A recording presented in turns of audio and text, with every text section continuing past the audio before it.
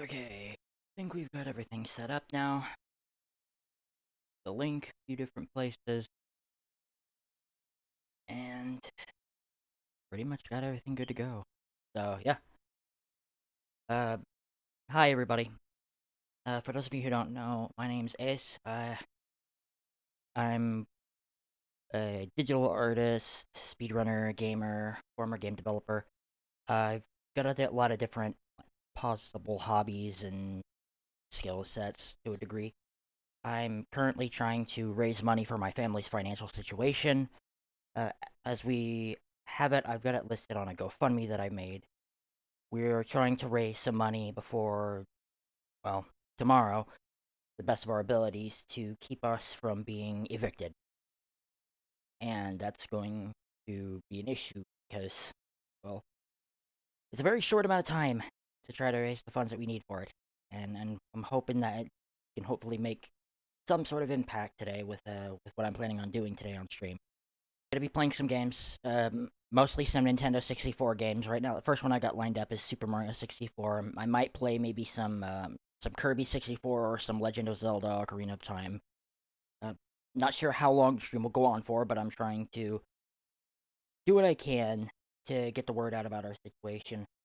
For those who don't know, uh, we unfortunately have had a string of really bad luck over the course of the last year and a half, building up almost to 2 years. My mother got really sick around about the start of all of this, and she ended up in the hospital fighting for her life. Doctors came back, told her that she had sepsis. She was literally on death's doorstep, and she took the better part of, I want to say, maybe almost a year and 3 or 4 months, maybe, or so, I think, trying to recover. During that time, because of inabilities to be able to get to finances that we needed to take care of our home. Our taxes were coming up on the end of the year, and we almost lost our home. Last year, I managed to just barely scrape by, literally the day before the money was due, to save our home, so that way we didn't lose everything. But unfortunately, since that time frame, a lot of other problems have happened. Things like our water pipes busting during the middle of the coronavirus pandemic, our main source of transportation, our vehicle, completely bit the dust. Mechanics have told us that it's completely beyond repair, so now we don't even have a vehicle to get from point A to point B. We're lucky we're even able to get someone to take us out to go and get food and bottled water to try to supply sanitation during this pandemic and keeping everything clean. And now it's August, just like it was last year, and we don't have the funds to pay for our home. So I'm trying to take care of that through the whole course of everything. My mother is a disabled, bedbound paraplegic, and I've been helping to the best of my ability to help take care of her. All the while, I've currently been dealing with my own physical health problems. I'm 25 years old, and I already have Crohn's disease, which is a gastric and semi-autoimmune disease that can affect my immune system. So the pandemic with the coronavirus was honestly a bit scary for me. And alongside that, I also suffer from nonstop chronic pain from osteoporosis in my spine and osteopenia and arthritis in my hips. So, because of the health problems, it makes it difficult for me to be able to get out there and do anything normally. Alongside that, having a few other different factors like, not having a viable mode of transportation, not being able to know how to drive, and just constantly needing to make sure that everything is okay here with my home and with the family. So today I'm going to be playing some games to try to raise some funds for our situation. Hopefully we can get some money raised. I'm honestly hoping that we can make it through. And yeah, so we got to make about, I don't know if you notice on the bottom of the screen here, it says the donation bar. It's at $0 currently. We need to raise $4,000, and the link on the right-hand side, tiny.cc/originalityace, that will take you to the Streamlabs link that I have set up. So if you want to donate to try to help us out, you can use that link and it will take you to a page where you can donate, and your donations will show up live on stream. Alongside this, if you don't want your donations to be showed on stream and you want to keep it a little more discreet, the PayPal is another option for those of you who are donating. Normally, I would have people donate through the GoFundMe, which is also in the description, but given the amount of time that it takes for the money to transfer through it to get to the account, it's not quick enough. So the fastest route is to go through the Streamlabs donation link on stream or through PayPal. Hopefully we'll raise what we need.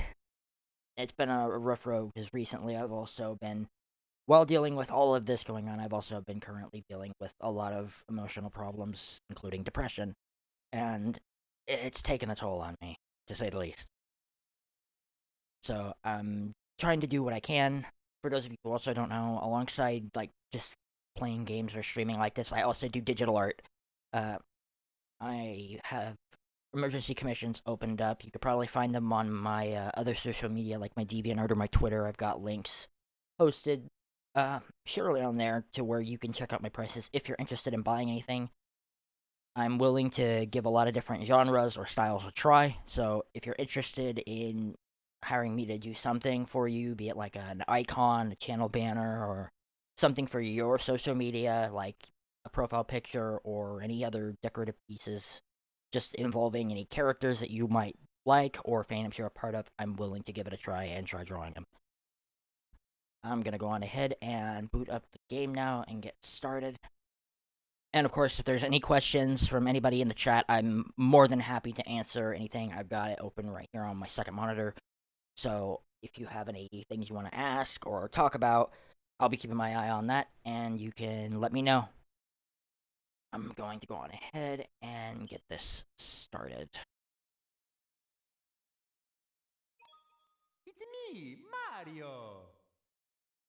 Now, I was trying to do some of the audio balancing on my own here to get everything set right. So if I'm too quiet or if the game audio is too quiet, then please let me know. I'll be more than happy to adjust it any way that I can. And I hope that if anybody out there else wants to help spread the word about our current situation, you can also share the link on other social media accounts, Discords. That would also help out and encourage other people to maybe help share and donate as well.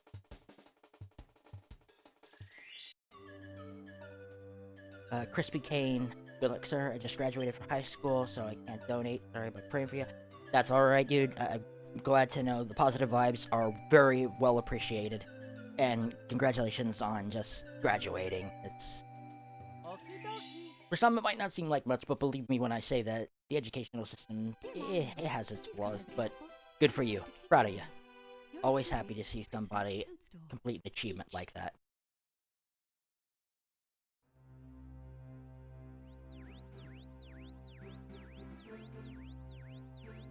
For people who also don't know, I also do some speedrunning a little bit with a few different games. Super Mario 64 unfortunately isn't one of them, but I have been looking up a few tips and tricks online on how to do certain, maneuvers and things to get through it. I'm very unrefined when it comes to doing a lot of these things, but if I can successfully do any of these tricks live, then that will be a plus.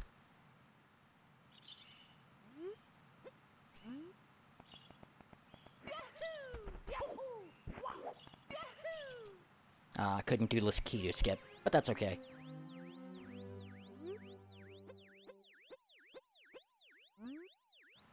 I have no idea how many stars I'll be going for when I play this game. But I figure it'd be a great way to get started.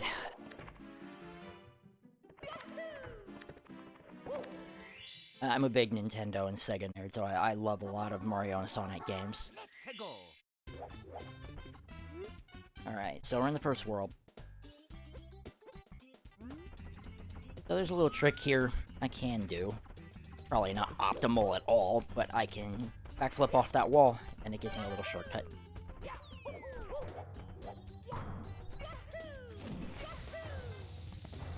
Now this slope over here normally isn't able to be ran up because it's too slick, so Mario will often slide. I have no idea what... There he goes. But there's a little trick. I keep my jump button held down and I constantly press the B button to kick. I can almost make it all the way to the top. It's a little finicky.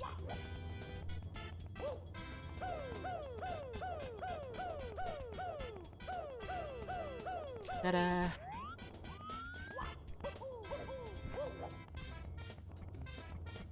I'm not sure how many stars I'm gonna go for in this.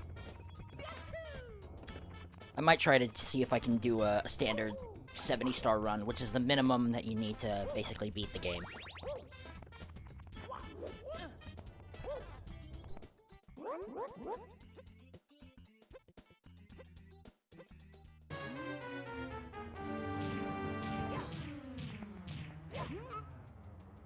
How does the game audio sound, and my microphone audio? Everything coming in okay? Nothing too loud, nothing too quiet?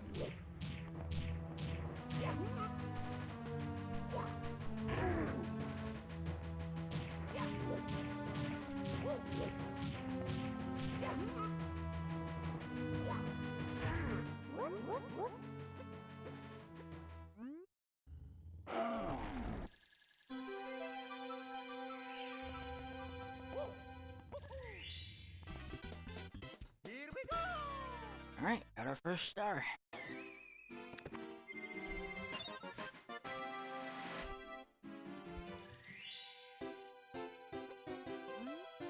So now we can go to other worlds, but I want to go on ahead and just go back in and try to complete more of the other stars that I've got for this stage.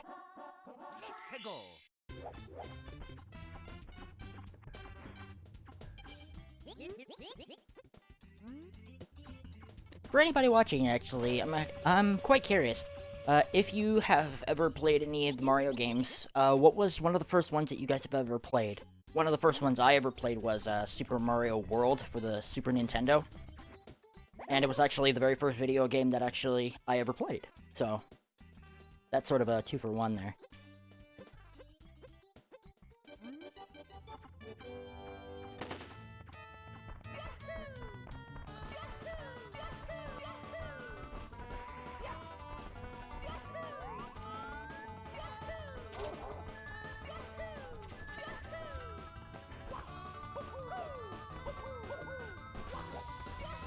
I'm gonna see if I can do this shortcut.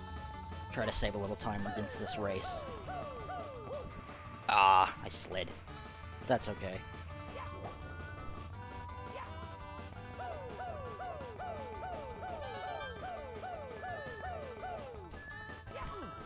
Second try is always good. There's a shortcut there, I think, that activates after the first mission that you can go in, and it teleports you closer to the top, but I think it counts against you when you're doing this race.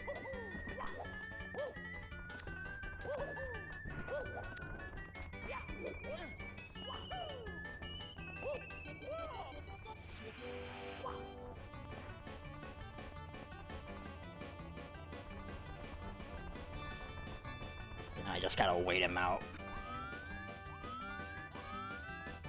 Let's see. There he is.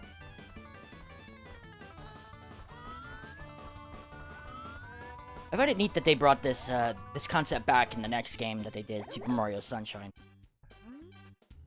I love that game too. It's a lot of fun to play from a casual perspective. Of course, going for every single shine in that game is a bit of a pain, mostly because of like 3 different missions. Going back in. 3rd star. Shoot to the island in the sky. This one should be easier.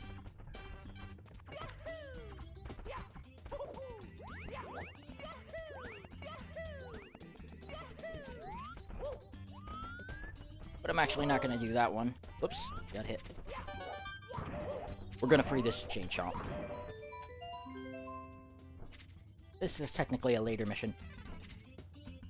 There actually is a speedrunning trick that a lot of the runners use, where they pick up a bomb, and when they do that, they throw it and then catch it before it hits the ground, and it helps them to slide backwards and they can clip through the bar without it exploding. So that way they don't even have to free the chomp.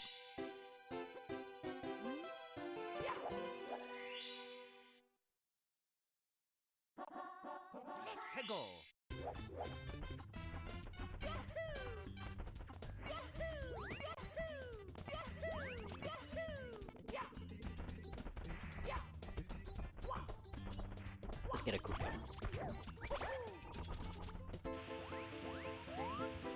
Try to see if I can save a little time here.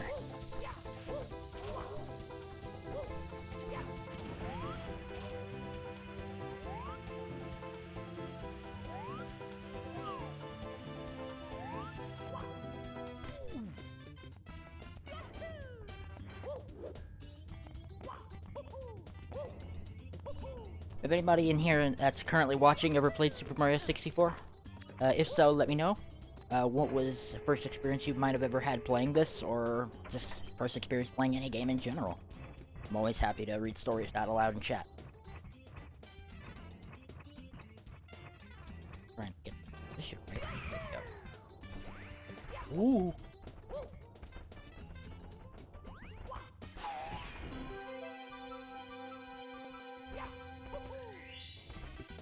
Boom. Got another star.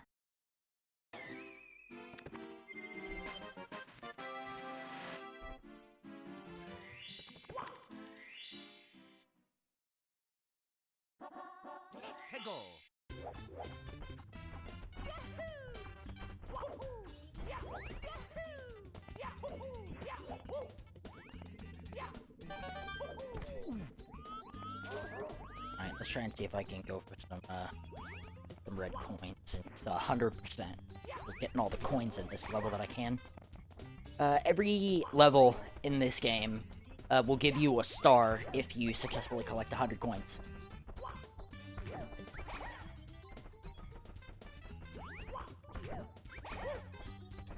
One of those first games I played was one of those leapfrog tablets. And it still technically counts as a game. I don't recall if I ever had one of those. I don't think I did, but I remember seeing them a few in stores. Like the ones that you would actually have like the interactive storybook cartridges you would like plug into them.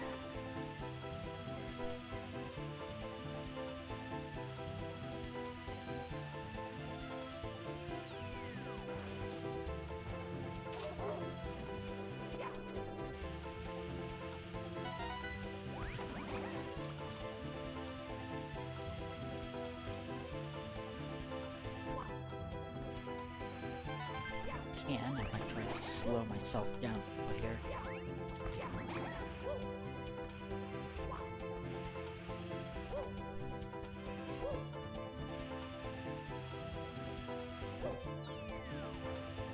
My grandfather still has a Nintendo 64.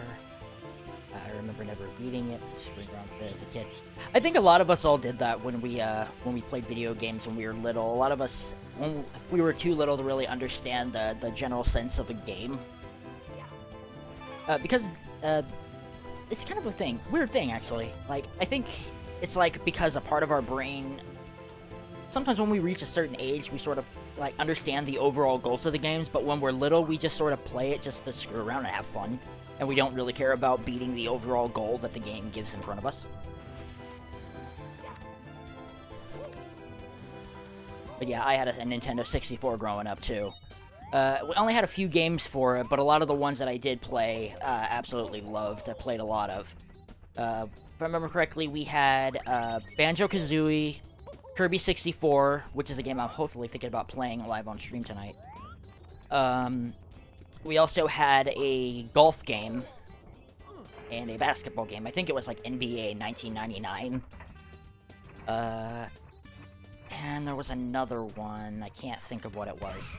But a lot of the other experiences that I had playing on Nintendo 64 mostly came from like renting old cartridges from back in the day, because we used to go to places like Blockbuster back when they were still around.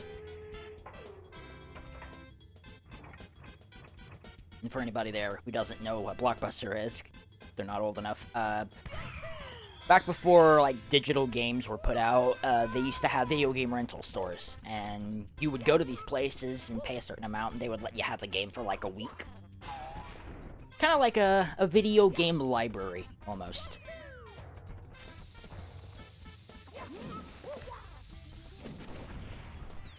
I remember playing like the original Mario Party games, Super Mario 64. Trying to remember some other ones. Yoshi Story was a big one.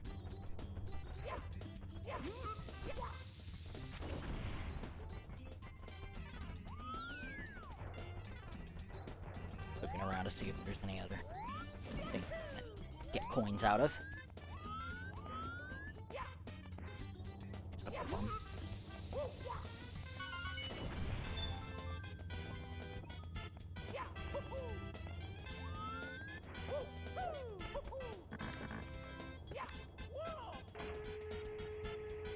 I remember the Ratatouille, one of the leapfrog tablets. It's kind of funny how that turned into a meme as of lately, isn't it? Everybody loves, I think it's called Le Festin is the name of the song. Sledstorm for PlayStation 1. I played on my PS2. Yeah, I also had a PS1 growing up a little bit, too. Played a lot of the original Spyro trilogy growing up. So, when the Reignited trilogy came out, I was super hyped. We had a lot of PlayStation 1 games.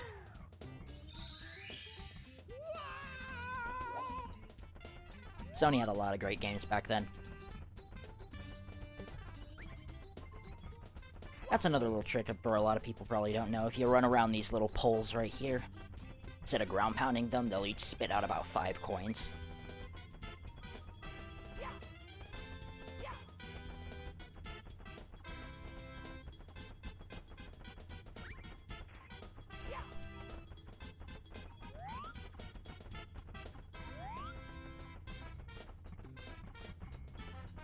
Mario Bros. Oh, was it regular Mario Bros. Or Super Mario Bros.? Hello from the Ripper server. Yeah. Glad to have any of the followers of Mr. Ripper on here.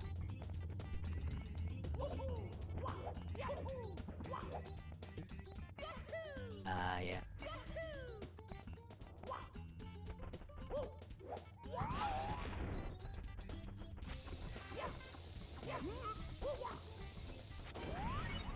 Yeah, the SNES. My mom and my uncle actually used to have an SNES that they played a lot when they were kids. Because they grew up playing games. And, I remember we fished it out one time, and the cartridges in it actually still worked. I think they're, like, put up somewhere, though. But I also played a lot of those, too, growing up. Slightly intoxicated, but here, hey, no worries.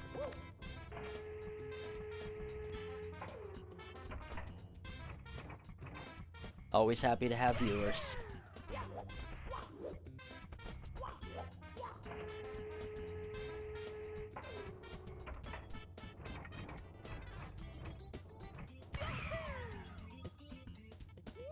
Ooh, I'm so close. Just only need a few more coins. Oh, I completely forgot about the boxes over here. How do you donate on YouTube? Normally, there's a method that allows you to donate through, like, Super Chat, but that's only available if you're monetized. And since I don't have enough subscribers, there's the link on the bottom of the screen there. tiny.cc/originalityace. That will take you to the Streamlabs website, where you can donate live on stream. Or if you want to make a, you know, an anonymous donation or just a discreet one, you can donate through PayPal, which is also in the description.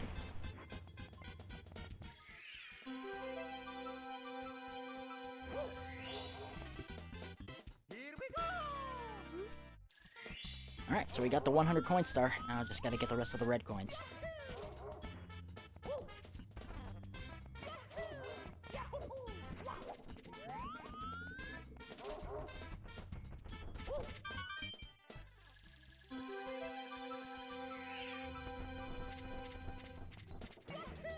Alrighty. There's that one. Whoops. Going a little far away. Hey, thank you for subscribing to my channel, dude. Much appreciated. So glad people are showing up. We're going crazy. Me too. Thank you so much again for helping to spread the word about our situation.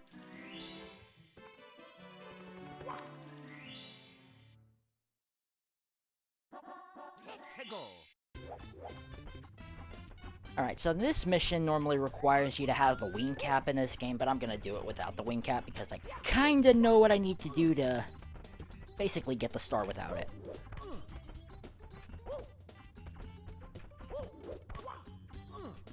Come on, Mario. Get up there.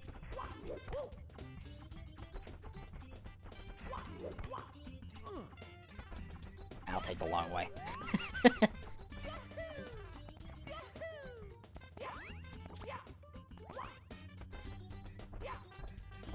This tree over here actually has an extra life in it if you climb all the way to the top. Another little thing that some people don't know.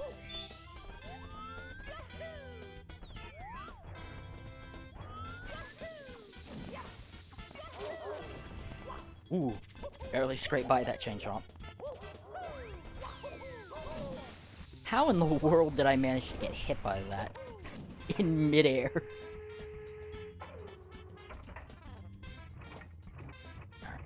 Aim myself up a little. Probably gonna hit the wall. Yeah, I'm gonna hit the wall. But that's okay. Alright, this might take a couple shots out of the cannon to do.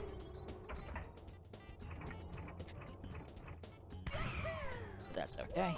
I expect that. If you had the wing cap, you could do this in one go, but I think you unlock that when you get 10 stars, I want to think. Okay, let's see. Hey man, I'm sorry to hear you're having a tough time. I'm praying for you and your family, and I know it's not much, but I hope it helps. Thank you so much. It really appreciate it. It means a lot. Thank you so much for the donation.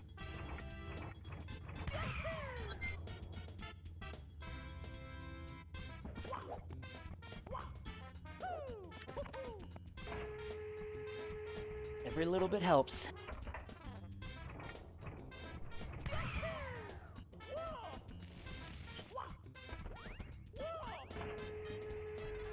I think the minimum donation I have currently set up on Streamlabs is like all the way as far down as like $1, so even if you only have like $1 or something like that, or $2 and want to donate, every little bit helps.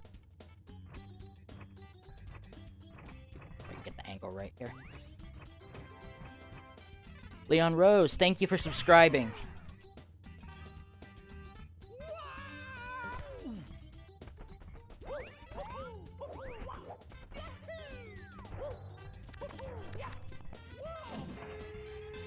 Hey, that's alright, Hannibal. Thank you so much for showing up.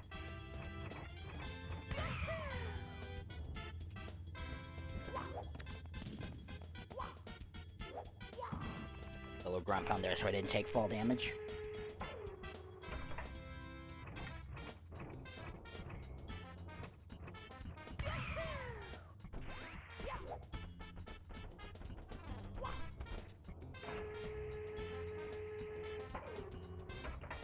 Alright, so I don't know if you can see it on the stream. I think it's a little visible, but because of the game being low poly, you can just see where the color fades in on the skybox here. And that's a little marker of where I can aim to get that last row of coins. I think it's right about here, I want to say. Oh, there was one of them. Got the hardest one.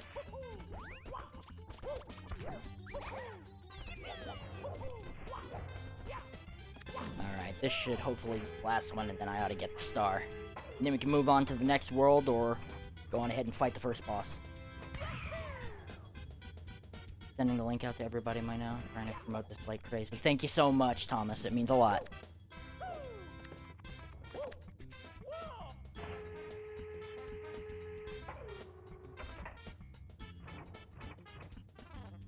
Hey Abby, welcome to the stream.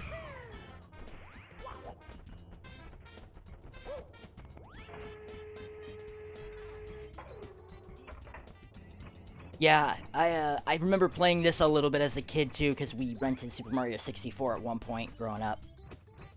So this is reliving a very old game for me.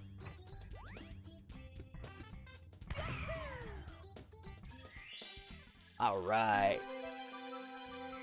The 7th star. Oh, that was such a close shave of actually getting that with the cannon shot. That would have been so sick.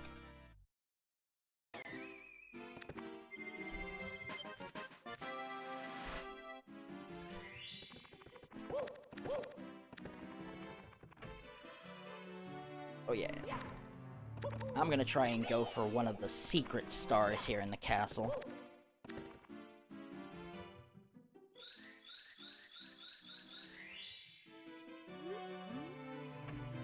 It's sliding time. Everybody's favorite song.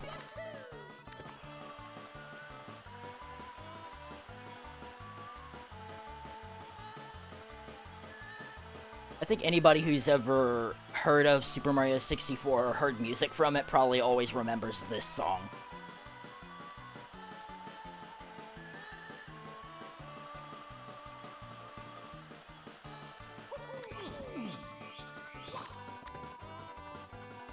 Whoops.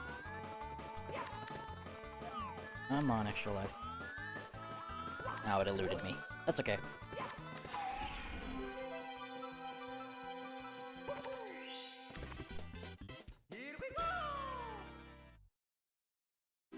Up with the first real Bowser encounter every time. Yeah.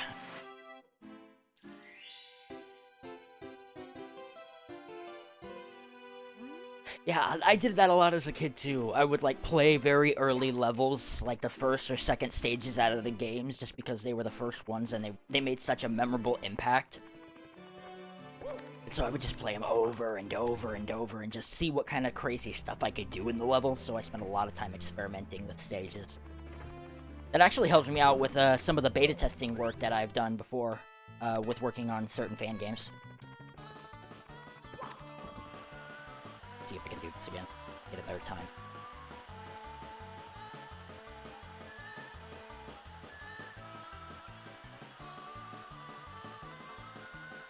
I think there's a...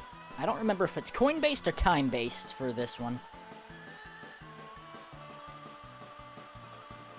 There it is, it's time-based. Get the extra life.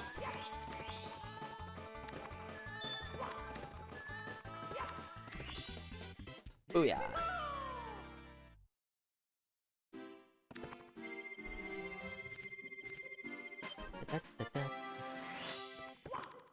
Still not open? Okay, that's fine.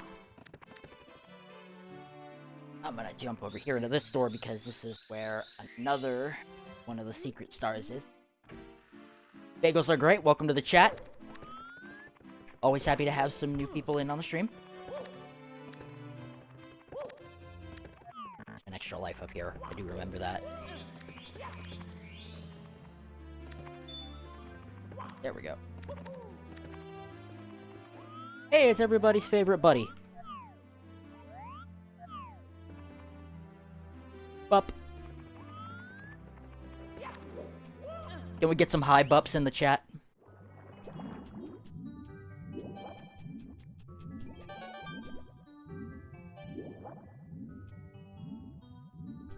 Thank you for sharing this on Twitter too, by the way, Brian. It means a lot.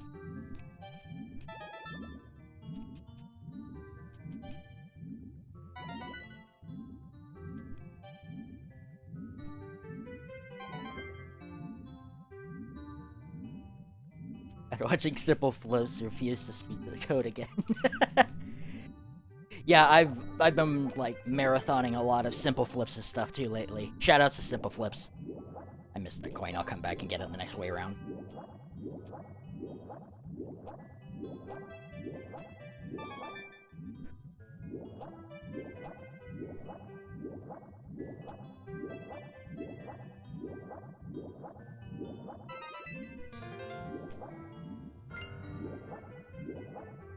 Best of luck to you and your family, my dude.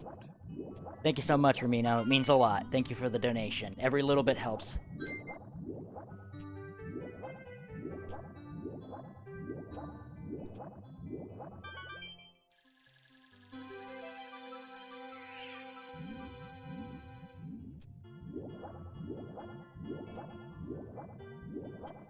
And there's the 10th star. That should open up the wing cap area now.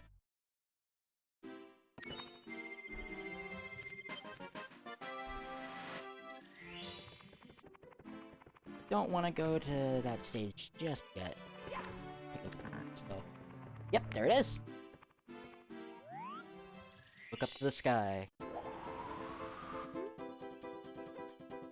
Wing cap time!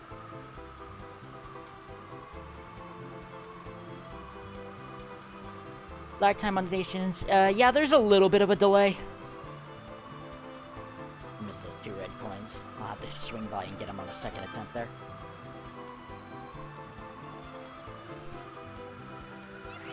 Ending out my play on YouTube.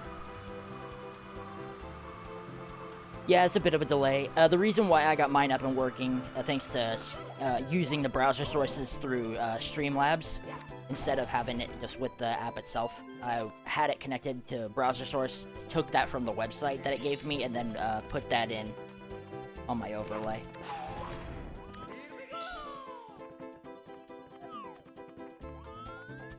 Alright, I'll exit course here since at least I got it active.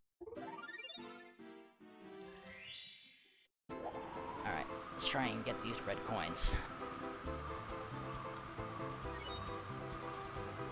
There's a very tight time window to get through all these.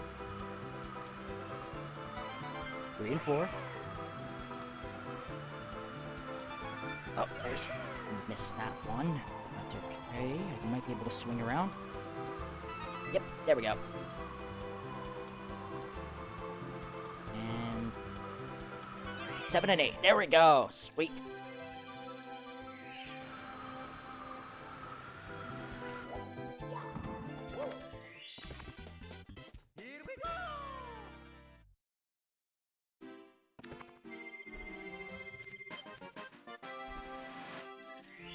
Alright, there's 11.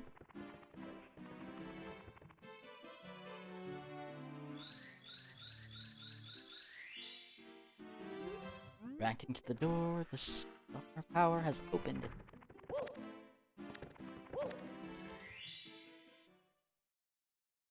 Swamp's Fortress. Let's go.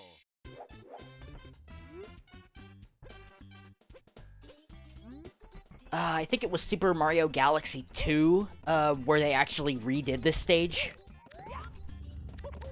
And I think they called it Throwback Galaxy.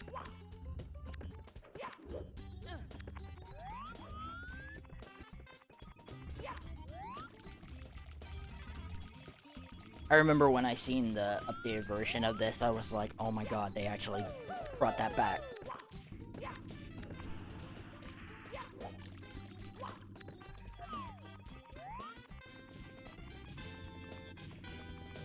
Let's see if I can get this star right up here. Nope, this is it. I can do it though. It's a little closer. There we go.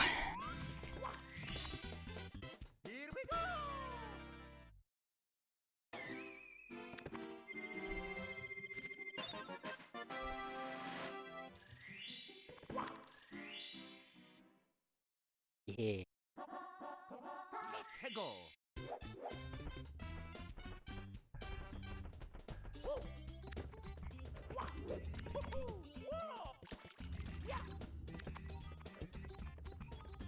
Yeah, there's some stream delay. I don't exactly have the very best internet out where I'm at, so there's some sort of delay between when things air and when they don't show up. Why is it not damaging that? It's kind of weird. Okay. Not gonna sweat it.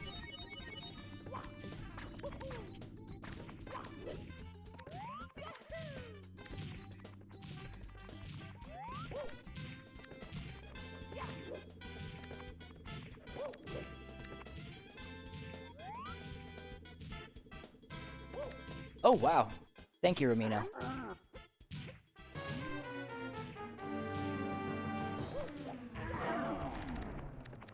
Quite overjoyed. This is a little trick too. People don't know this. You can actually just jump when this guy tries to drop on you, and you clip right through him. You don't take any damage.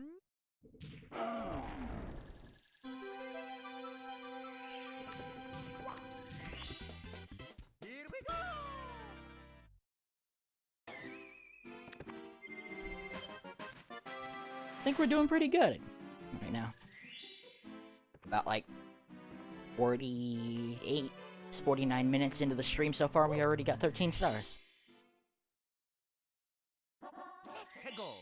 I've seen people do 0-star runs of this game, and it completely astounds me.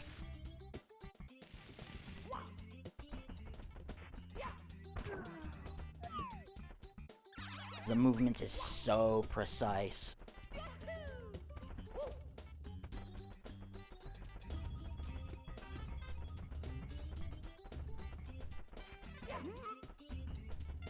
Maybe one day in the future I might try seeing about doing one of those Mario 64 randomizers or player versus the chat.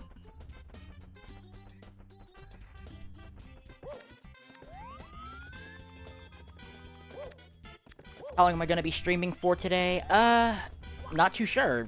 Could be a few hours, maybe 2, could be up to 3 or 4. I'm not entirely sure. I'm just gonna stream until I feel like we did something alright.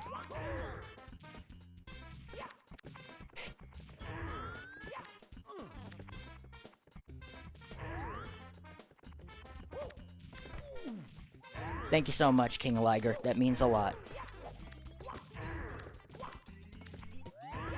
Yeah, I did actually, Connor. I did hear that they found Luigi's character model in the game. Ella's real!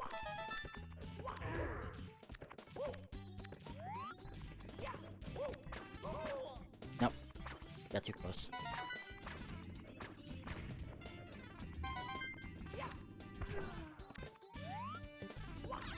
It's an easy way to get 5 coins every time if you jump on those.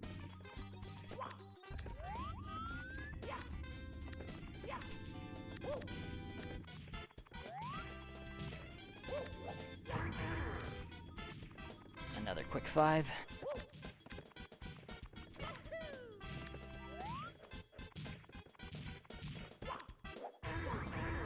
Gotta head to bed, but I sent the links out to a few other Discords I'm in. Thank you so much, Casper. It was I'm super glad to have you join. Hope you sleep well, get a decent night's rest, take care of yourself. Thank you for showing up to the stream, and thanks for helping to promote it.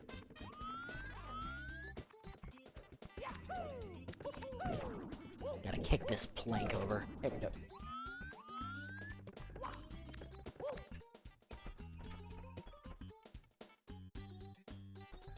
10 out of 10 would watch this many simple flips again.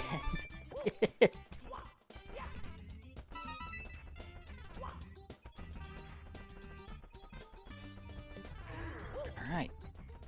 Hey, we got 69 coins. Nice.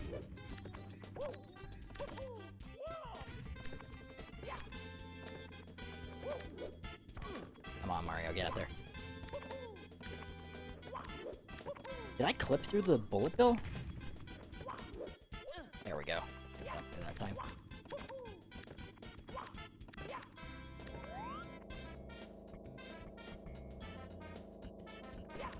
Boys and girls, the meme number, yes.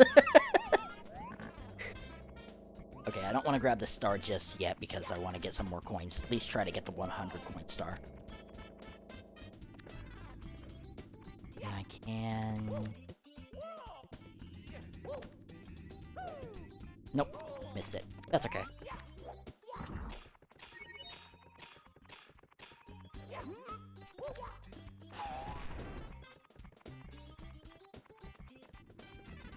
Super close. 92. I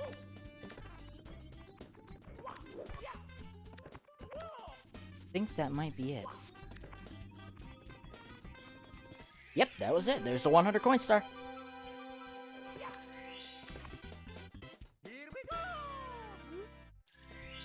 Indeed. Hugs. Hi, welcome to the stream.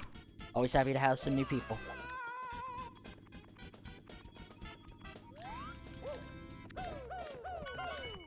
Only 1 red coin now. And I think it's the one that's on top of the swamp, unless I grabbed that one already.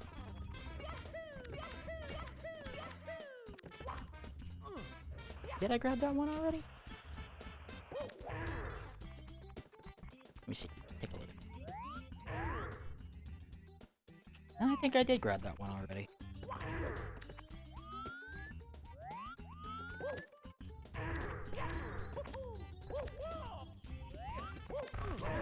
Oof.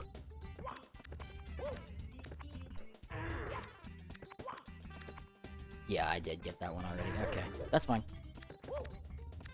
Oh, and it was right there that whole time.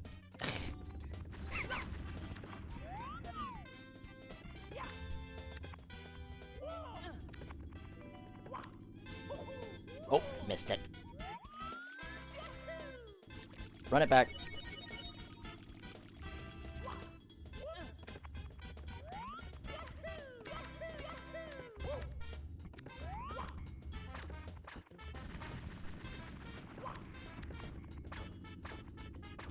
Alright, we're gonna take it simple on this one.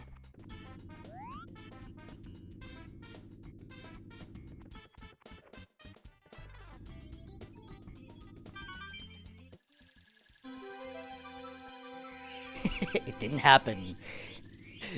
You didn't see anything.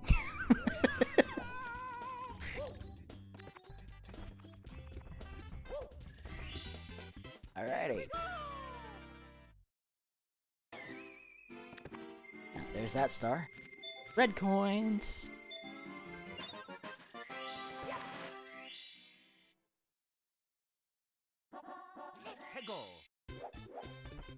Did you not want the one up? Nah, not really, because every time I beat a stage with 100 coins, it goes on ahead and just gives me like 2 or 3 level ups anyways. What's a green demon? Oh no! Not that, please.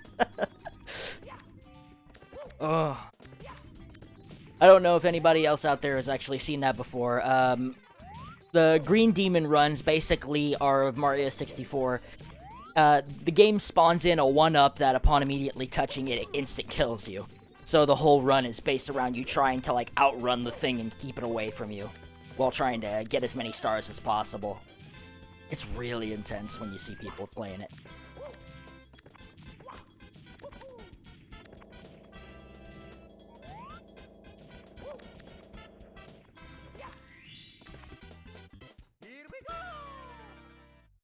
Integrate YouTube with people to ruin your life with tons of demons.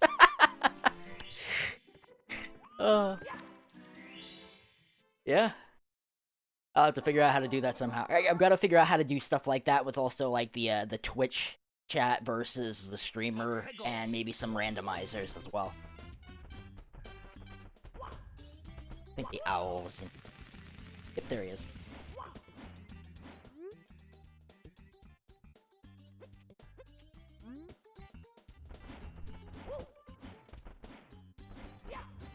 Just reading the name of that challenge already makes me want to concede defeat.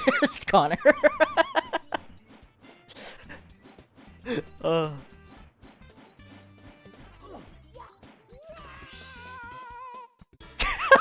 was a funny audio track to play at that moment.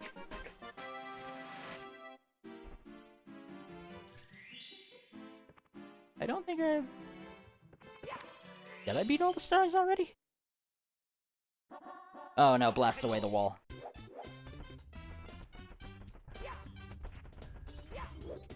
There's a trick that you can do to clip and just grab the star without even having to use the cannon at all, but I have no idea how to do it. Load the cannon!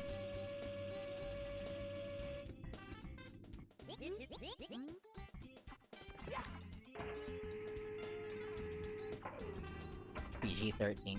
Yeah, pretty much.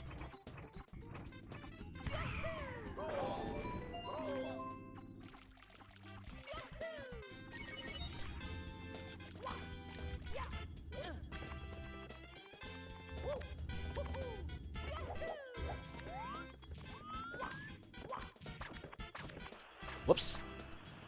And I'm on my stomach, so I can't do anything.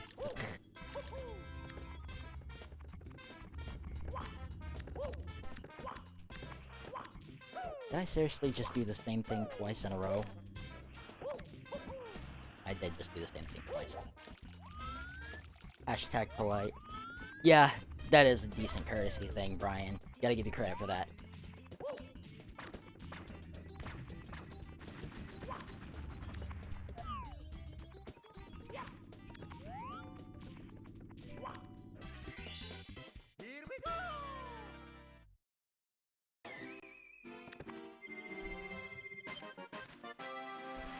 Yeah, it might bump up the rating or 3 if it tries to run just yeah, it probably would. Yeah, that would definitely be something that would be on an after-hour stream.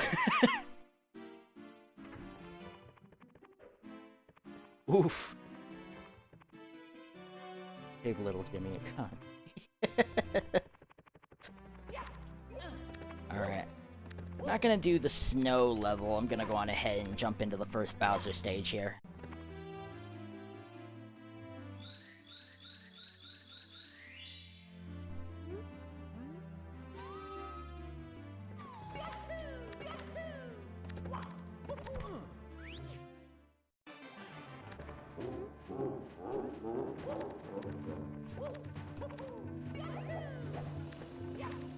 Whoops. Got burned.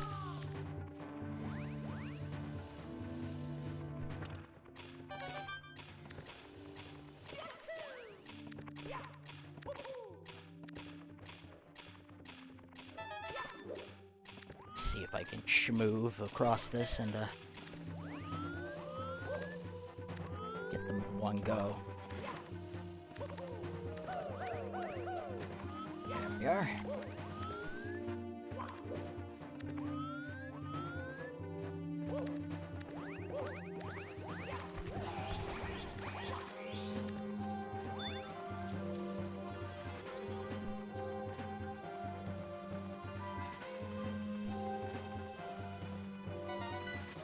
I honestly kind of wish they would have brought these enemies back.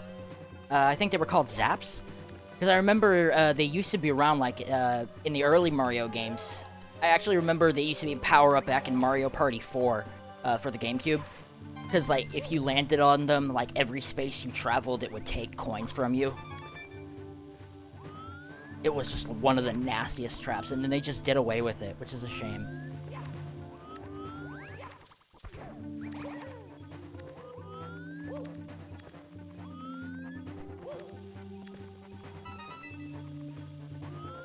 I don't need that. There. I gotta try and see if I can get the camera angled right, so that way I can... There we go.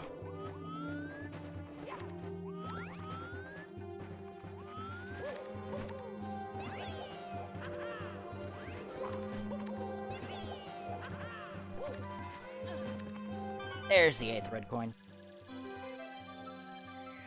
Way to jump into a Bowser King Boo paint to unlock them as playable. Yeah, that would definitely be interesting.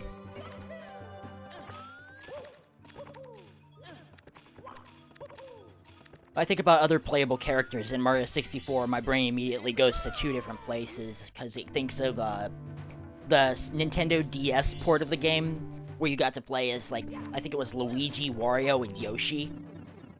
As, like, your options, and they each had their own little perks, and then the modding community took off when they did Super Mario 64 Online.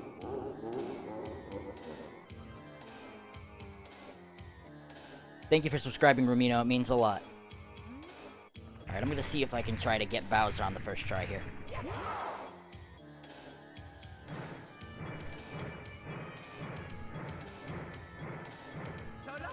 Nope, missed him. That's okay, though.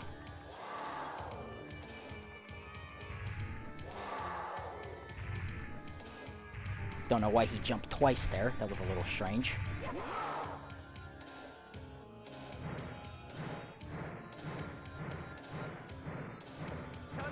There we go. Got him that time.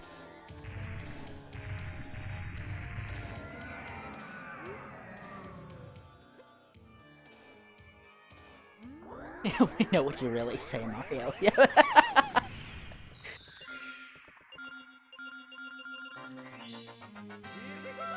Alright, we got the first key.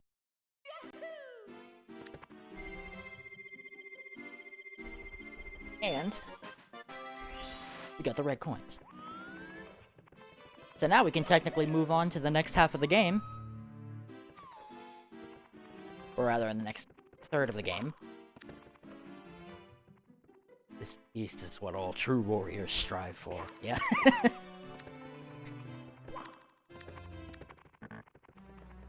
Alright, Trying to remember here. Yeah, there is this door too. I think this takes to... I think it's Snowman's Land? If I remember correctly.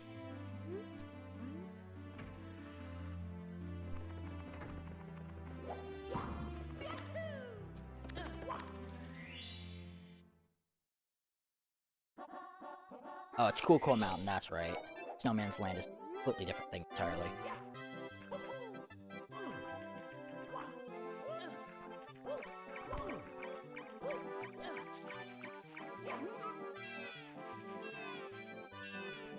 Gotta take this little thing back.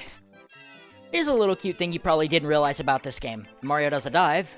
Let's see if I can do it. Gotta do it on screen with the penguin. The penguin dives. It's a cute little Easter egg not many people know about, but it's actually really adorable. Whoops. Is he still there? No, he went back. That's okay though.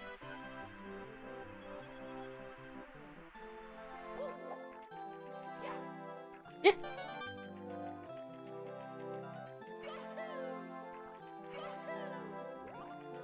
Okay.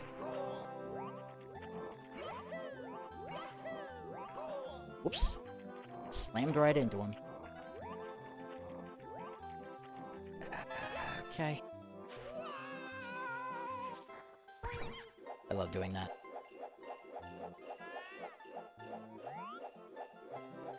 I think this warp right here takes me back to the top of the mountain.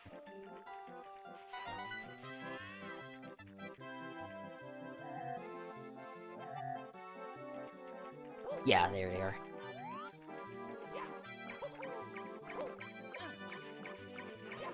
Come here, you.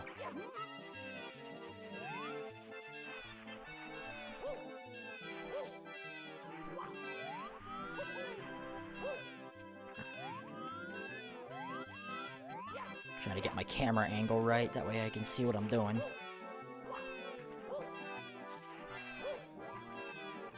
Come on, little guy. Trying to see where I can get a good angle to jump from to get down.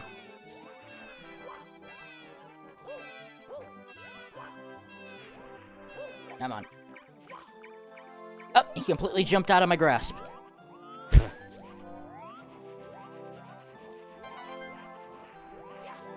I don't remember if this is coins, 1-up, or a star. It's a 1-up, okay.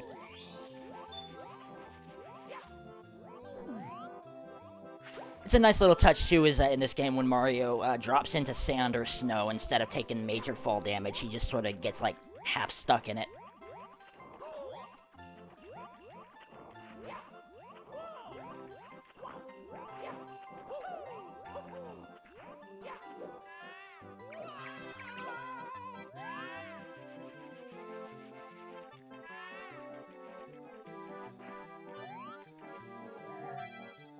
Alright, I'm gonna try one last time, try to see if I can get him down. If not, I'm just gonna warp up and just do the slide mission, which I think is like the second one anyways.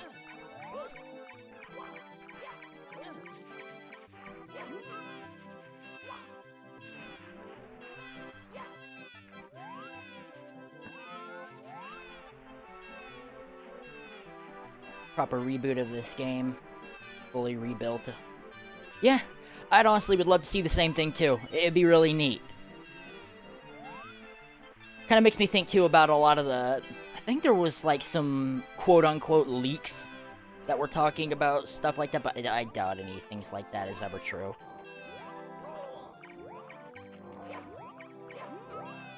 Come on, little one.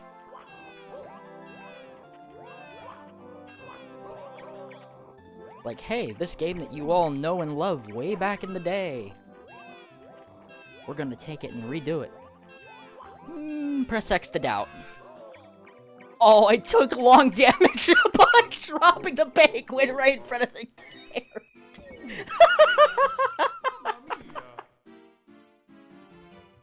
Whoops.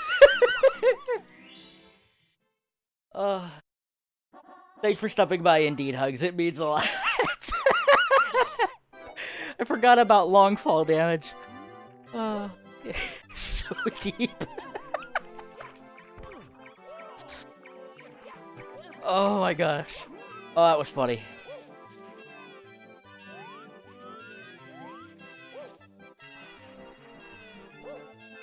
You will linger in the same place too longer. Too still. Sleep too deep when you wait, you rise. Go. There's a second shadow. That sounds like it's from like a creepypasta or something.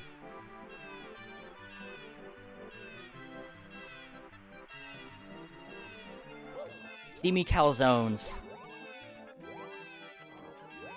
I don't know if I've ever actually had a calzone. I think the closest thing that I've had to it is like a Hot Pocket or something. Oh, it's from Doctor Who. Now, I should have got that because I love watching Doctor Who. A lot of the earlier stuff. Like from the 9th, 10th, 11th, and 12th Doctors.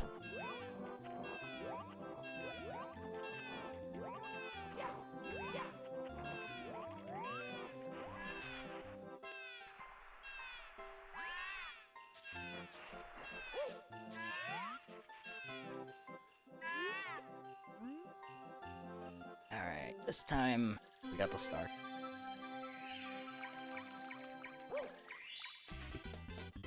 Hot Pockets are technically calzones, so they're just real P-zones or calzones.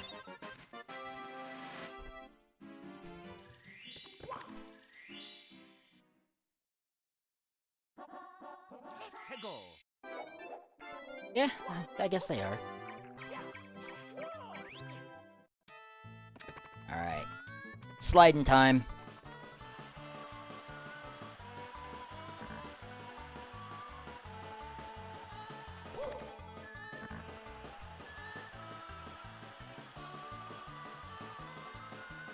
I could probably just fall from the very top right onto the goal, but I don't want to do that just because I want to actually get all these coins.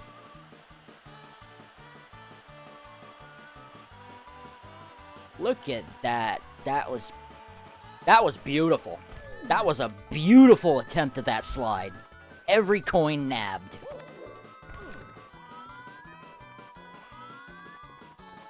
That felt like an achievement. I'm gonna go back and get a few more coins before I grab this star. That way I can get the 100 coin star. First try.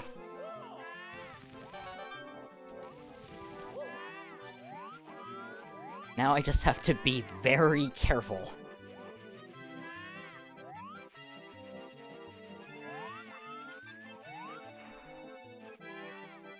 Nah, screw it. I'll just get the star. I'm not gonna tempt fate. I can always do it again.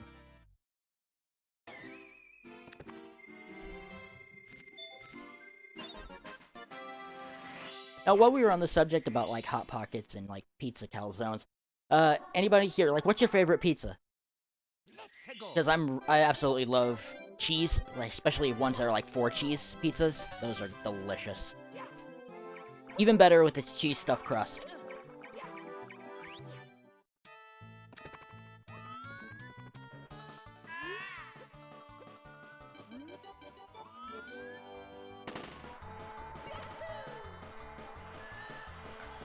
Alright, let's see what I can do here to beat this guy. Oops! Okay, that'll work. Not gonna question the game's logic. Holy moly, he caught up.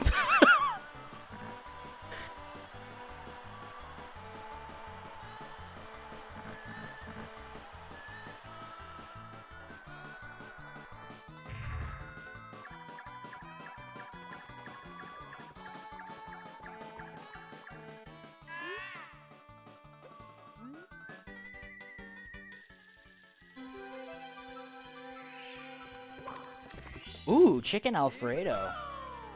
That actually sounds really good. I've got to try that sometime. And one of my favorite pastas is actually fettuccine Alfredo, so...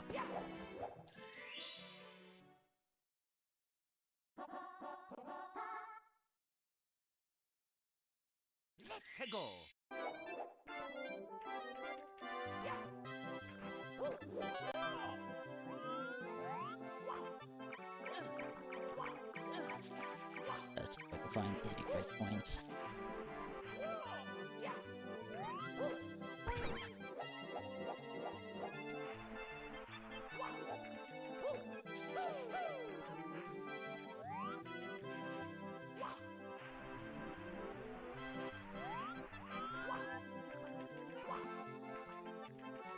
Just over here? Is there anything other than coins?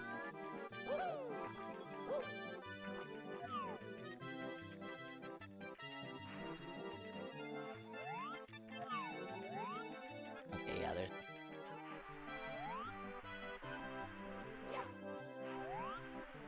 Yeah, I have no idea what it is.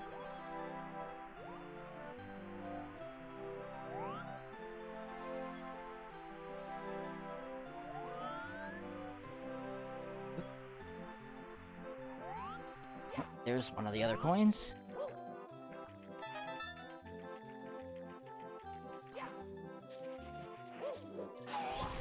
And there's another one up. That one. Okay, it's just gonna defy all physics. Okay, see you later. Whoops, and yep, there I go. Mamma mia!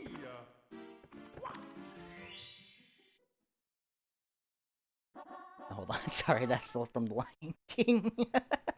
Hego! You know, I have actually never seen the live-action remake that they did of it. I've heard mixed reviews about it, but I've always wanted to at least check it out at some point.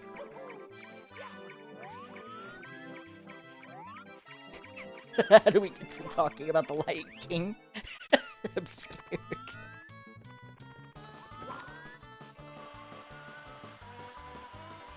Oh.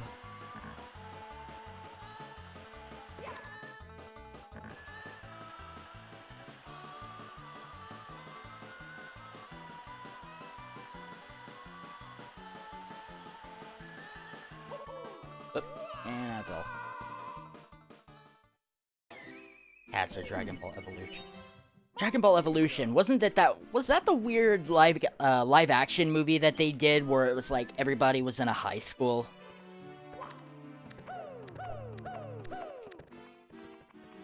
'Cause I'm trying to remember what the name of that movie was.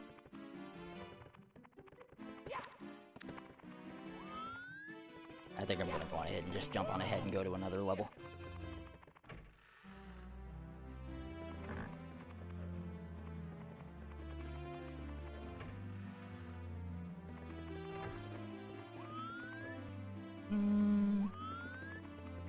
We'll go on ahead and unlock the door.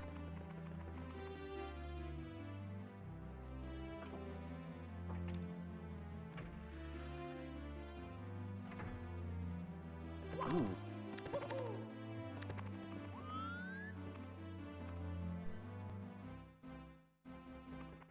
Oh, wow, yeah, that is really weird, Brian.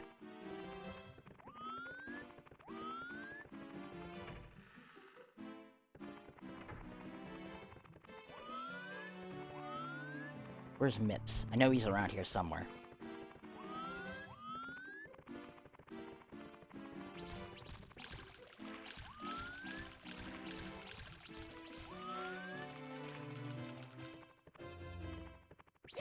Missed him.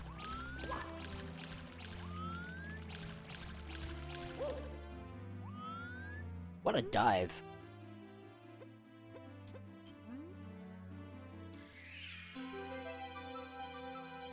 What a way to spend a Thursday night. Here we go! It's okay, I don't mind. Tangents go wherever they go. I'm pretty decent at following along with the conversations.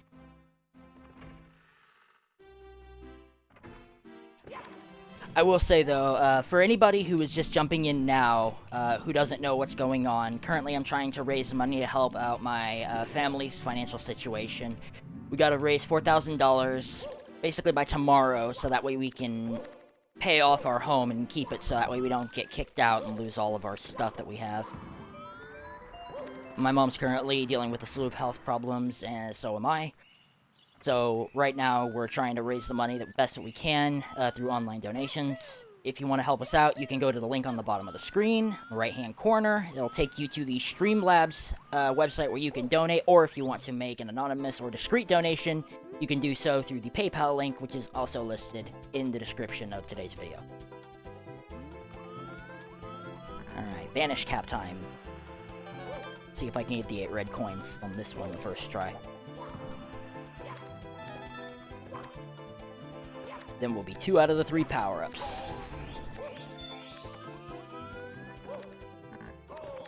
This is actually a really good place to farm lives, too, because you can get, like, 3 or 4 of them in a single run, and even if you lose, you don't lose a life when you die in this area. So it's actually a great place to just stock up.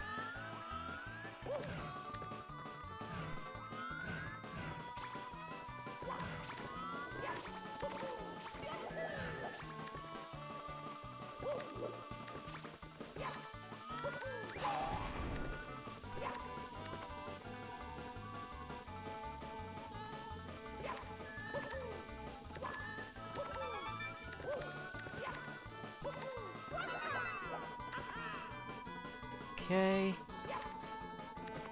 Whoa. That was clutch.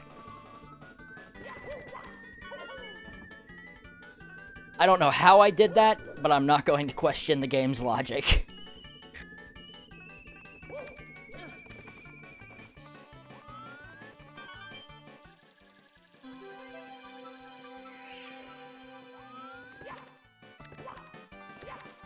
Yeah, I seen that, Connor.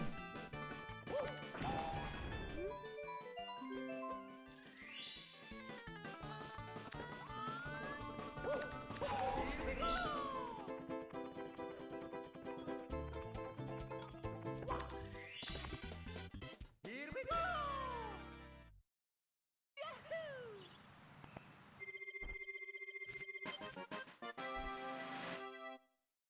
Yeah. There's a lot of crazy stuff going on right now, Brian. I agree. That's why we've got to hold on to hope to the best that we're doing.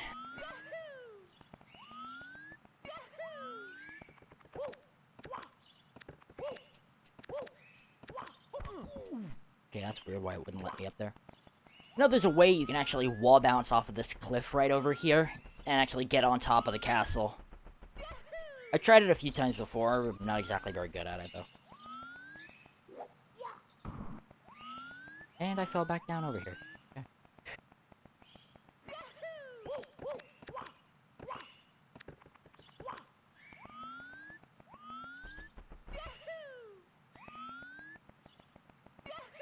Trying to debate what stage I should do next.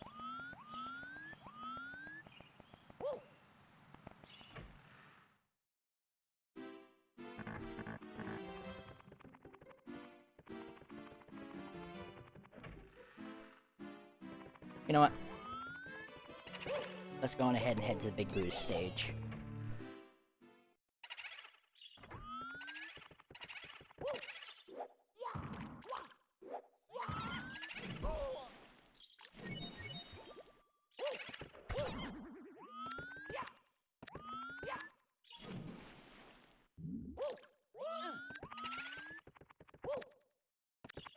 Boo stomping time. Oh yeah. We'll see if we can get a... Let's see if we can do this.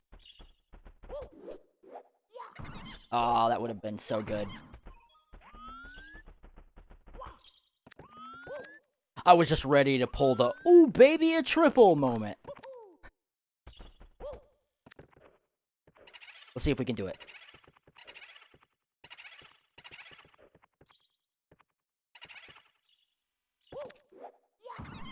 There we go. There's the triple kill.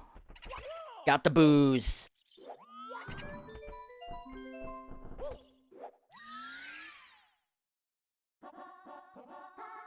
Let's go!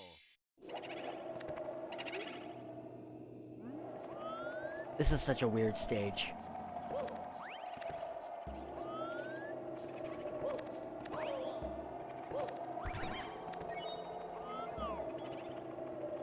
Every time I see a scuttlebug in this game, I'm just reminded of a video that was made by a YouTuber called Terminal Montage, I don't know if anybody's seen his stuff or not, but he did this video of like Star Fox, Melee Fox versus speed running Mario. And there's like this whole joke about him using it to like bounce back in from the multiverse. It's such a funny video. Come on. Ball bounce. Nailed it.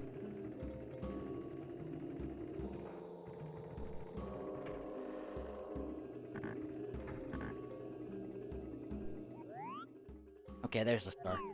I just gotta try to see if I can get enough momentum to get it and not go out the door.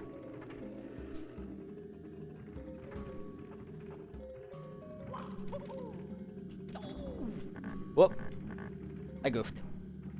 And now for everybody's childhood nightmares.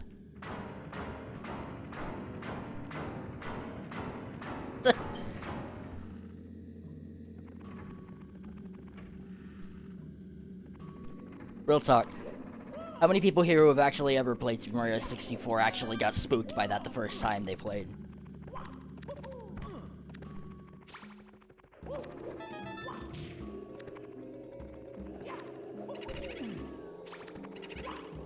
I like how me bonking against the wall helped me to avoid that chair.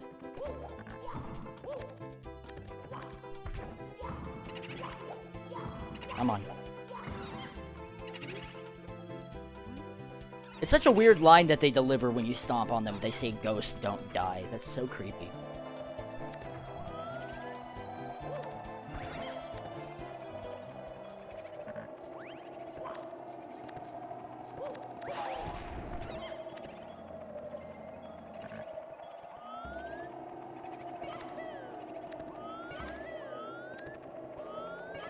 Spent like 3 hours trying to find a way to kill it. What do I do? Do I stomp on it? Do I punch it?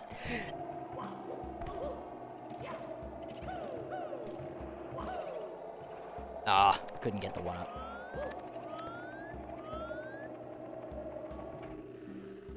I forgot what is in here. Oh yeah, the eyeball.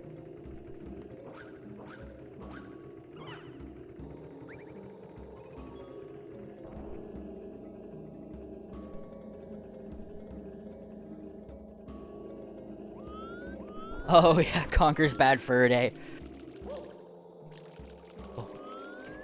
Big oof. Yeah, that game that game is well known for very interesting reasons. I actually remember, I can't remember what year it was at E3 where they were trying to basically bring back Conker, but they rebooted his design entirely to try to do like this VR-based game. And they just completely butchered his model.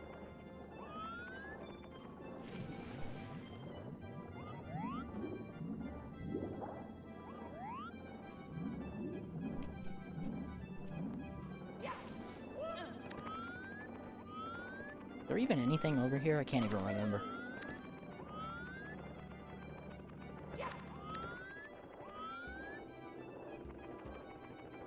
Yeah, the merry-go-round. Guess I'll go in the merry-go-round.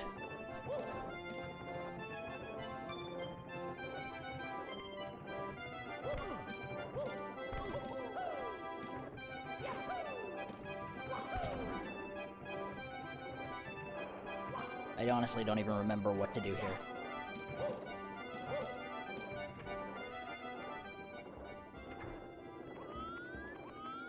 Oh yeah, I remember the Great Mighty Pooh boss. That one was...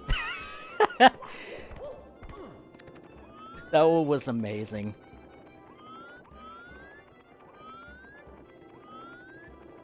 To be fair...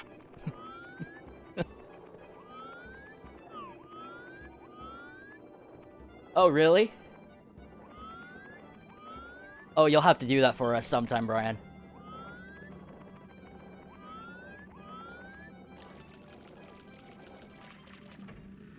I would love to see that.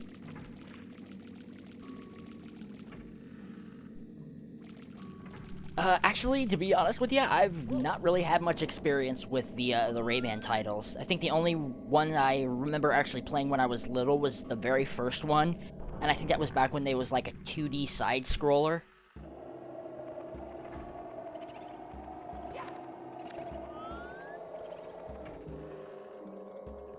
And I remember, I think I got like the 3rd and 2nd Rayman games eventually for the PS2, but I didn't really spend too much time on them at the time. But I do know that they are good games.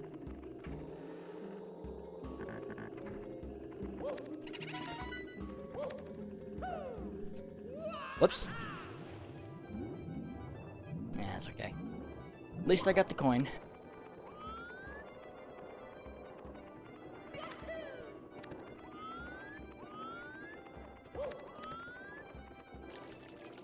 He had a Dreamcast?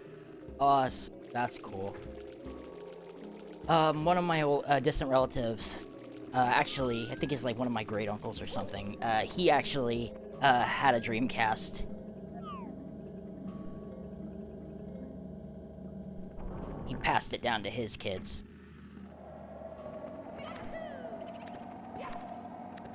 And I think they had the original, like, Sonic Adventure and Sonic Adventure 2 on it.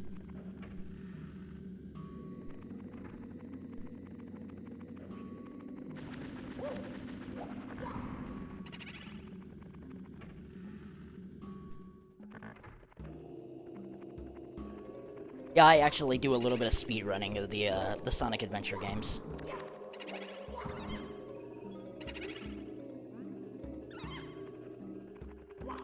I might consider maybe doing that, like, on the stream. Like, after I get done with playing some of the other games. If it still keeps up, you know, a decent amount of, you know, views and donations.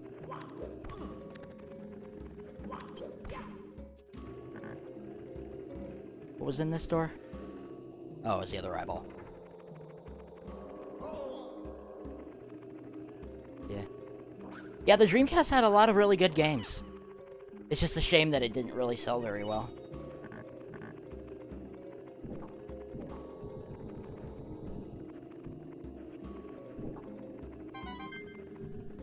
Another popular one was Jet Set Radio.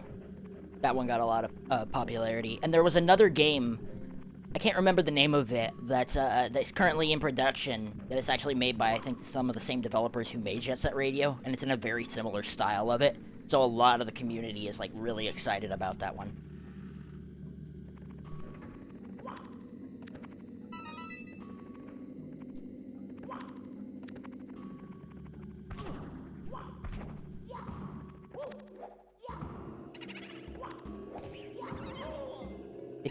Did the eyeball just shoot a baseball at me? What was that?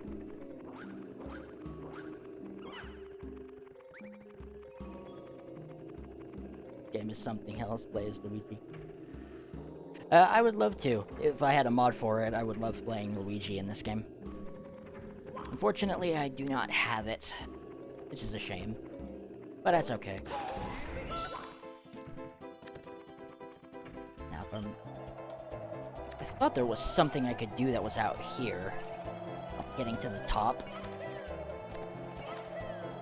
Yeah. Yeah, I'm sure. I think there's also like a co-op mod as well that's also for Super Mario 64 where they actually managed to get it working on an actual cartridge. Where the game was actually split screen. One person played as Mario and the other person played as Luigi. I still think that that's really wild, especially how they managed to get it to actually work on the cartridge.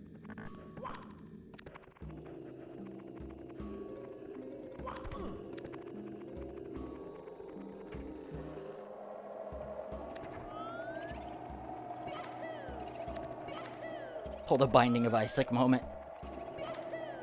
I've actually never played the Binding of Isaac games, but I've heard they're actually really good. I'm probably just going in circles at this point because I have no idea what I'm doing. Yeah, I was just in here. What was in this door? Right, the eye. Is there anything else I can remember? I don't think so.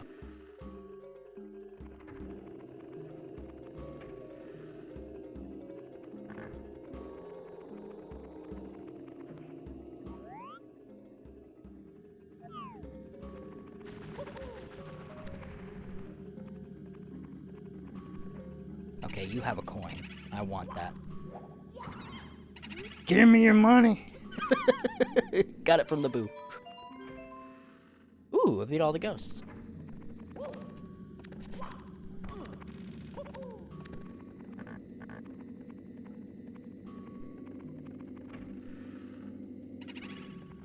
Speedrun Doom next? I've actually never played Doom.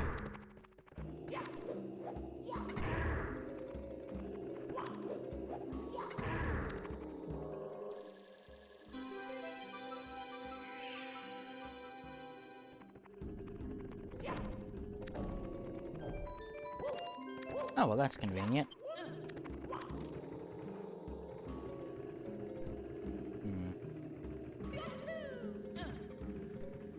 Oh.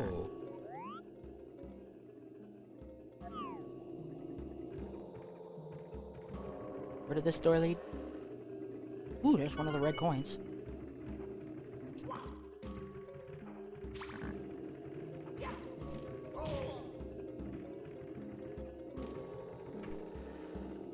And that leads to the other side of this balcony. Okay.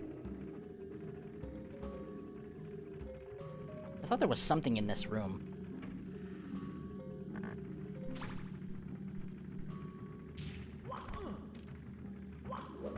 Can't go through that. Okay, so this just takes me back around here. MC Mod has every cartridge-based game saved in it so you can play them. That's really cool. That's actually really neat. I'll have to look that up at some point.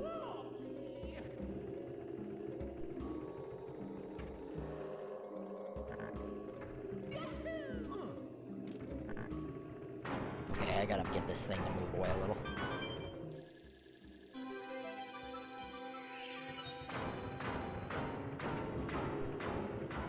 Okay, there we go.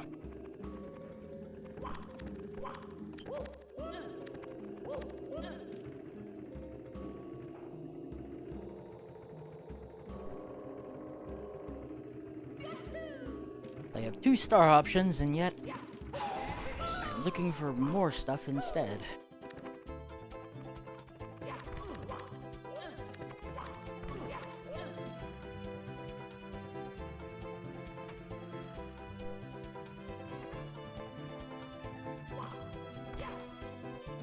What in the world?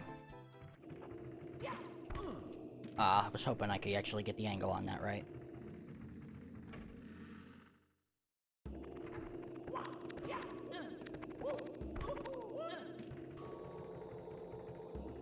I'm pretty sure there's like a balcony somewhere that I can get to, like the top of this mansion.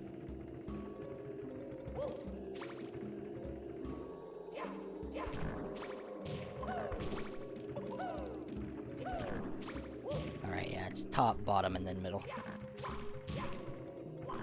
Criminy Mario, could you turn around a little? Thank you.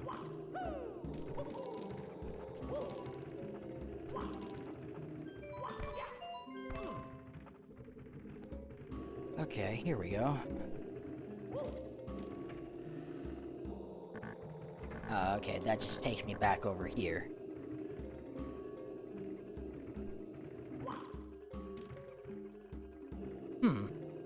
Okay.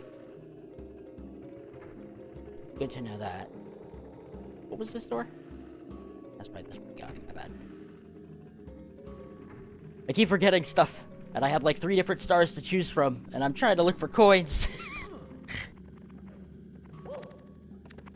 We're gonna be here all day if I do that. I think I'll just grab the star then. Here we go!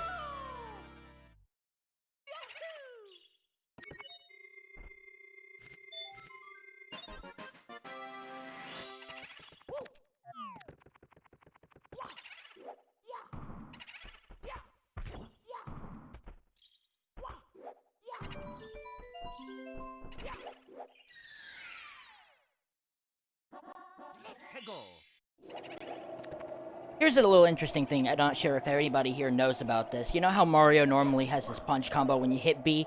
If you press it while you're at a standstill, then he does this spin kick. It's the same animation that he uses for his down smash attack in Smash Bros. And if you're running, and if I remember correctly, I think it's if you hold, like you're gonna do a long jump, instead of doing a long jump, instead of pressing A, if you press B, he actually slides feet first. It's completely, like, useless in the majority of situations, but I think there's only, like, 1 or 2 instances where it's actually valuable. But it's only for very specific speed runs.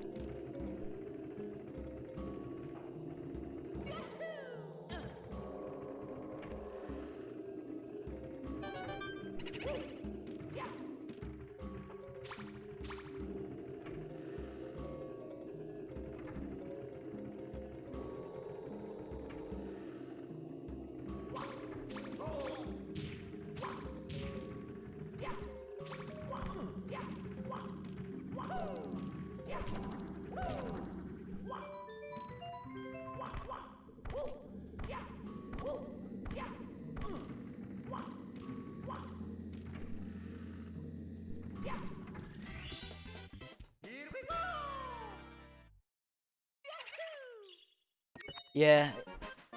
I know that the modding community actually adjusted it so that way you could actually grab all the stars, like, a lot more consistently without having to worry about getting warped back to the start. And people who do a lot of Super Mario 64 ROM hacks, they sort of implement that so that way they don't, the players who do that don't actually just get immediately bumped back out.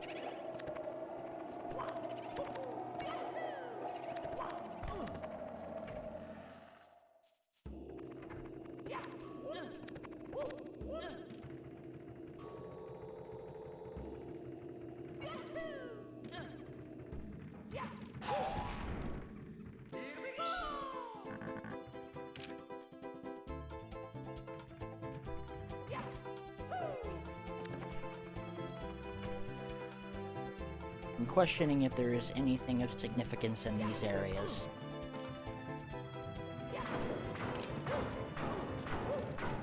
Nope. Nothing there.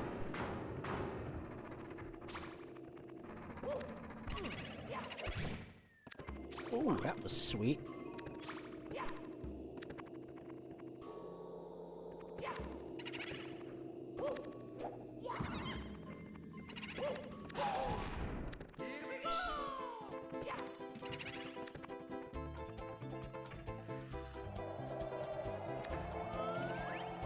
I feel like there's something I should be able to do out here, but I cannot remember for the life of me what it was.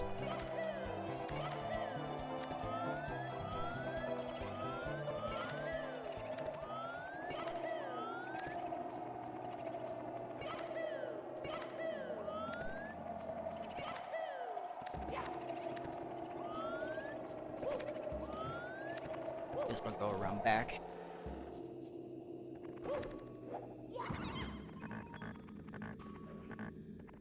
Didn't even see it coming.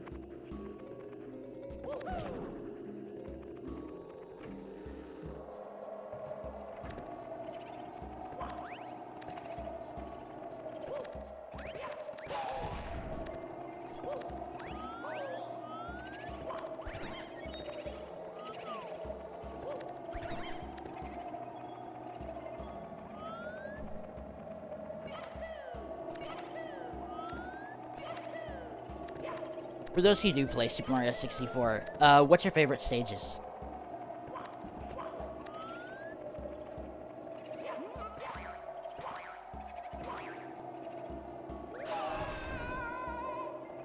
Where's Mini Lad when you need him? I don't know. See, I think there's a way. I can't remember what you gotta do to get up there. It's gonna bug me.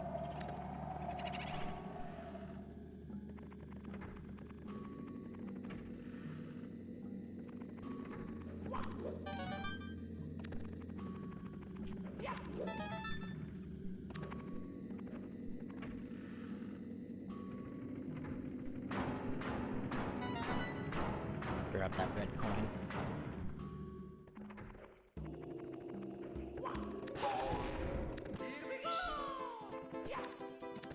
Oh yeah, the Metal Mario stages.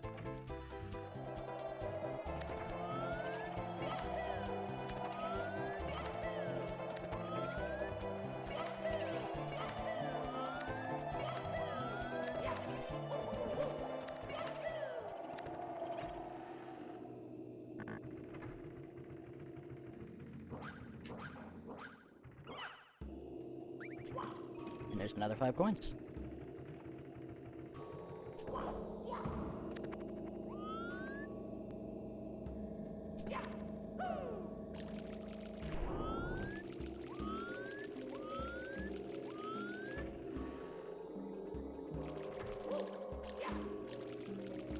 Who didn't hate the water level in Ocarina of Time?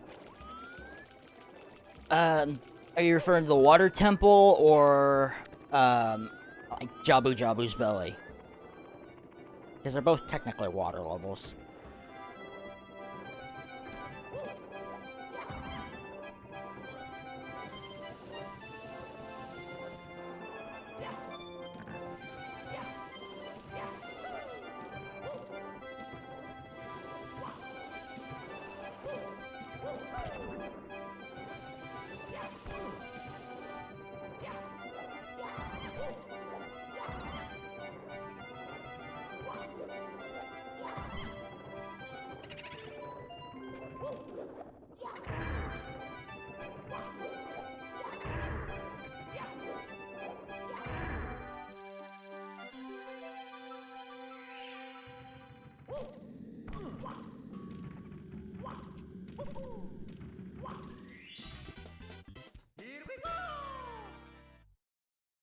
Aside from a bit of Ocarina of Time, the only Legend of Zelda game that I actually distinctly remember playing some of was the original one on the NES.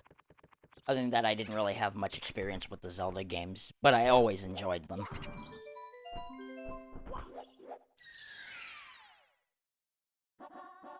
I'm thinking actually about playing some Ocarina of Time later on.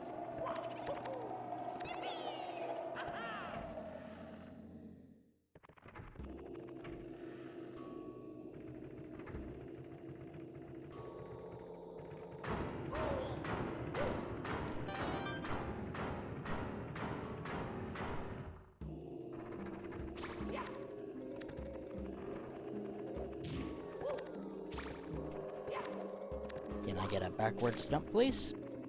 There we go.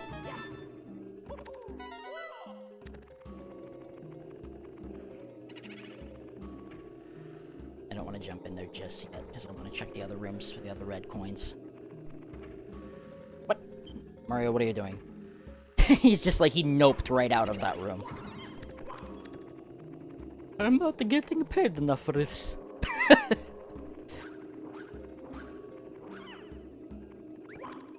There we go, some gold coins.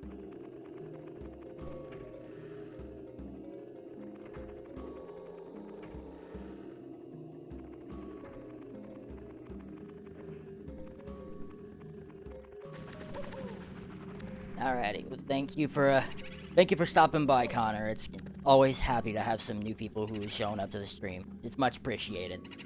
Thanks for the well wishes. You have a great night too.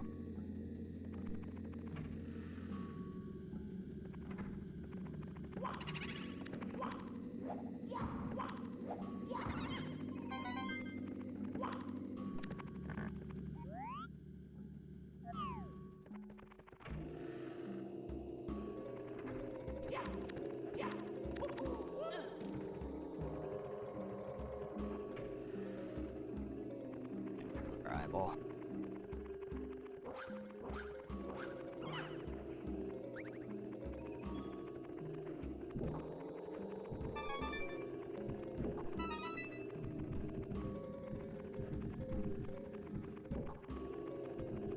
Almost got all the red coins for this.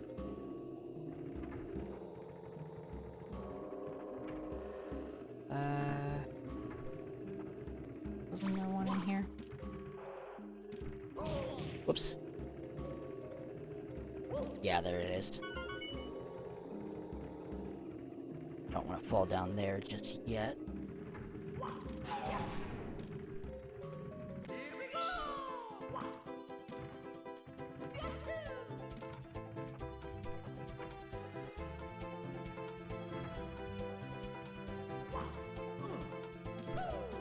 Nope, couldn't get up that jump.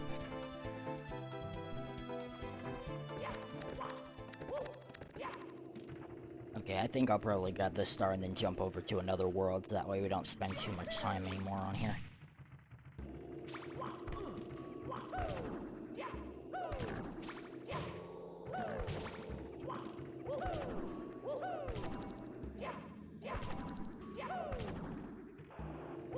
Mario. There we go. It's kind of weird how he just grabs and presses against the wall.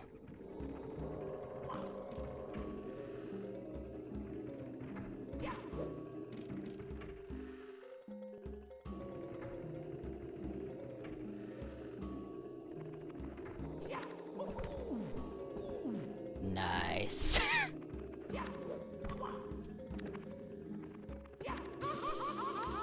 Whoops. Fire hot. See if I can find a way to, like, trick jump up here. Anyway.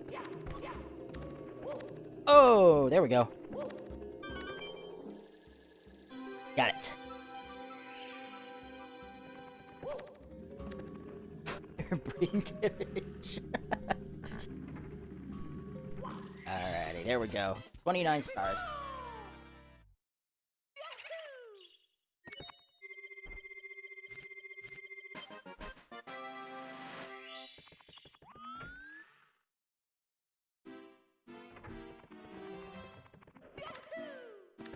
What happened to your skull, Mario?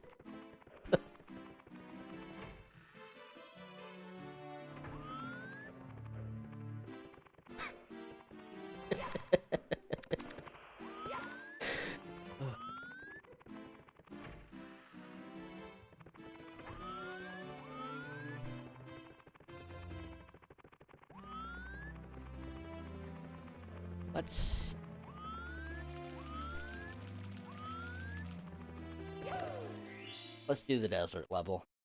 Shifting sands. Peggle.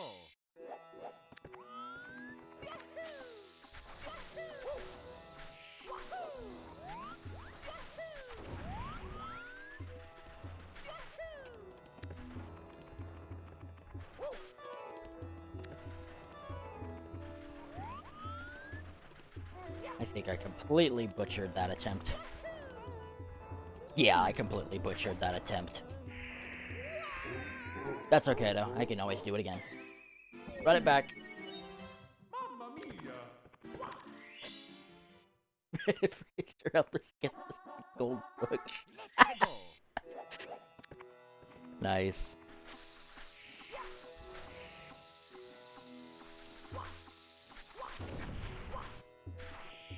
Oh my gosh, this hill does not want to let me over.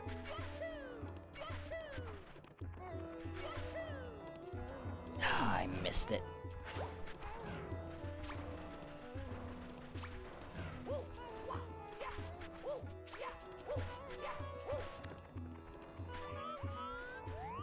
You get that Shy Guy to fly over here. Okay, forget it. We're backpedaling. Gonna do it a different way. Mamma mia.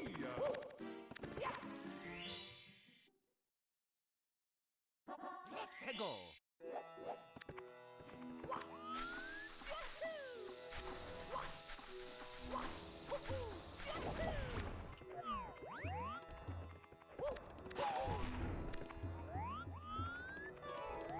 Alright.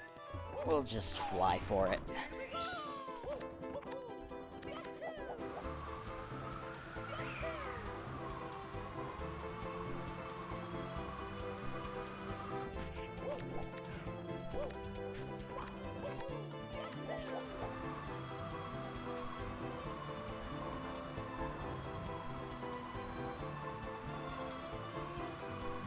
Bird is such a pain. Oh, that was very close. I'm surprised that I didn't grab it. Okay. That was weird.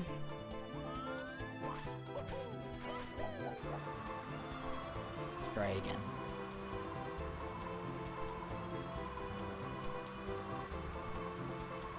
There we go.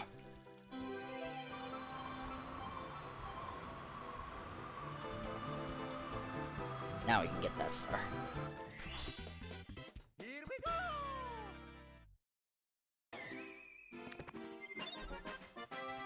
Almost been live now for about 2 hours. So yeah, for anybody who might have jumped in late, who doesn't know what's going on, again, I'm currently trying to raise money to help out my family, so that way we don't lose our home. We're currently dealing with some financial problems that have led us to ultimately be in a situation where if we don't raise the money on screen, as it says, till before August 21st, then we're basically gonna get kicked out of our house, and we're gonna lose everything that we own. We currently don't have any other sources for funds, and we don't really have any place to go or anybody that's really that can help us out at the moment with anything going on, so we're trying to help from people online. See if we can get some money raised up so that way we don't get evicted during this, because our country is still trying to recover from the pandemic, and the last thing we would want to be is out on the streets. So if you want to donate, you can make a live donation at the link on screen. In the bottom right hand corner, it'll take you to the Streamlabs website. You can donate. Your donation will show up live, but if you want to make a more discreet or anonymous donation, you can just send one through to PayPal, which is in the description of the video. Or description of the stream, I should say. Every little bit helps, so you can donate like $1, $5, $10, anything and everything helps us out. I'll be playing some more games, try to see if I can raise some more of the money. Depending on what everybody feels like, I might actually jump over to a different game. But I wanted to see what everybody's up to. You know. Do you want to see me continue to do more Mario 64, or you want to see me do some stuff like Ocarina of Time or Kirby 64?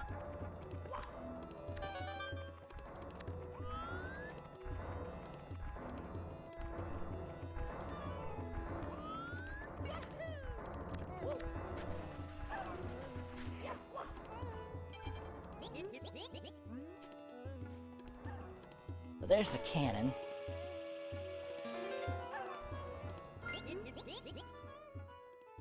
I'm not the richest man and I'm saving every penny I can, but you're a fan of Ripper and thus you've given me a job narrating for him. The least I can do is spread the love back and do my best to make you smile. All the luck, mate, you'll be okay. Thank you so much, Brian. It means a lot. Seriously, thank you for you and for all the other wonderful people over at Mr. Ripper's stream and on the Discord channel and on YouTube. Like between you and you, Scott, Nolan, Dave, you guys always put a smile on my face. I always look forward to whenever I would see your guys' videos.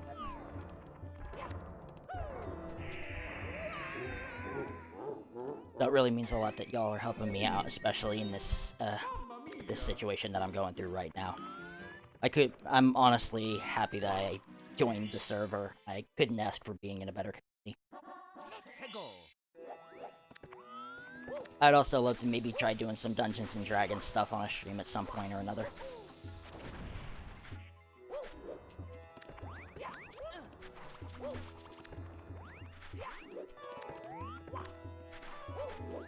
Not exactly sure why I'm having such a hard time trying to get up there.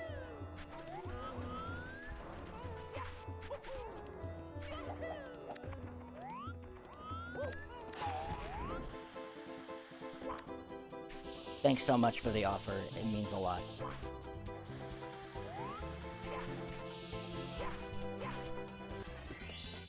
Here we go!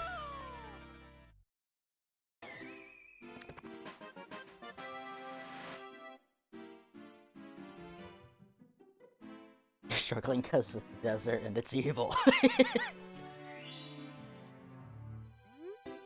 30 power stars, we can get to the second door. I gotta run back in and grab my hat.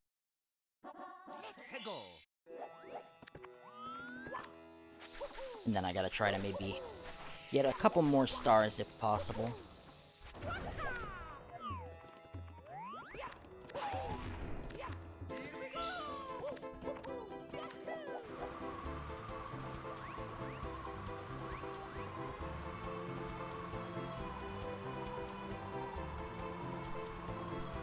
I think if I remember correctly, the bird's name is like Klepto or something. Klepto or Kelpto or something along those lines. been a long time since I actually looked up the actual name of that bird.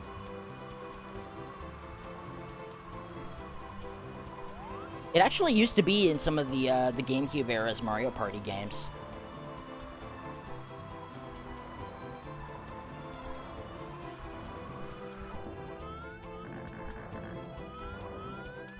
I think there was a cannon somewhere over here. Yeah, there it is. It's over there.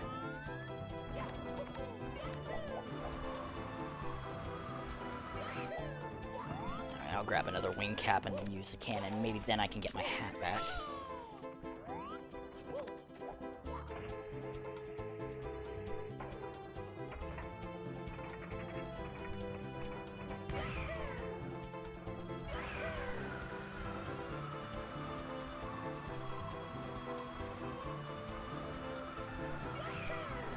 See if I can get myself turned around.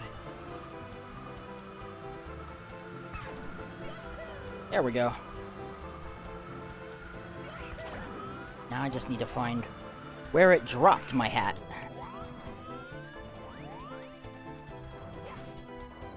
If it even dropped it somewhere nearby at all, I have no idea. Unless just hitting it immediately gives me my hat back.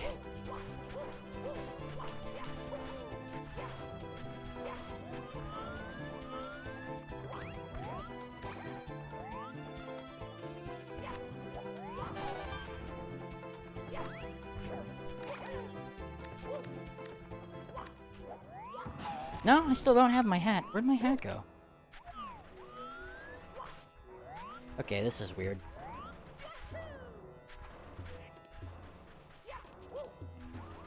And I know I hit it. The real question is just trying to find where he dropped it. Well, that was close.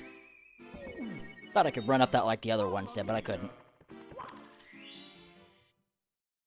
I want my hat! I need it.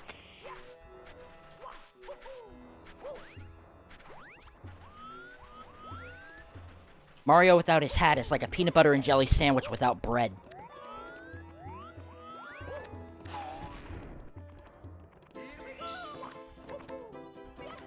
I have no idea if that makes any sense or not.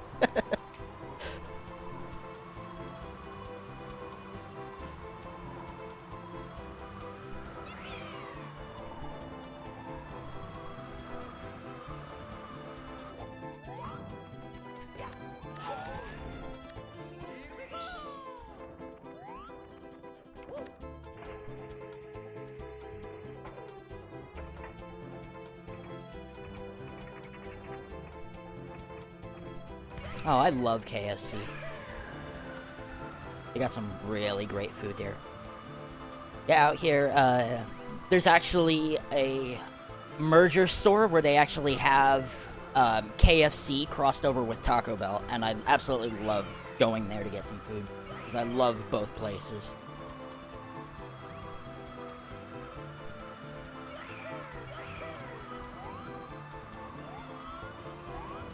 I swear I think it dropped my hat in the quicksand.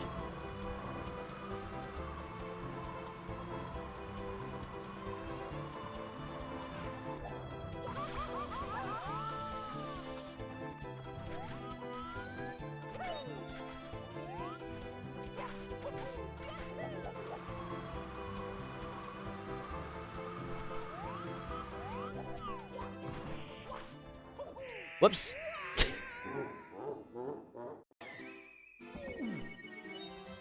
So it's a spray baby Chad, your hands. Oh, oh, you saying that reminded me of a cursed image that I seen at one point on, can't remember, I think it was on Imager. Of somebody made a peanut butter and jelly sandwich, but instead of having the peanut butter and jelly on the inside, they had it on the outside. It was so bad.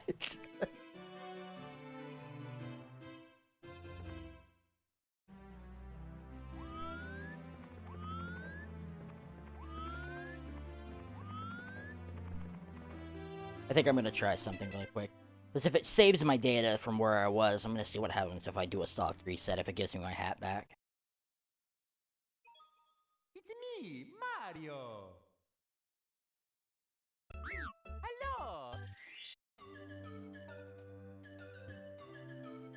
Okie dokie.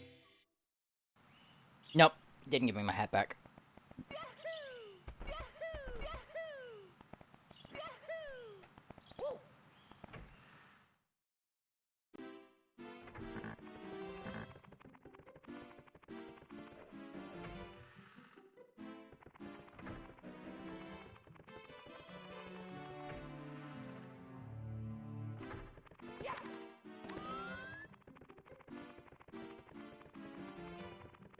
Huh.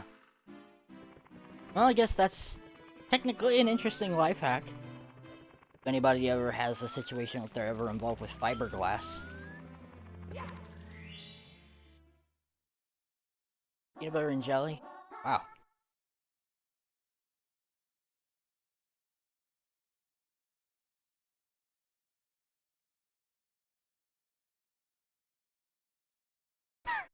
Let's go.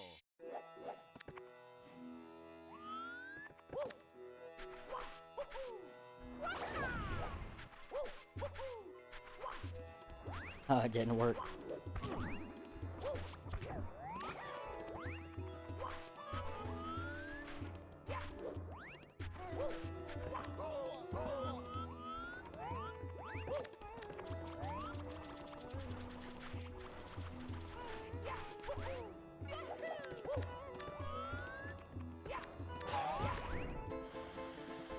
I actually had an interesting DIY related story a while back, actually, that happened. We were going to the doctor's for an appointment. I think it was, or no, it wasn't an appointment. It was to go see someone in the emergency room. I think it might have been my mom. But when we had to wait for a little while out there for them to get things prepped, I went to go to the restrooms, and they had a guy back there who was working on trying to drill some stuff into the wall, so that way it was all prepped and ready to go. And he was making an absolute mess because he didn't have anything to catch the, basically the sheetrock from the wall that was coming off when he was drilling the holes for, like, the new handle. And so I went back out into the main lobby, and I grabbed asked them if they had any Post-its. And they gave me one, and I went back there to the bathroom area, and I folded it in half, and I said, here, put this on the wall right under the area where you're drilling. It'll help catch it. And sure enough, he does that. He was like, I have been doing this for like 10 years, and I never even knew that that was a thing.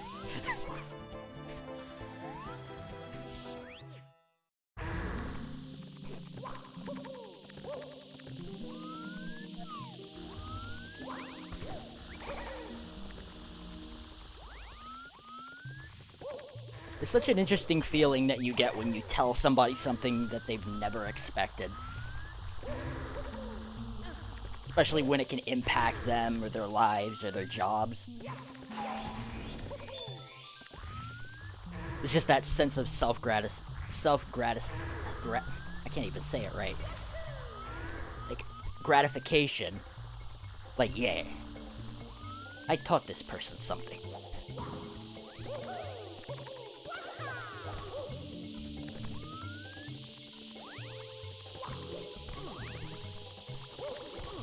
Come on, Mario.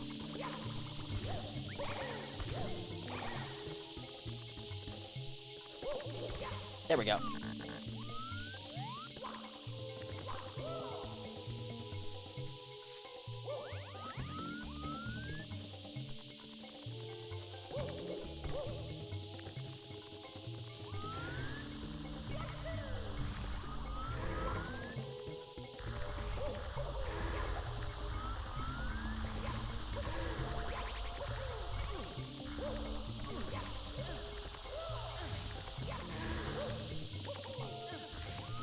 Go.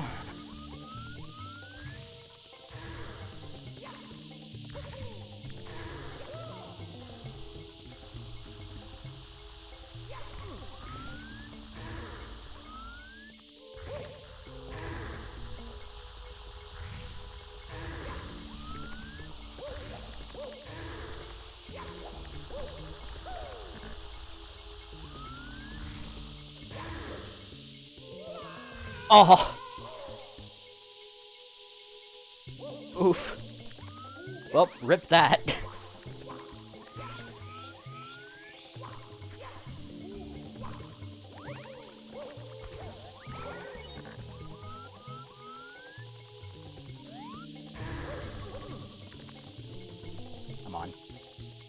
Back down. Okay, this is being a pain.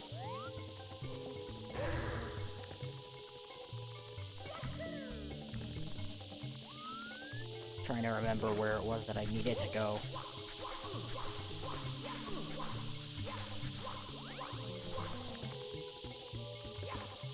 So much bigger on the outside. It's a TARDIS, I swear.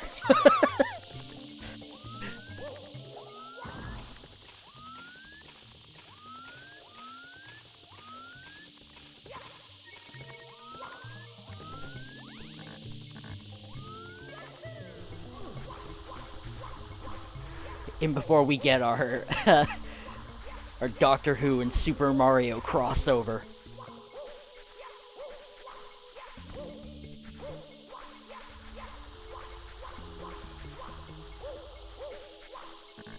Sounds like a bad LEGO Dimensions bootleg.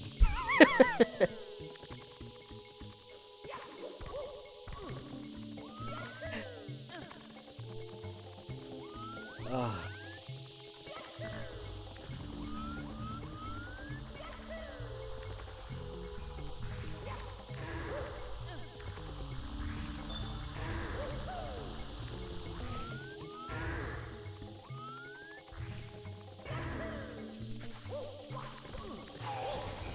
Another extra life.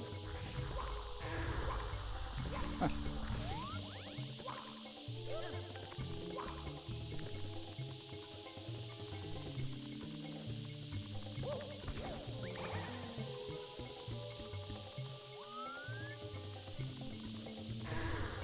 Yeah.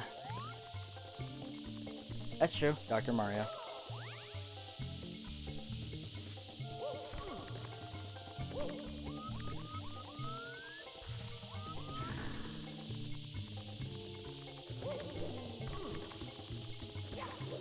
Speaking of Dr. Mario, actually, that was one game that I actually really did like as a kid. We used to actually have a, I think it was on the SNES, it was Tetris and Dr. Mario. They were crossed over, like, on the same game. And then there was, like, this weird other game, I can't think, it was, like, Mix and Match or something, that was alongside it. But I remember I played that a lot, because I absolutely loved playing Dr. Mario and Tetris. Okay, I got comboed. That was weird. Mamma mia!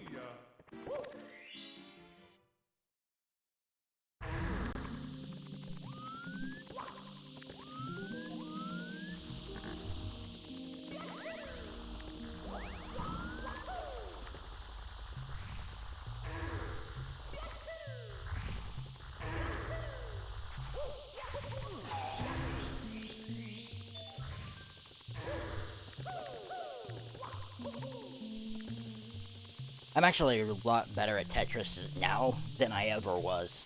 Because I took a lot of time, like, trying to practice it, and now I'm actually really quick. I think my fastest time in Tetris, I think I managed to clear, like, 40 lines in, like, a minute and 42 seconds or something like that. It's, like, my personal best. There's a lot of people who are way faster at it, but I still absolutely love to play it. It's a nice detox game for me.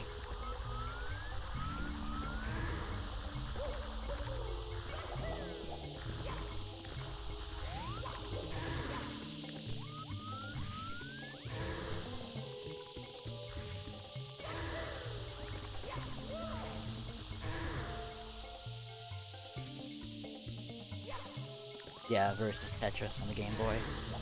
And I did it again.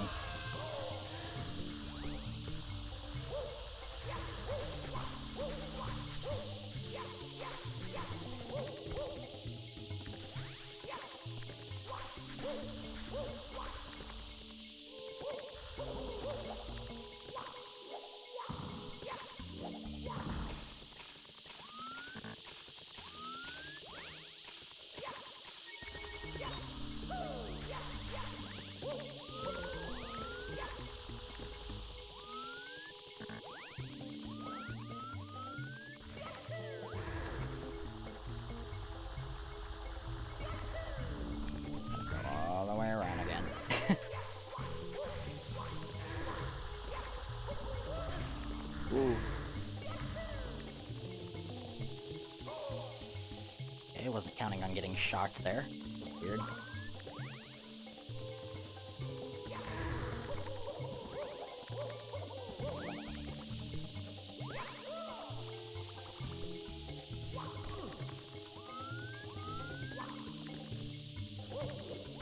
Tetris 99 is also really fun too, because I've got that. I play that from time to time.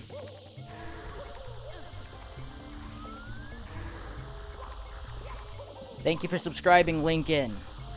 Means a lot. Glad to have you on the stream.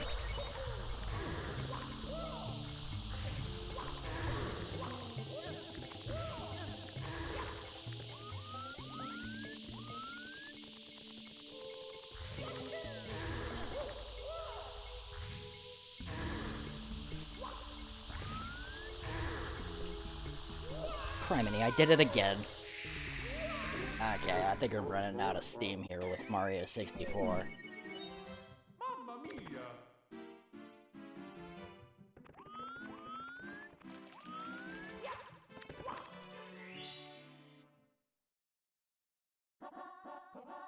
Let's go.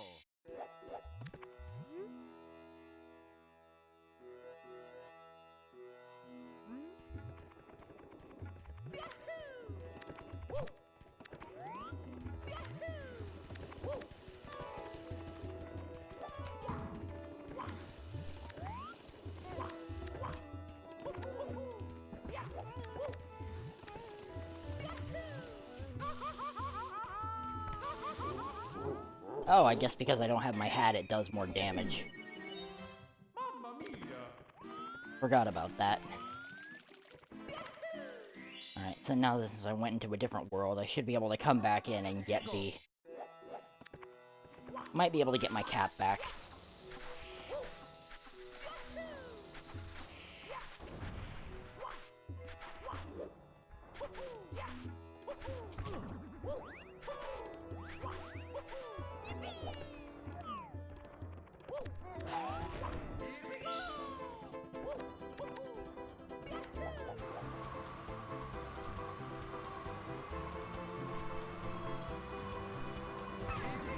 There we go, got the hat back. Sheesh.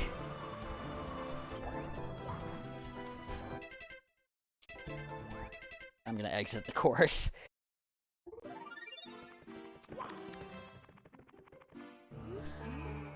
Oh, that's right. We gotta go downstairs.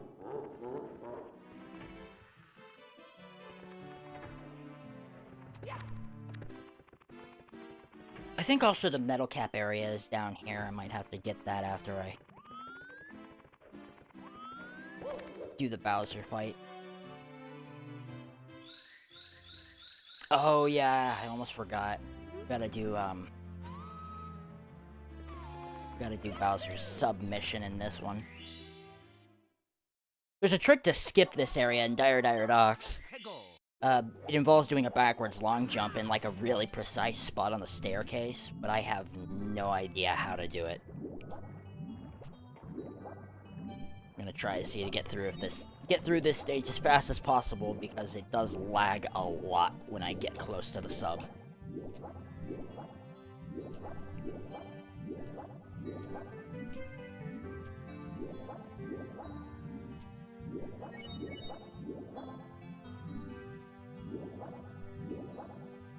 I absolutely love this song.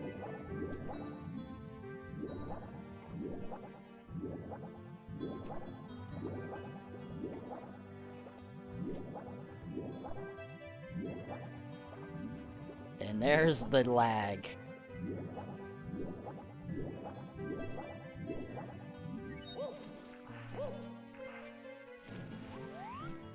Okay, let me see if I can get my camera turned around here so that way I can get on the sub on the first try.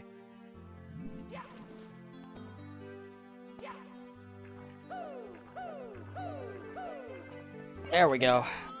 I have no idea what causes the lag in this stage. Here we go!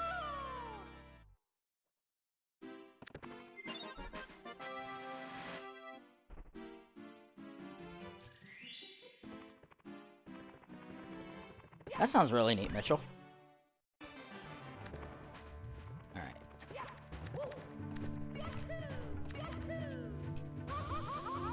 if I can... Whoa, whoa. Careful, Mario. Grab that coin for safety.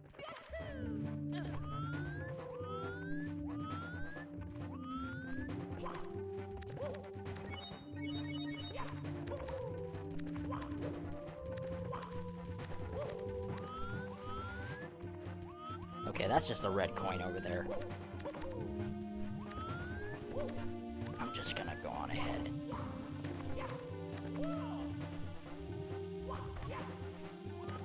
Try seeing if I can just get to Bowser first and foremost.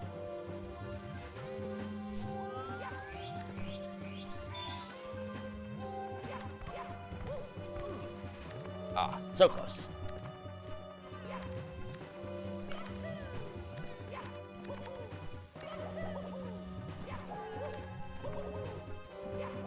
Look at those schmoovin' skills.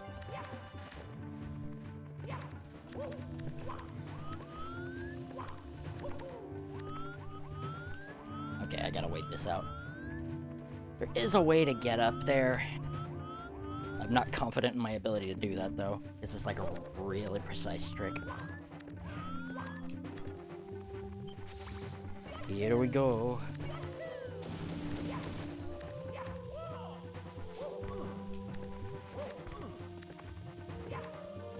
Oh! Okay, there we go. I'm alive.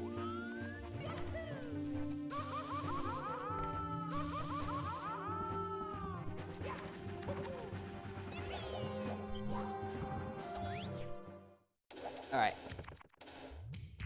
Now let's see if we can do this Bowser fight on the first try.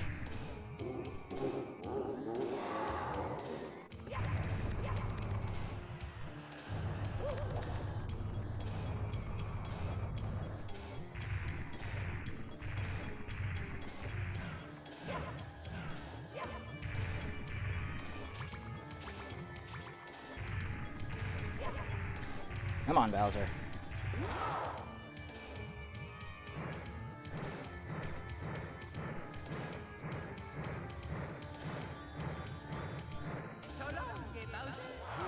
First try.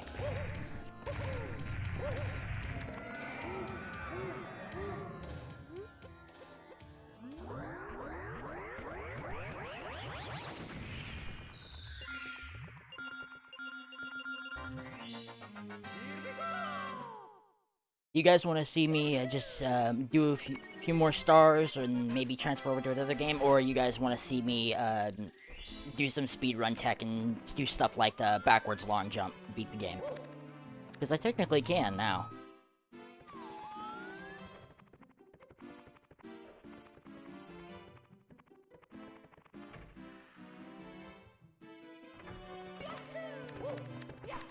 I do know how to do a backwards long jump.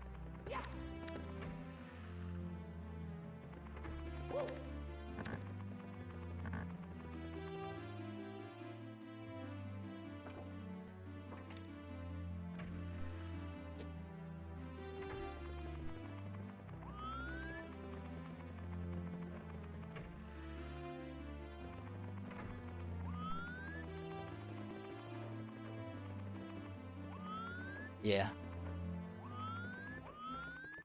You know what? I think I will. Yeah, I can go right with this.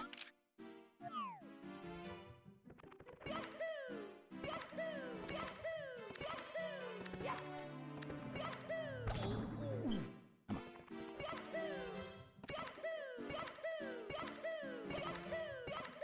Oh, I almost had it that time.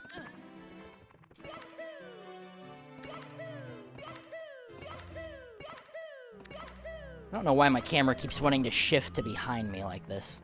A little weird. There we go.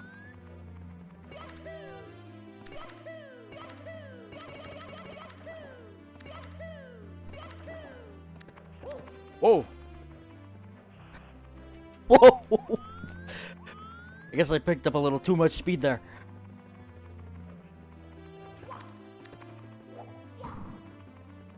Mario was moving around like a big rig racer.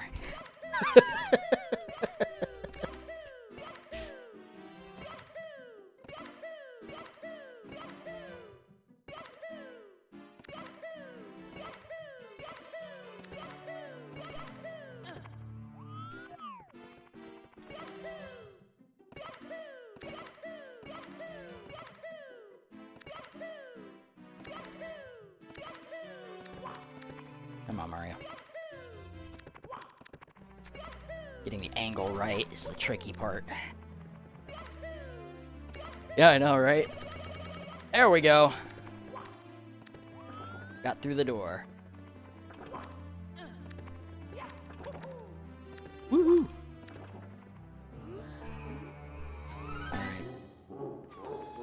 Here's something neat too. Some people also have problems with trying to do wall jumps in this game, but I found that the endless staircase is actually a good place to practice it, because if you get your angle right, you can actually just jump up it indefinitely.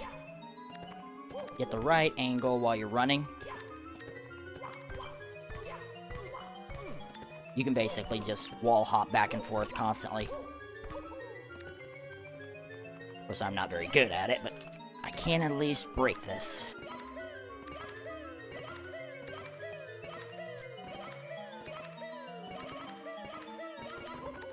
Come on, Mario.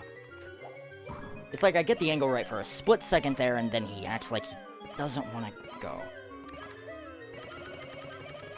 There we go.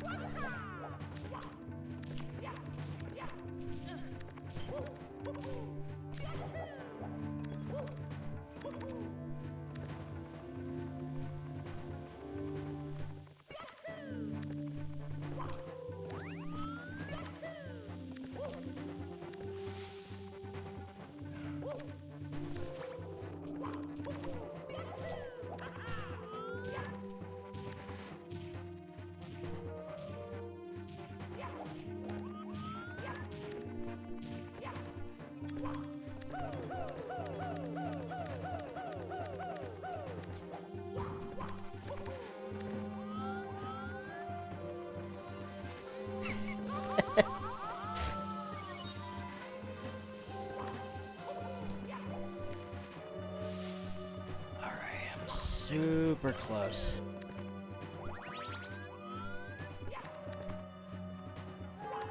There's some very, like, precise tech-based movements that you can actually do along this that doesn't even need you to use this platform that goes across. I haven't gotten good at it, though, unfortunately.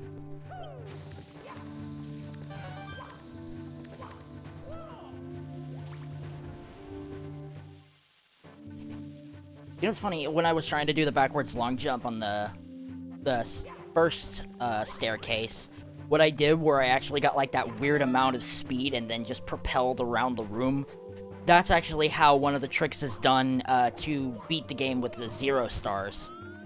Because they do that by clipping from the basement area into the main lobby, like right behind the stairs, and then they backwards long jump like crazy. And then they angle themselves to shoot themselves, like, through the front doors of the castle. And then they do some pauses to try to stop it. So that way they can see where they're going. And then they angle themselves and they just completely just shoot right through the main door. And get to the first Bowser fight. I don't know why I am having trouble with this.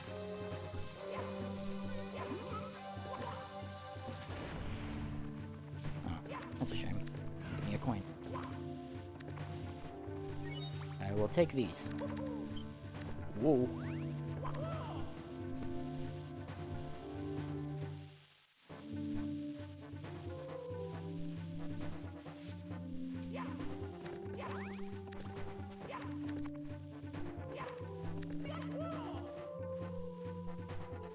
Trying to get my angle right this time so I don't mess it up.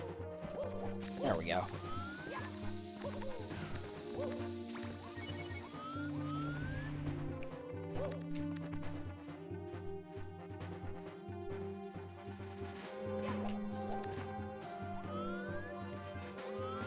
Alrighty.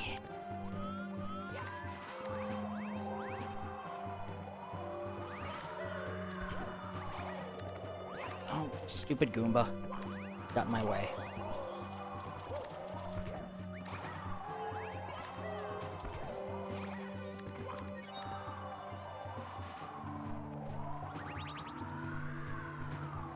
I don't know why the developers felt the need to put that wind there. It's such a weird choice to have it right at the very end like that.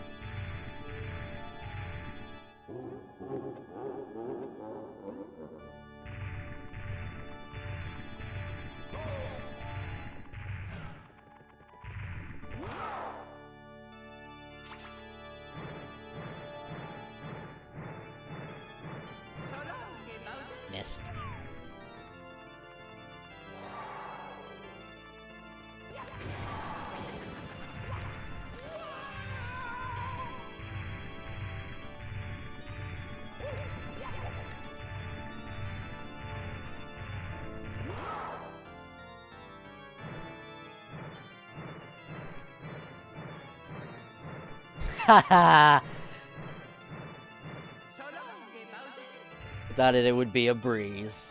I love that. That's good. That's a good one. I love a good pun.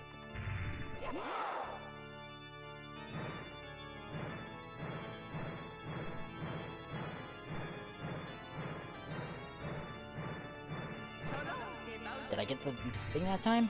I just barely missed it.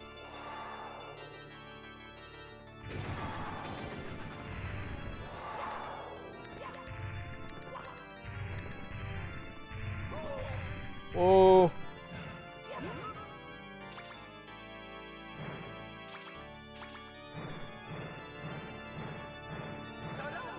Man, my aim is off today.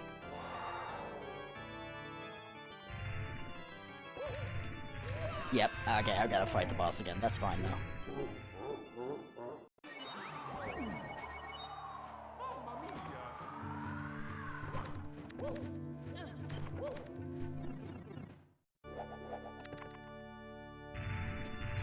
You know, it's so weird that they changed up the last music to make it sound like this, when the first two boss fights had a completely different sound to them. Because this type of boss music, this sounds like it would fit Ganondorf more than it would fit Bowser.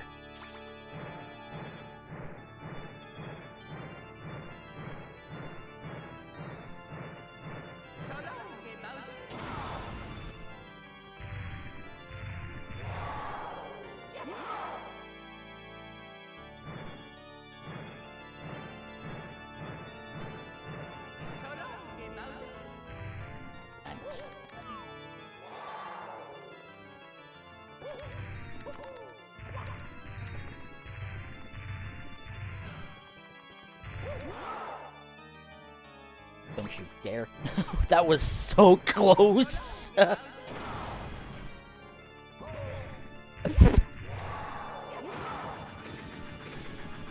Literally landed right on me.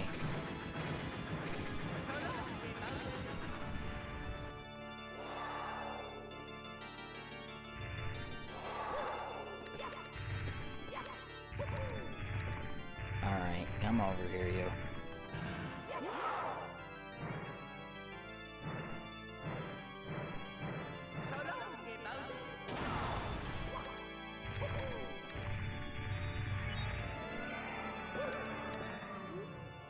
Googleplex, welcome to the chat. Thanks for stopping by.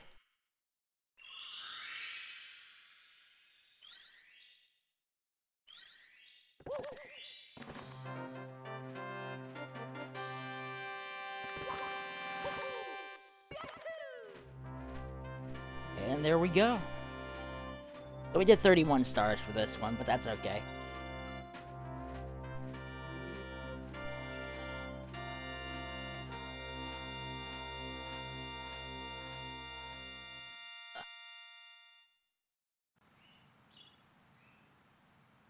So far, I've been live for about 2.5 hours. That's pretty decent. Good time. Probably jump into maybe playing some... I'm thinking maybe Kirby 64.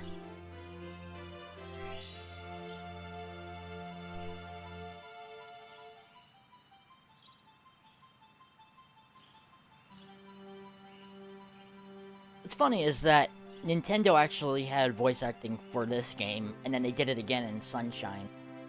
But then Galaxy, they were just like, nope. And a lot of people always gave Nintendo crap for having voice acting in their games, especially with titles like, you know, Mario or Legend of Zelda. But this was actually really decent.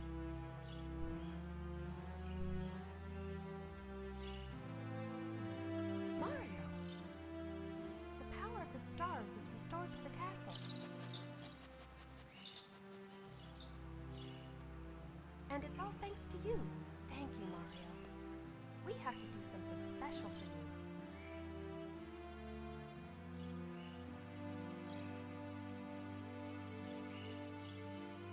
Here we go! Listen, everybody. Let's bake a delicious cake. For Mario. Alrighty, so we just got done with doing some Super Mario 64. That was fun.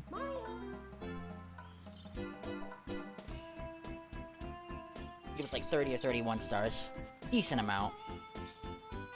Went on ahead and just beat the main boss and completed some stuff so that I could move on to try playing something a little different. All in all, though, it's a lot of fun.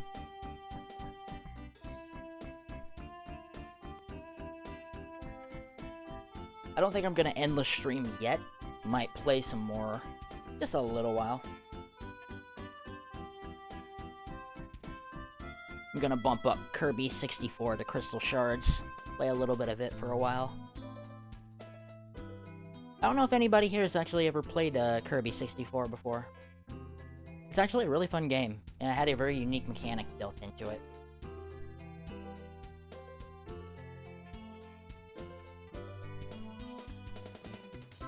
But I will say again, if anybody is new or has just joined in on the stream, I'm going to be, let me explain briefly. Currently, my family and I are in a financial situation where we're running the risk of losing our home and everything that we've got. We gotta raise $4,000 by, well, tomorrow, more or less, to be able to pay it off so that way we don't get kicked out. We've got a ton of different problems that we need to also try to get money raised to fix as well on top of that. But for right now, the main concern is just making sure that we don't get, you know, removed from our home. So if you want to help donate to the cause, you can put it on, you can go to the link in the bottom right hand corner, tiny.cc/originalityace. That will take you to the Streamlabs part of the site, where you can go and donate. Your donation will show up live on stream. And if you don't want to have your donation show up and you want it to be a little more discreet, then you can always donate directly through the PayPal. Normally I would ask people do so through the GoFundMe, but unfortunately because of the amount of time it takes for the money to transfer, it's not quick enough. So PayPal and Streamlabs are the best ways to get the money to us, that way we can get the house taken care of.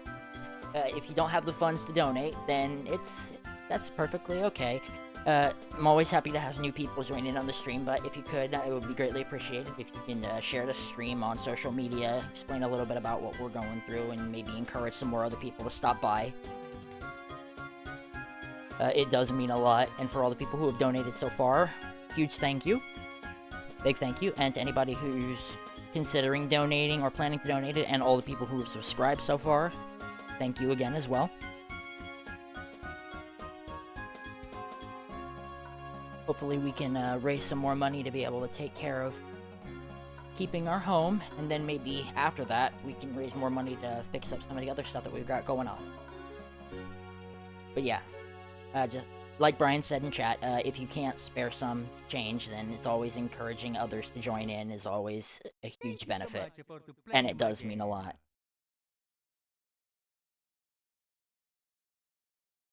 Alright, so yeah. Thanks, Brian. Greatly appreciate that, dude.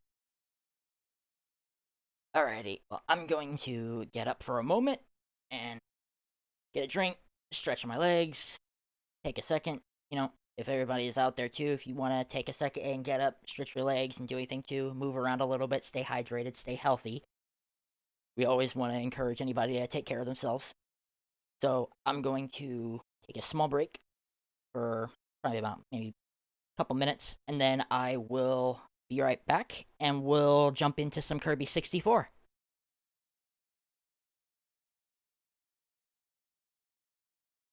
Change the text on this really quick.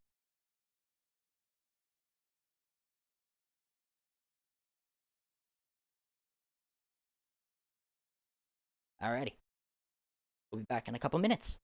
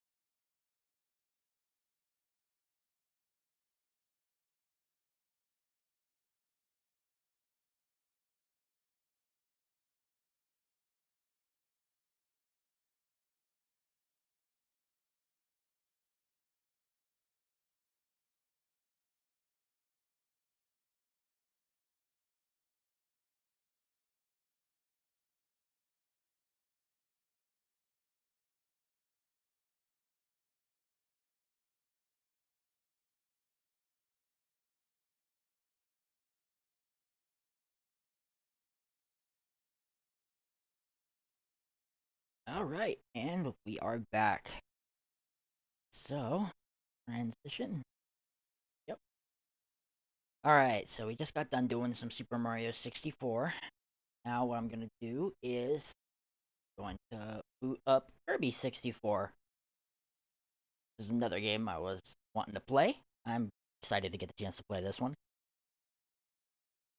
I played a lot of this game growing up as a kid, so I had a lot of experience with it. And I absolutely love Kirby franchise. I'm curious though, how many people here, if you've played a Kirby game, let me know. I'd love to hear like what your first game was or your favorites out of all of them. Because I've got multiple Kirby games and I've played so much. I've logged so many hours into them. And this is by far one of my all-time favorites.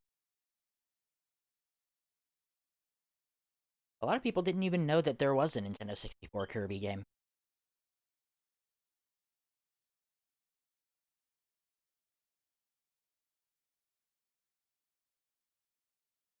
They're actually a lot of fun, Brian. I'd heavily encourage giving them a try sometime.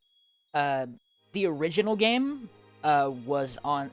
The very first one was a Game Boy game, but then the main console title they made was on the Super Nintendo, or not the Super Nintendo, the regular Nintendo. And it was called Kirby's Adventure, but it wasn't until like very early 2000s they did a basically a handheld port of it called Nightmare in Dreamland. It's in a lot more better color. The controls are much better. It's a little more fluent. The sound is different because, you know, different sound fonts, but ultimately it's actually considered to be the better version of the original to play. So it's a good place to start off. And then, of course, Kirby Superstar, just like Mitchell said, is also a really fun game as well. That actually introduces one of my favorite characters in the Kirby franchise, too. A lot of people recognize him as the insane jester character, Marx.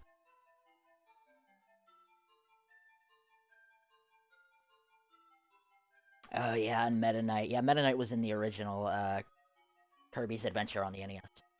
And then, of course, yeah, Revenge from Meta Knight. That one was such a good.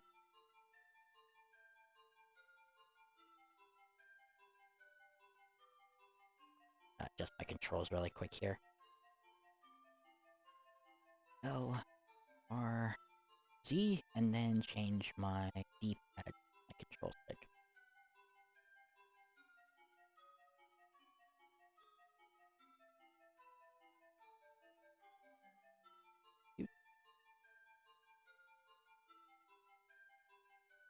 Oh yeah. Ugh. Yeah, that is so funny. It reminds me of another video. I know I've brought this YouTuber up already before, Terminal Montage. He's done another video about, like, it's called Something About Kirby Superstar. And there's just so many jokes loaded into that video about the game. It's hilarious.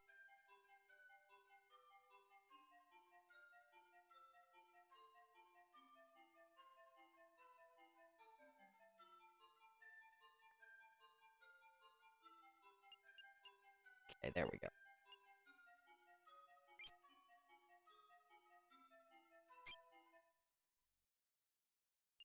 Yes, I already know about Kirby's copy ability. Yeah, that little menu screen there at the very beginning tricks you. So, for those who don't know, the premise of this game is a entity known as Dark Matter basically takes over this character, her name's Ribbon's planet. And the one key source of the planet's power also keeps them Dark Matter fended off are those little crystal shards. It got split into a bunch of different pieces and scattered across the world, so you have to play as Kirby and go find them and restore peace to their home planet and stop Dark Matter. Dark Matter is a recurring character that has been in previous Kirby titles. I think it was like Kirby's Dream Land 2 and Kirby's Dream Land 3, where it was a huge prevalent boss. And there's a lot of lore behind Kirby franchise with where Dark Matter came from, how the different games tie into one another, and all the little side events. And a lot of the stuff in the Kirbyverse is actually canonical with one another. Oops, I didn't get my down controller input fixed.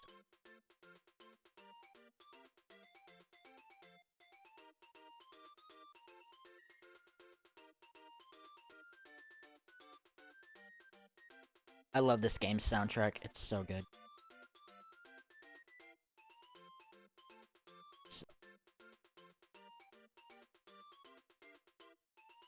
Yeah, Kirby is adorable until you realize that he's a planetary threat level interstellar warrior race creature.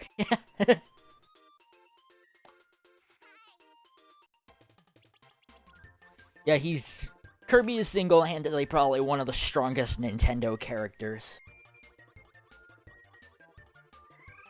Just because of his abilities. So Kirby has this ability to be able to inhale certain enemies and copy their powers. And in this game, instead of just being able to copy one power, there's this unique mechanic in it. Where if you press up on the C buttons in this game, I'm using the C stick, you get this little star. If you combine it with another enemy, then you get a combo power-up. And there are multiple different types of elemental power-ups in this game. And depending on whichever ones you merge together will give you different abilities. Kinda like in it's almost like the team abilities that are used in Star Allies. Tried my best to advertise your stream from Facebook to other Discords. Hope the best for you. Hey, it's alright. Thank you so much for helping to share the word, Sean. It means a lot. And thank you so much for your donation.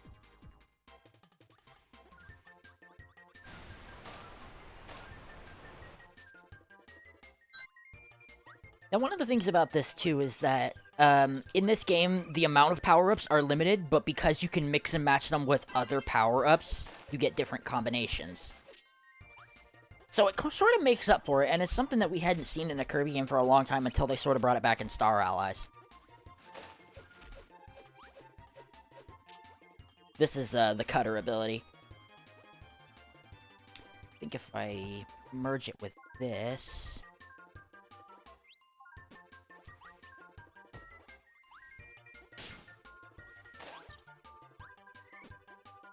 I'm gonna have to redo that.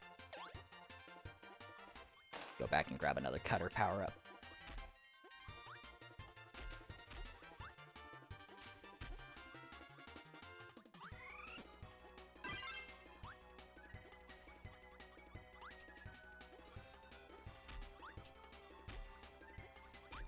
Oh, wow.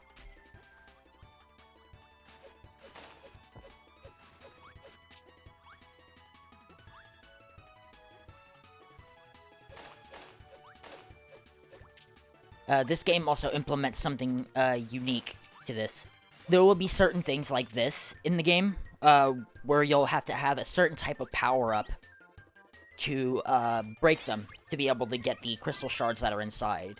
This is the Cutter and Bomb power-up, where you basically throw these little exploding ninja stars. It's honestly one of my favorite power-ups in this game.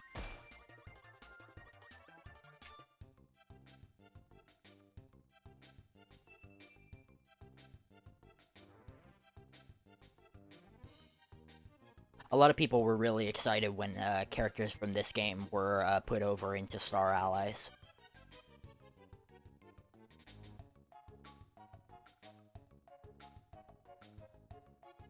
So now we've got a Waddle Dee.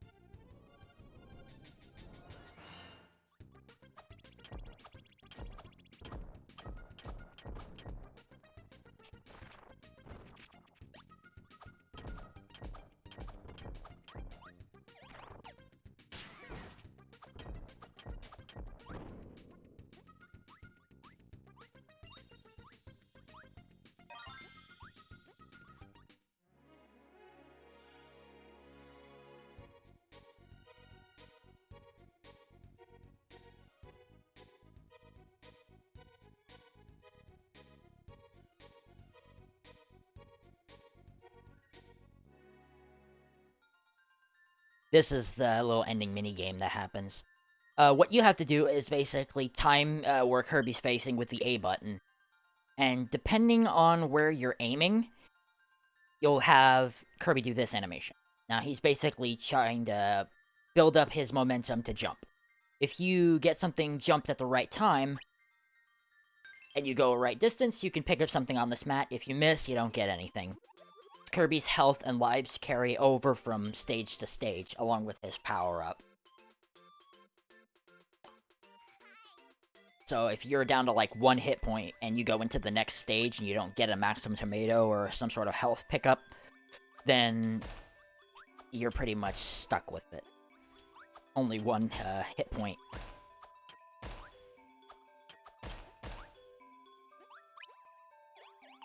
And these little stars, that little meter down there on the bottom of the screen, every time you pick up a star, that little yellow bar meter, the little one, will fill up. And once it gets all the way to the very top, it will give you an extra life.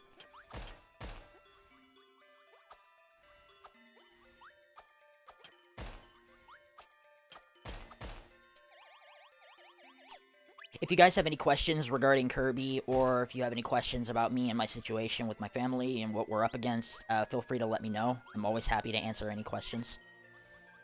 Or if you have any interesting stories or things you want to share about the game, or just other experiences with the franchise, I'm always happy to hear them.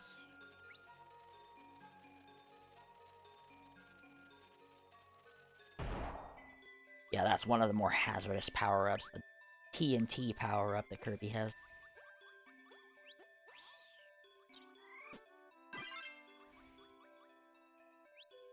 Oh yeah. I'm gonna grab Spark. So this is the electric power-up, basically. But I love this ability. You merge the 2 electricity together, and Kirby just sort of mellows out. This is probably one of the best animations in the whole game. And any enemies that get close to it get immediately struck by lightning.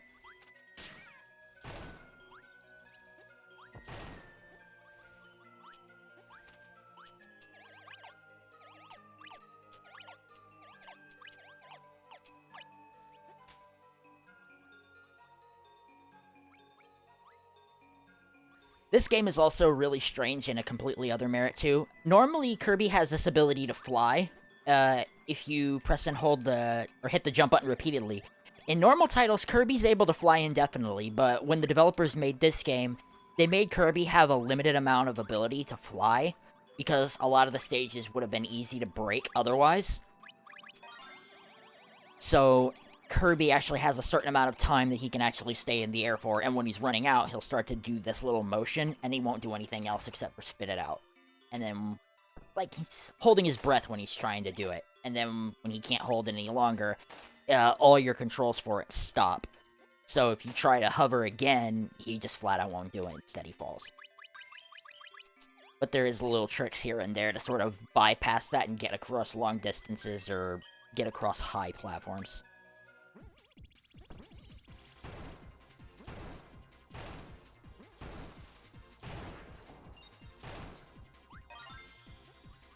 Yeah, it is a really good mechanic to prevent the stage skipping. And this character is called Adeline. She reappeared in Star Allies, too. Her whole shtick is whenever she paints something, it comes to life. Which I think is actually a pretty neat skill, you know, coming from an artistic perspective. Nightmare Fuel.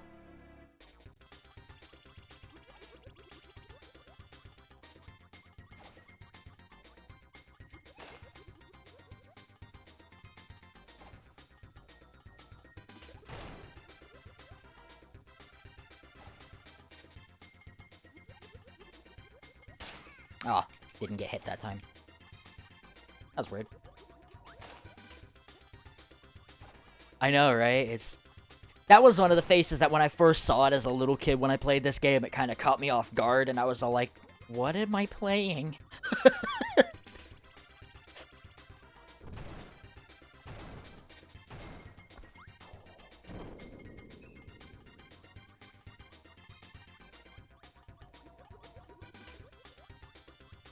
This is actually an incarnation of dark matter, made in the same style as Kirby's Dream Land 3, because it had a sort of colored book style.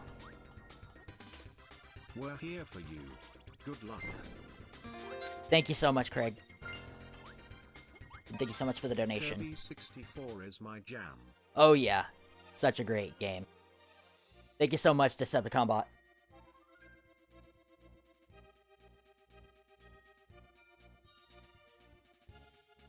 I should probably change the title of the stream to match.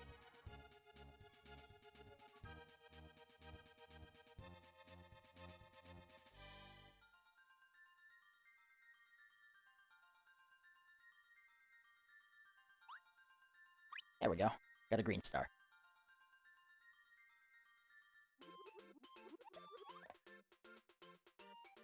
Quickly change the name of the stream so it doesn't say Mario 64.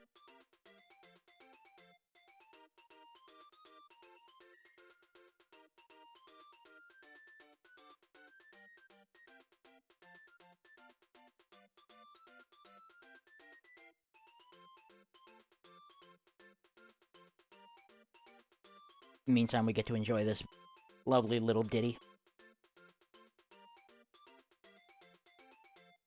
There we go.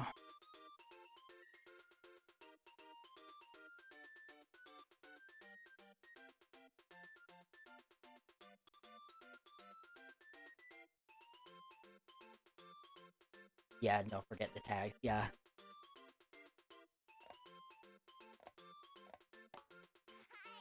I've recently learned a few new tips from different YouTube channels that talked about things in OBS that you could actually do. There's some advanced, like, things for your streams.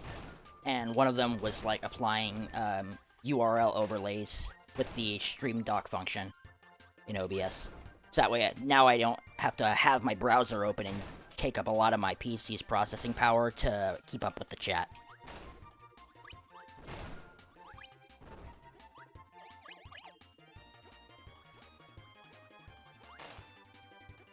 I'll try my best to show off a lot of different Kirby power-ups in this game, so I won't stick with one for too terribly long.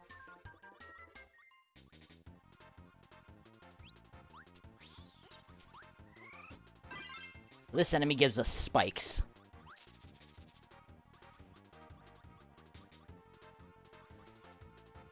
Oh, yeah. This is a wild one. If you mix spikes with cutter... Well, can't do it now. Let me grab the power-up and go back in the door.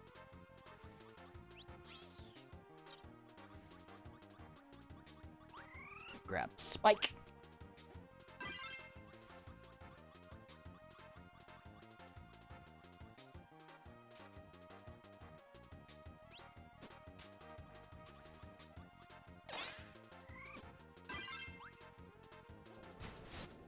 Now we basically get Scissor Claw Kirby.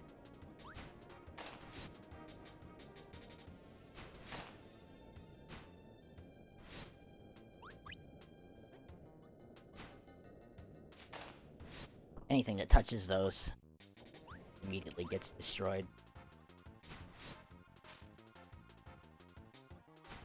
Yeah, walking sentient bear trap.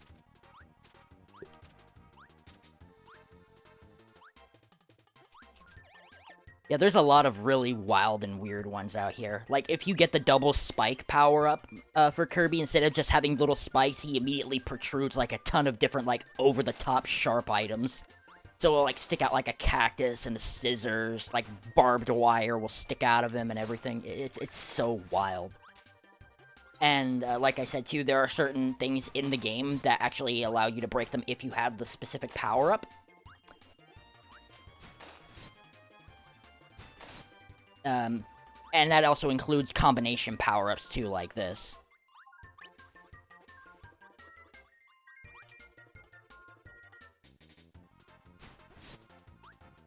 I didn't have the right thing for that. Let me fly back up.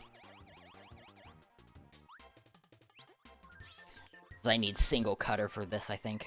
Single or double. So you guys remember how the little cutter looks? This is how the big cutter looks.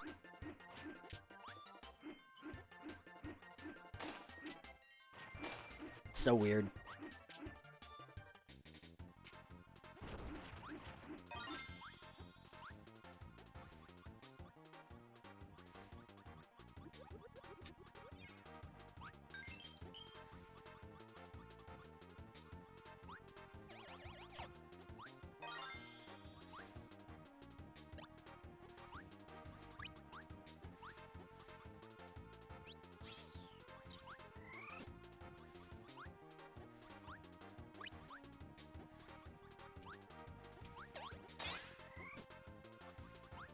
That's Spike and Cutter again. Oh yeah, this is cool too. If you have certain enemies, like this little guy, and you hold up, when you jump, he gets like the slow fall ability. Picking up other characters too, like Flying Bat enemy that will come across in later levels, or Bronto Birds, those little, basically, flying purple people eaters. So I always like to call them ever since I was a kid. They'll actually lift you up off the ground and you'll fly around for a little bit. It's one of the little unique functions for Kirby in this game.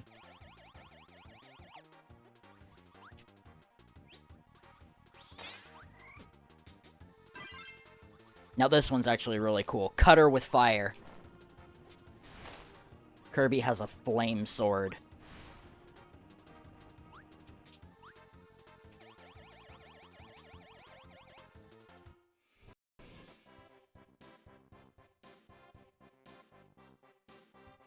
Yeah.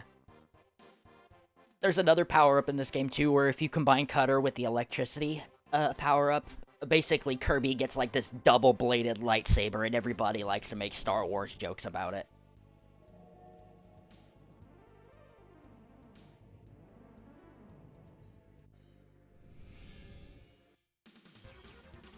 So DDD here is possessed, so we gotta free him.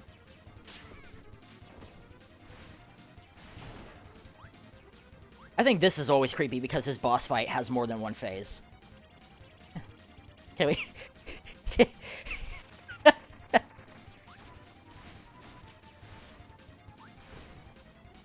eye comes out of his stomach.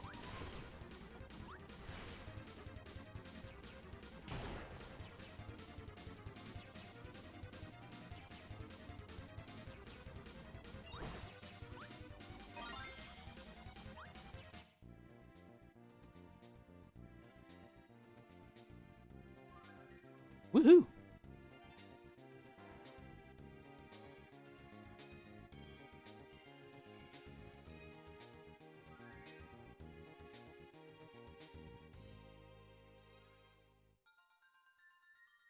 Also, in case anybody was curious, those little brown cards with the question mark, those are needed to fill like a enemy library that you have in the options menu of the game.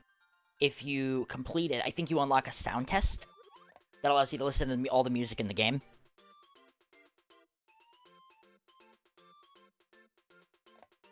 And if you collect each of them, they'll display a different type of enemy, and there's one for basically every single stage in the game. Now we get to fight the first boss of World 1, infamously, Wispy Woods. Now this track is one of my favorite boss tracks out of all Kirby lore.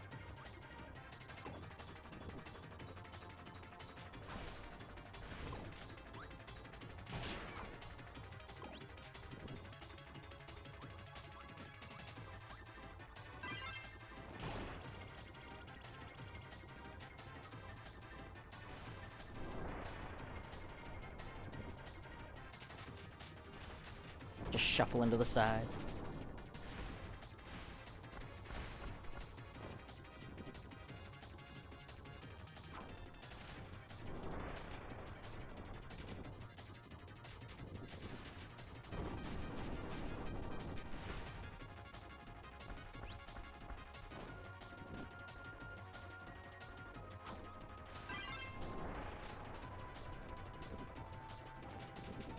Now, if you don't have a power-up, you're normally supposed to be able to use those apples to attack Wispy. Oh yeah, that's how I throw the sword, I forgot. Yeah, if you hold the sword above your head like this, and then hit the B button while you're moving to the side, Kirby will just chuck it.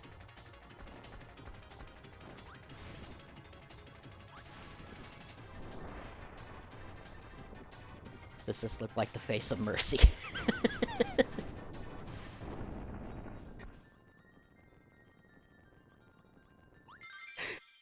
Gotta love Kirby. I played this game so much. I love it when I revisit these types of games. Takes me back to my childhood.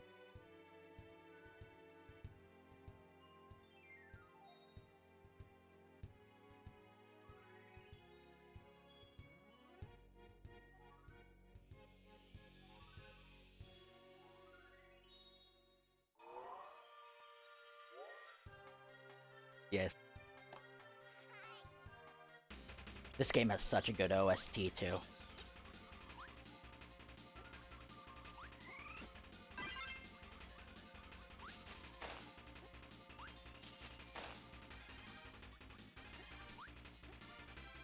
I think this gives me Spike. Yep, there it is. Here's the double Spike power-up.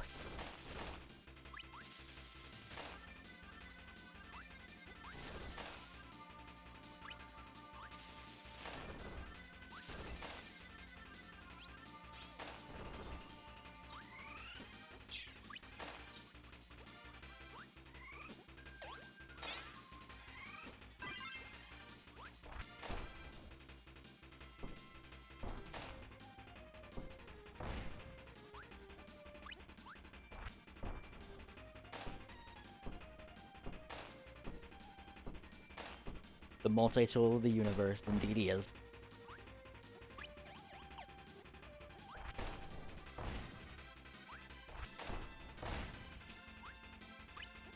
Thank you for the support, Quixote. It does mean a lot. And yes, I do know how to pronounce your name. I recognize where it was from. Lovely piece of literature.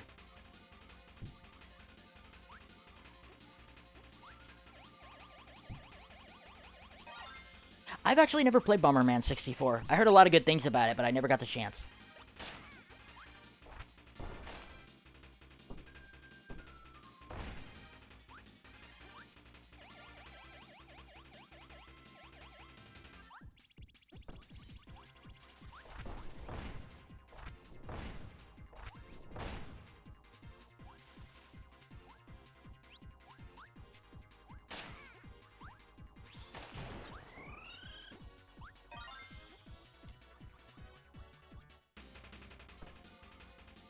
Oh yeah, this is an interesting room. This is an auto-scroller.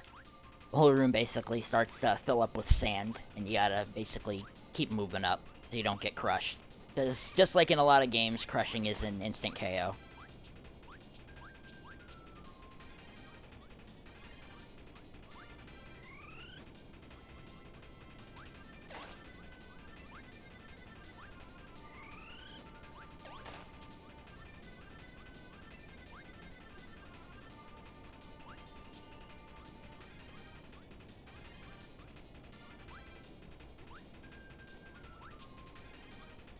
Just out of curiosity here, because I absolutely love this one. What's a game that you remember playing a lot of from your childhood that has a soundtrack that you adore to this very day? I'm curious to know what your guys' favorites are.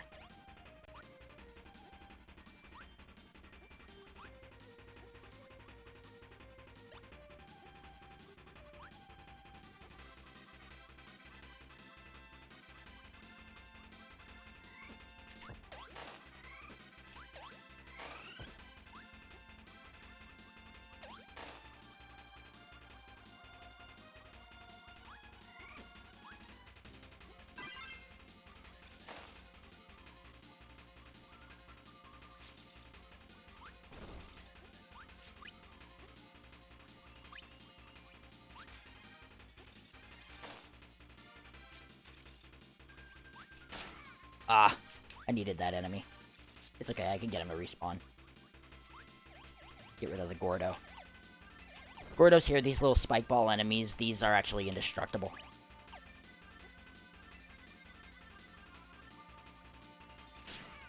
Oh yeah, I forgot. Those things can't be destroyed. It's been a while.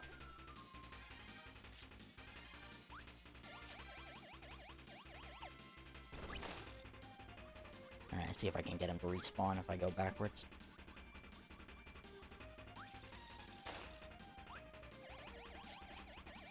Sonic 2, Earthbound, Radius 3, Mario Kart 7. Oh yeah, all of these are great games.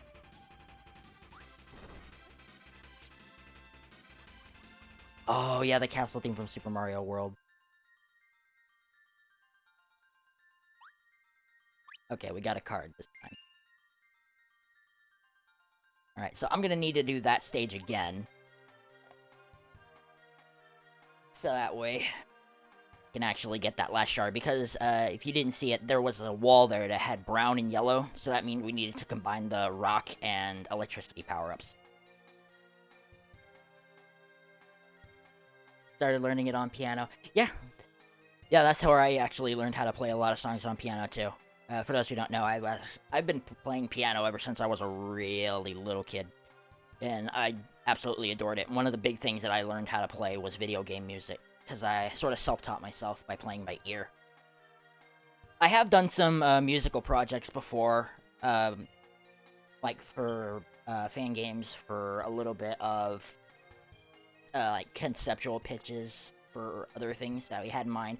I did some random OST stuff that I did when I was screwing around with just some old friends.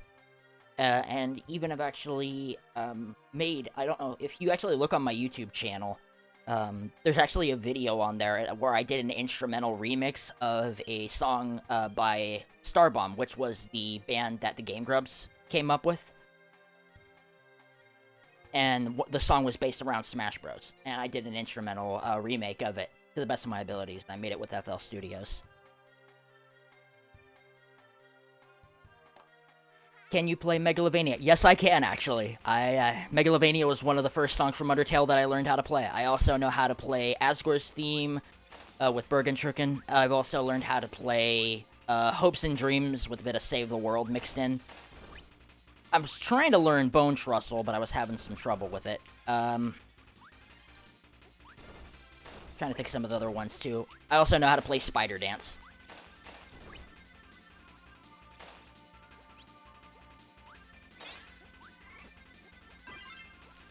So here's the electricity and boulder power-up.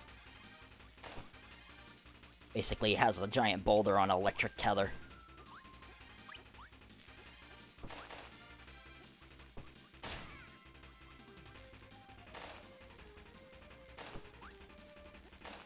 A little interesting thing that I always was told when I was growing up is that ultimately, if you learn how to play the piano, you can pretty much teach yourself how to play almost any instrument, as well as also giving you a possibility to learn how to transcribe music into different keys for other instruments.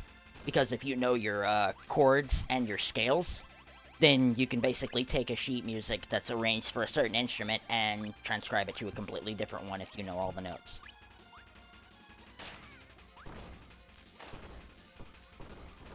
And I've been messing around with the piano since I was probably about 2 years old.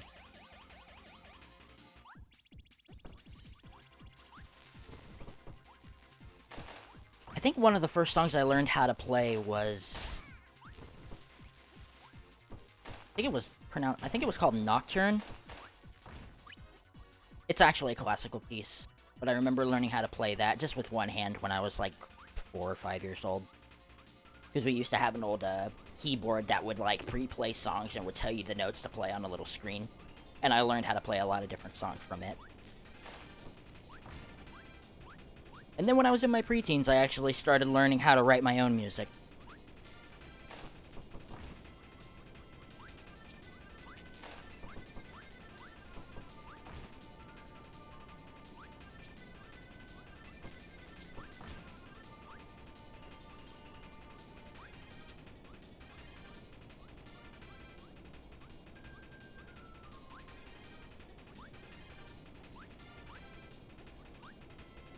Mostly play things by ear, but it's all trial and error. Yeah, I know what you feel.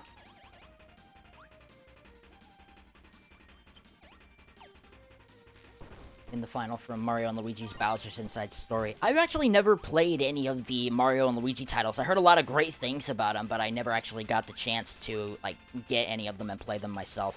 I might get the chance to do that someday. I do know that I think I have, I think I've got Dream Team on my 3DS. I just never really sat down and played it.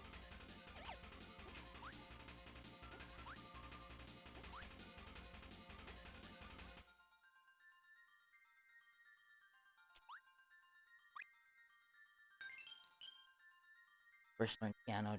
Cool. Wait. On. Oh wow. Pick it back up years later and became mostly bass. That's cool. That's really neat to hear.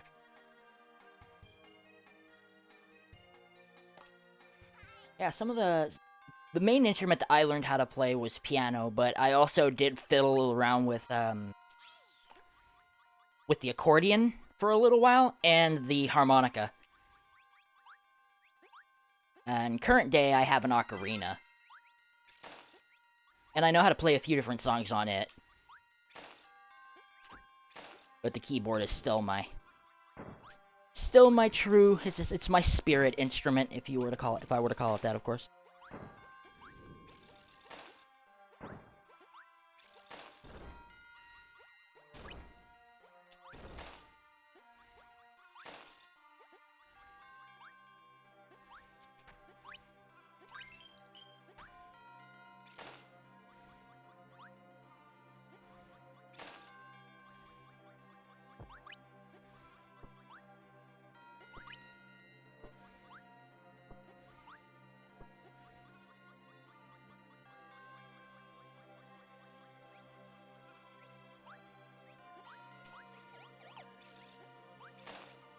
Let me see. I gotta remember if I have the right power up for this stage.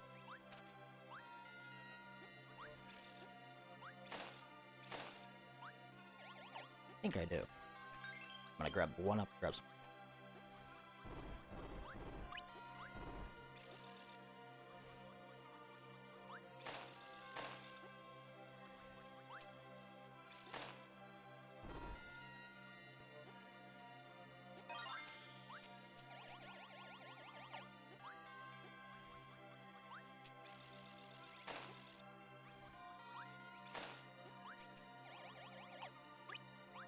Superstar Saga is a spiritual successor to Super Mario RPG. Ooh. Yeah, I heard about Superstar Saga being really good.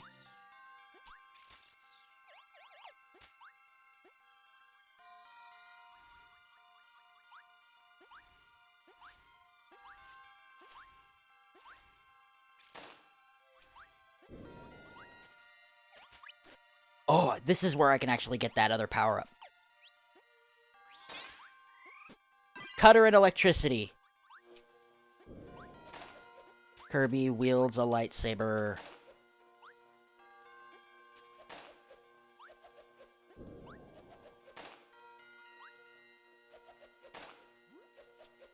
And it even works underwater.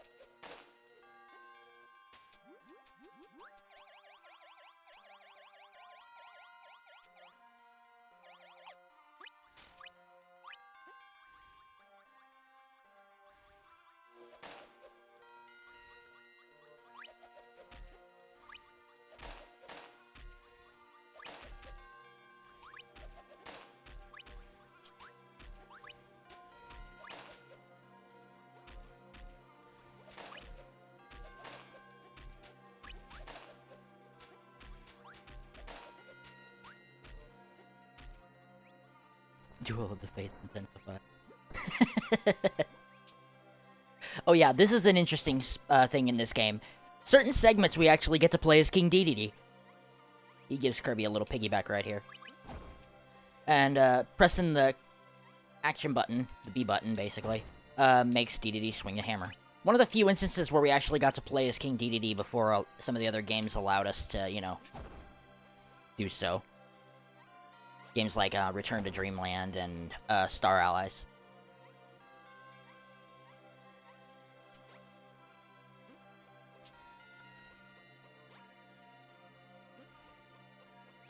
Trying to remember where to go for this crystal shard. I think I gotta go up here.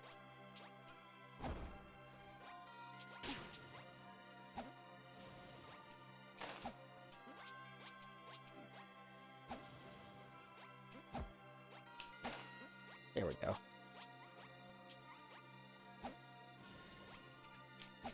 Ugh, can't seem to get the jump right.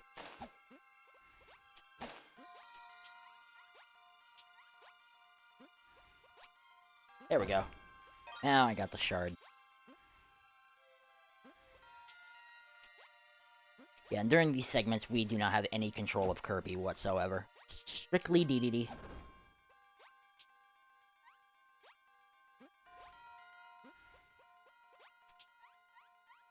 Star.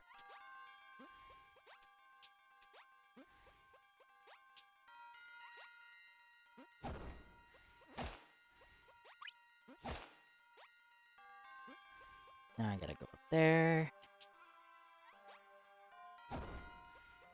And that's the end of DDD segment.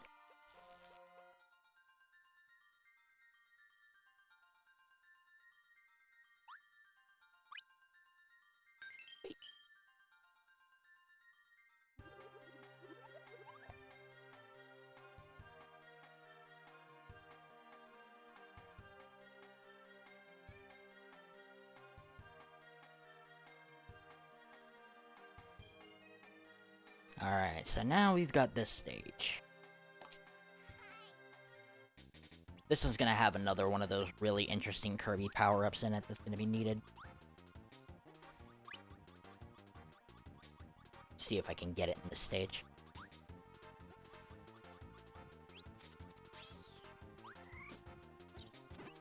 Yeah, this is one of those characters that's an instance of when you hold them up, they do their little weird mechanics.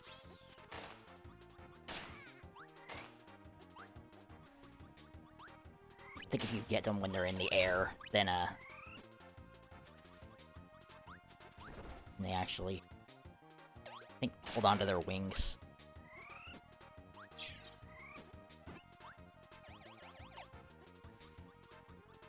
This one needs rock.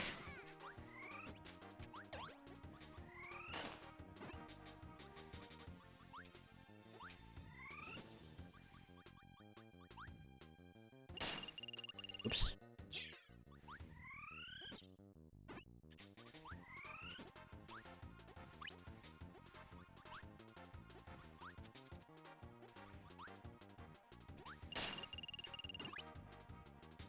Yeesh, I am taking a lot of hits this time around. This one has two pathways that you can actually go through.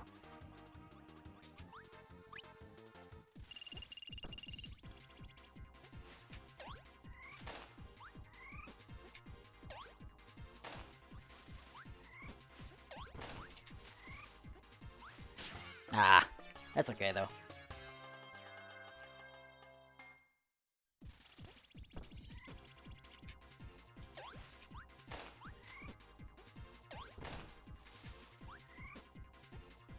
You can always come back and get those.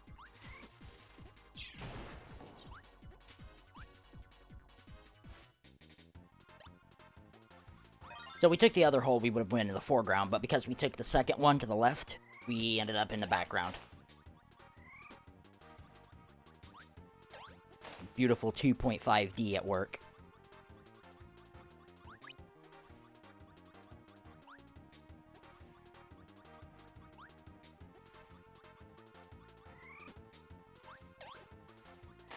If Kirby actually holds onto these fish while he's in the water, he actually swims a lot faster too.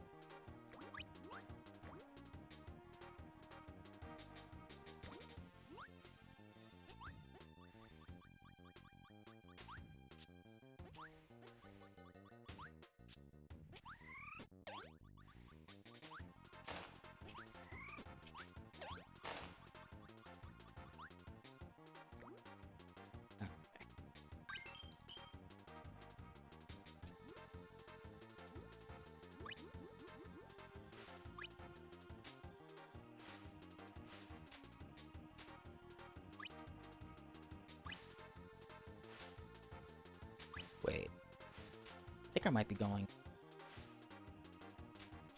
Yeah, I think I was going the wrong way. I'll probably have to backtrack through this stage a second time to get the other shards. But that's okay, because I'll need to go back and get the other power-ups I need anyways.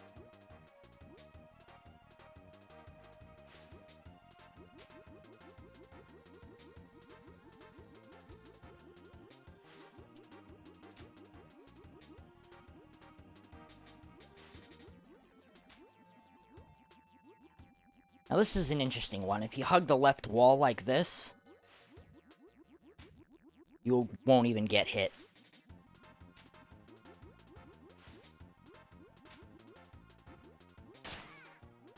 I stand corrected. Open mouth, insert foot.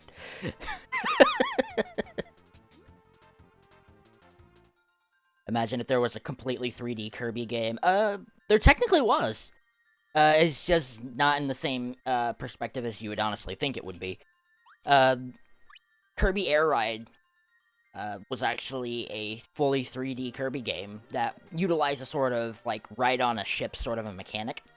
But it was completely 3D, and it worked like a racer. And a lot of people also don't know this, too, but, one of the key mechanics in said game, there's a game called, in Kirby's Air Ride, there's a little mode called City Trial.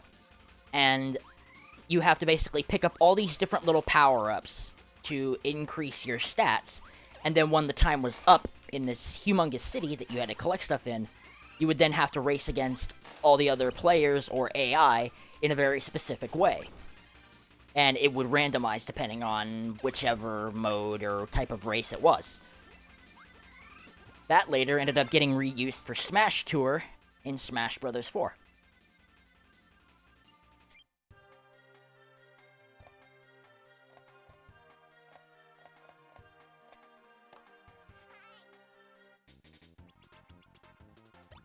Yeah, it's a bit of a lesser-known Kirby title, but it's still an interesting one to say the least.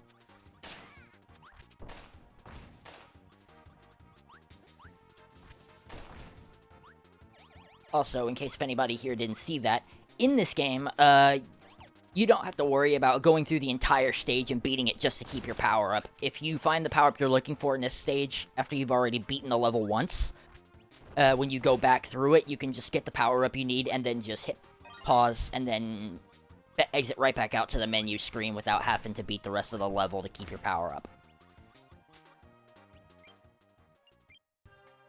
Same if you collect a crystal shard that hasn't been there before.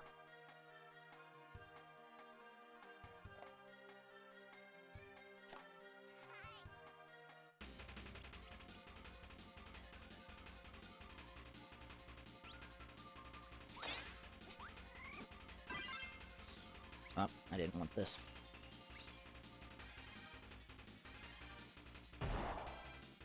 Yeah, this is one of the more obscure power-ups. The dynamite power-up has a weird effect to it, is that you have to throw the stick of dynamite, and then after you throw it, you immediately have to hold down to get Kirby to basically put on this little safety helmet. If he doesn't, and he's anywhere near that thing, he'll take damage.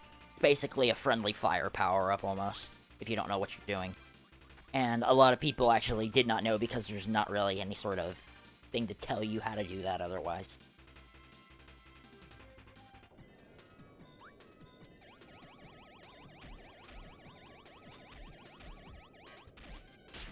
Now, I'm going to take intentional damage here because I did learn this. If you're flying with Kirby and he takes damage when he's running low on air, it actually resets his air meter. So you can fly as high as you want, take damage, and Kirby immediately has the ability to fly right back just like how he did before.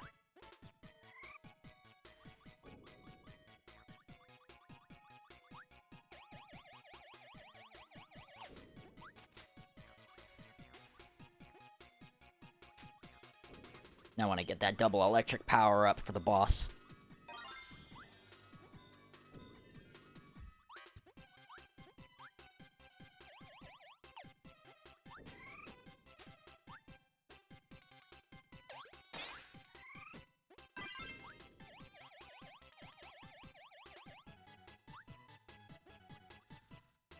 If I remember correctly, it's typically first,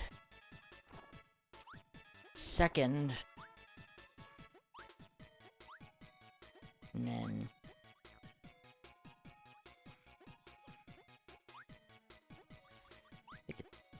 second to last. Yep, there it is. Normally you have to use a power-up combination that makes Kirby into a little light bulb to illuminate the things in the background so he can see what he's doing, but most of the time it's usually just the same combination that they want you to pick.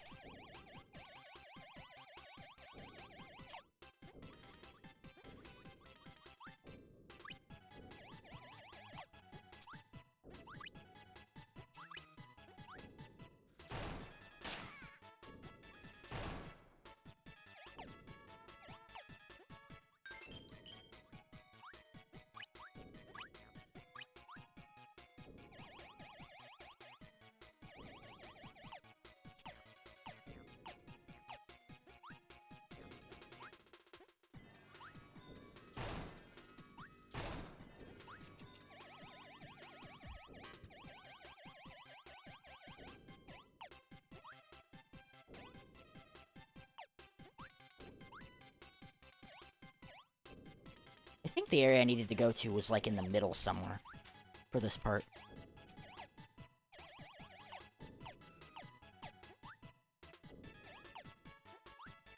Yeah, there it is.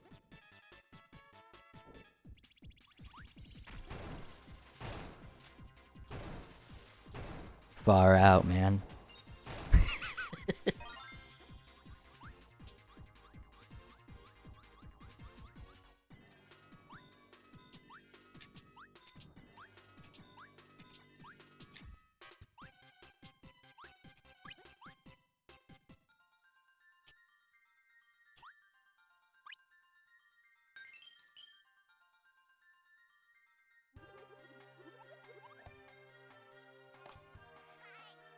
Now for one of the most memorable bosses in the game.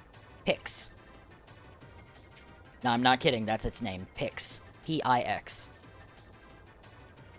The design for the boss is based around the whole RGB color scheme stuff when they did this one. So it's got the little colored orbs. And depending on whichever ones that it chooses, it has different powers.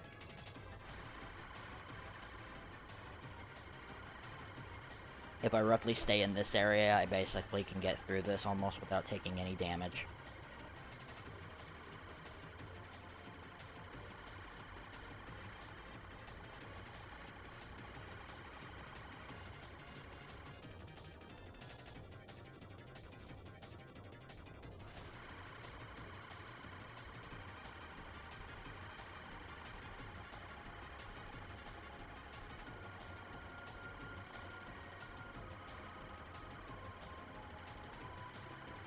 Ah, almost made it.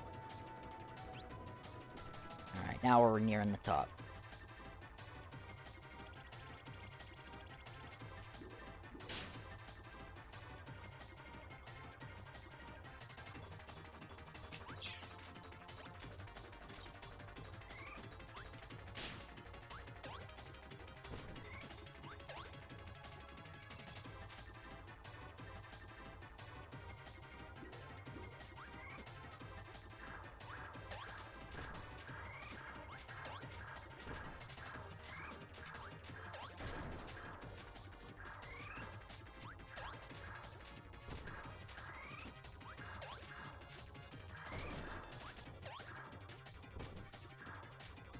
All but one hit away.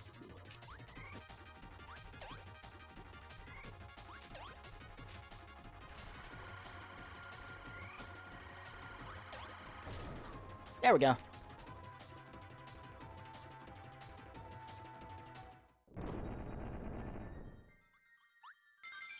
Ta-da! Second world done. How are you guys liking the game so far? Enjoying the stream?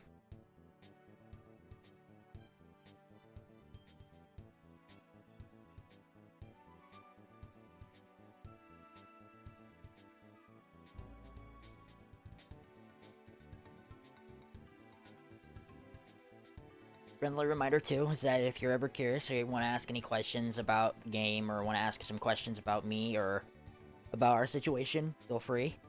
I'm always happy to answer anything that you guys might want to know.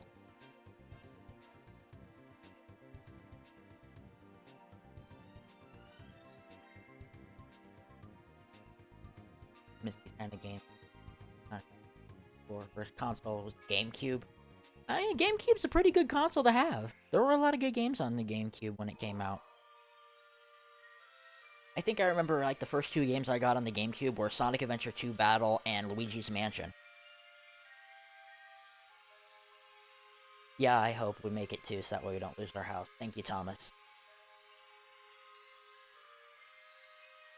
Okay, now, I need to get a specific power up. I'm trying to remember what it was. I think it was Ice and Rock.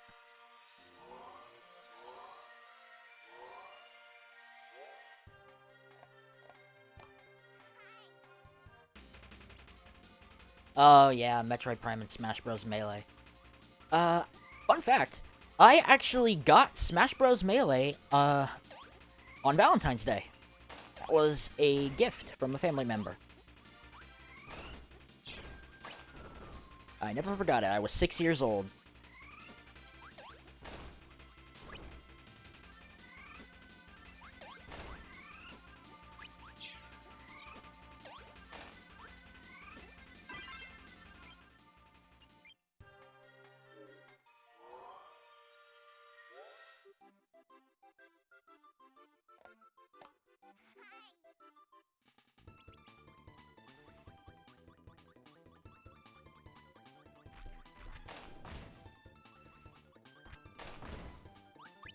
I've actually never played any of the actual Lord of the Rings games all the way through. I remember getting one for, like, the PlayStation 2 or so, and it was a little, dark on the screen to be able to see anything.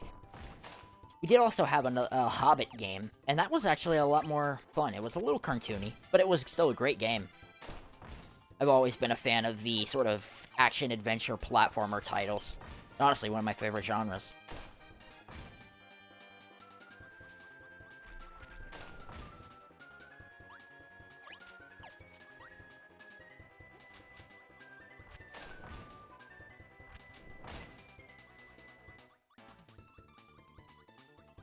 I'm gonna get this power-up. This is actually another one of the neat power-ups. You combine Stone and Cutter. It's a little ability that Kirby gets. Instead of just becoming a solid block of stone, what he does is he actually gets carved to mimic that of his little animal buddies that he had back in a game called Kirby Dream Land 3.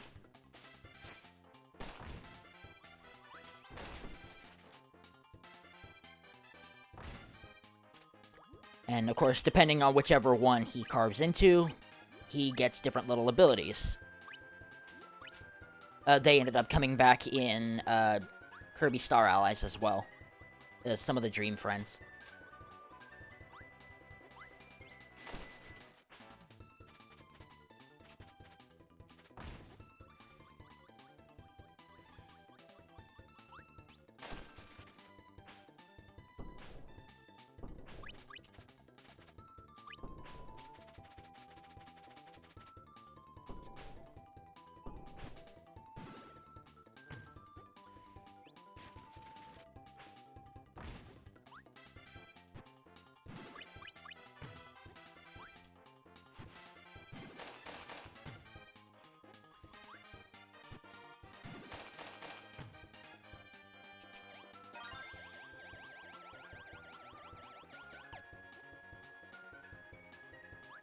Oh, wow. That sounds like a WoW game.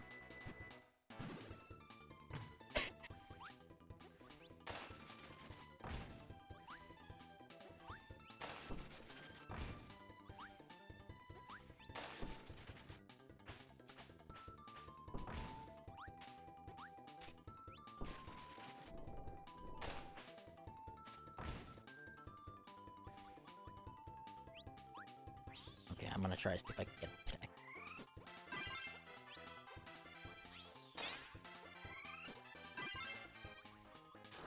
Okay, so there was another little interesting bit of information I forgot to bring up in the last room. In that previous room, there were these little green orb enemies that you see me get launched by when I was picked up. Those characters, their name in the game is called Zebon. Z-E-B-O-N. And, interestingly enough, those enemies were referenced in the Kirby anime, in the English version.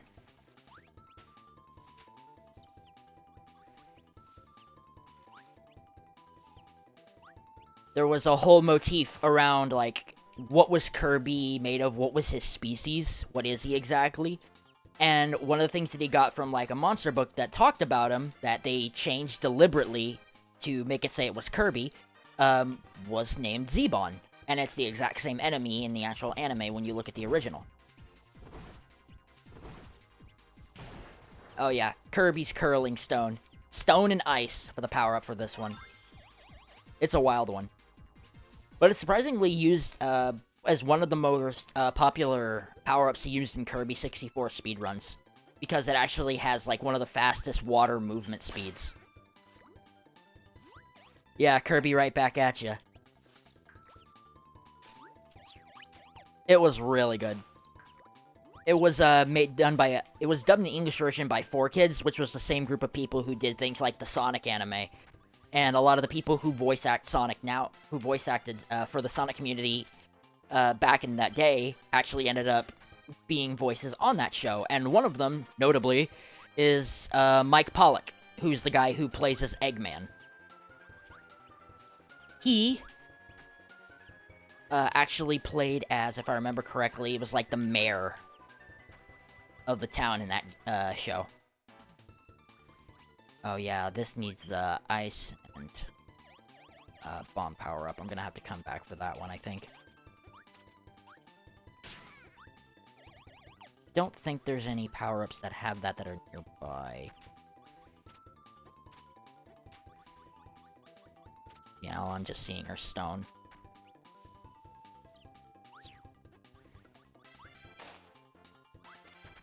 Okay, so that'll be one I'll be coming back for.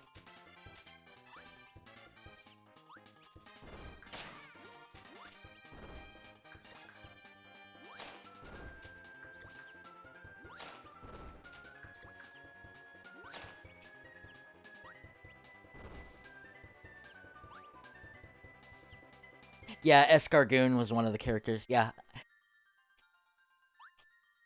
It's funny too, because that's where a lot of people get the whole meme about DDD wanting to, quote, clobber that there Kirby. It was because of the way he was portrayed in the English dub. It's hilarious. I'll have to come back to this stage.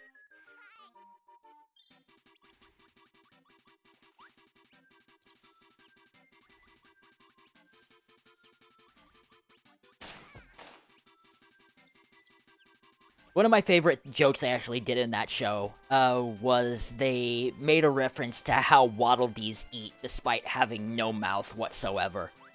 And it's absolutely hilarious because he actually got such a genuine reaction of, like, utter confusion and horror at just watching this creature with no mouth just absorb a cookie right before their very eyes. I grew up watching that show a lot as a kid. Because I watched it, I watched the Sonic anime, and I also watched a little bit of the F-Zero anime that was around for the time.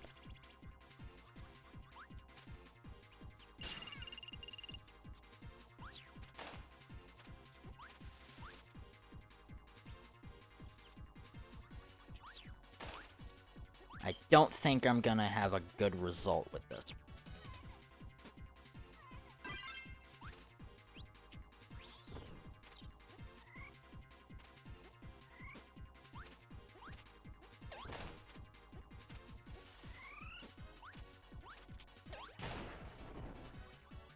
Okay, so I've got to backtrack through 2 stages, because I gotta go back and get that one in the second stage, and then I gotta go back and get this one in the third.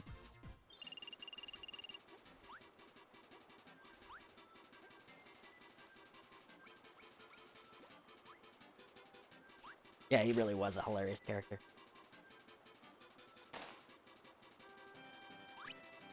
Whoa! That's an interesting visual glitch.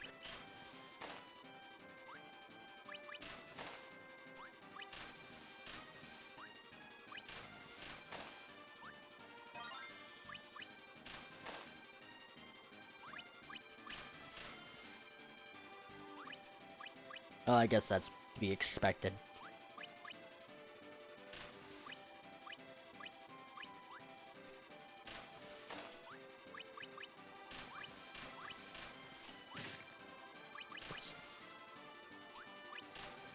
pick up my input there.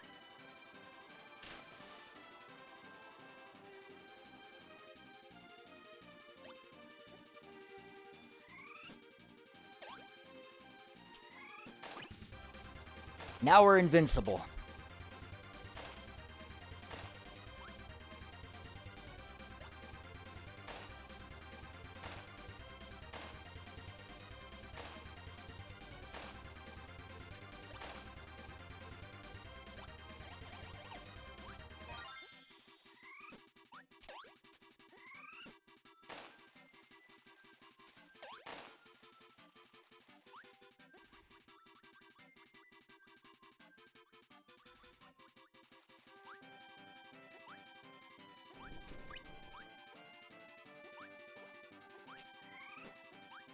If I remember correctly, I think this song was actually a remix of something from Kirby's Dream Land 3.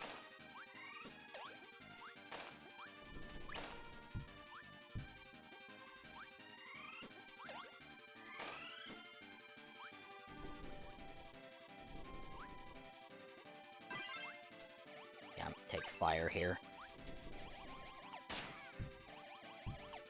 Well, at least there was a popsicle there for me.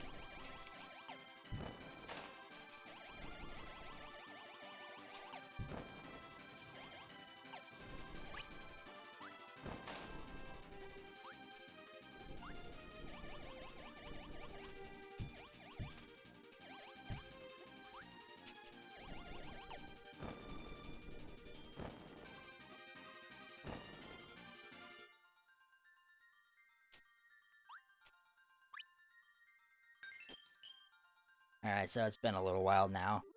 Friendly reminder, again, for those of you who might be new or jumped in, my name's Ace. I'm currently streaming some games to try to raise money to help out my family in a time of need. We are currently trying to raise $4,000 before sometime like morning to afternoonish tomorrow, so that way we don't get evicted from our home. And I'm gonna be streaming this and maybe a couple more games.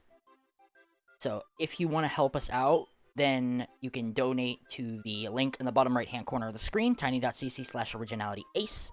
That will take you to the Streamlabs link. If you want to donate, your donation will show up live on screen after you do so, if you do a donation through that. Or if you prefer to make a donation that's a little more discreet, you can use the PayPal link in the description. And if you want to read up some more about some of the stuff that we've been faced up against over the course of the last year and a half, almost 2 years, you can read up on it in the GoFundMe. That's also should be in the description as well. And of course, if you don't have any funds to, donate, then just being helpful emotional support and helping to share this stream around and tell more people about our situation, encourage more people to jump in and join. It's always appreciated, and it helps us out a lot, because the more people who know about our situation and can donate, the better.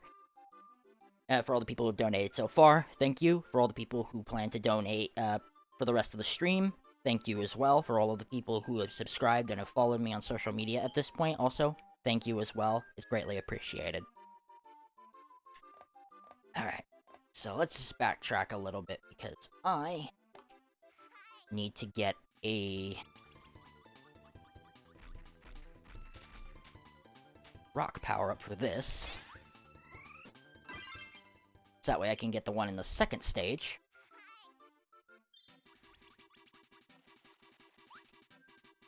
And then from there I can backtrack and go back to the first stage.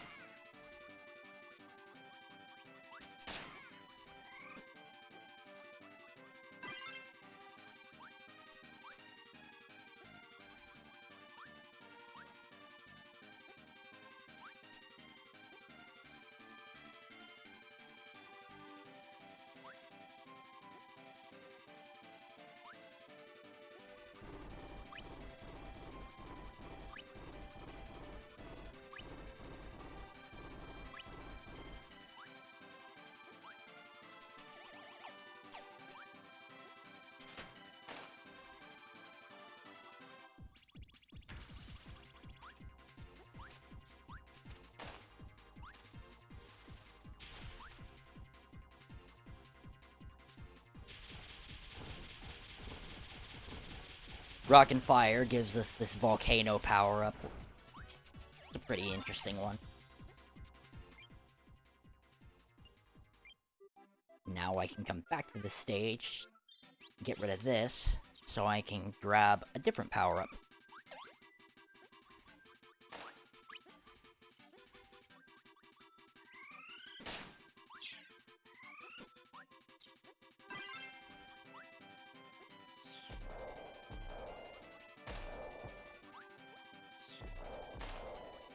Again, also, if you guys have any questions that you want to ask me about the game or about our current situation, learn a little bit more about what we've been up against, feel free to ask. I'm always happy to answer anything.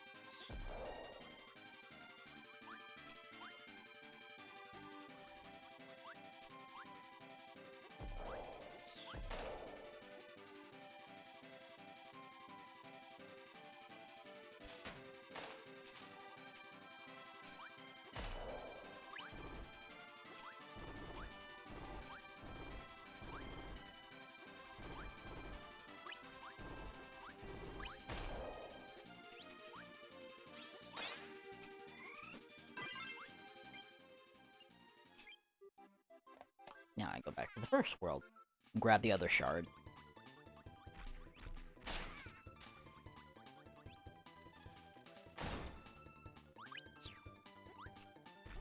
This one's a really weird power-up. Sort of becomes like this little exploding snowman.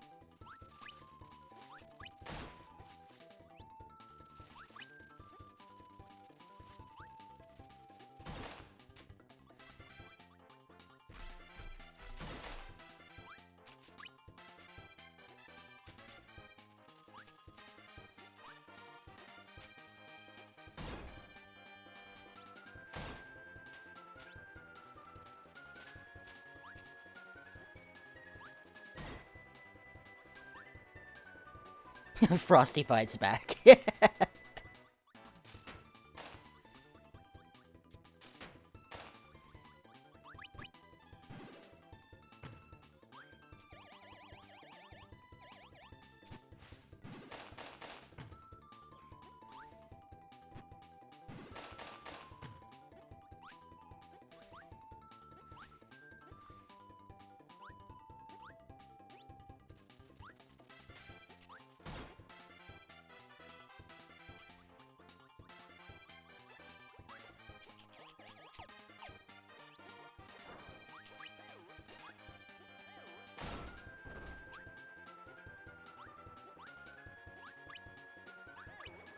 Oh, shoot.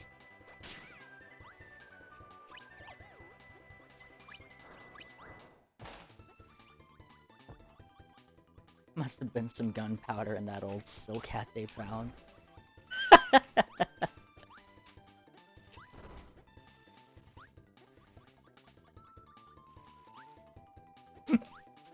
Nice.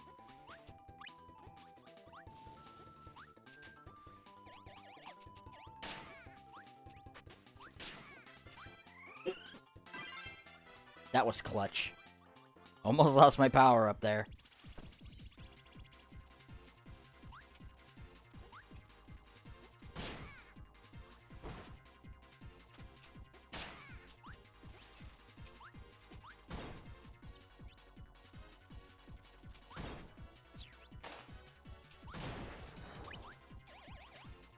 Okay, there we go.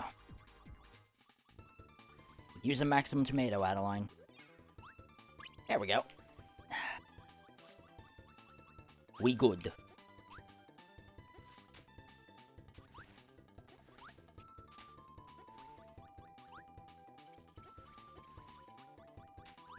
Okay, now I should be able to get that shard.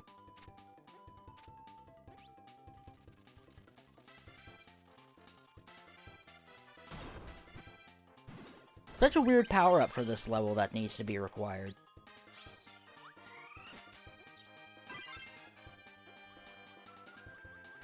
I'm gonna go grab the lightning saber really quick.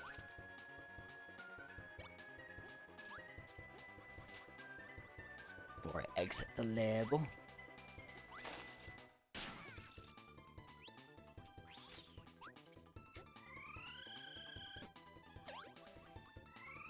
Oh.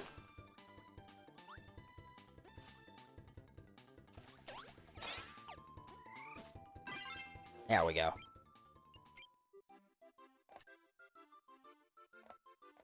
Beach time.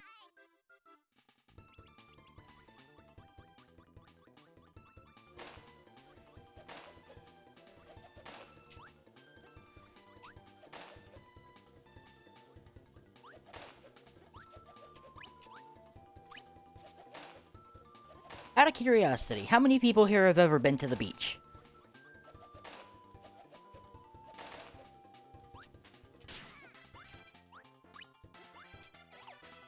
I've always wanted to go there myself. Oh, it's not? I'll have to tweak that then. Oh, wow, Hawaii. That's gotta be pretty great.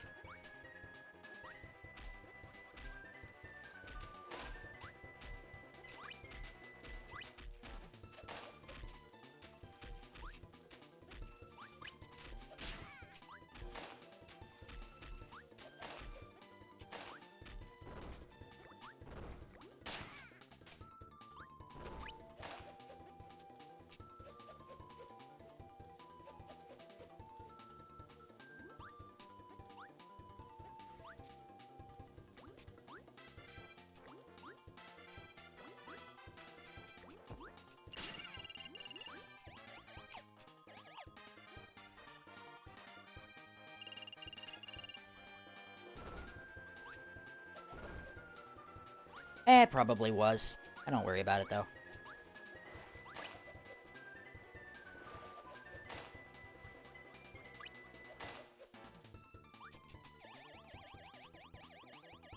I think there's probably a...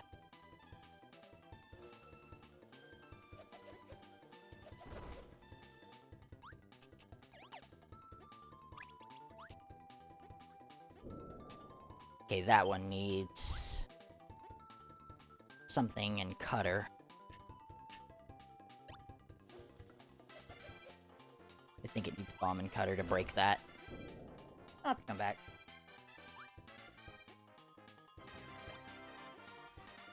Hey, Craig, thank you for subscribing.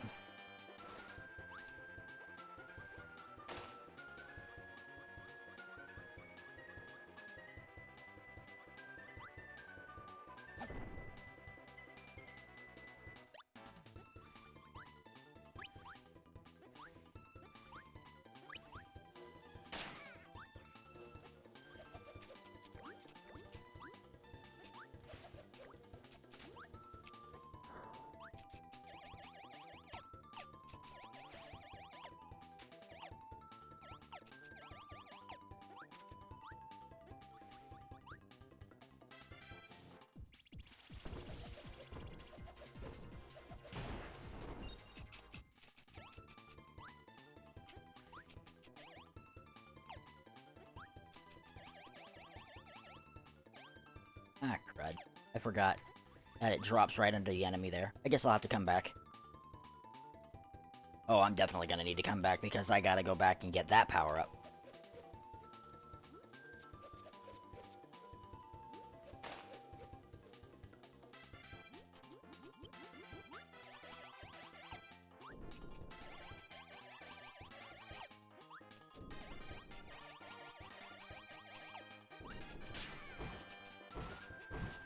Wow, I got straight up comboed by that thing.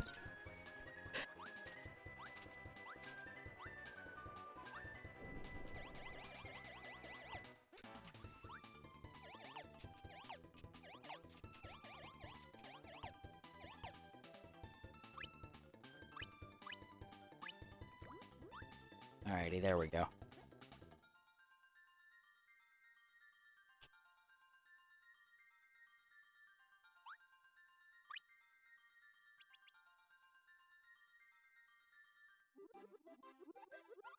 Yeah, yikes, I wasn't even able to get any of the crystal shards there. Okay. Swing back and grab some other power-ups then to get those.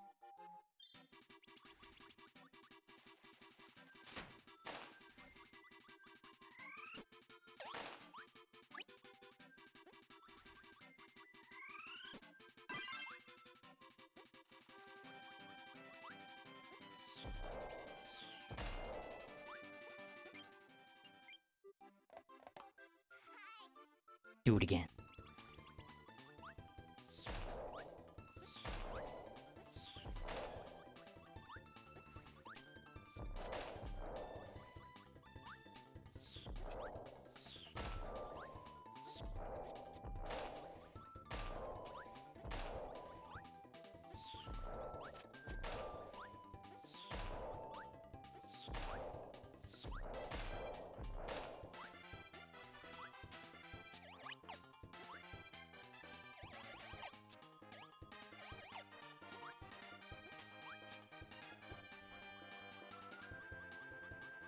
I love the little sand castles and the sand sculptures in this stage. The aesthetics just make it lovely.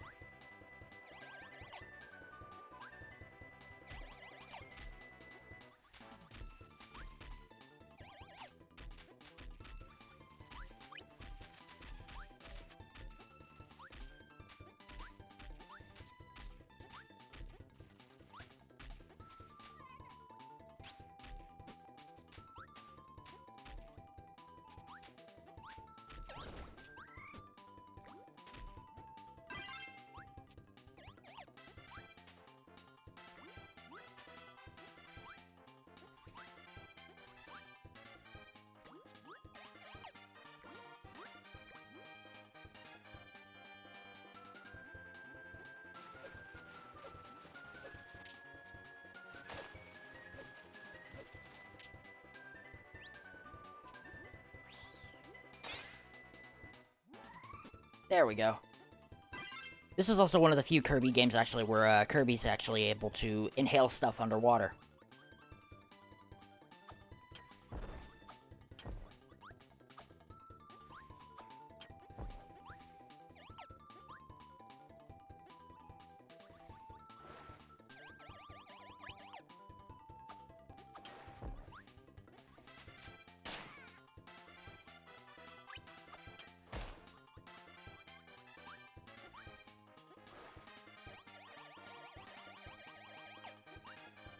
I think I've got the right power-up for this time.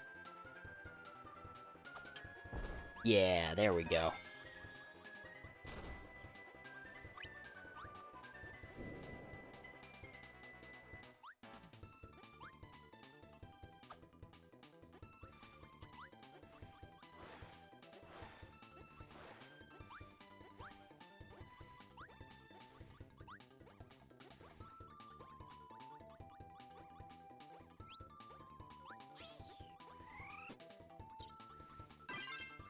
I think it's Cutter and Stone that I need for this next one.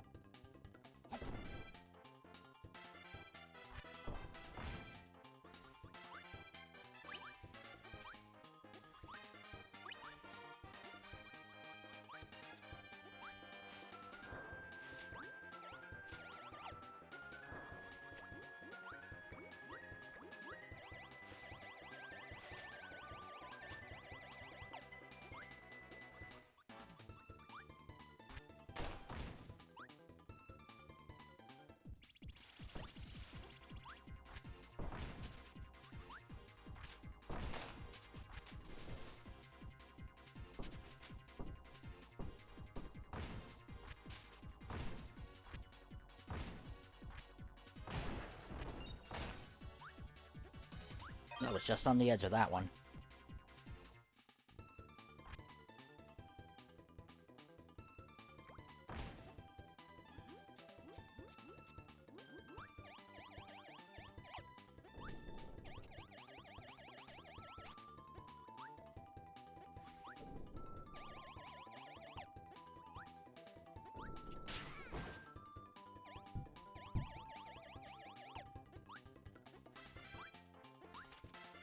I'm gonna try not to make the same mistake twice with this one.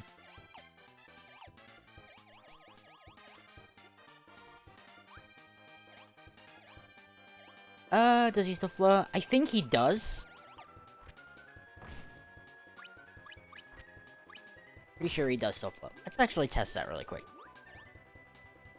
No, actually he doesn't. He just puffs out the air and then just falls into the water.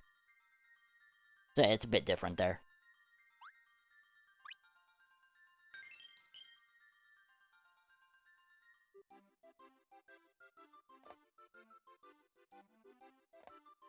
Eh. But that's okay, though. I don't mind.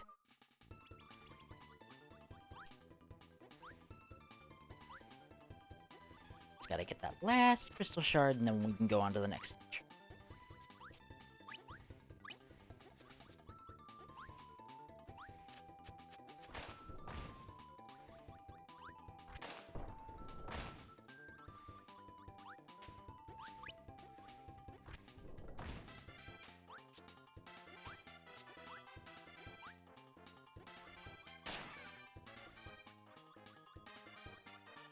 Let me see.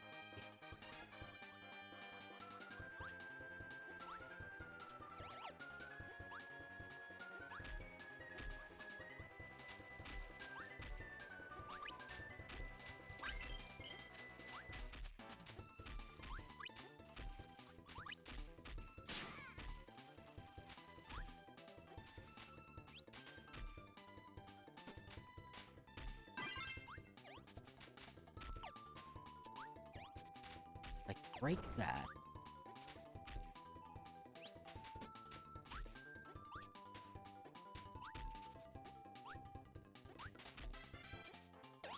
Got him.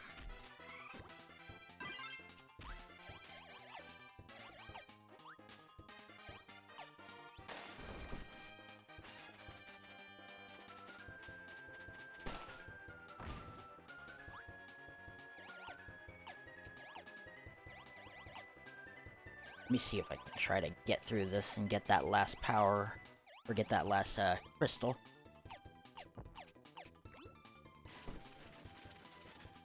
It's weird that I think his name's Kine. The fish sculpture doesn't actually do any effect in water, which is kind of strange. Because in the game, that was his whole shtick, is that he was, like, the fastest, underwater transportation.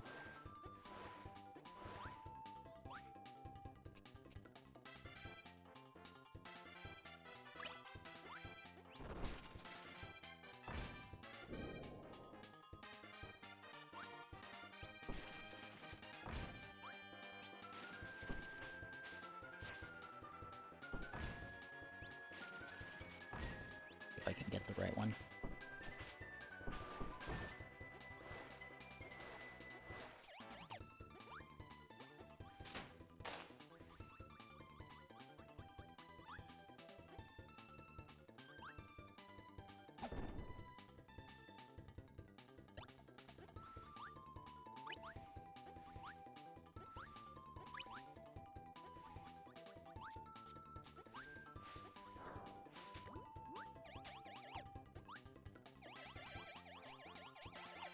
I'm kind of curious, for those of you who are familiar with any of the Kirby games, what's your favorite Kirby power-up?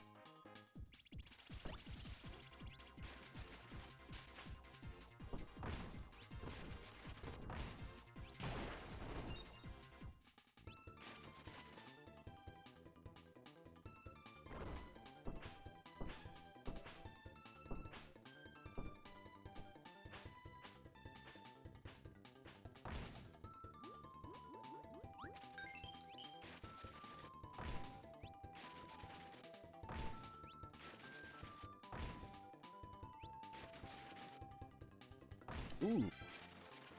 I'm seeing Suplex and Tornado. Those are both some really good ones. In case anybody doesn't know what I'm doing, this is how I have to get the Crystal Shard in this. When you transform into one of your animal buddies, Rick,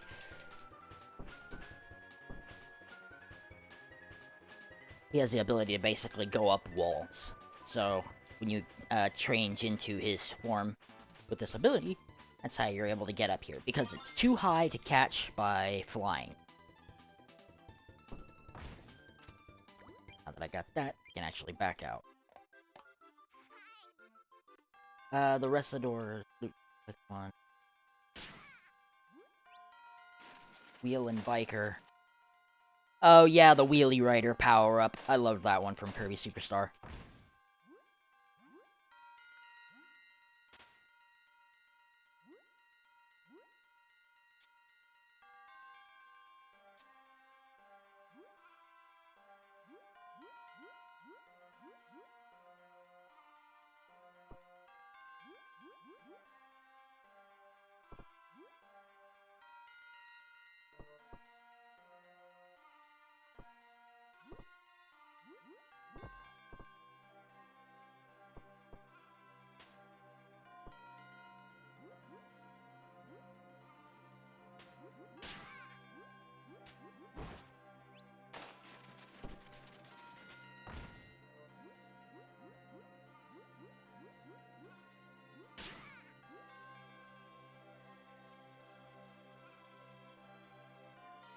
Yeah, I think Wheel is probably one of my favorites. Probably Wheel and Fighter.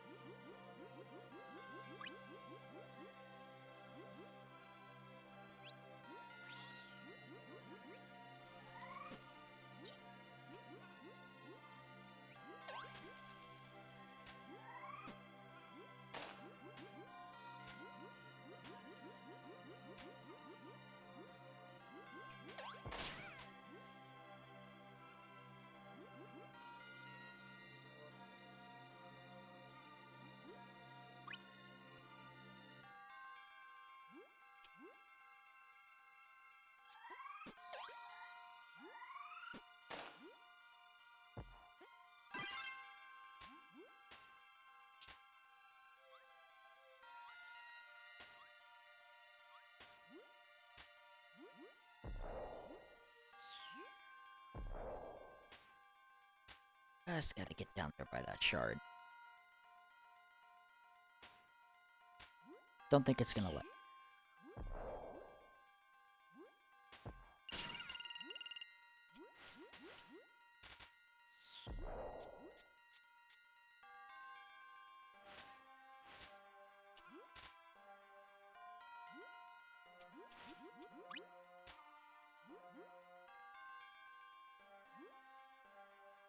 Duplex is fun.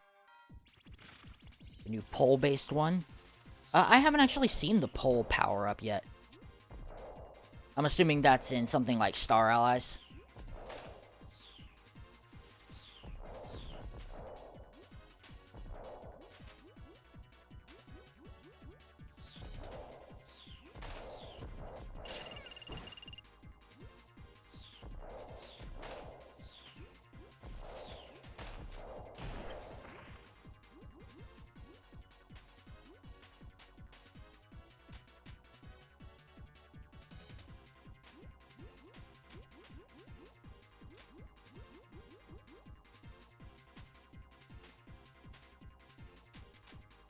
I still need to play Star Allies. I've heard a lot of great things about it, though. Okay, I didn't even see that. It was a random rock.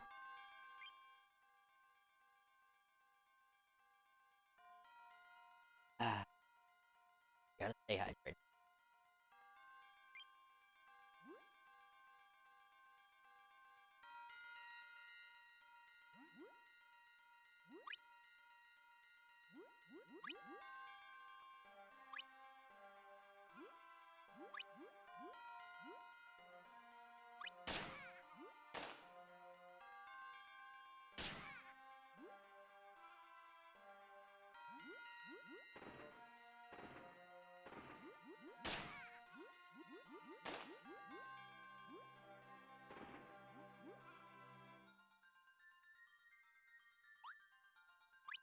Got another. How many did I collect in that one? Oh, I didn't get any. Yikes. I'm gonna go back and get curling stone.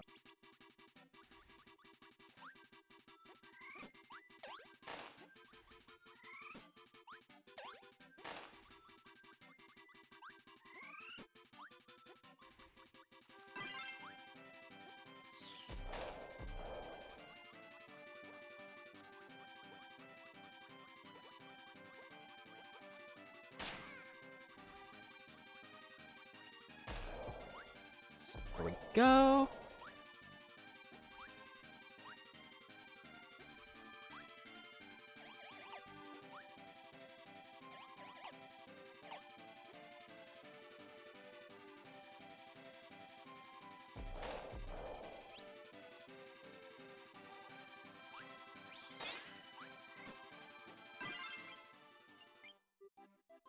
Alright, now we'll go back through this stage again with this power up, and I should have some better luck this time.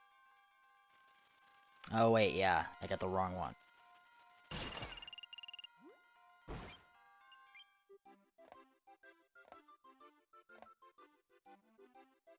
I need ice and stone for this. My bad.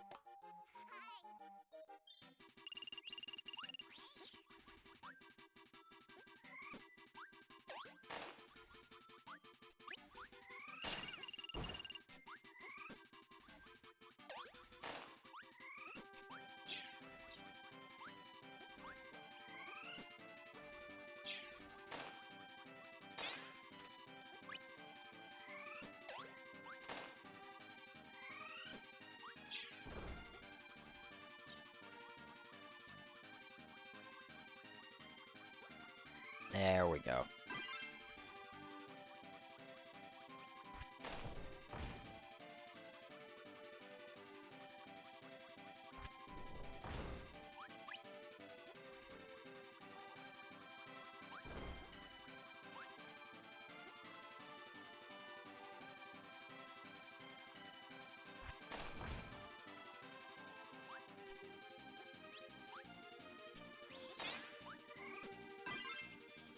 There we go.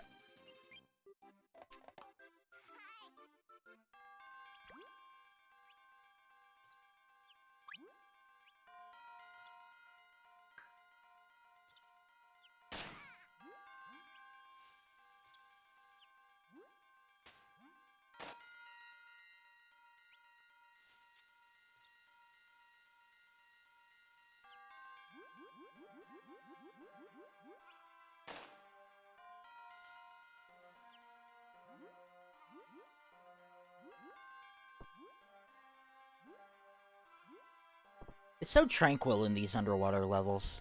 Something soothing about it. It's a nice pace breaker. And normally you wouldn't think that water levels would be like that, yet they are in this game.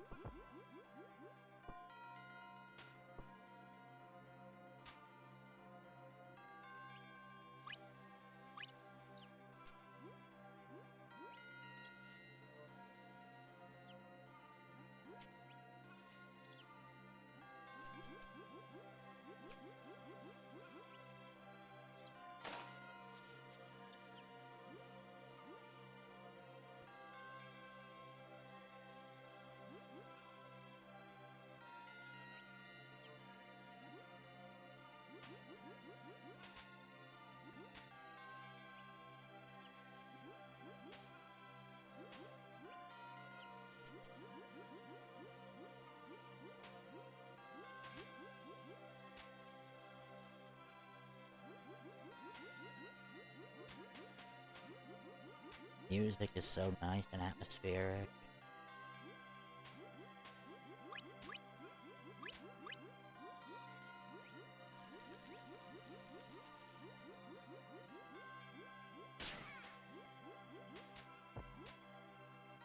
Yeah, the lack of the oxygen meter.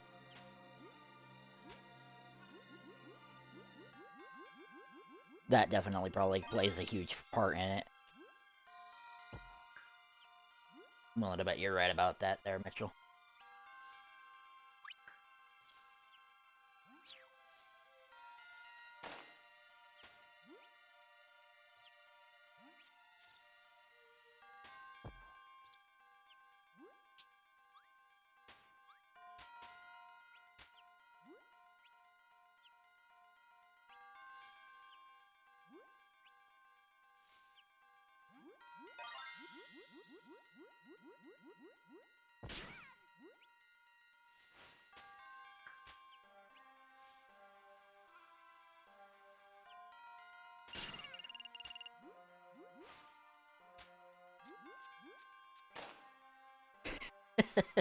What kind of evolutionary advantage is that if a possible predator gets near and violently explode and die?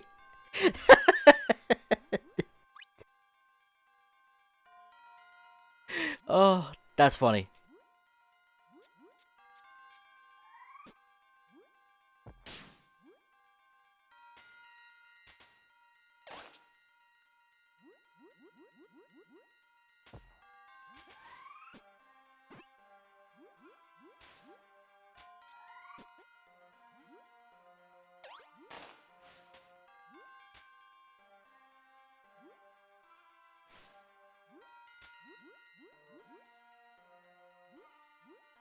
That's brilliant.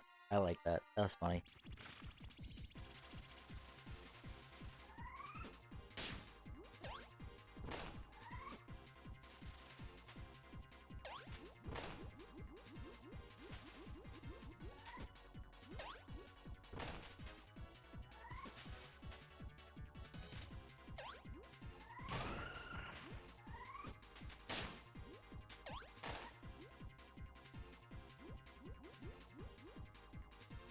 I feel like there would have been a crystal shard somewhere down there. And yet there's nothing there. Weird. Can't even remember. Trying to think where that last one is. I think the last one is actually in this corridor right here. Somewhere. Ow.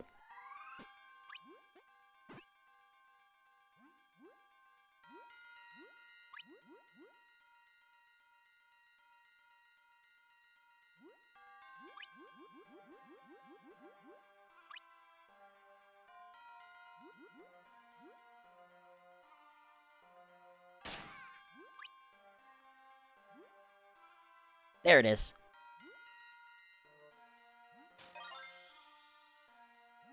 And that's all three now, I think.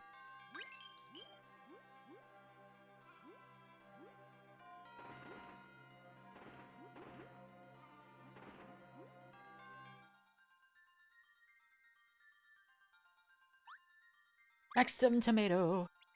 Alright, cool. Alright, so now I gotta fight this boss. I'm gonna go back, though, and grab curling, because I know it's good for this fight.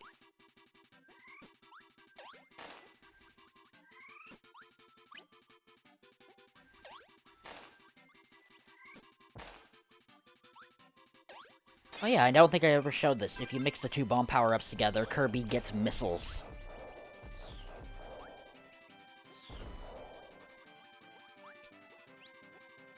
It's a bit of a weird one.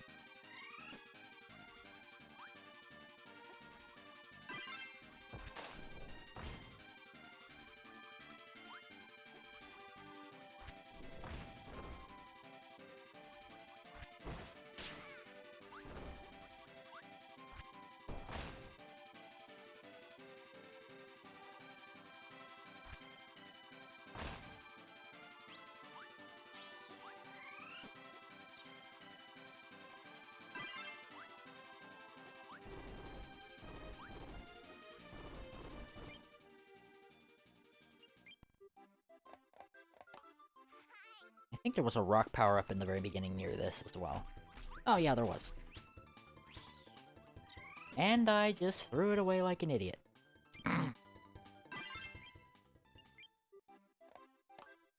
Run it back!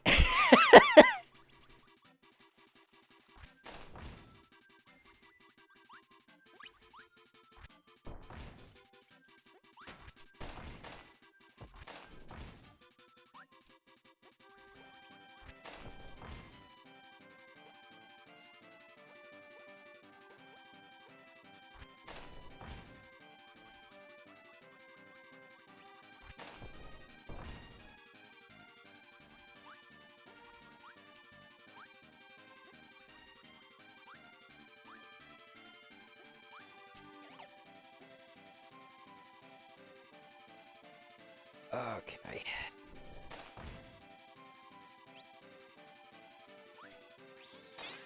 There we go. Now we got it. Now it's boss time for the third world.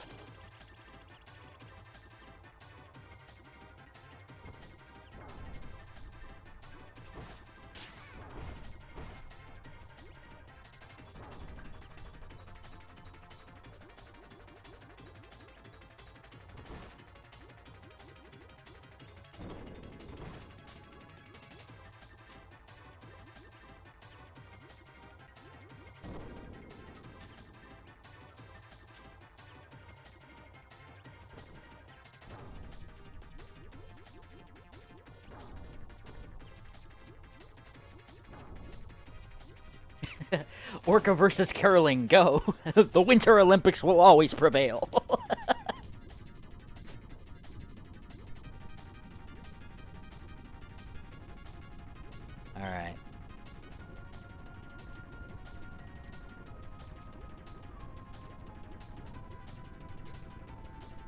Phase 1 is done, and I believe this is Phase 2.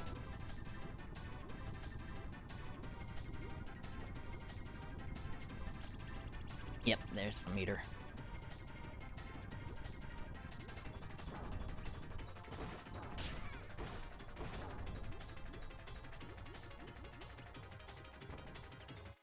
Oh, shoot. I didn't release it quick enough. Ah, well.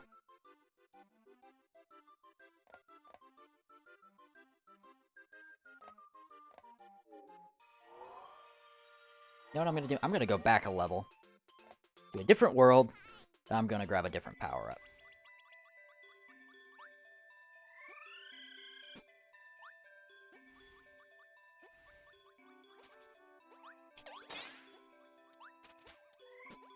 One that I've got some serious faith in.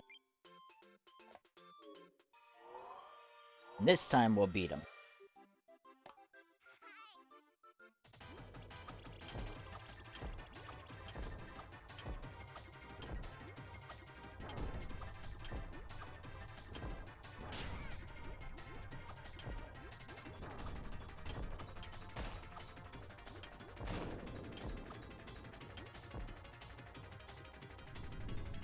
The little exploding ninja stars one is absolutely one of my favorites.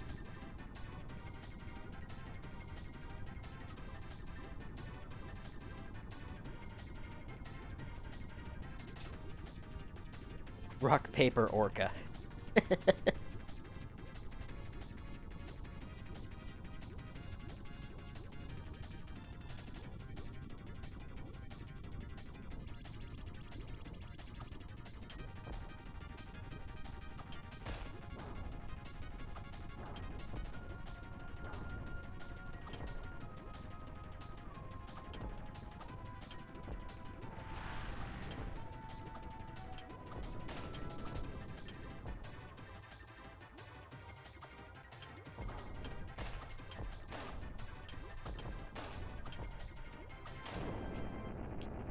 Mitchell, thank you so much for subscribing. It means a lot.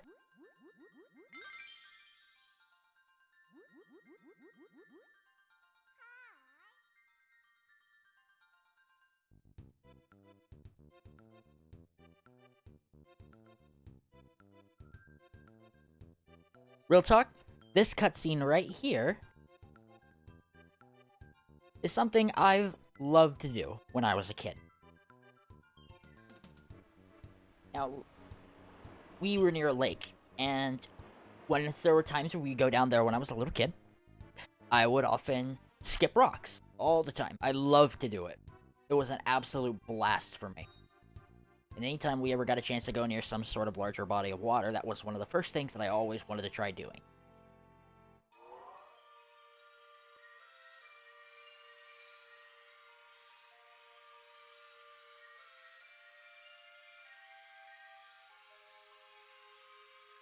Alrighty, Thomas. Well, I would like to say, just going ahead right now and tell you, thank you so much for jumping into the stream and for helping to, you know, keep the mood light and happy in here and chatting, engaging with everybody, and of course tuning into the stream and willing to help me out. It does mean a lot. I greatly appreciate it.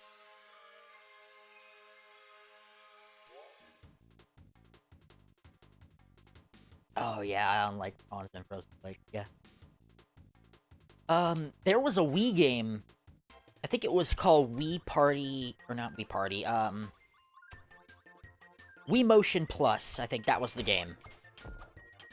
It actually had little mini games in it, and one of the mini games that it had was a stone skipping game.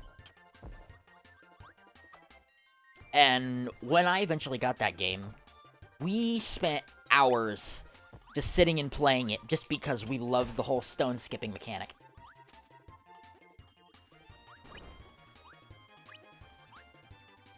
Alright, Anna, my boy. Thank you so much for showing up for the stream and tuning into the chat.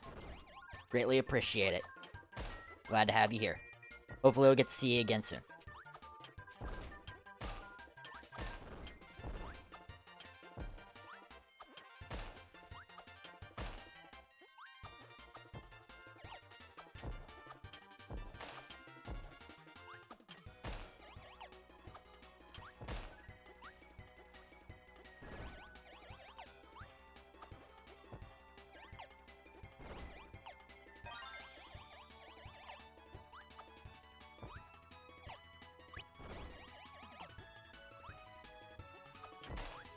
Some of the stuff that's actually in this level almost gives me D&D vibes.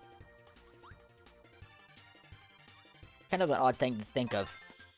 But I just imagine like some sort of deep, thickened forest full of traps. You need to watch your footing.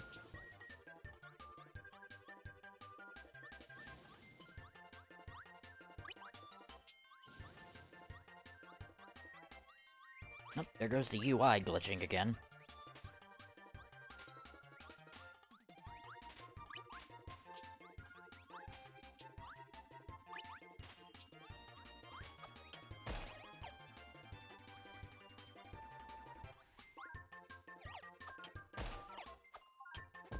Crap, fire-breathing monsters. Usual D&D things.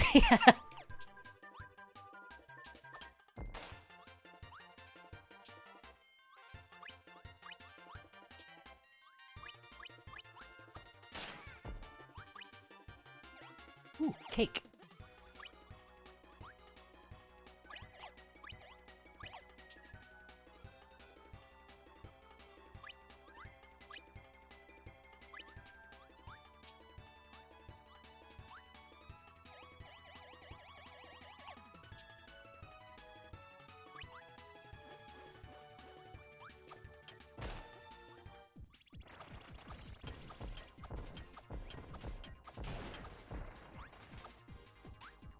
I love how this power-up makes short work of any bosses.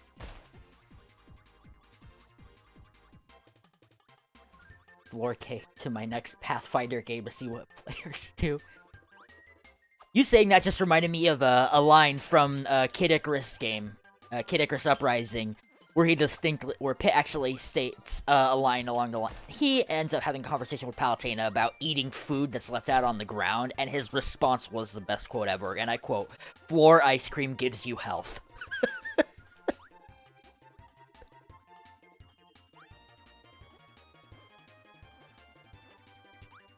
Could probably make a Castlevania reference too by hiding a roast chicken inside of a wall.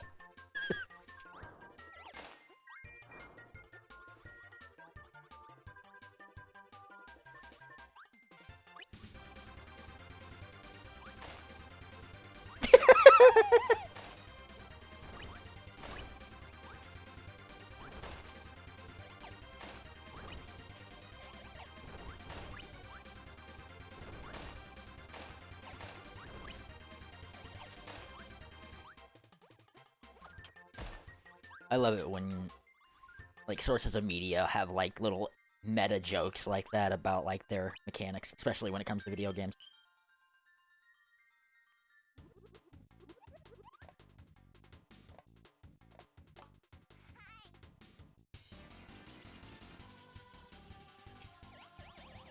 That one's an easy crystal to miss.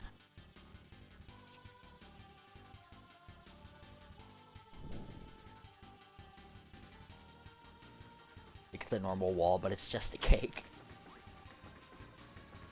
That'd be a funny meme magical item. A dagger that anything that it cuts, or it turns it into cake. The cake can be consumed.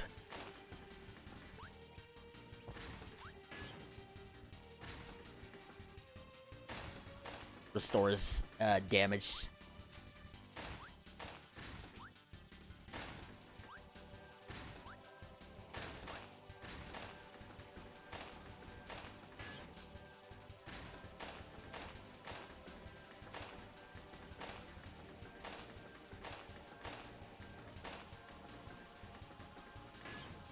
I'm gonna have to do that part again because I missed out on one of the shards that was over on the top row. But that's okay. Fort save or become cake.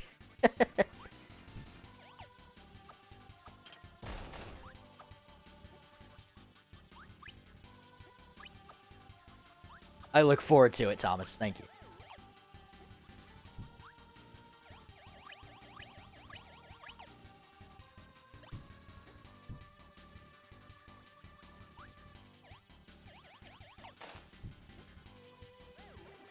What? Okay, that was a weird hitbox.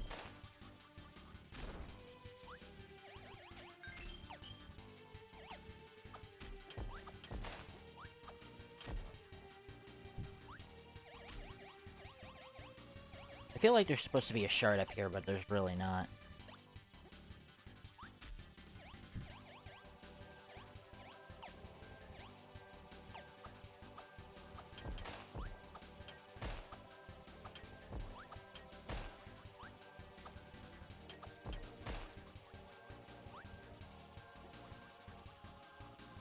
Now, I actually know a lot of people who come from Mr. Ripper's channel that are actually on the stream and have been tuned in so far, so I'm actually a little curious. If you were to take a video game, any video game, and run it in this format of a D&D campaign, what game would you pick?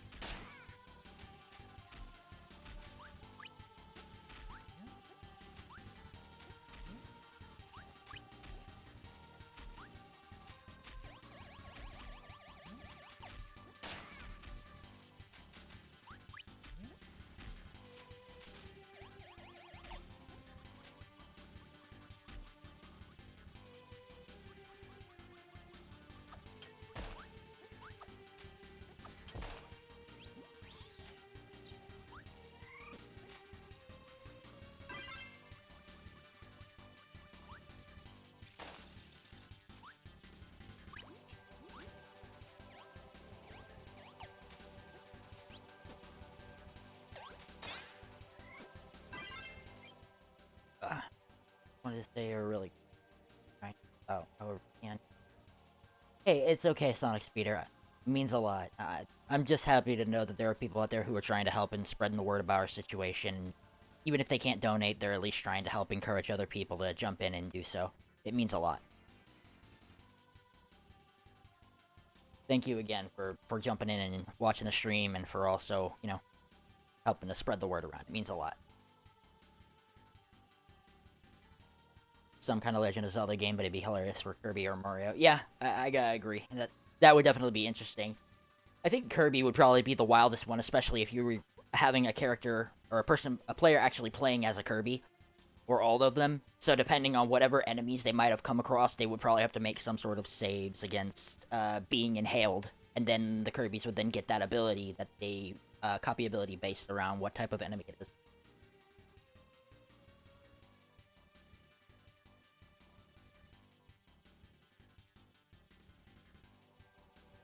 It would definitely be an interesting mechanic.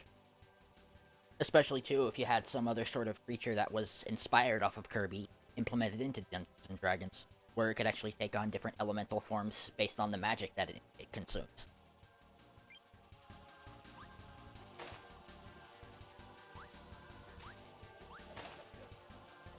Yeah, it would be difficult to make, but the final product would be absolutely really cool.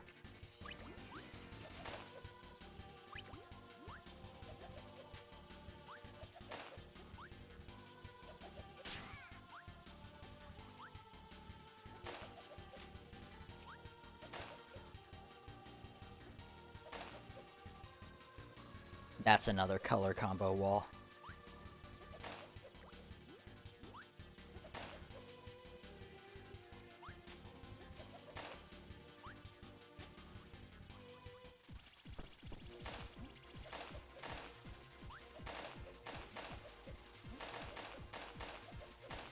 This is probably the most satisfying room with this power-up.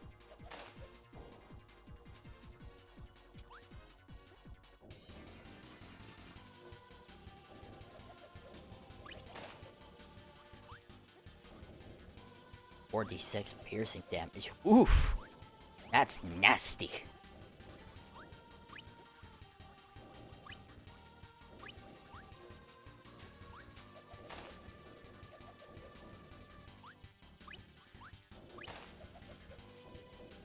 Yeah, Castlevania would definitely be really cool.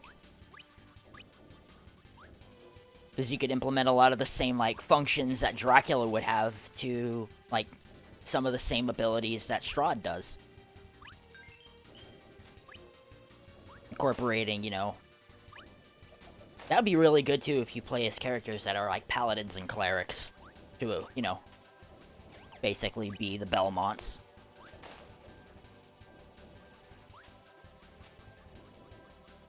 Grim Hollow. Yeah, I've heard a lot about Grim Hollow. I heard it's really good, actually. So far, the ones I've seen the most publicized, I've seen Grim Hollow, Humblewood, and one that was put out by RuneSmith actually not that long. There was like reaching its tail end of its production, Stibble's Codex of Companions, which I always loved the idea of like having little creatures or partners for your actual playable characters. Yeah, or a holy fighter or a monk. True. Even maybe a warlock with the celestial patron. That's always also a possibility as well.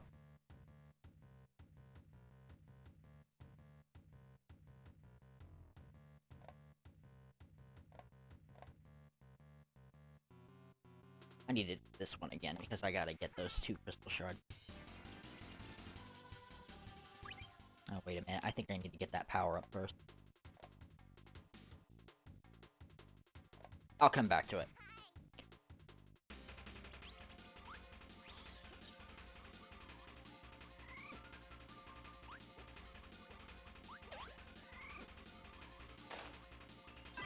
Yeah, it is. But it's still really cool, all the same.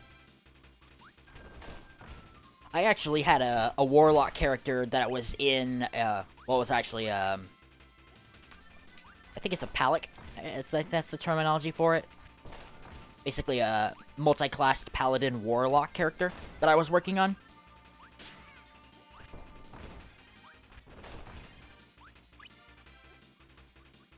He was gonna be a tiefling bounty hunter. I wasn't sure about what his patron was going to be. I was tempted on creating a patron for him that would hopefully, like his patron would probably be some sort of, like a weird blend between the Fiend and the Raven Queen. And I imagined him having a, familiar. And alongside having a familiar, he also has a partner who fulfills his role. Alongside... So he's one character, but you're really getting 3 for 1 with him. Because you got him, and his familiar, which is gonna be bonded to him. So basically he would get the perk of Find Familiar, but instead of being able to change whatever familiar it actually was, it would just be locked in as a specific species. Probably some sort of magical item accompanied to it that sort of like bonds the spirit of the familiar to it. So whenever it runs out of hit points, it just sort of recedes back into the amulet. And it was going to be some sort of like shadow wolf kind of a creature. Probably just use the basic stats of a standard wolf. And his partner would have been a mimic. Sort of, like, imagine them in a previous engagement, forming some sort of tie, like, I'll help you any way that I can as long as you provide some sort of sustenance for me.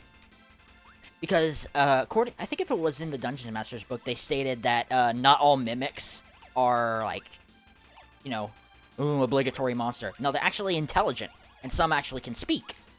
So, I figured, what would it be like if this guy actually had a mimic that basically became his weapon? So he'd pretty much walk around with a talking sword. Yeah, feed me back, guys.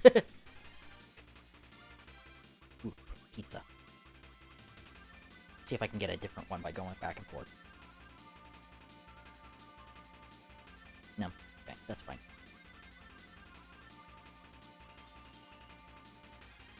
I have no idea how to do this one.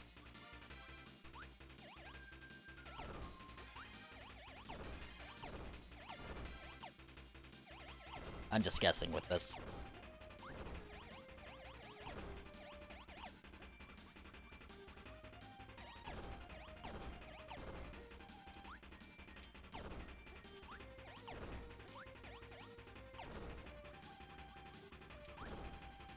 Okay, it doesn't look like a pizza at all. It looked like Pac-Man.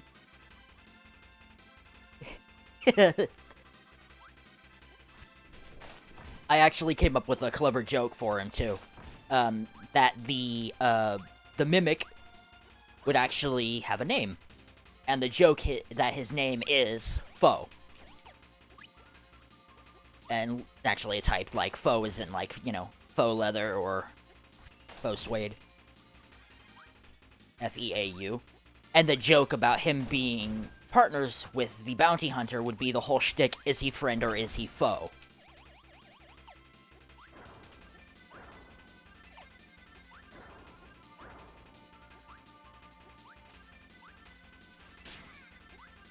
So it's sort of a little bit of an in-joke.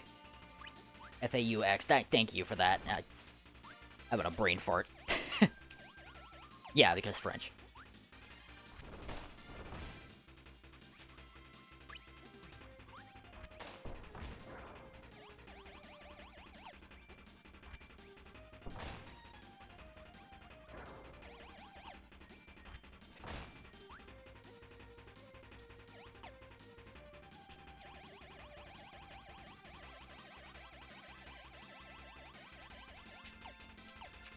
Aw, that bites. Okay, that's fine though.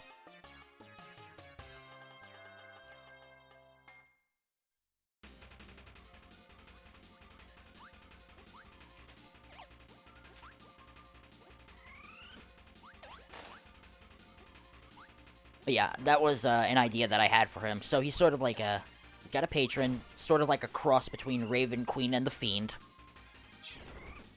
He basically has a single locked familiar that's tied to him, that his patron allows him to have. His overall duty is to fulfill a goal that's set by her. And she sort of bestows said familiar to him. And I imagine the whole course of the campaign, or further along, it starts to turn less into a familiar and more like a pet. And there's eventually a sort of bond built between the creature.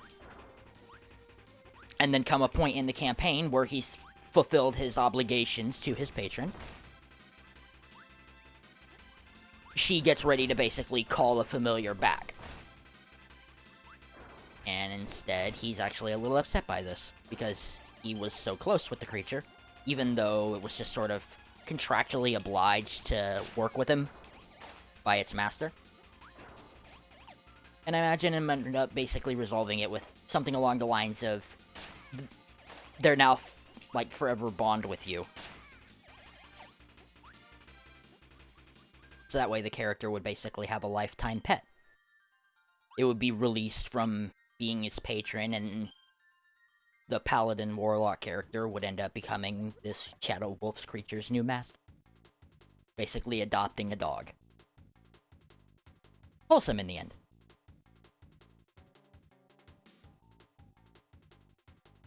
Oh wow. I did not know that. Birds in French. Wazoo. Wow, that's very interesting spelling. I've actually never taken French, so I've never learned anything about it, actually.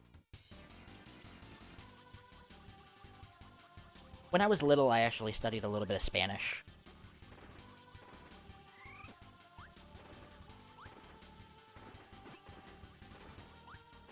Loved it at the time, but progressively I sort of grew rusty with it.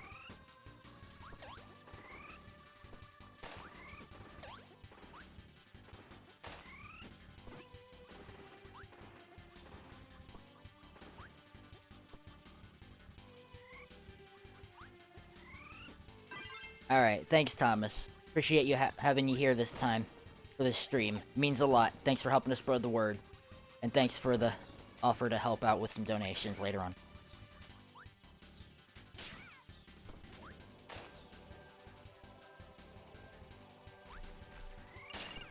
Yikes, I'm taking a lot of damage this level.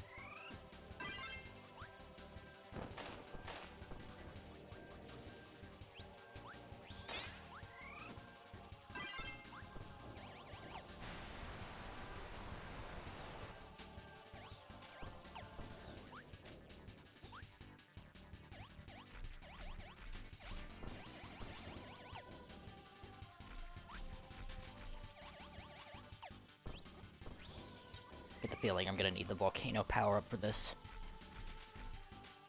If I remember correctly.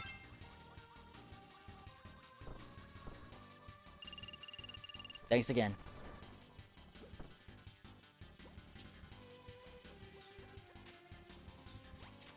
Learning American Sign Language? Oh, wow.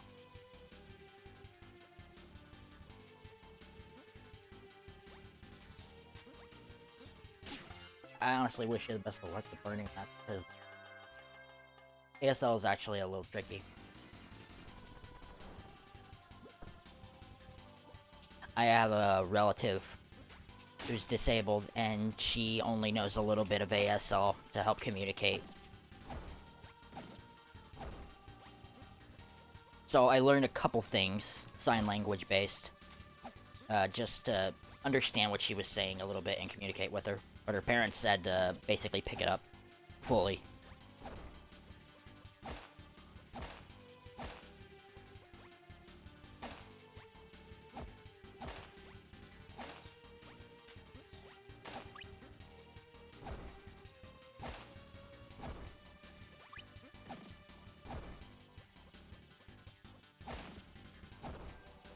Now that's commitment.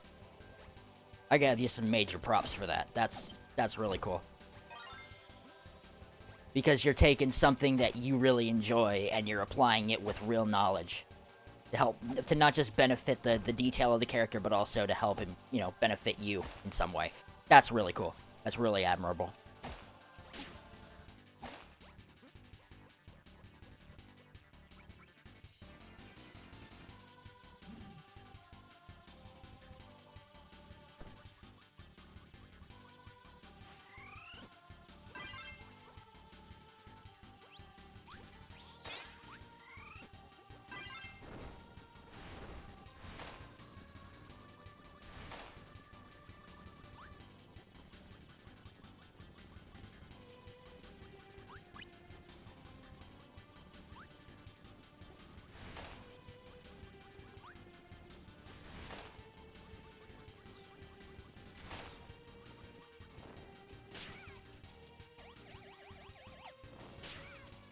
Come on.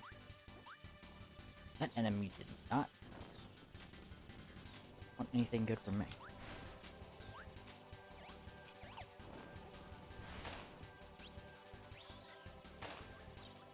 I'm gonna take that spark power up.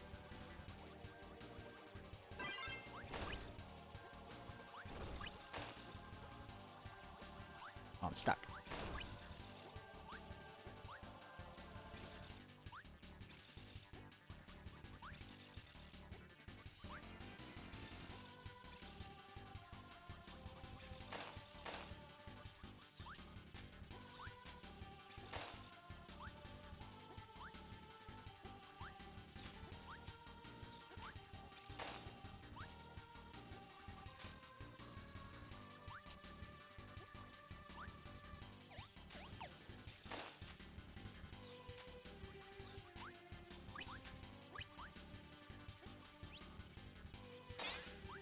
And when it comes to characters knowing languages and different techniques, I've actually thought about trying to like do some different research for my character as well.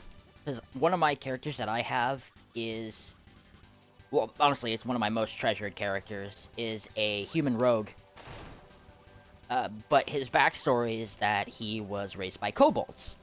So, as he spent that time with them, he sort of picked up learning how to speak Draconic. And I imagine that it would be something that would come into play sometime or later on in the campaign that would involve him.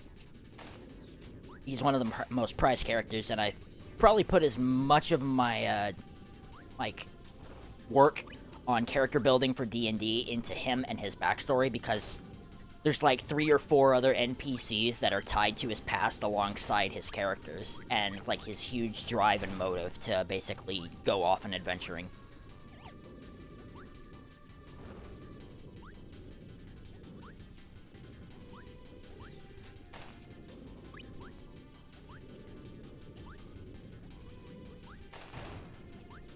I always think it's neat when players come up with the idea of adding other characters to their to the character that they're playing as background, for the sake of building the lore of the character and also giving them potential interactions that could be used later on in the campaign, be it for plot hooks, for conflict, for just general story building. Especially if you can get a DM that's really invested into actually taking your character's backstory and implementing it into the campaign to make it more... what's the word I'm trying to think of? More tied to your character.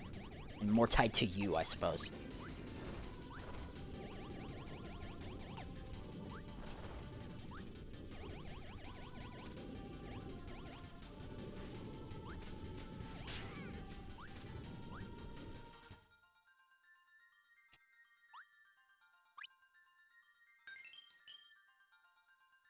Playing an iteration from my first ever D&D campaign. Human Rogue also. Very close to the part. Basically, I was when I was 18 years old. Yeah, I think when all of us create certain characters, I think that there's always just like a little bit of us in every character that we create. And it might not be something apparent at first, but it could just be just a tiny little intricate detail that's like, that little piece of me is in that character. It gave that character, especially when they're characters you put a lot of effort or heart into. Because then you sort of built this connection with this character that you've created, and it becomes much person. And I love that.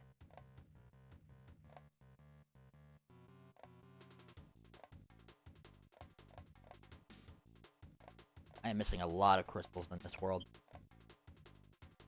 But that is okay, because I will... After I go back through them, after I fight this boss.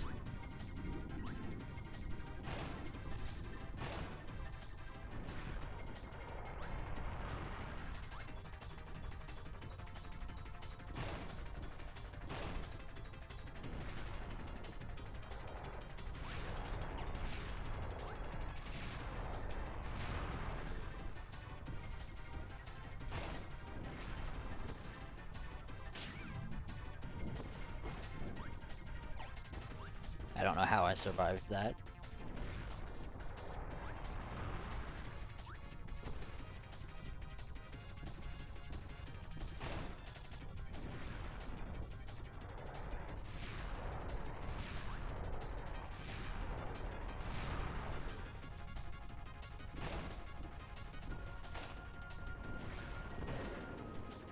Alright, phase 2 time.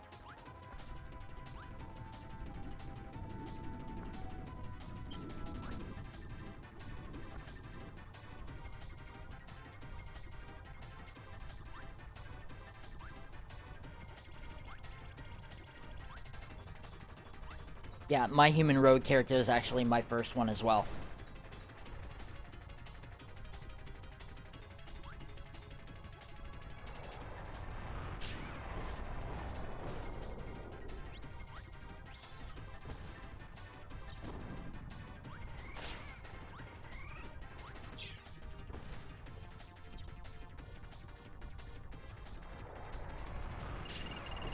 Yikes.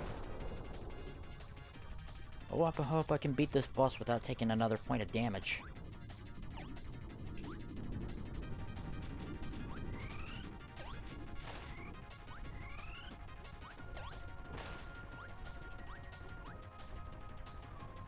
Oh god.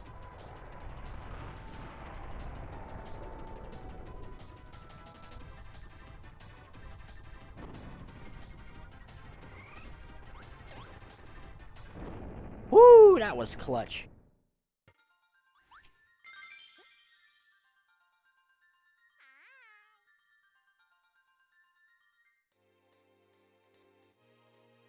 But yeah, when I first, rocks for your face. Guess you could say I rocked his world.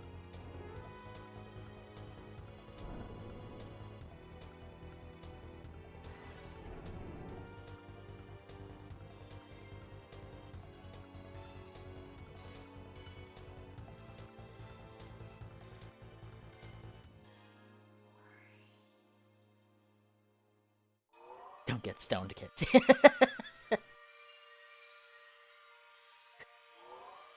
Oh, good. Okay, I really gotta go back through these and find these crystals.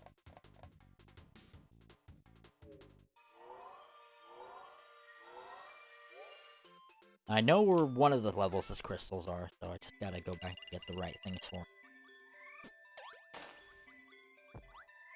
Yeah, I know that theory too. Shiver Star being frozen, dystopian Earth.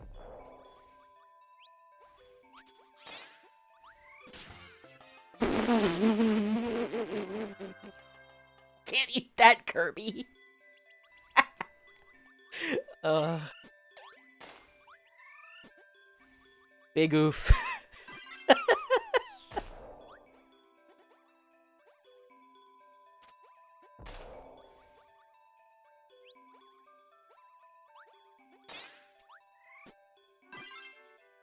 Slow clap indeed. Oh, man.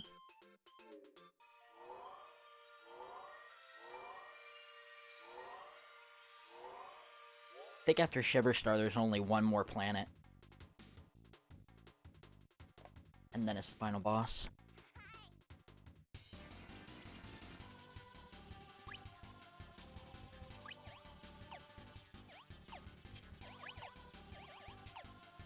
Grab a couple stars.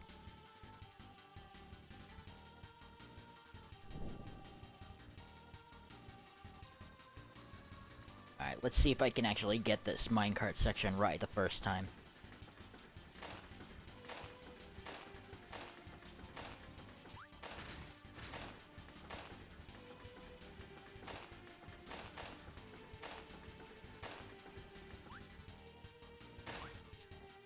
There we go. There we go, got that one. I just gotta get the next one.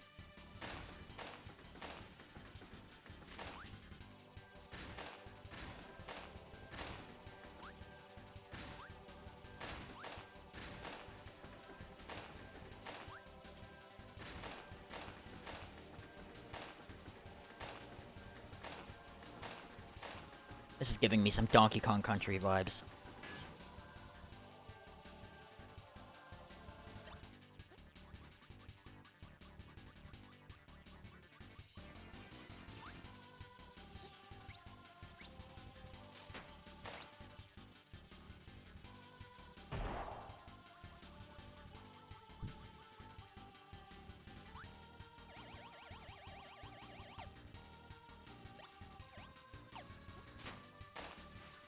This is the tricky part.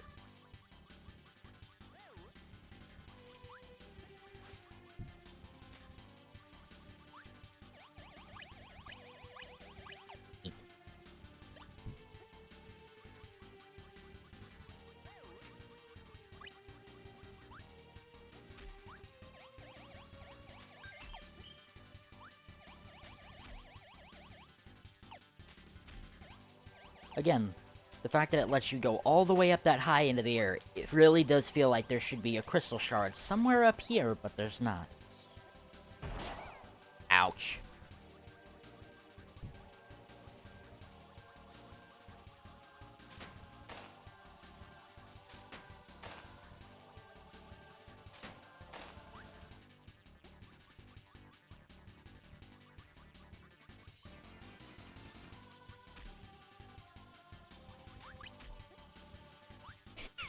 Heavy Illuminati.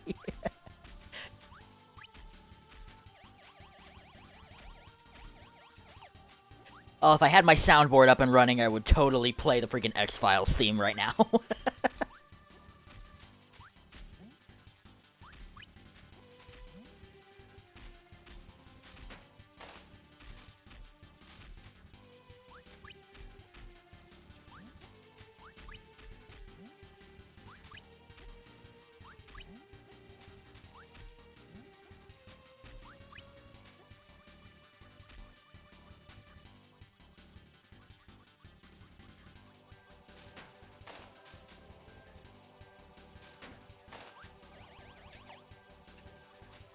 Okay, I can't seem to break that. That's fine.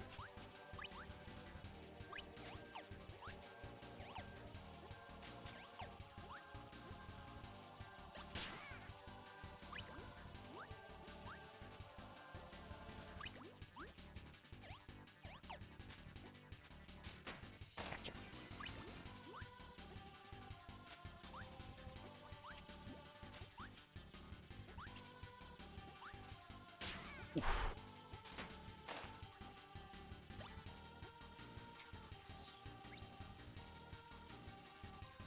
And come on.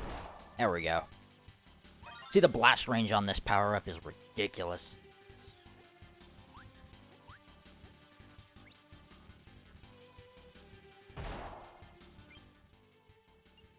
So there's those crystals. So now I just need to find the ones at these two levels. Let's do this one. Do the volcano level.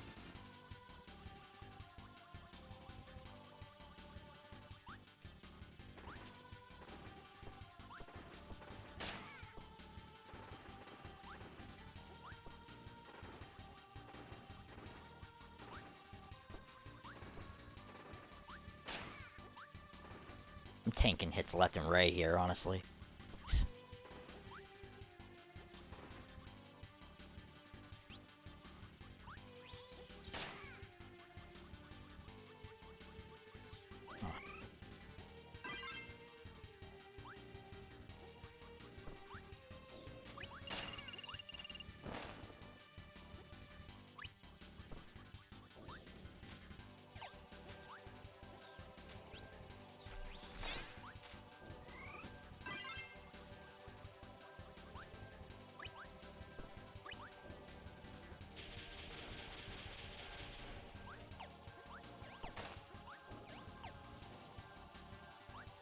Come on.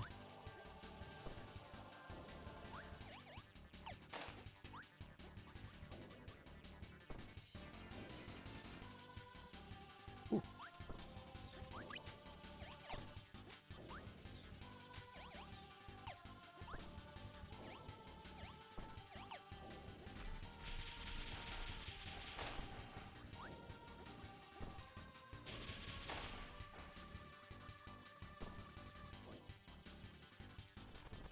Alright, now we're back to DDD's segment.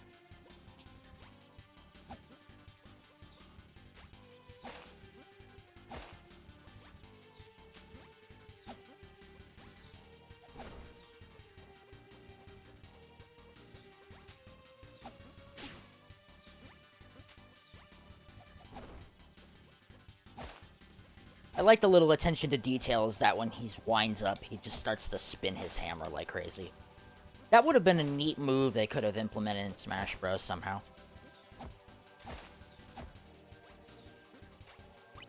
Shame they did.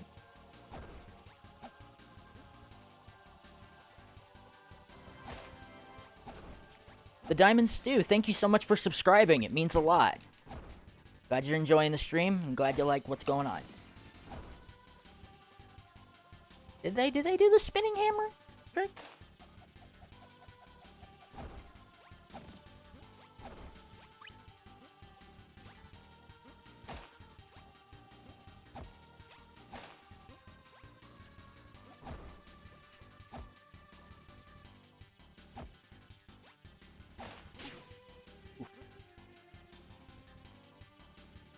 Oh yeah, with his thrust, his like jet hammer move. Yeah. And technically, roast chickadee.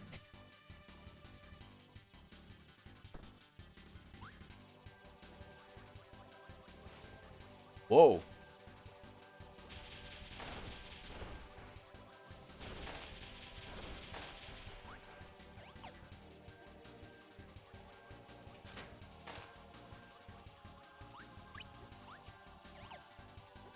Okay.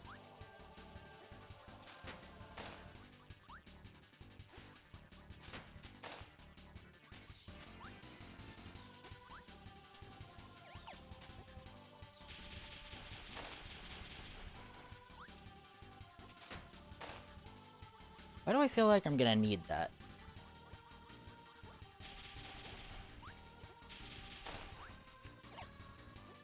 Like, I don't know why, and I can't put a finger on it, but I feel like I was gonna need that somehow. I don't remember.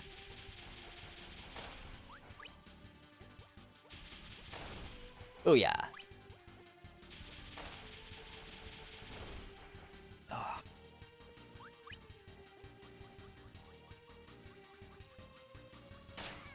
Oh, that one was an illusion. I was expecting to be able to get past it. Alright, I think we're good. Good.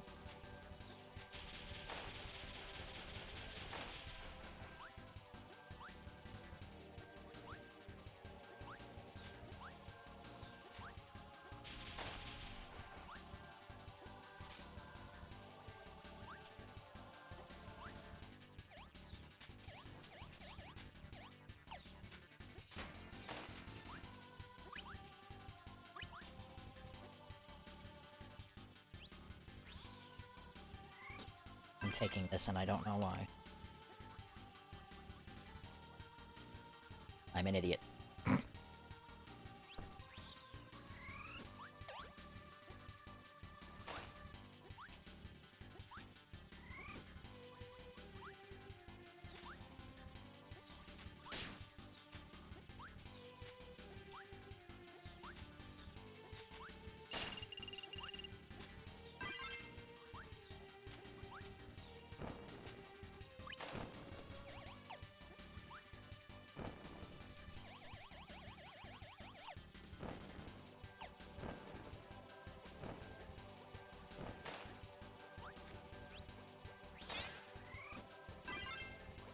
I gotta hope I don't die on the way back.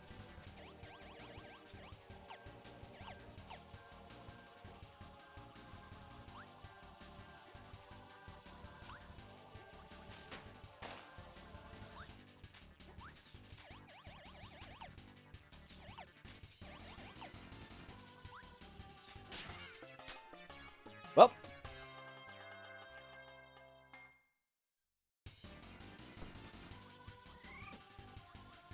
At least I've got full health again.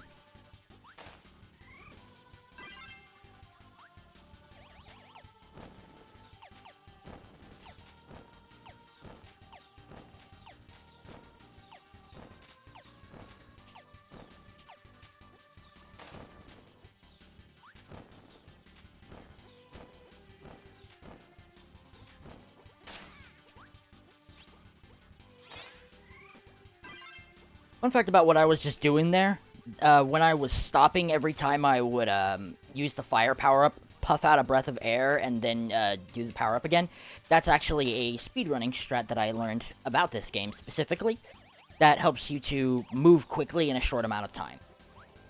Apparently, puffing out a breath of air, like, resets the timer for Kirby to be able to use his power again. And if you do that with the fire power-up in quick succession enough, you can basically get across a large amount of space, lose very little altitude, and avoid enemies.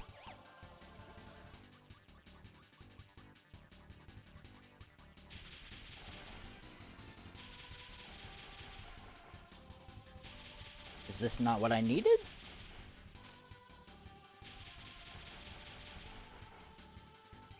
Do I just need straight fire?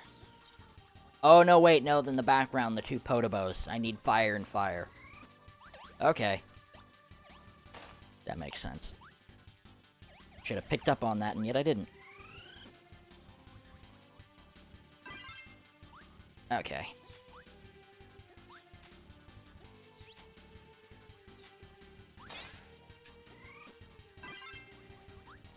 Double fire is, like, one of the craziest power-ups in this, because it makes you go by so fast.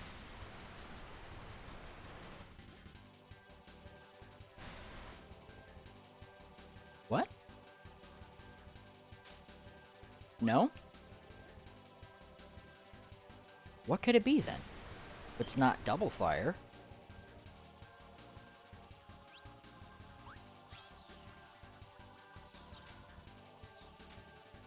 Is it just single fire? I don't even remember this one. Nope, not fire, just single fire either. Maybe I need the dynamite power-up for this one. Typical. Okay, I'll come back then.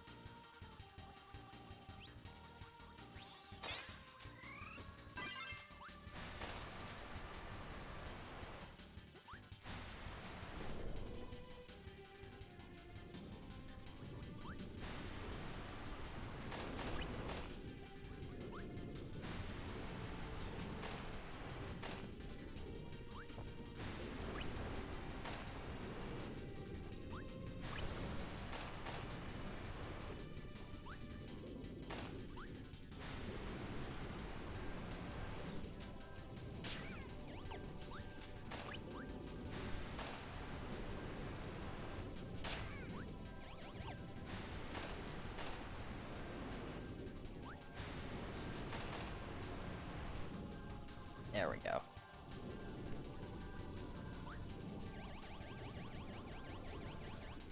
There's bound to be a crystal in here, I'm sure.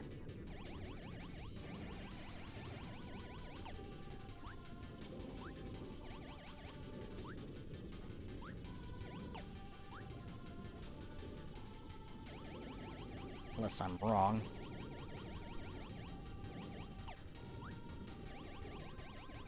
Try to think about this when you got to deal with the, you know, impending rising lava from below.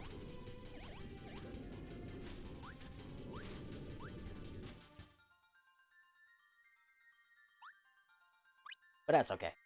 Now I think I know what I need.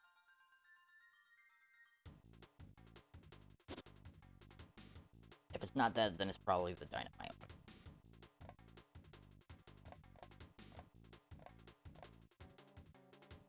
Need a drink really quick.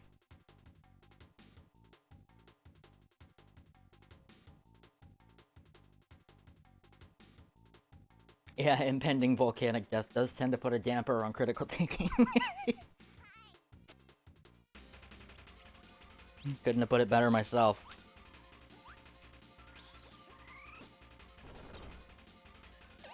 This is a neat power-up. If you combine, stone and spike, you get a drill. And when you release it, it just goes on ahead for a little while without you.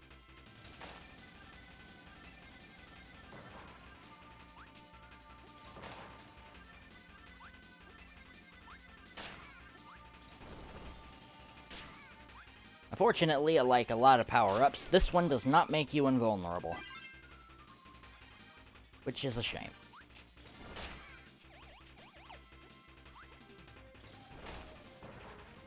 But at least now I can grab that shard.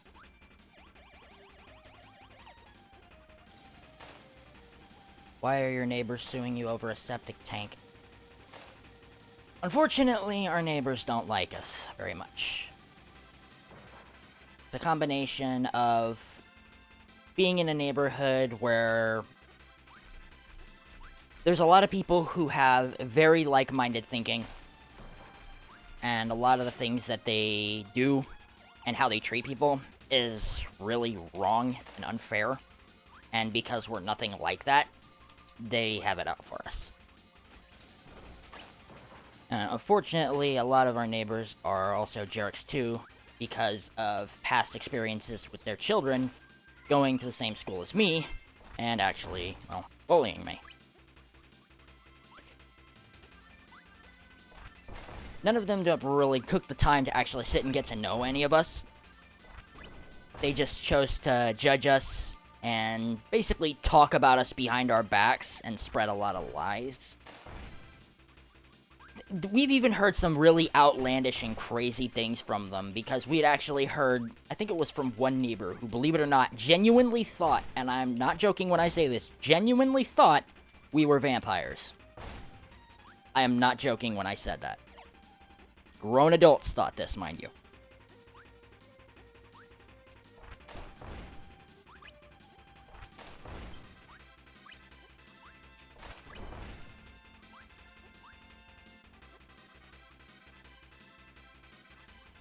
Keeps giving me this pizza thing. It's so strange. I can't remember how I make this.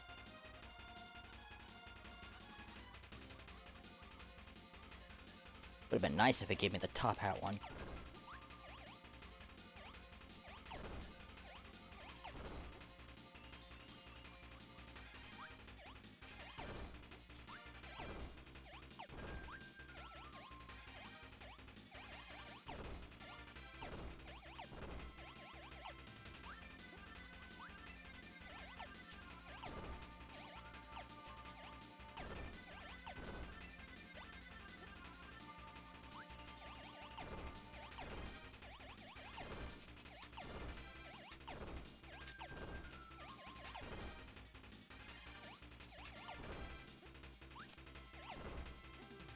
Is that it? No, that's not it.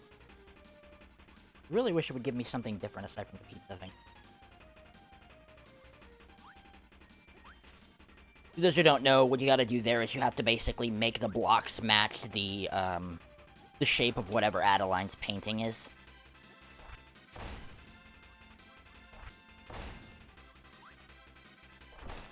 So, unfortunately, our neighbors don't like us very much.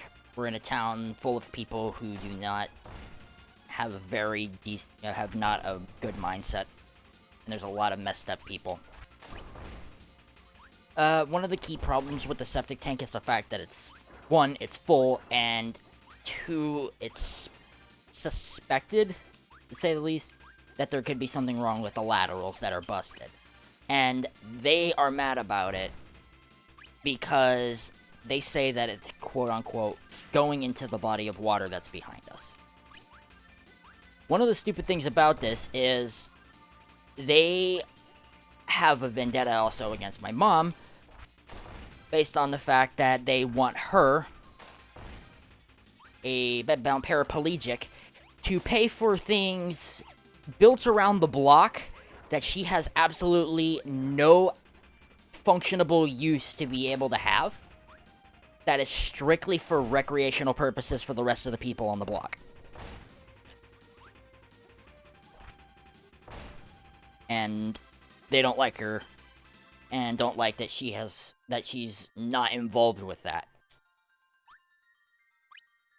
And they don't like us because we're not involved with that. And it's messed up. It's basically they're forcing somebody who has... Yeah, it's not reasonable at all. Completely irrational. It's like forcing somebody who's...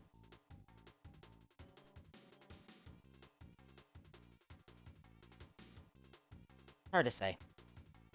It's like asking somebody who clearly has a thing that inhibits them from utilizing whatever it is that they're trying to make. Or whatever they're trying to do.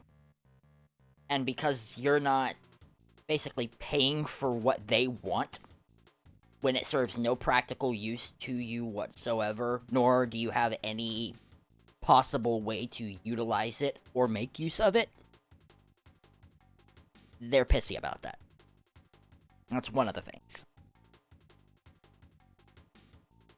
Because one thing they wanted them to do, they want to... Here's an actual example of something here that they actually want. They want to install a boat ramp. And they have absolute... And the thing is that the body of water that's nearby, it's barely even able to even sustain any sort of boat at all.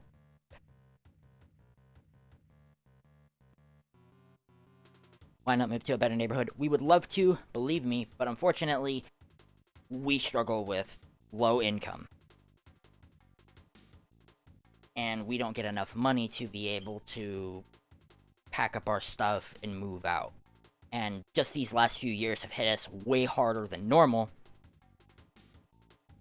Because my mom ended up in the hospital, fighting for her life. She was literally on death's doorstep the day she went into the emergency room.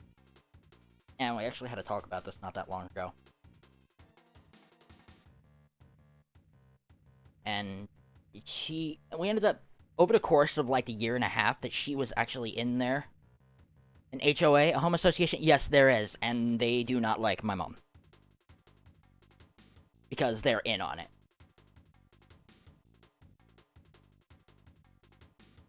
And that's also tied into because of the not wanting to pay for recreational items that she as a person has absolutely no business or fundamental use or practical use of being able to utilize.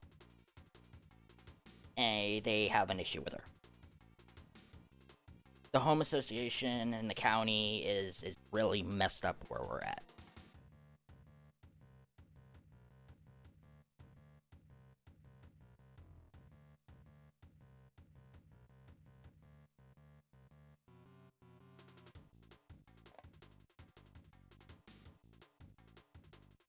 Yeah. Yeah, pretty much. Yeah, Mitchell.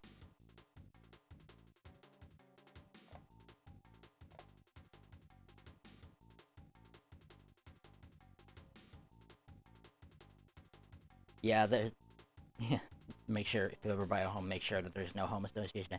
That's a good call. Because there's a lot of home associations out there that are in charge, that act basically in charge of their blocks and the communities that they are in. And they often pull there's a lot of home associations that pull a lot of really outlandish and ridiculous actions towards homeowners that are in their communities. Just a prime example of this also, it's not something that didn't happen to us, but happened to another family that was in a different area that was struggling with a home association. Apparently, they had a problem with the fact that a family who had a couple of small children, they had a little play area outside of their house for them to play in, and they got pissed off because the thing was painted purple, saying that it, quote, clashed against everything in the neighborhood's depiction. They literally tried to sue a family because they had a playpen, like a playground area, built outside of their own home for their own children on their private property because it was painted purple.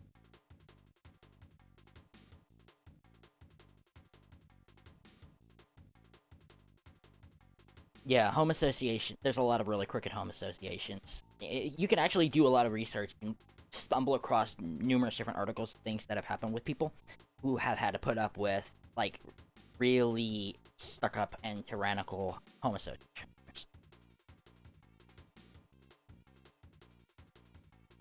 Yeah, pretty much.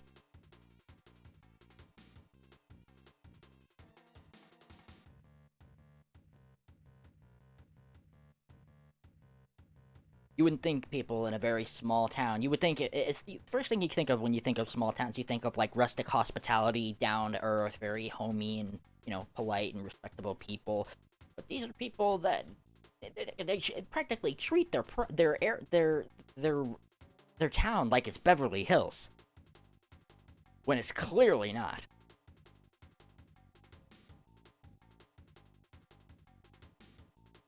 Did they do anything over it? They try to... Yeah, that's because of the septic tank thing that's going on right now. That's what they're going after my mom for. That's one of the things, yes. Alongside, because they're also pissed off, too, because about the whole paying for recreational bullcrap. Because it's tied to it. We used to actually have a neighbor who would complain if our grass wasn't mowed every 3 days. I kid you not. Fortunately, though, they moved away. So.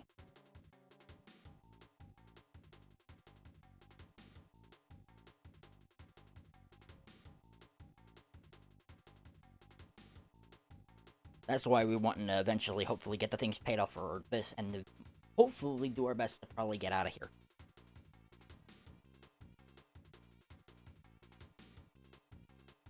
Oh, the purple playpen thing? Yeah.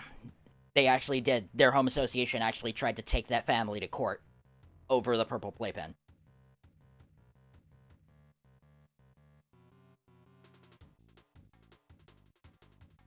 This claiming that it was a whole eyesore to the community and it clashed with the decor and detail of the people in the blocks. It did not fit and it was unwanted.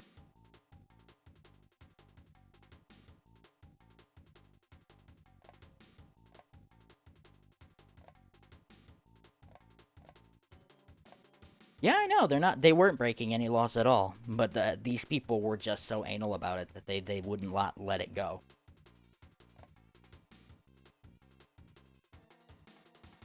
They were basically obsessed with their ideas and their perception of perfection.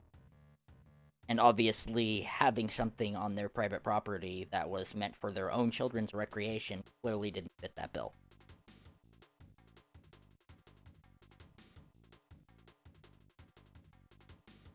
It's ridiculous, I'm telling you.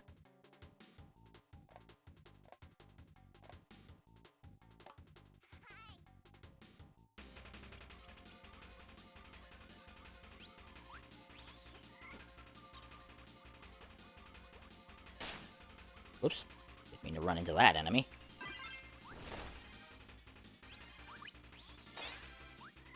Okay, Spike and Ice. What was this one again?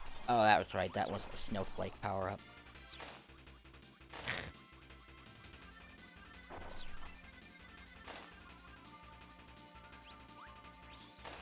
I think there was another one that was like Cutter and Ice. If I remember correctly, it was like a skating power-up.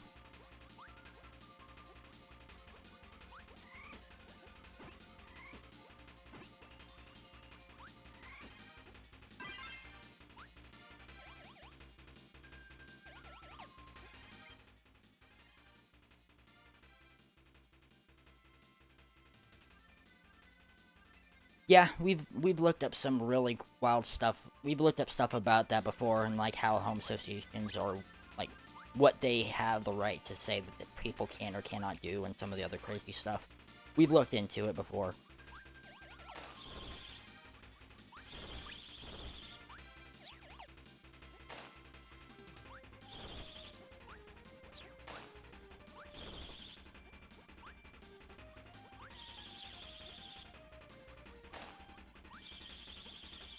Homeowner contains the word meow. Indeed it does.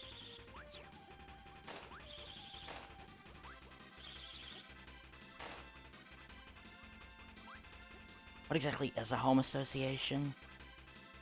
It's tricky to put it into, like, deep details, but the best way I can really put it is, like, a small selective group of individuals who are part of a community who are supposedly in charge over factors and details regarding the neighborhood's, like, appearance, upkeep, and also the, like, the estates themselves. It's really weird. A lot of people actually think home associations should just flat outright be completely disbanded or illegal, just because they try to there's a lot of crooked home associations that are in charge of that are supposedly in charge of blocks, but they do a lot of stuff that really they have absolutely no right to do.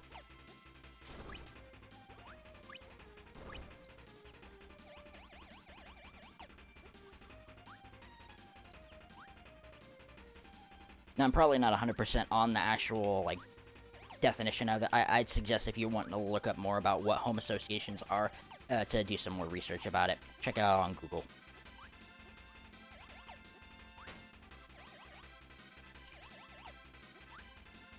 Yeah, I know, that's one of the big things, but the thing is also, too, certain home associations, they'll say, like, you don't have the right to, they can't have the right to do anything like that unless you sign something, but there's many instances, actually, of home associations who have, quote-unquote, forged the signatures of people that they were supposed to have a part of their communities just for the sake of taking them to court.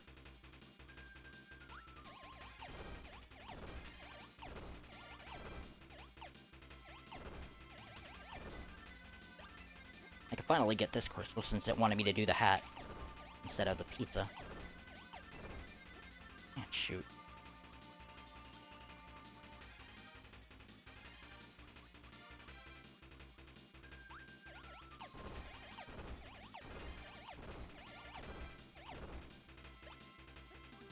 Alright, this one.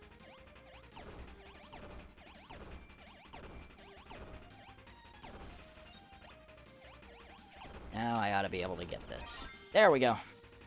There's one crystal. I should have one more left somewhere.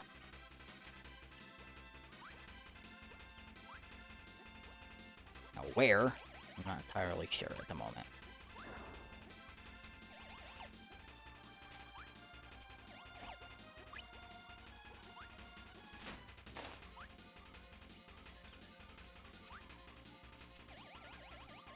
But yeah, TLDR, our neighbors really don't like us. Even though we never have done anything to wrong them in any way, shape, or form.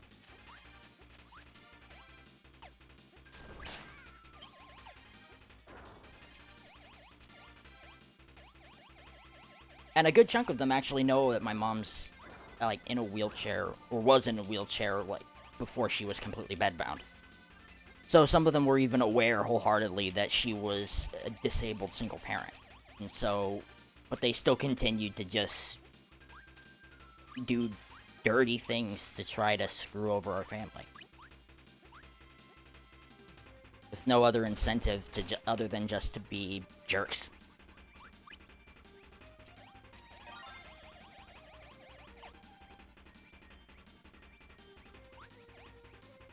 homeowners association, a small council of people who take, quote, responsibility for a neighborhood that are most often scam artists. Yeah, that sums it up.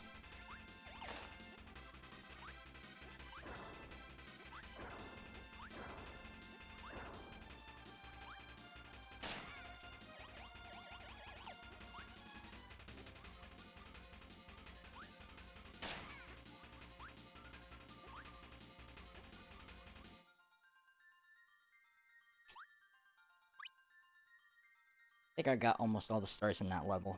Or if I did, I got them all. Okay, yeah, I did get them all on that one. Cool, sweet. But yeah, that's one of the reasons why they're trying to do what they're doing to my mom.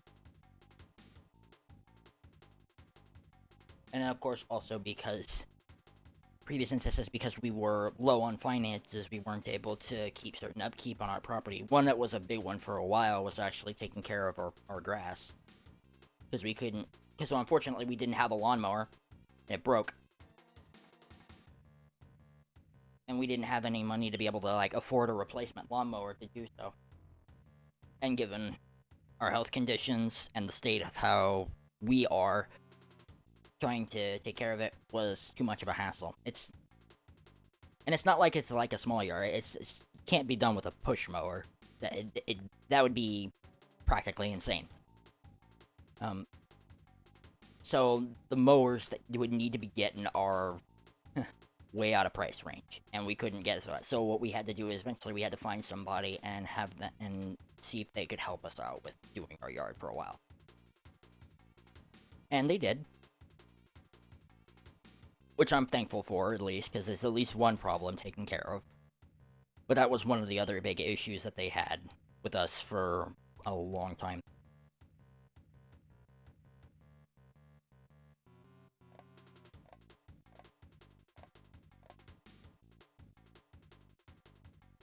I don't remember what it was.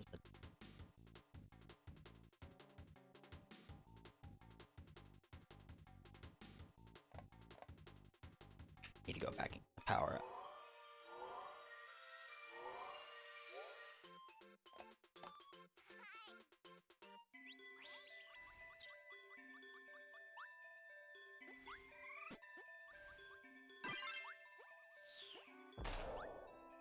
Nice shot. Ta-da!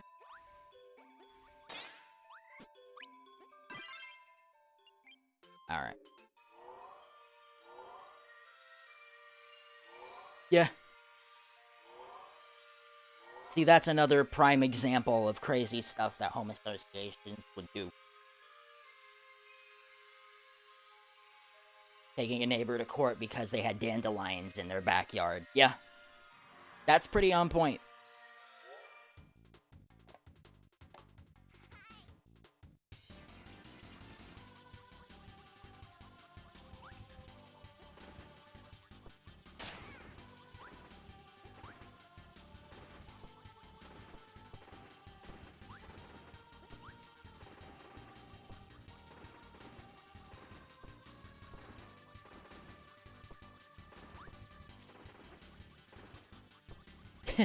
Yeah. Yeah, I think all the Kirby power-ups that are in this one, it's because it's much more limited than a lot of the other ones, because there's fire, there's ice, there's electricity, there's cutter, spark, stone, bomb, trying to think if there was any others. I think that's actually it. And then all the rest of the other abilities comes from just mixing and matching the combinations of the power-ups together.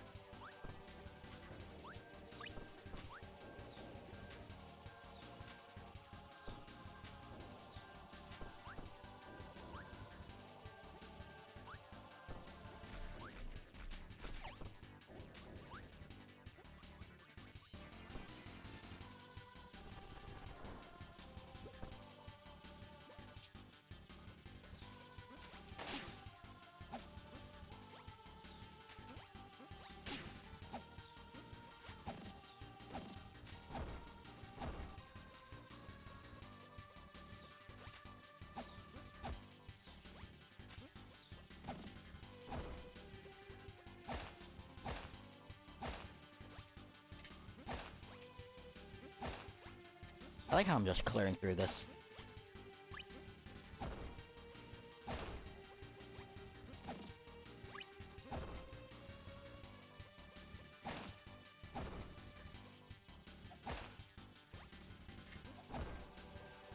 There we go.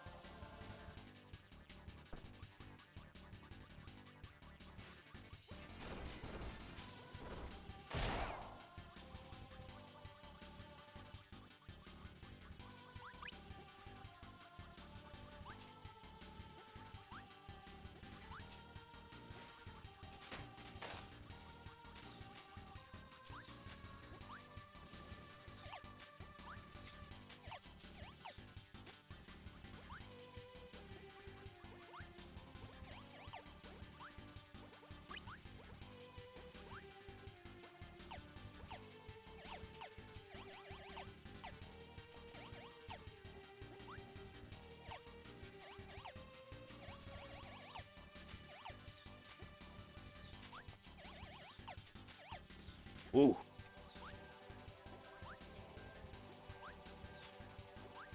Yeah. You're actually not that. You're not far off from it, actually, there, Diamond.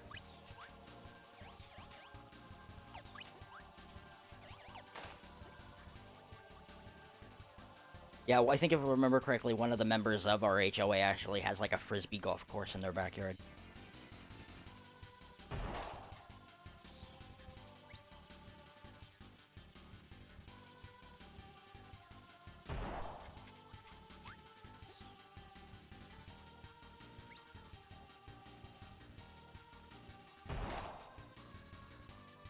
Come on. Surely this should take that out. No? What could it be? It's not that.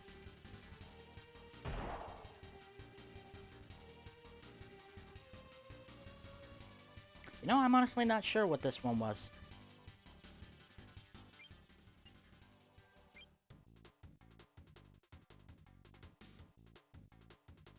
Perhaps it was snow related for the sake of stopping it. Oh, got a notification.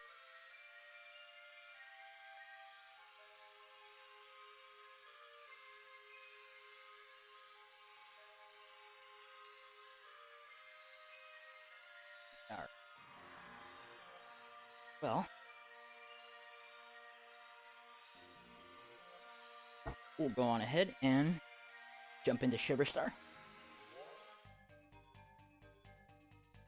And I'll also toss it up too, just in case. So anybody who might be new here or who has joined in on the stream, just to let you know, my name is Ace. Currently, I am trying to raise money to help keep our family from losing our home.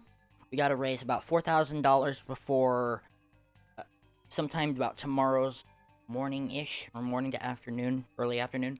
And we need to do this so that way we can keep our home and we don't get kicked out and lose everything that we have. And alongside this, after the fact, if we are able to raise what we need, then we also have to take care of another major issue, which is our septic tank. That is also a problem. Ooh, a little winded. I'm okay. So what I'm trying to do is I'm playing games at the moment. I've already played some Mario, I'm playing some Kirby now. I'm not entirely sure what other games I might play, or if I'll play more tonight, or if I might rest and play some more in the morning. Not too sure. But for right now, I just want to let everybody know I'm currently raising money.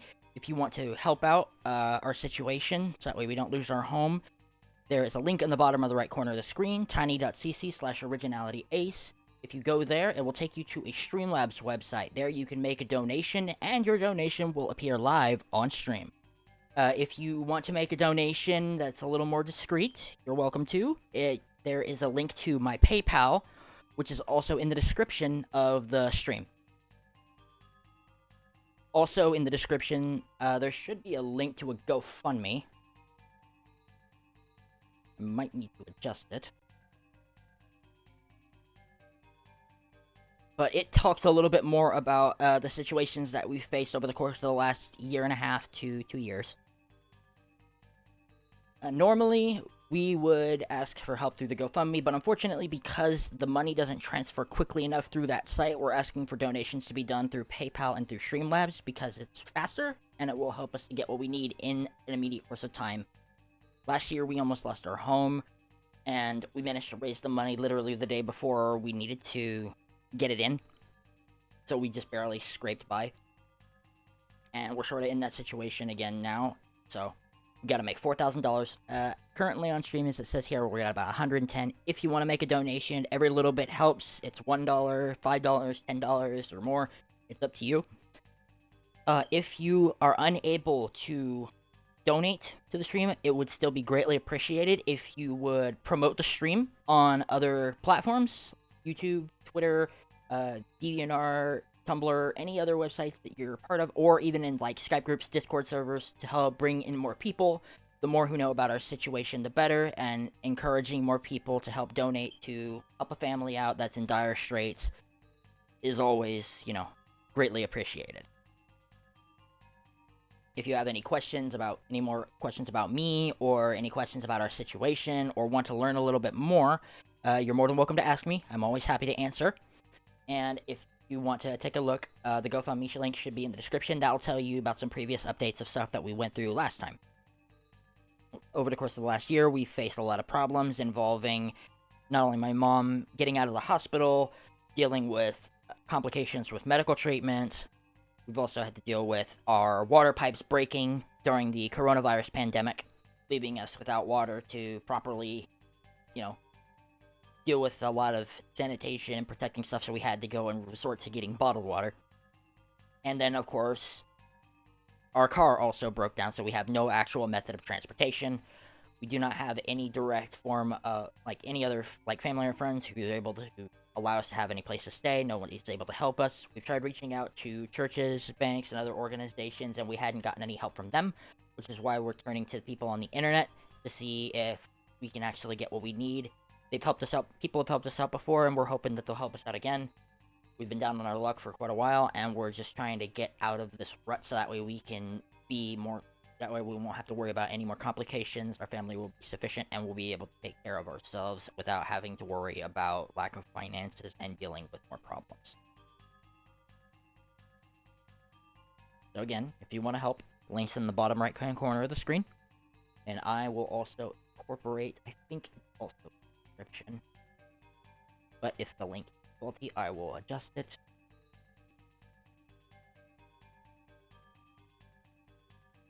Grab dashboard.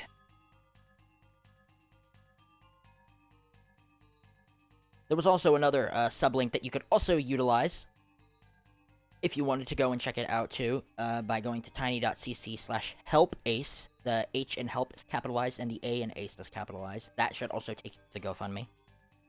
But yeah, if you want to hear more about it, you can also read up on the DeviantArt article, though a lot of the stuff I have listed there is also in the most recent update on GoFundMe. And I will do my best to continue to raise money to help out my family. Hopefully we can make what we need, and I'll be able to do some more stuff and be much more active with people in this community, and also hopefully be able to do a lot more good. I'll update the description.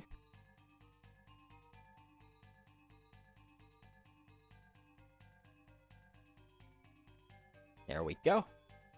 So that should be taken care of.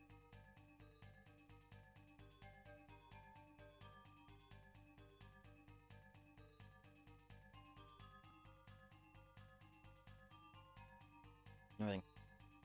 Let's go with the other one.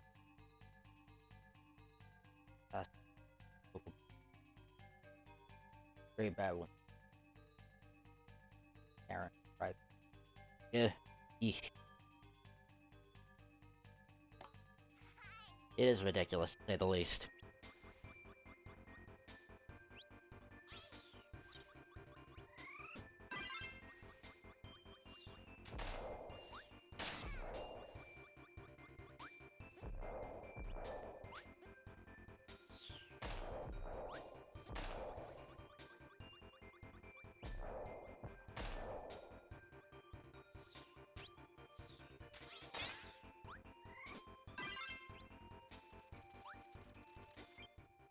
Now, I think this might be the power-up that I need to break through this. If it wasn't the fire, then it was probably ice. So I'll get through this stage using this power-up, and hopefully things will work out a little bit better.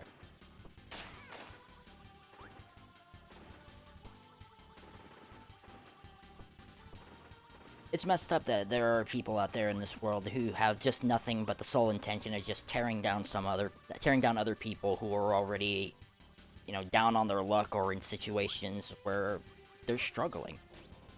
And it's messed up that there are some people who enjoy it, and it's morally wrong, and it's sick.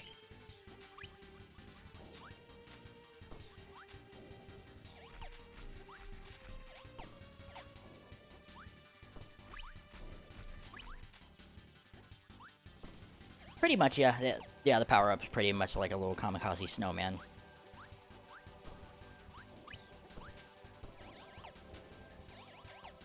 Kind of makes me think of, like, all those old AFV videos they used to have on TV, before the show got more or less canceled.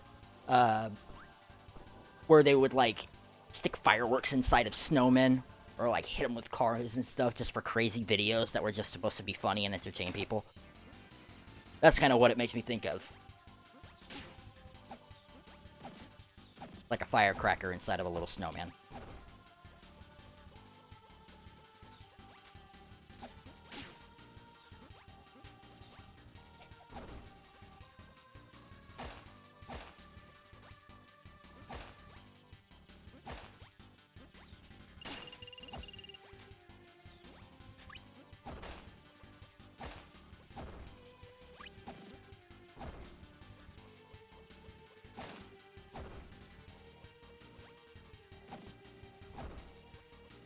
Okay.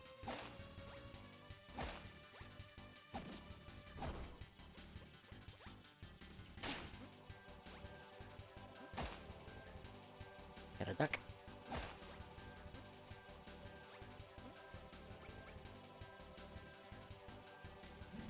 King DDD must be so out of his element being inside of a volcano. You gotta think he is a penguin.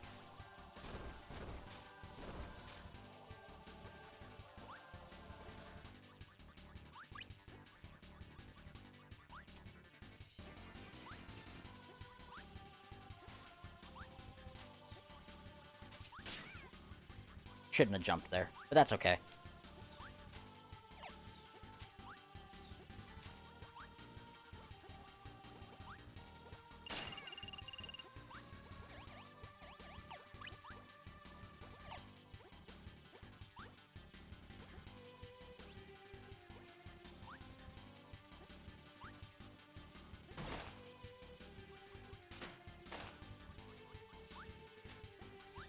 There's a moth right in front of me. Shoo! Go hang around in the curtains.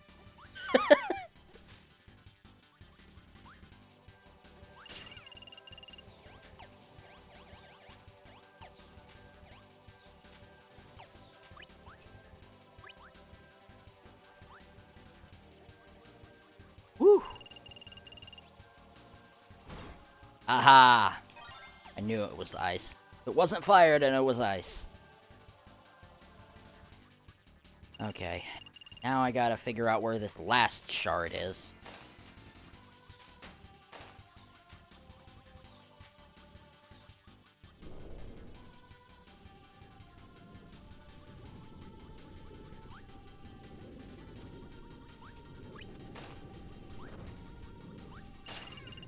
I'm surprised that I didn't do a head bonk there to stop the enemy from hitting me.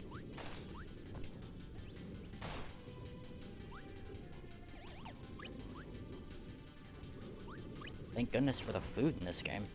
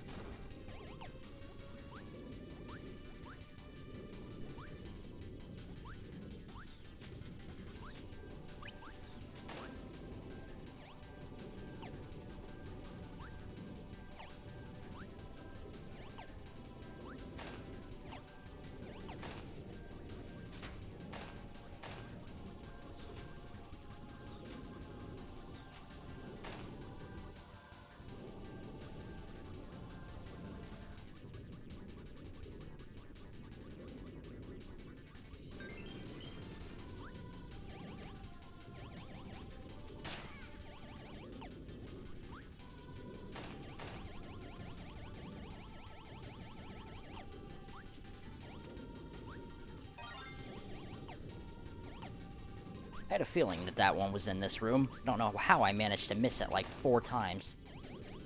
At least I got it now.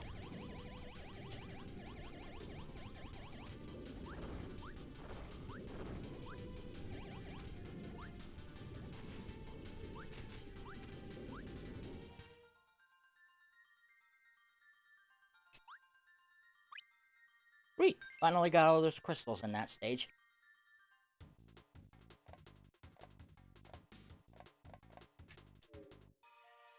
Wait, is that all of them? Okay, yes, that was all of them there. Now we can move on to Shiver Star.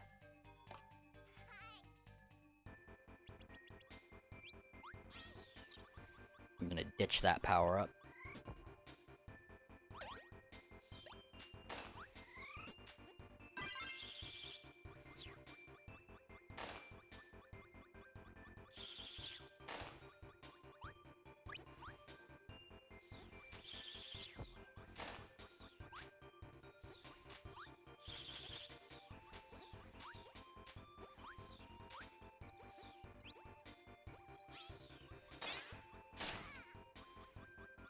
So, 2 ice power-ups together. It's a snowball.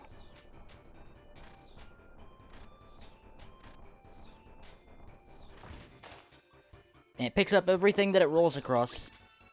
I think this is a really cool power-up.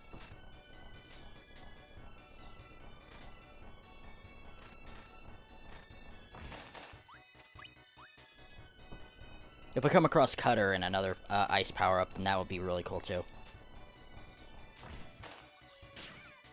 Oof.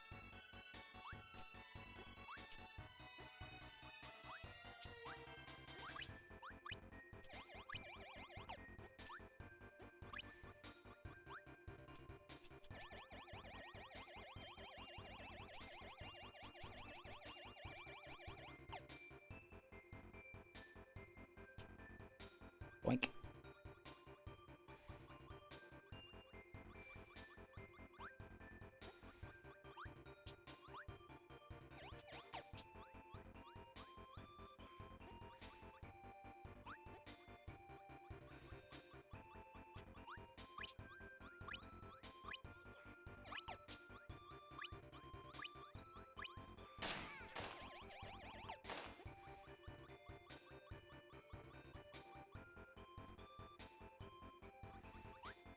See. Ah, it's another Waddle Dee segment. That's right. Well, one of the crystals is probably in this area then.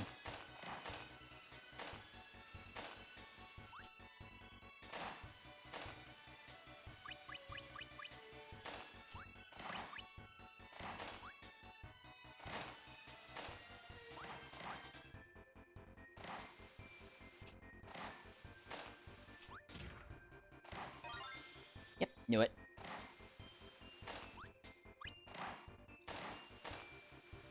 Leap. Leap. Hey, I got an extra life. Cool.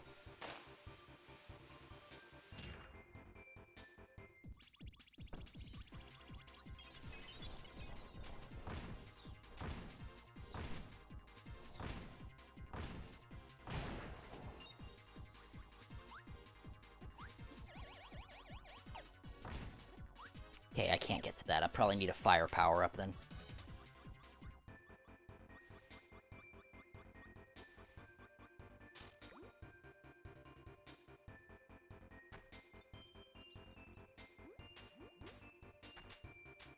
Oh yeah, I forgot about that.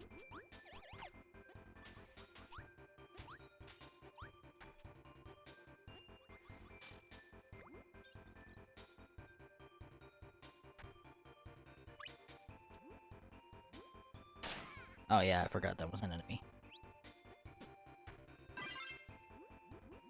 Just YouTube. I don't really stream on Twitch, because, unfortunately, I don't really have a following. And I know from personal experience, if you stream on Twitch and you're not well known, then anybody who tunes in to watch your stuff is forced to watch it in 720p at 60 FPS. And a good chunk of people who did follow my stuff unfortunately didn't have good internet, just like me, and so it made it very difficult for them to follow.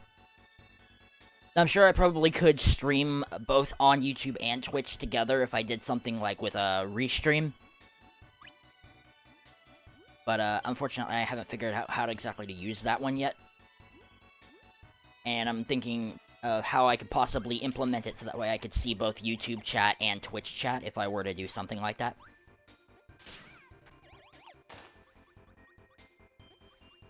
So for right now, I just stream exclusively on YouTube.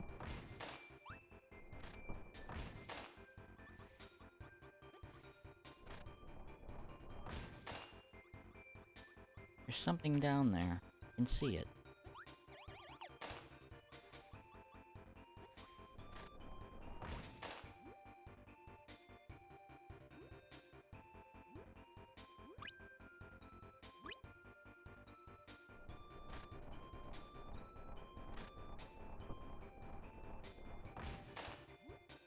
Joe Cat streams on both simultaneously. Yes, Kim, he's a really nice in person. I definitely would need to consider that, yeah.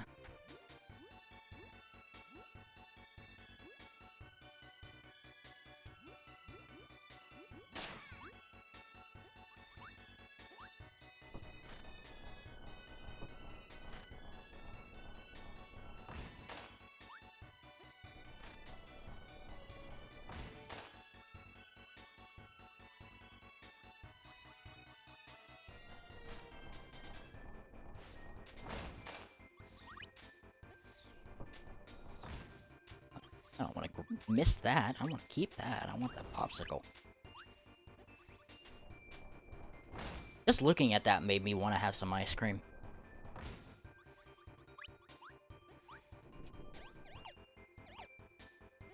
Come to think of it, I probably haven't had ice cream in probably...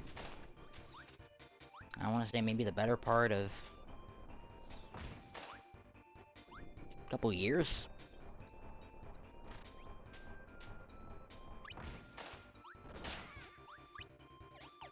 I want to get some.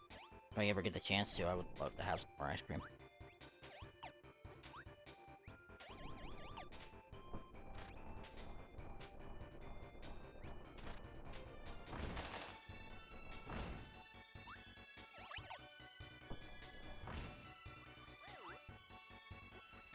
Ooh.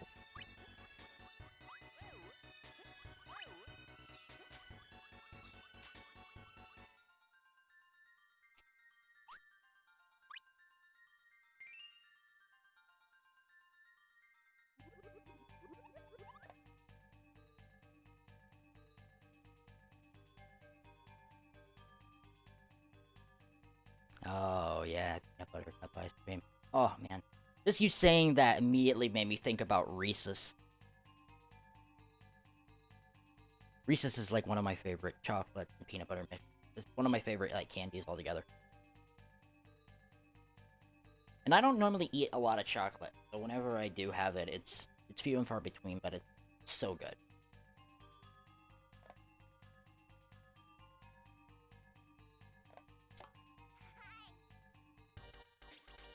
Oh, I forgot about this song. This track is actually a remix from the original Kirby game, Butter Buildings.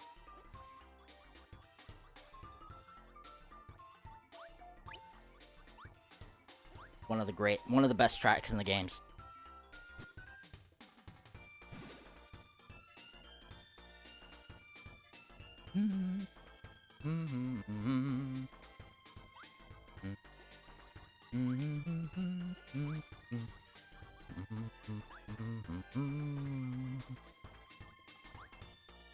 Gosh, this gives me flashbacks.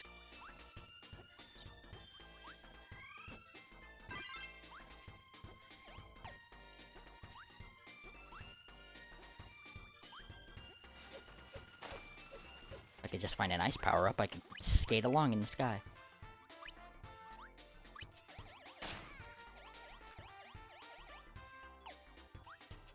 Da da da da da da da.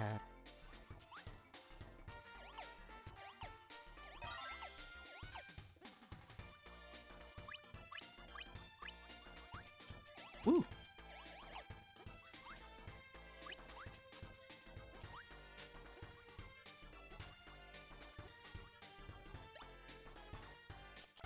Whoops.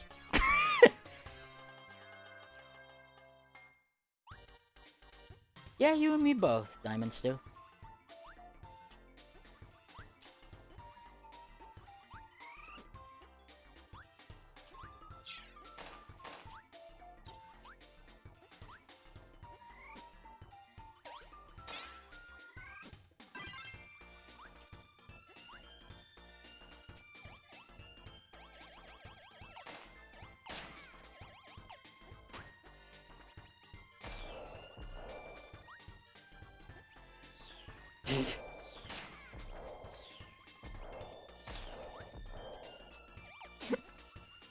uh.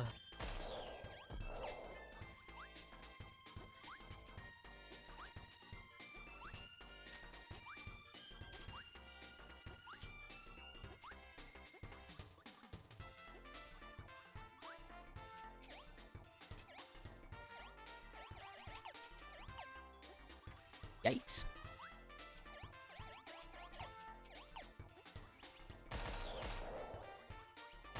Cool thing about this power-up is that it actually homes in on the enemies.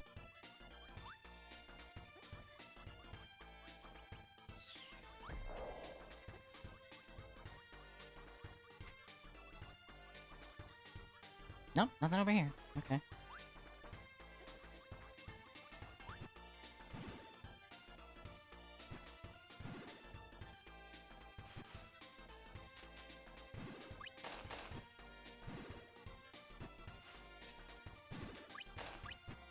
Another sandwich.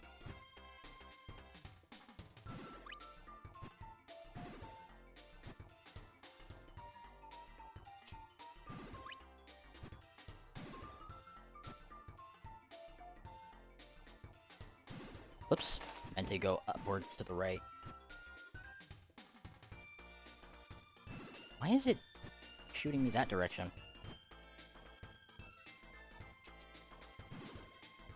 Must be some input lag. There we go. That's what I was trying to do.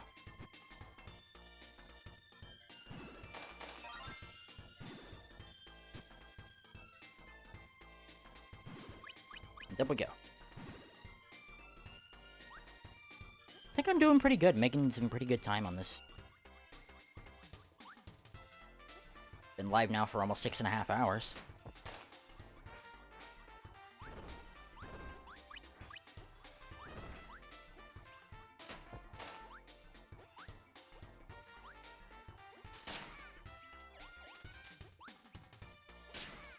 Ooh.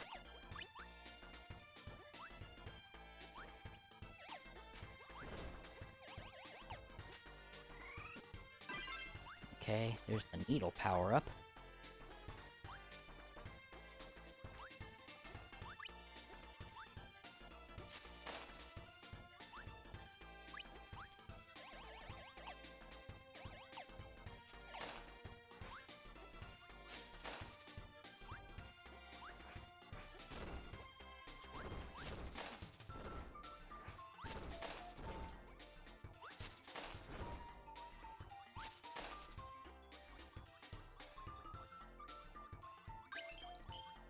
Sweet, 30-second live.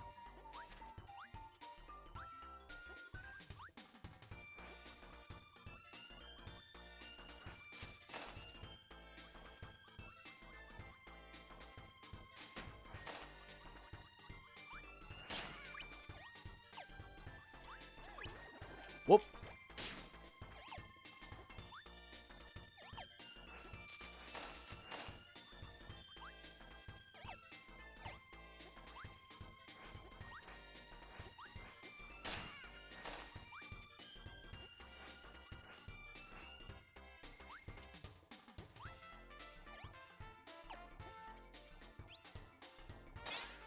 This one's a wild power-up. Spark and needle together. Provided that I don't die instantly.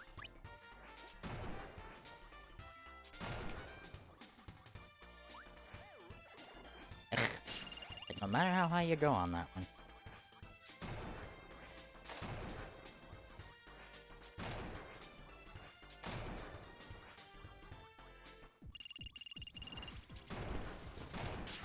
Nope.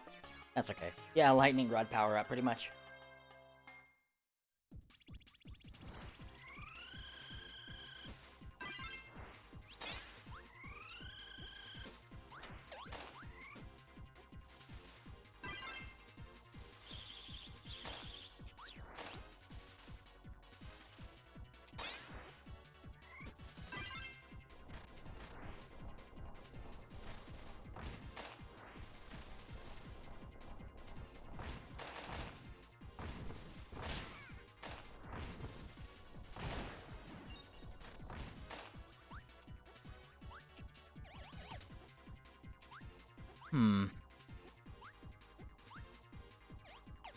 Trying to remember what that power-up is needed. Oh, got a card. Cool.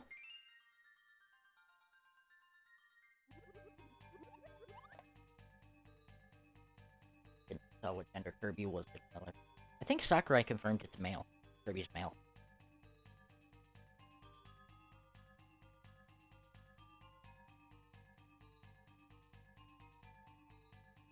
If you could have any superpower, what would it be? Lightning rod.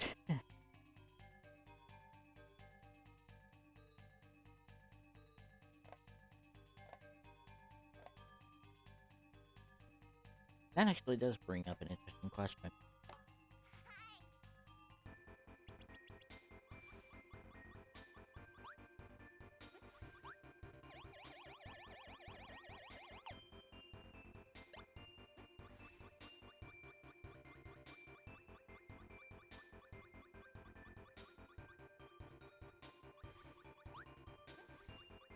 This stage is wild.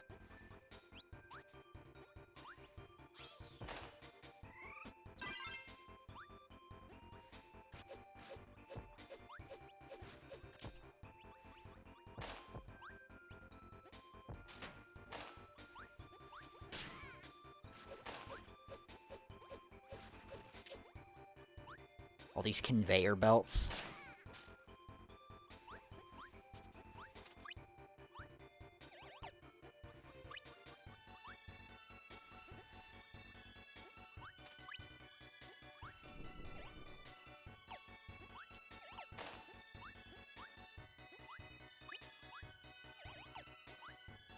I don't know why, just thinking about this immediately put a memory of something into my head, and that just immediately formed a joke. Or like a meme in context, D&D related. Because I'm looking at this place, it's like a toy factory, and the first thing that my brain goes to is like Christmas time. And then I immediately think of the Hermie meme. The why weren't you at elf practice?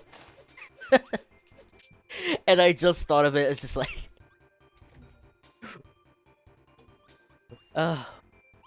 when your D&D buddy craps out on his RP lessons. Why weren't you at elf practice?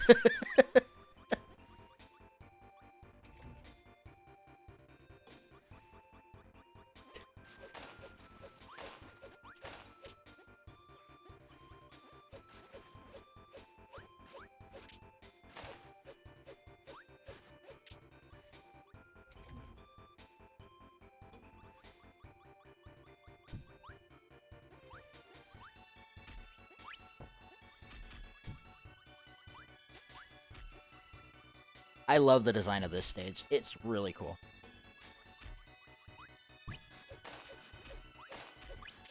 Because it's not every day that you see stages like this in video games that have such a, you know, a neat thematic appeal to them.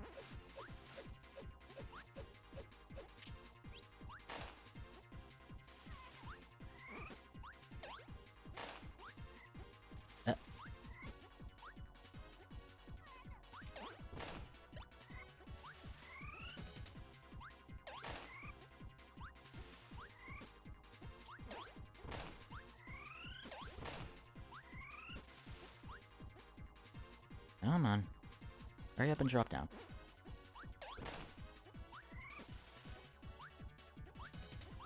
Without a power-up, this is really drudging. That moth is still flying around in the room beside me. Why are you here? Go fly into a different room. Okay. Lemon. Cherry. I think that's cantaloupe. Or melon. So, lemon, cherry, melon.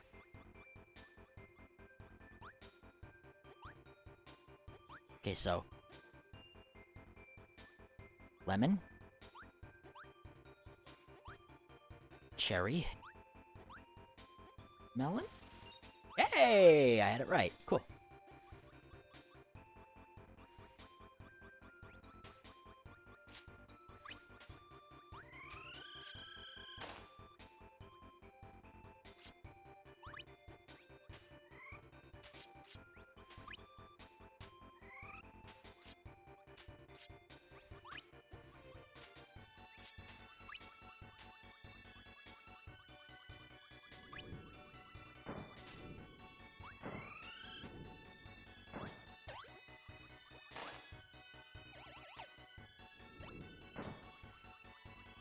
And up we go.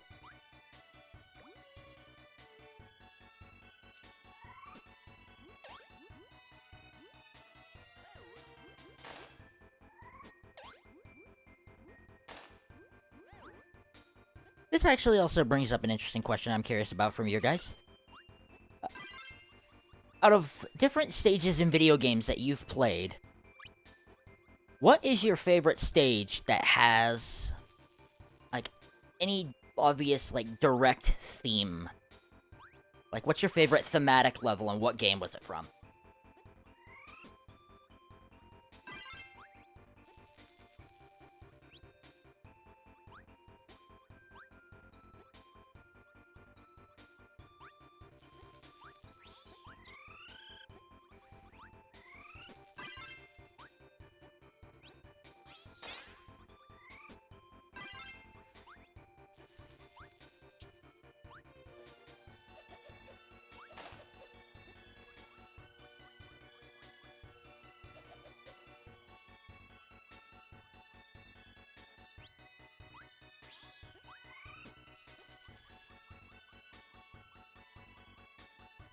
Christina Knights from Sonic 2. That's a good one.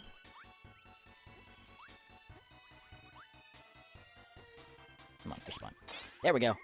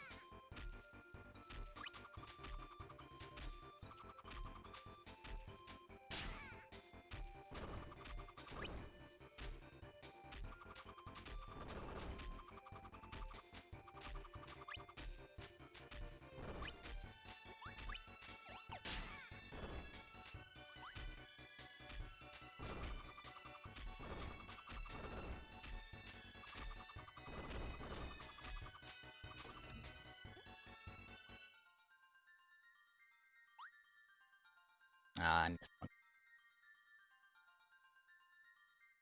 Team Love Empire.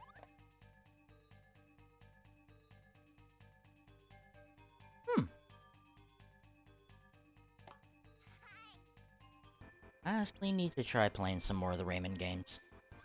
Maybe if things turn out well, I'll probably go on ahead and see what I can do about trying to try one of them. I love this power-up. Ice with Cutter makes Kirby ice skate. Now this level, this is infamous between people who have played Kirby 64. The factory.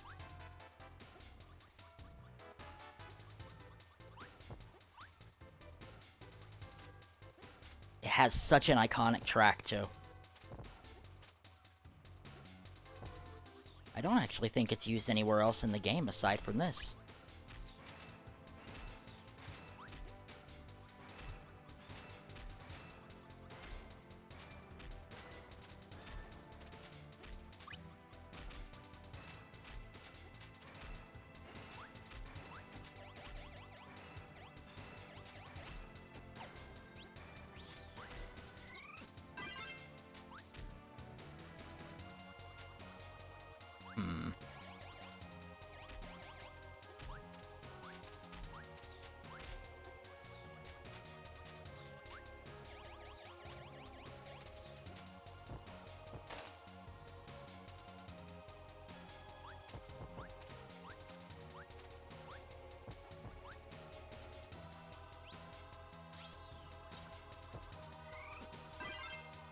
I needed cutter for this. Strictly cutter. I do remember that much. Think. Right?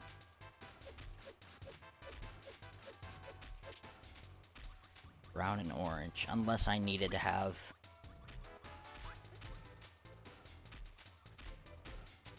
Unless that's meant to be rock and spike.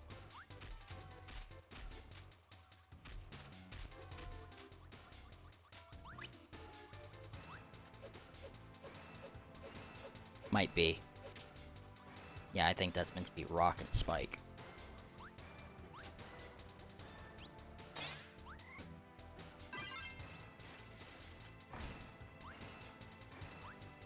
I'll have to come back then. But that's okay. Now for the infamous part. The DDD section in this stage.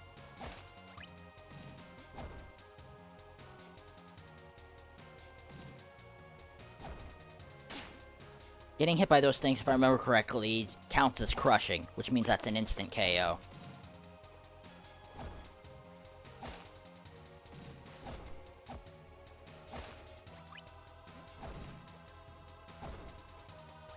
All the while, you got this conveyor belt.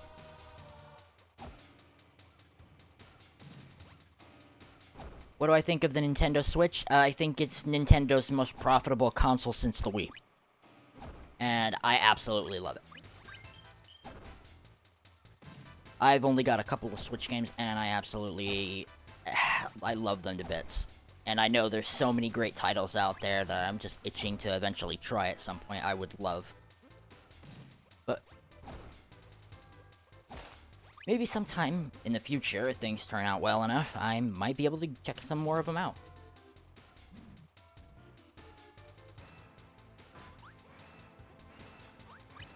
So far, all I've got is, to go off of is just Tetris 99, Animal Crossing New Horizons, and, Mario Maker 2. And then, of course, any other freeware stuff that you can basically get from the eShop without, you know, needing to buy Nintendo Shop cards. Like the NES and SNES programs.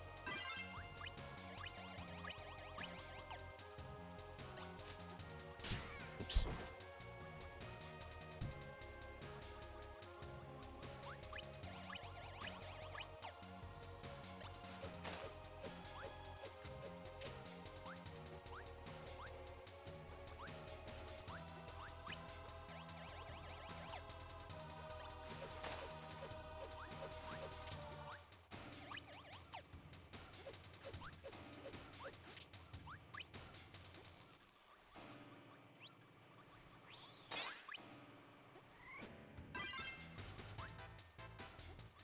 Oh yeah. It's laser sword time.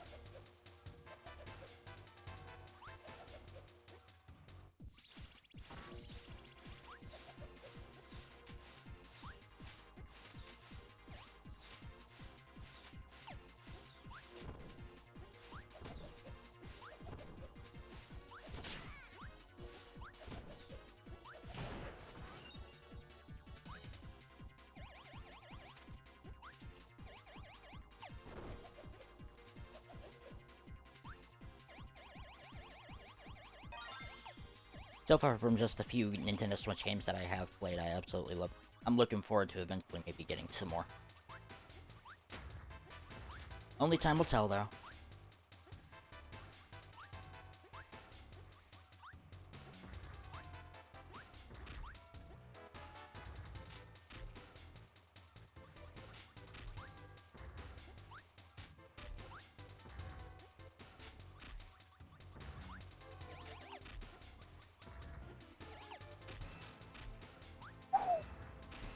That was cutting it close.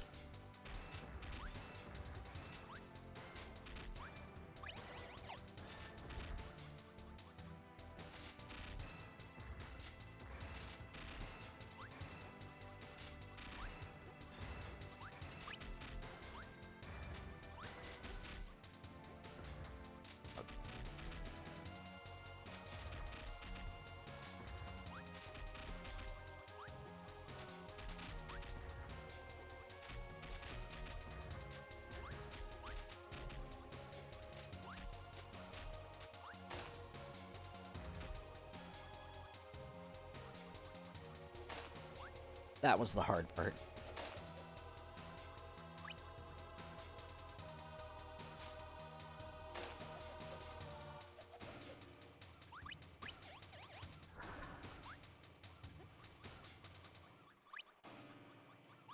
Yeah, I don't need that. And that's just food.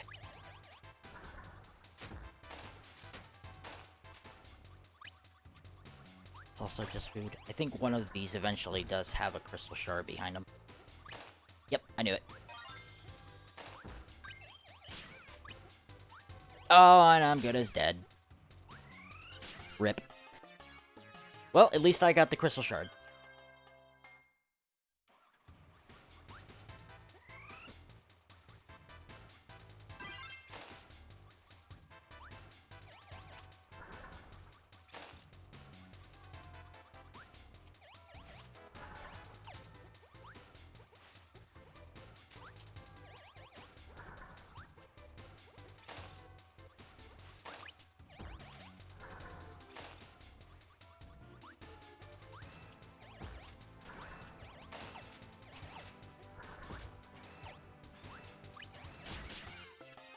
Whoa, what? That was weird. Y'all see that weird crushing glitch? Kinda surprised that that counted.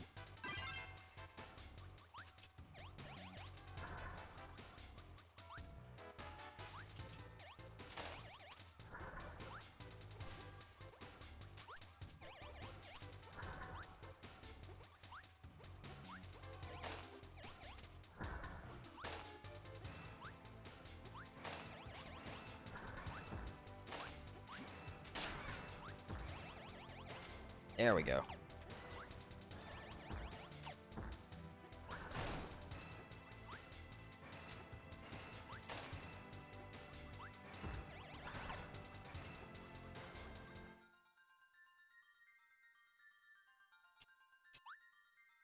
There we go. Got another extra life.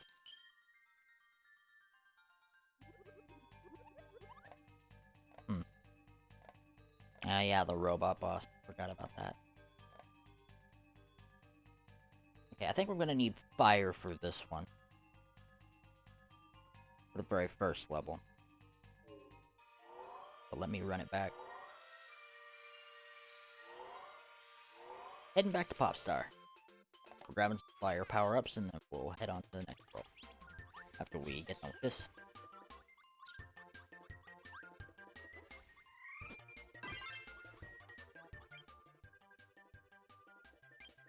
You know what?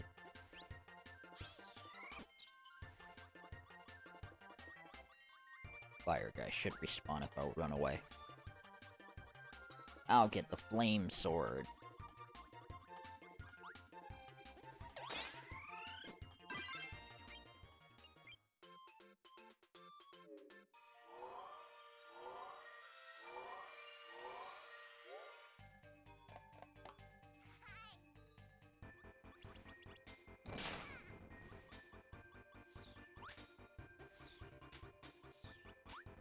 Oh yeah, I forgot. The spike with the fire gives the bow and arrow. Hey, what am I doing? One of the best power-ups is clearly right here. Bomb and fire? I get fireworks!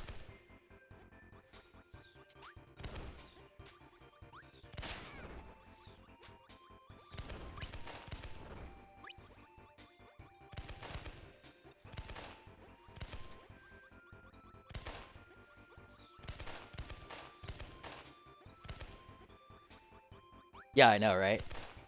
This is one of my other favorites.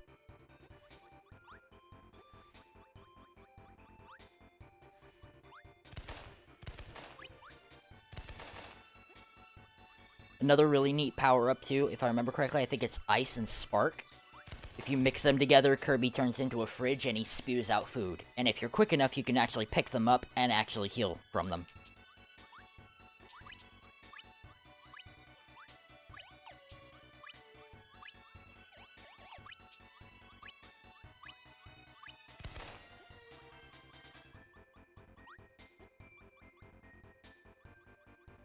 Just need to get to where that first den is, so that way I can beat the boss and hopefully melt that snow that's around it, so that way I can actually get that power up.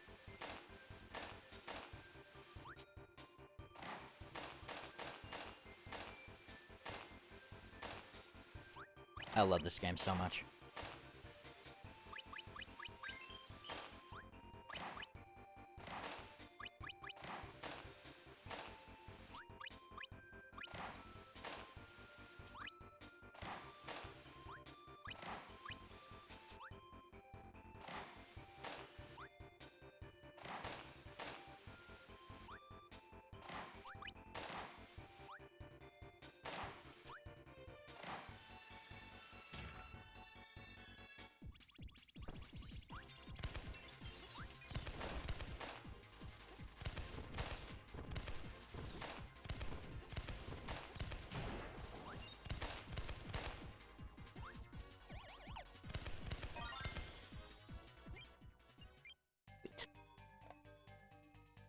Trying to remember what was it needed for this one.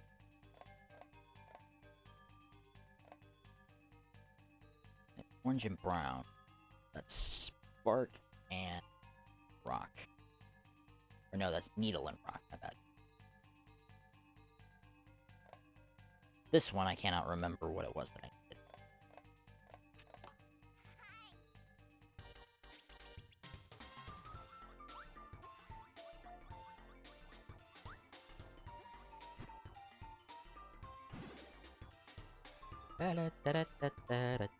At least we get to listen to Butter Buildings again.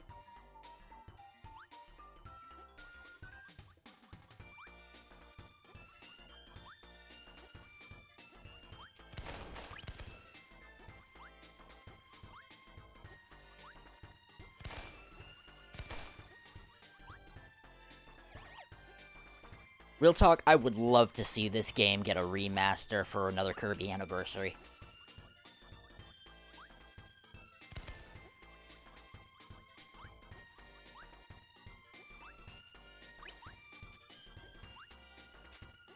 Kirby 64, the Crystal Shards. In HD.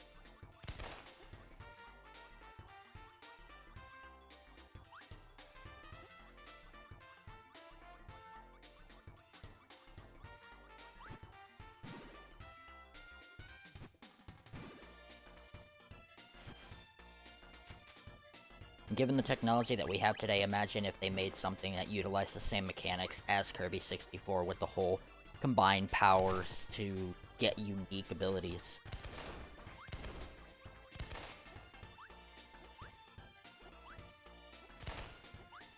Hell, I'm just imagining what it would be like if we got a Kirby game that literally had every single Kirby power-up to date implemented into it.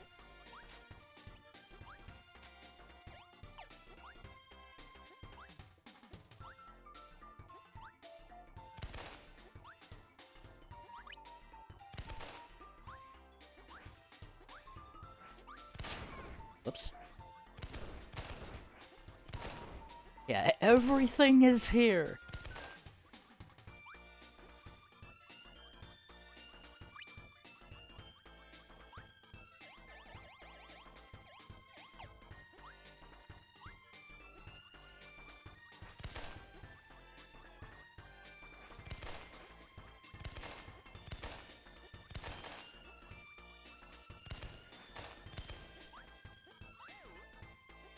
Yeah.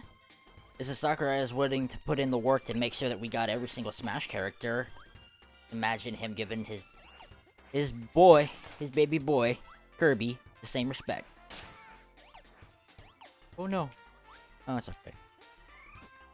Like, I would love that.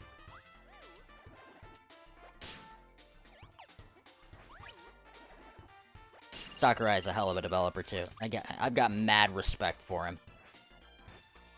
Just because of how young he started into the industry and how much work he put into it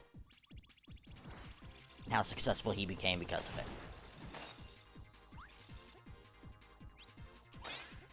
Oh yeah, speaking of that power-up that I mentioned before, Fridge.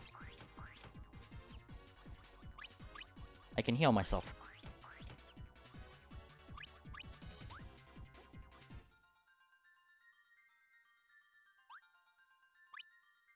Need something with... Like, I think I need Spike with this one in order to do this. That's fine. I should be able to get it on one last run through.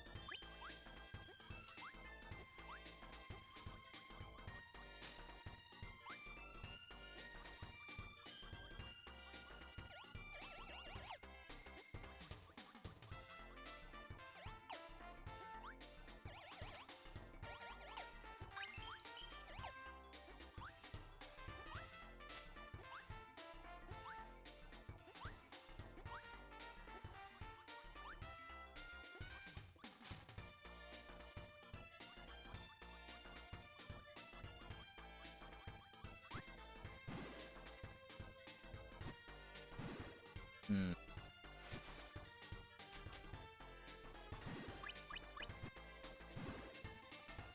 I think, aside from Butter Buildings, Yogurt Yard is probably one of my other favorite Kirby songs.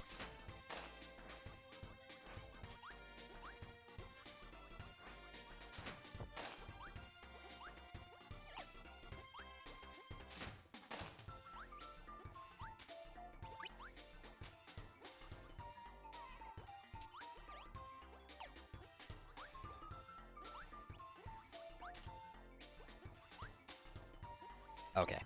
Gotta ditch this now.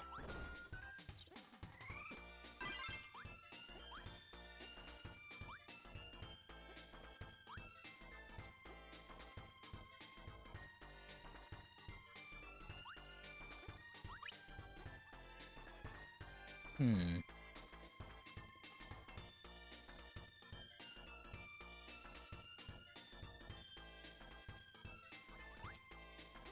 Okay.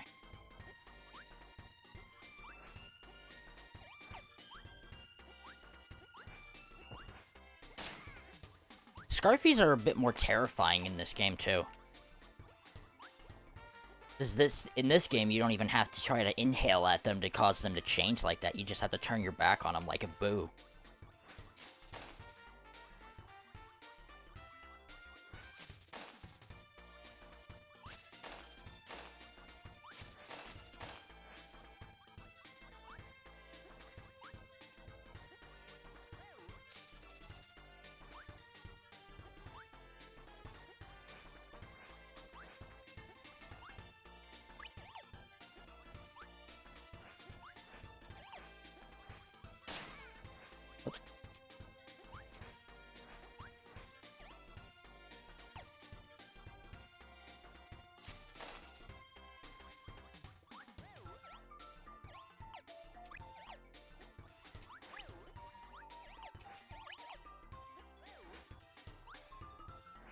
There we go.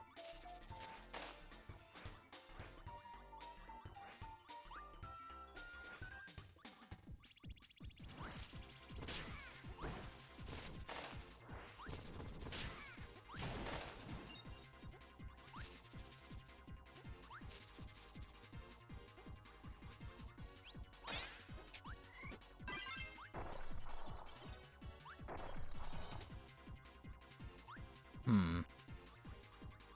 Okay.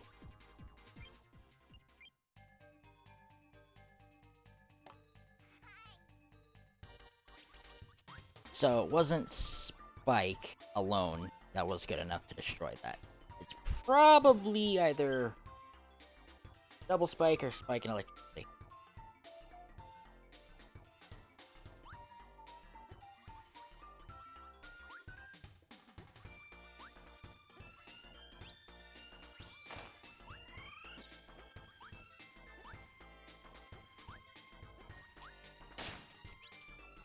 Whoop! Hit the wrong button. Been a while since we heard that jingle.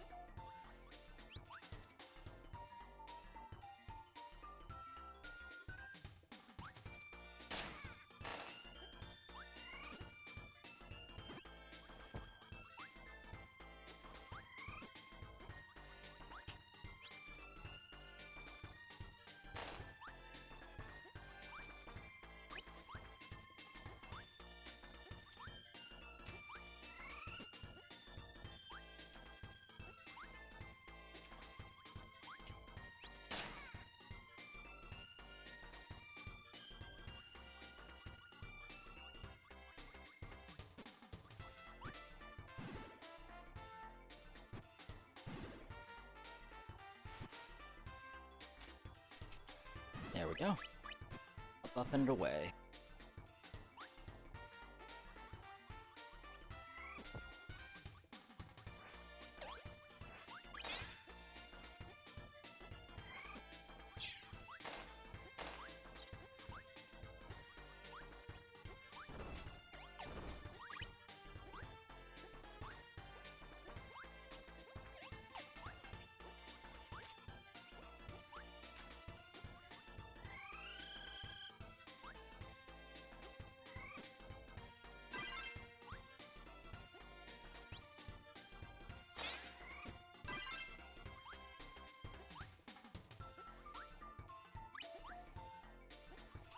Try double spike. If that doesn't work, then there's only spike and lightning. Now I'll probably try moving on to the other world and try to get the power, the remaining crystal that's in that stage.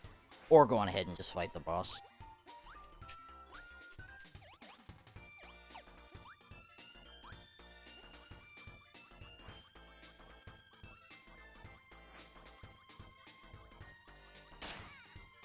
Should have jumped over that.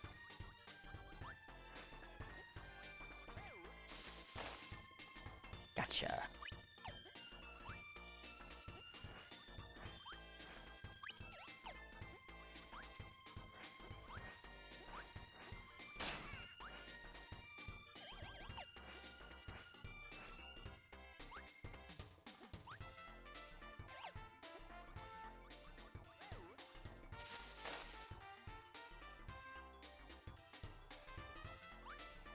Oh.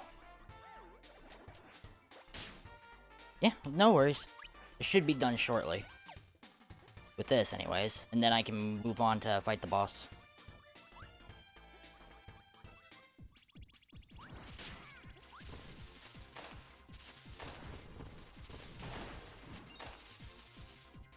Okay, so obviously must have been electricity and spike.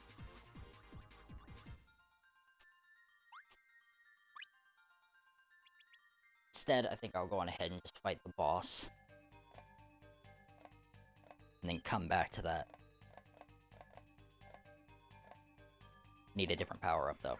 So I'll just quickly grab one.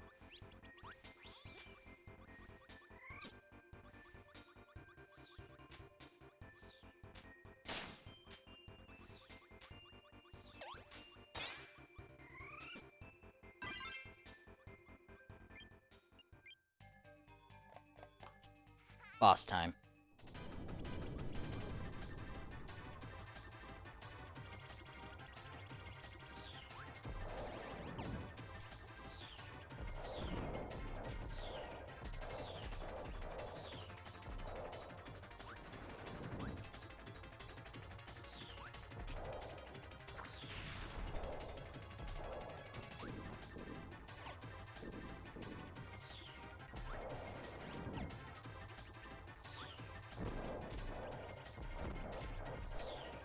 Honestly surprised that that doesn't home in on the enemies. Or doesn't home in on the boss.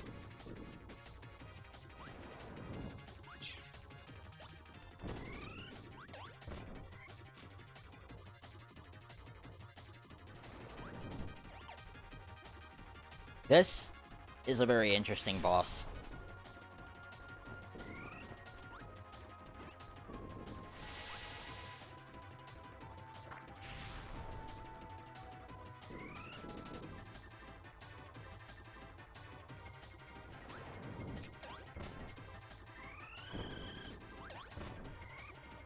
And of course, like some of the other bosses before it, it has 2 phases.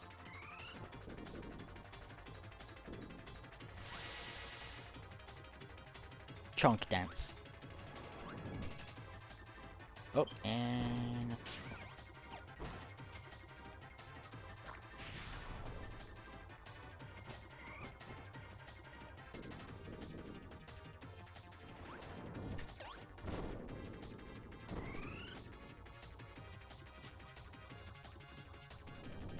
now we get to phase 2.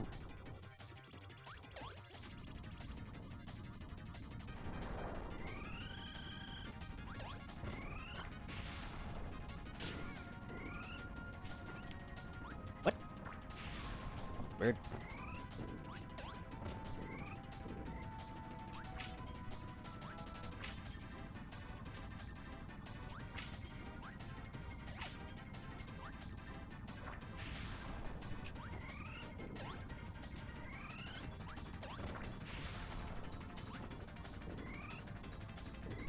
Nope, we can get him that way.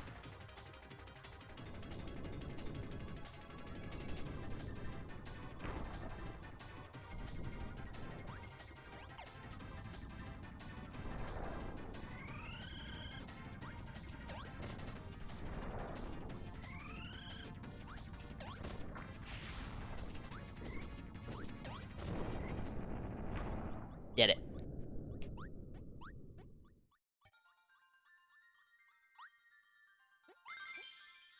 Beat the robot.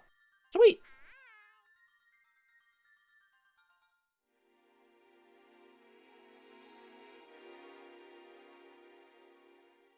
Now there's the final world. Yeah, it did.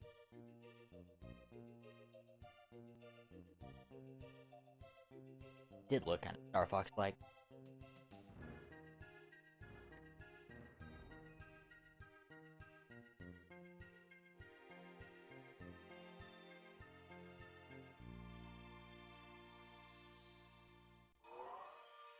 Ripple Star, that's the final world.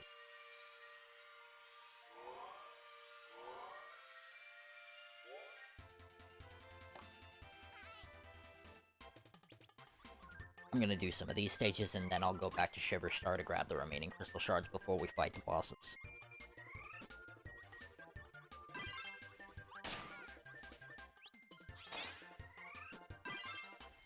Far out.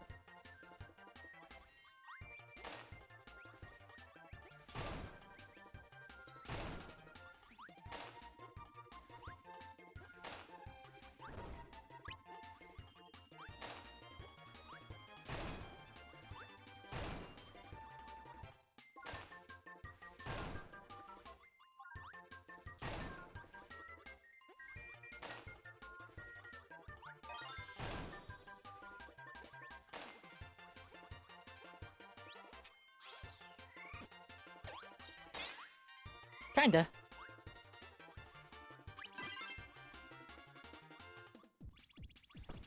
What's funny though is that this boss fight is basically a redo of the first, or this stage itself is basically like a copy of the original first stage on Popstar. Just with a few added changes.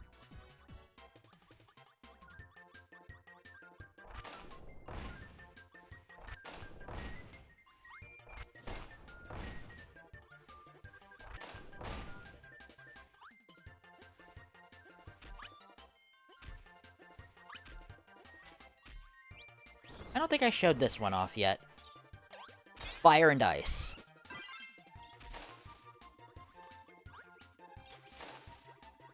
A rapid melting ice cube. Now that one's for... I think... yeah, that's for stone and bomb. Which is a really weird combination to have.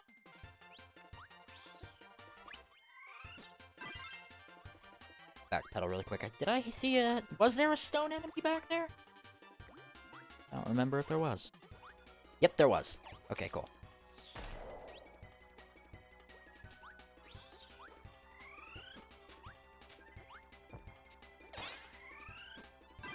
Now this one's an interesting one. At least I think this is it. If it's not this, then it's Bomb and Spike. Yeah, it's Bomb and Spike, my bad.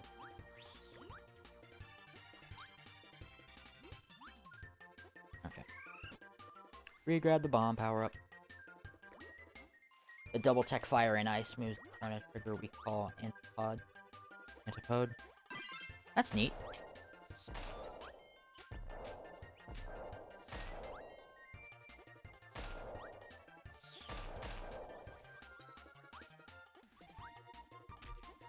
Can't remember if there was a spike enemy back here. I thought there was.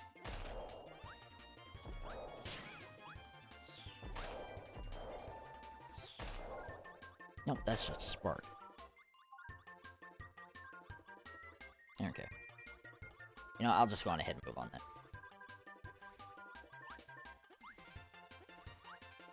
And I'll come back with the proper power-up.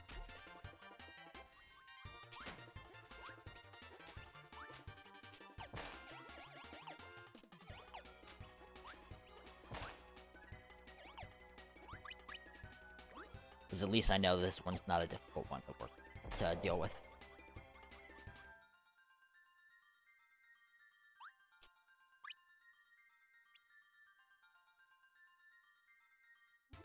Now this stage this world only has like 3 levels, and then the boss. And the 3rd level itself is just nothing but a boss rush.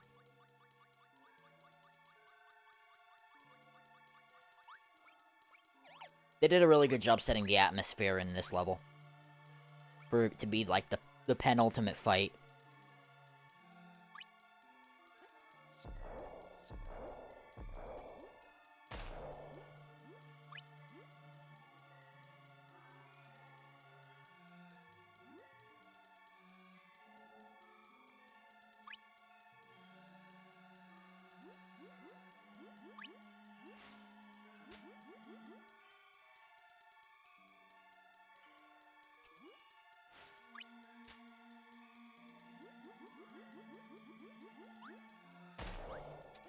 Sandwich.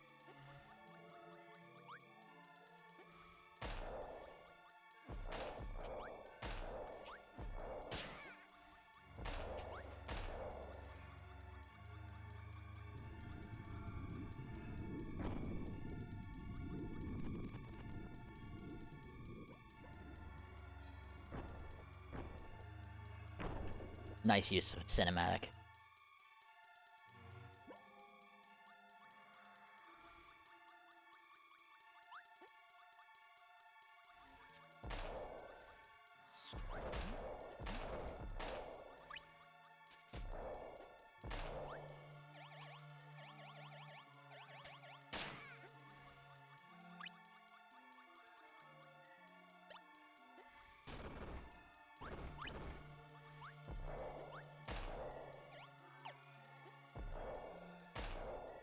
This is one of the interesting power-ups that you can get. If you are able to successfully mix the Bomb and Spike power-ups together, you actually get this weird power-up that allows you to look like a Gordo.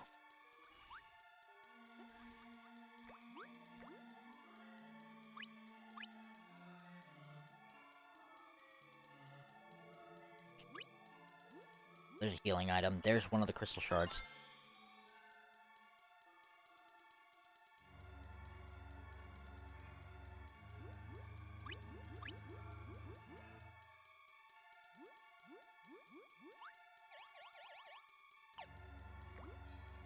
Yeah, here's a cool power-up. Get blocked by a shield. Great power-up. Yeah, I guess I did set myself up for that one.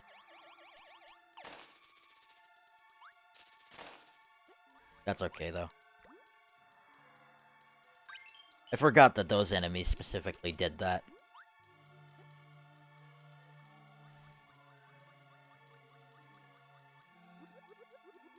Oh yeah!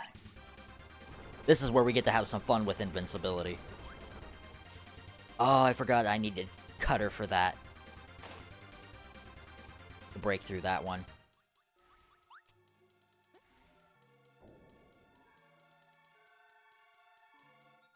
Okay. I'll need to come back to this one with Cutter.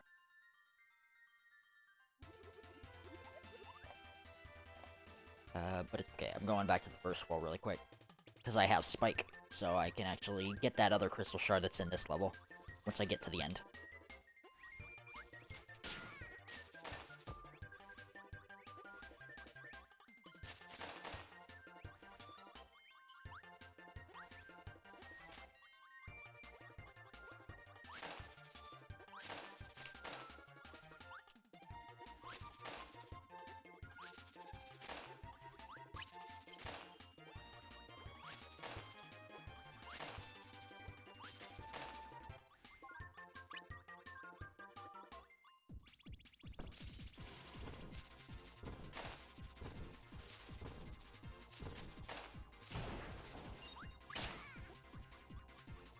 Okay.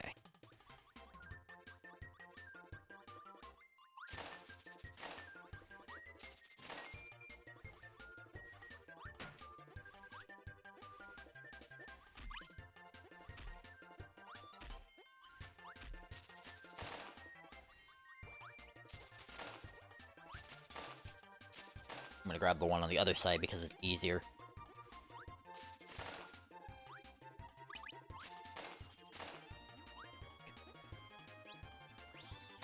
So if you combine the Spike and Bomb power-ups, you get this ability that basically turns you into a Gordo for a brief period of time.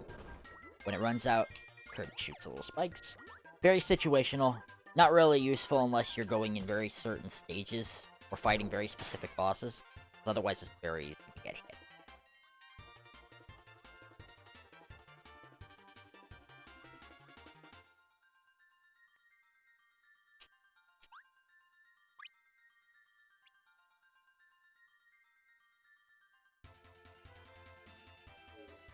Okay, so now I need Cutter for this next one.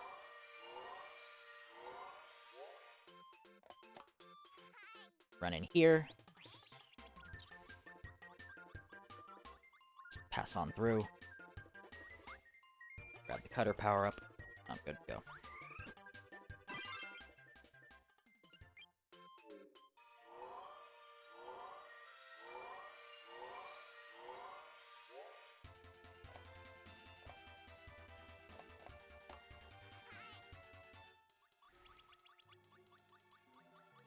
Wait. Okay, yeah, nothing over there.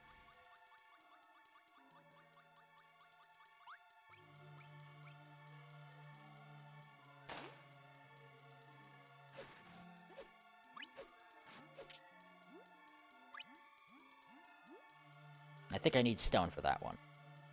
That should be okay. I can get that later.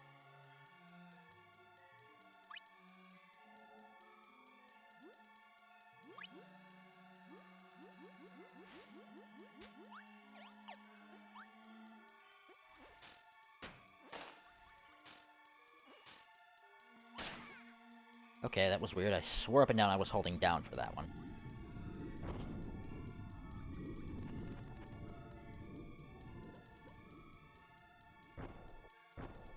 Wow, I've really been going for 7 hours.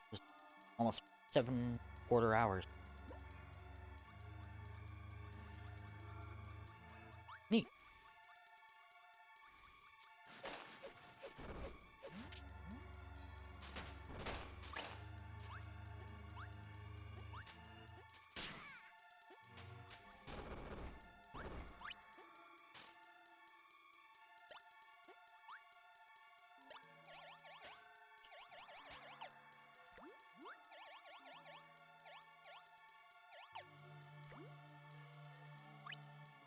Alright.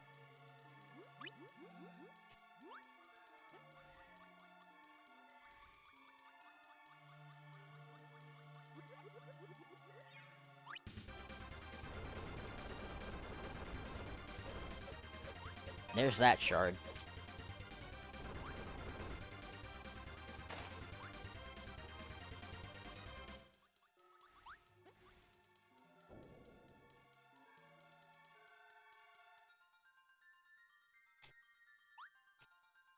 Grab a card this time.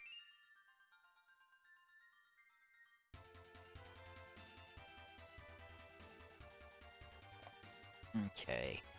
I think there's a spark enemy in this stage that I grab mixed with this cutter. Yep, there it is.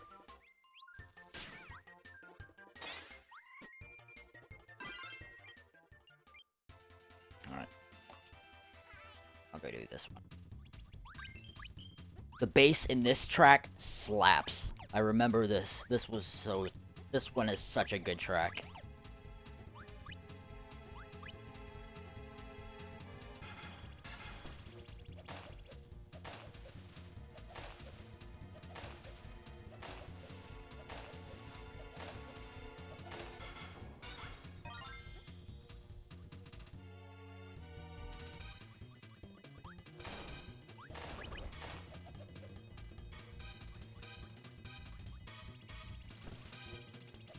Yeah, I know.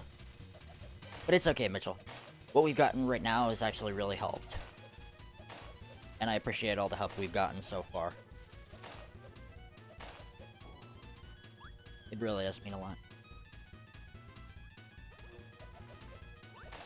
I know, right? This track is so good.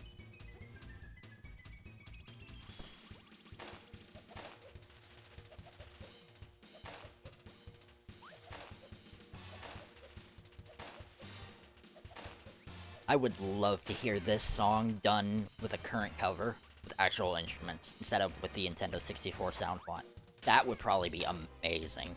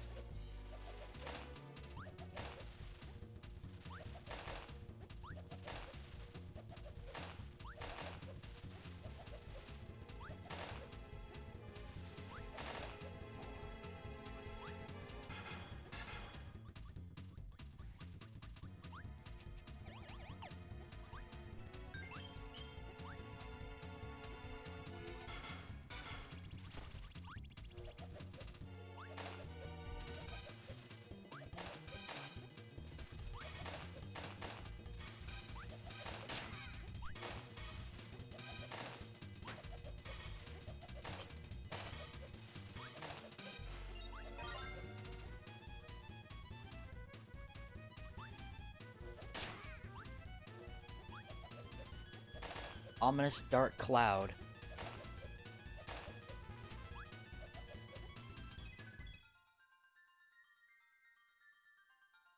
I love how they made it so that way you actually see the smog in the room at the very end of the stage. That's gonna lead us to the boss. I don't want to fight that just yet because I need to get the last couple crystal shards before we fight it off. So that way we can get the final fight. I'm gonna run in here, try to beat that second crystal. Find out where I gotta go to get it.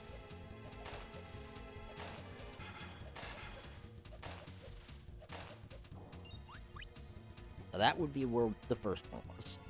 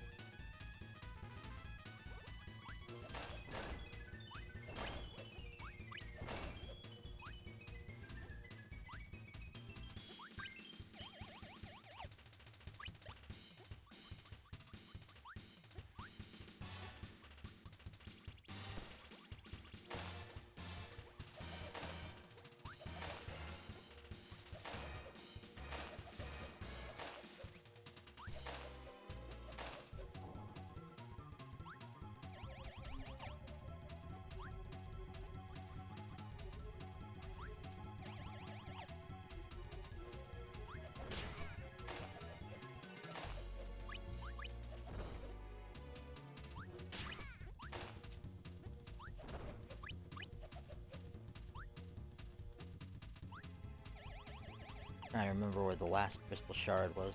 Or the middle one, I should say.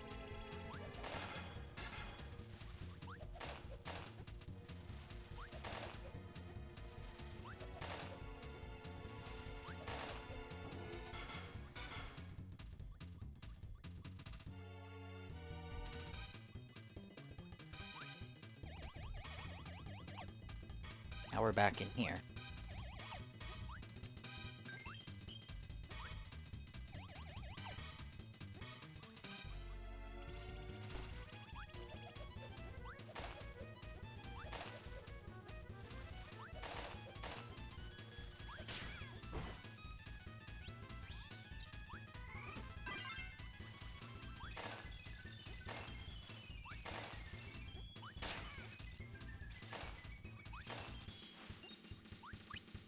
And that's, of course, where the third one was.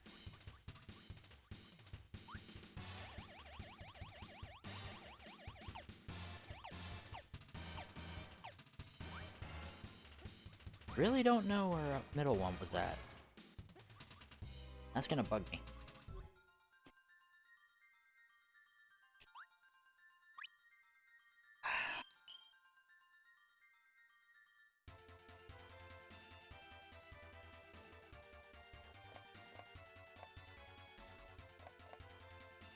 Okay, so I'm gonna need stone, I believe, for that.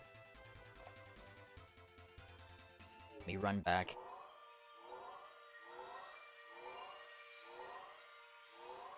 Oh, I could just do that. I forgot about that. Now I'll quickly grab a stone power-up. That way I can hopefully break that rock.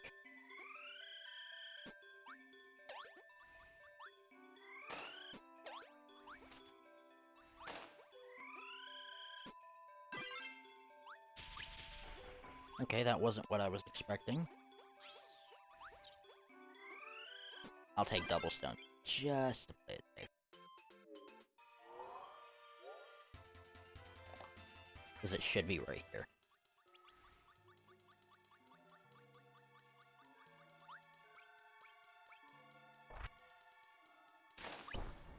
No? Well, what causes it?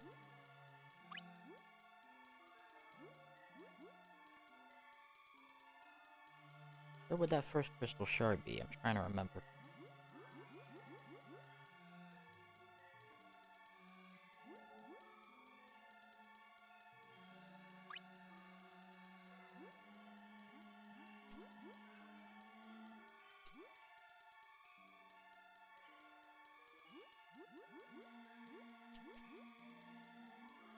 Alright, Diamond Stew. Thank you for showing up, and thank you for helping to support me out in this difficult time right now. Thank you for helping to spread the word about our situation. Hopefully raise some more money about it. I hope it gets better too.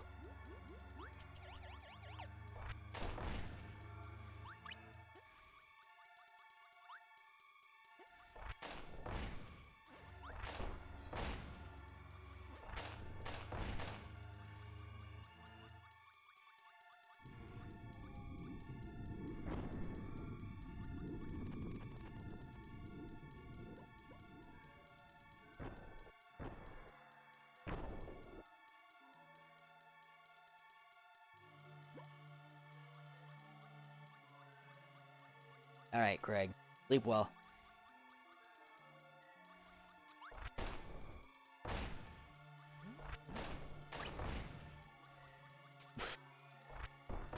I mean, you got a point.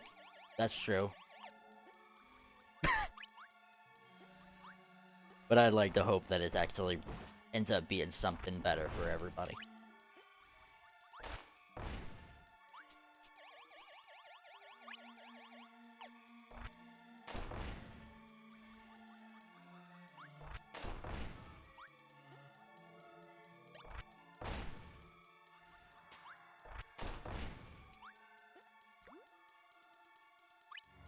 Where would that last shard? I'm trying to figure it out. Because if it's before this section, then it's gotta be somewhere in the first couple parts. Where, though? I'm not sure.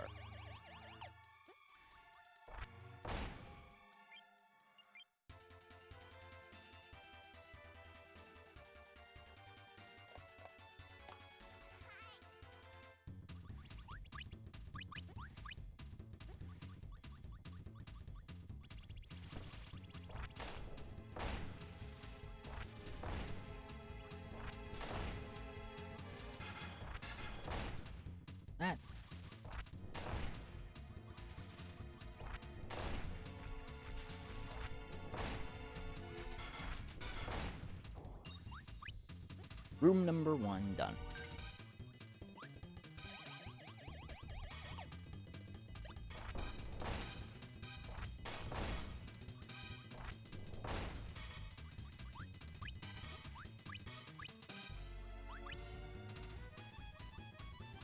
Cool. Thanks, Mitchell. I'll be looking forward to listening to it.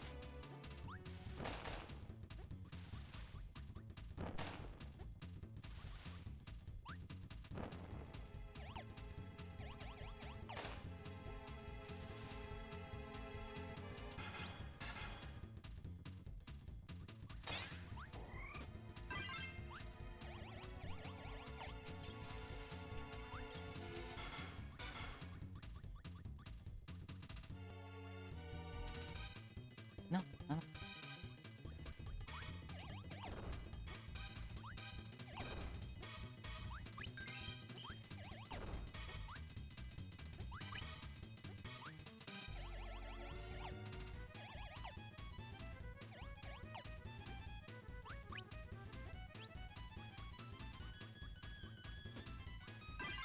Weird.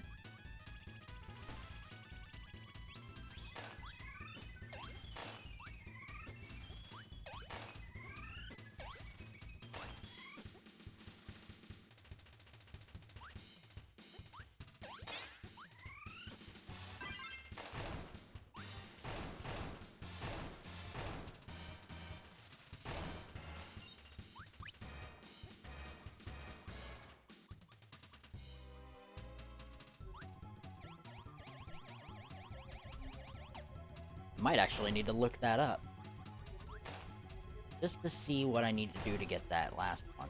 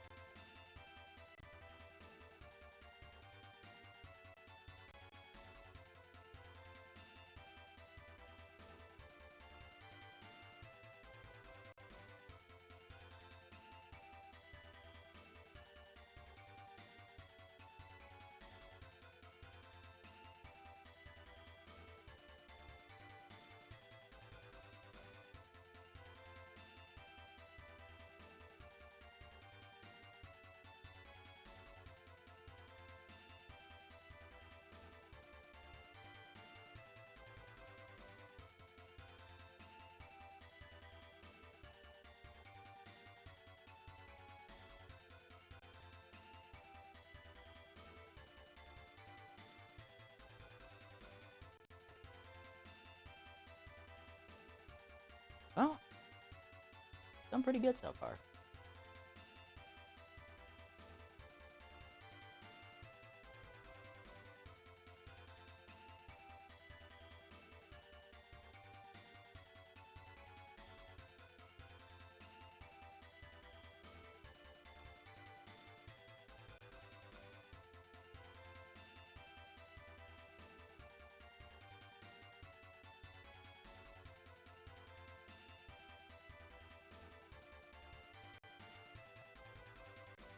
Check this quick.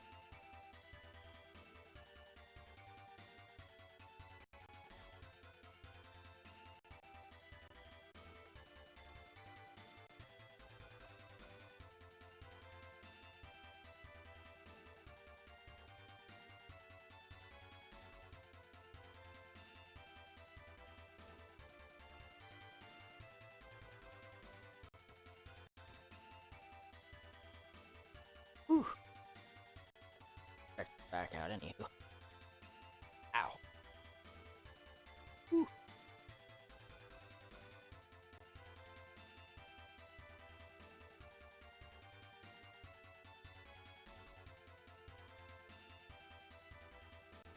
Oh, okay, I think I see now. Okay, I think I know now what I gotta do for this. Gonna require a very specific power-up.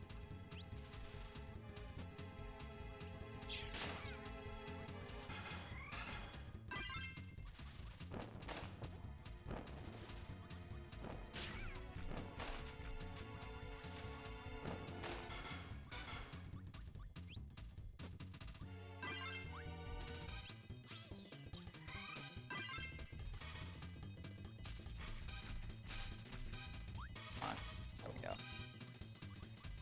Don't need that this time.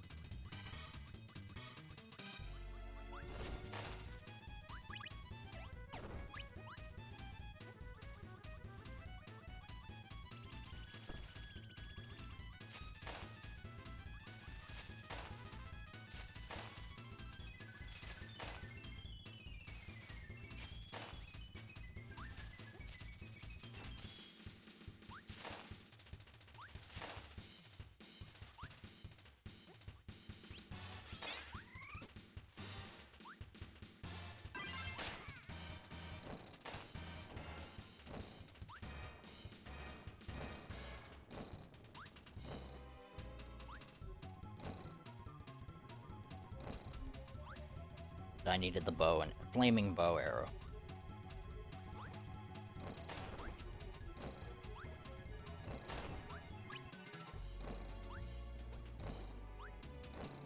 This one's a weird one.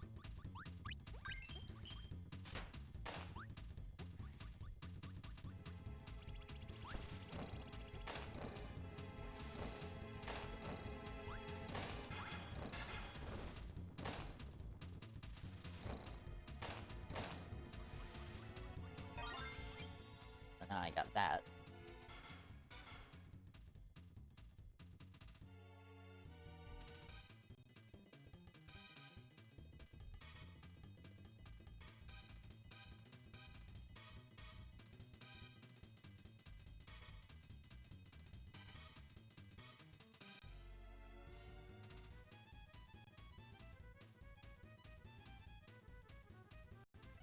Now I need Spark and Cutter.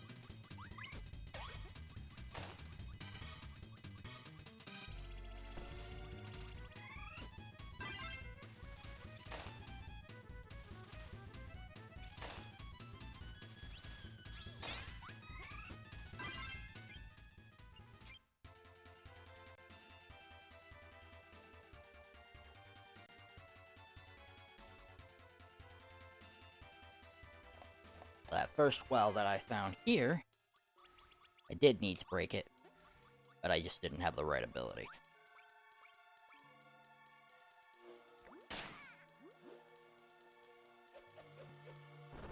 You wouldn't think that was supposed to be for Spark and Cutter, but it actually is. Kinda weird.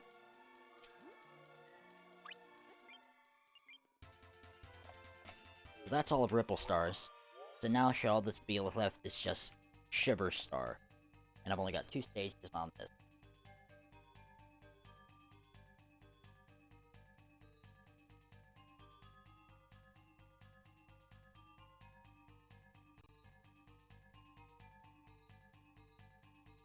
And I need to find the last.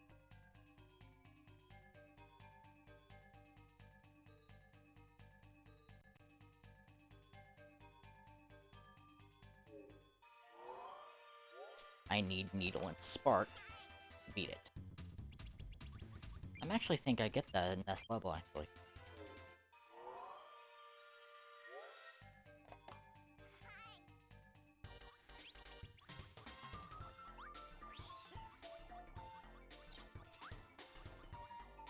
Yeah, it would technically boil in the water. Because of the heat from the electricity. At least that's what I think.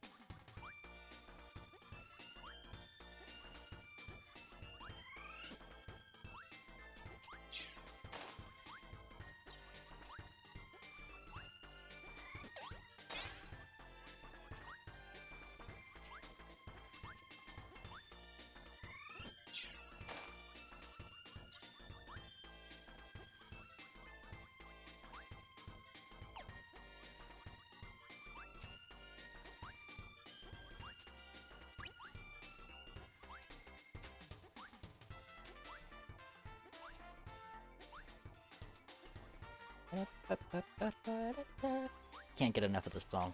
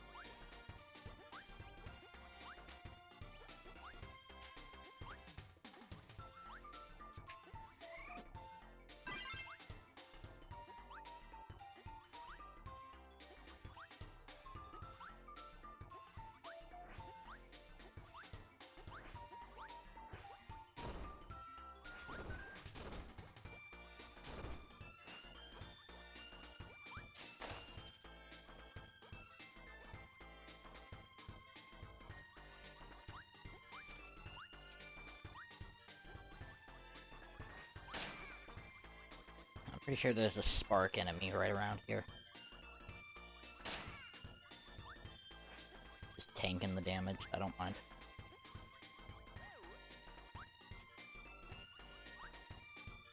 Yoda. Get our way downtown. Walking fast.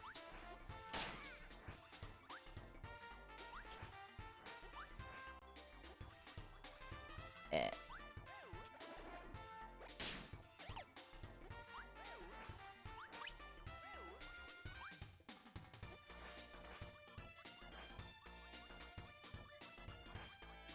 Nope, gotta go back. Spark enemy fell off the cliff and despawned. Gotta get him to respawn. Come on.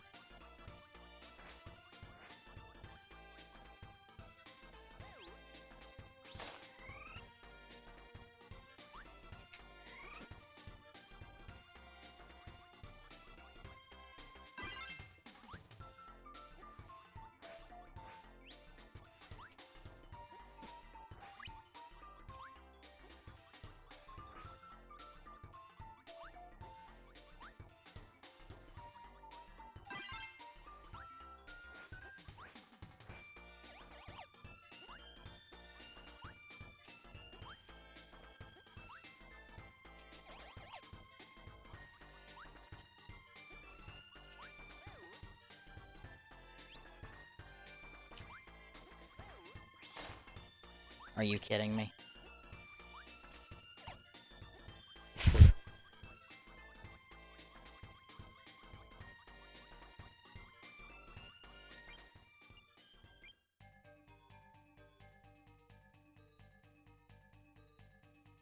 Alrighty.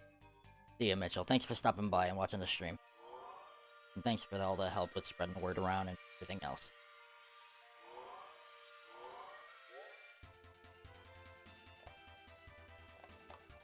Get Beetle and Bark from this area. Back out and get back to that stage.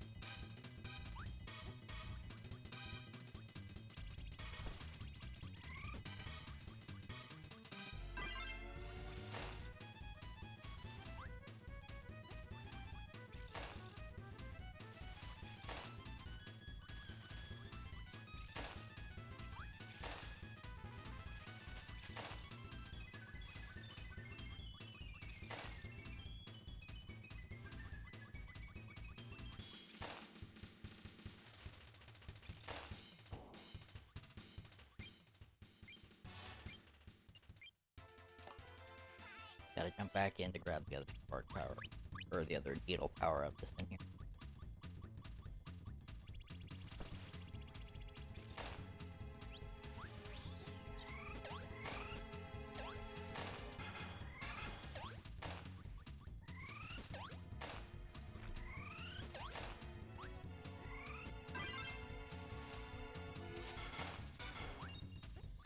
Now this time I should be able to get the spark power up.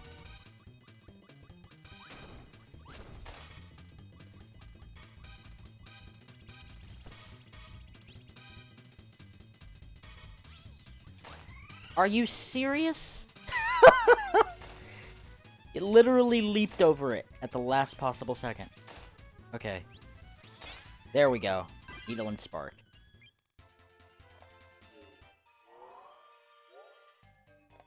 Now we ought to be able to get this one. Provided that I don't die and lose it.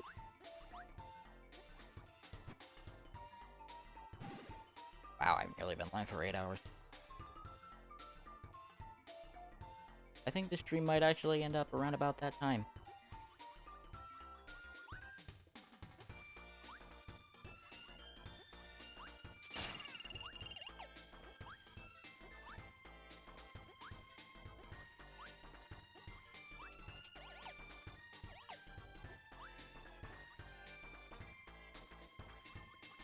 I'm in dire need of getting food from the character.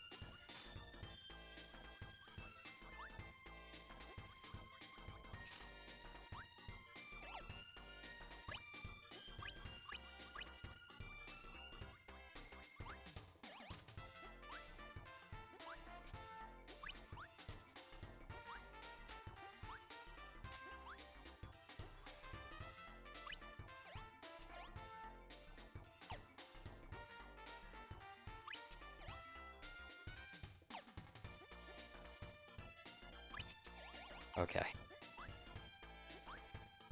think that might be enough.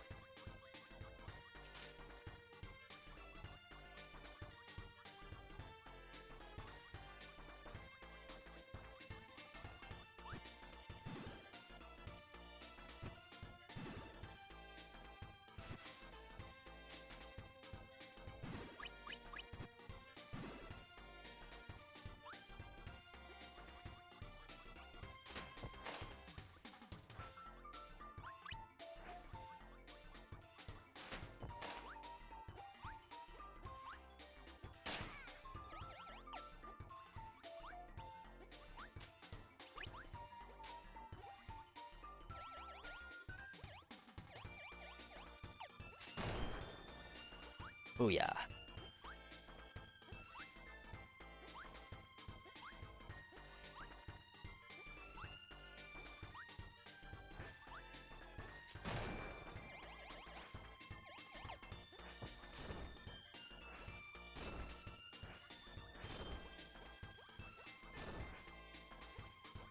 Literally almost done with beating the entire game.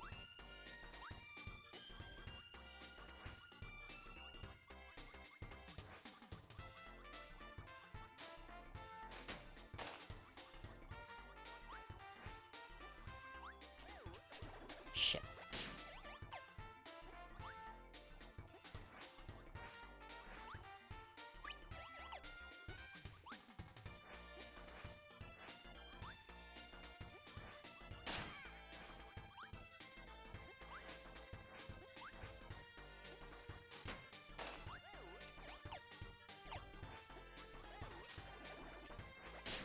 Lord.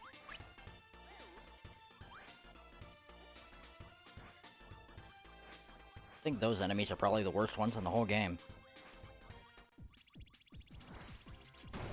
There we go.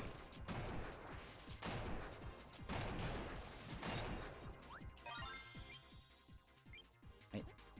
There we go. Whew. Alright. Superstar 4. That is the literal last one. Then it's the boss.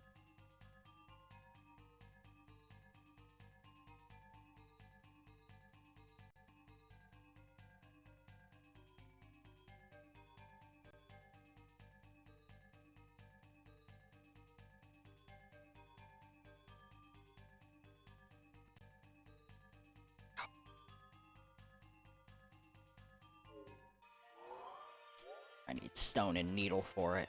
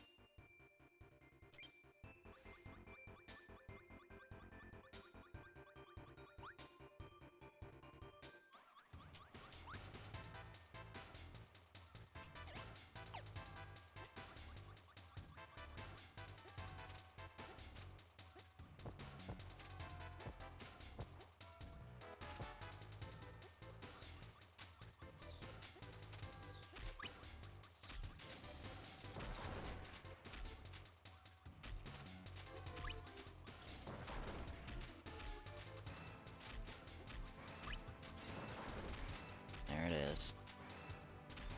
The last crystal shard needed.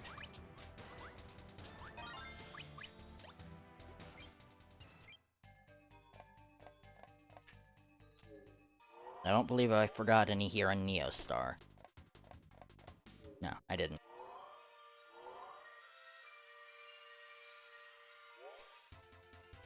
Alrighty, final boss.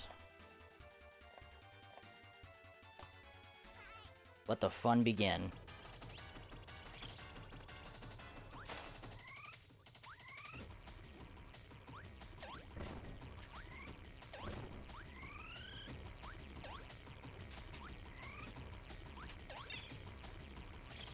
Miracle matter.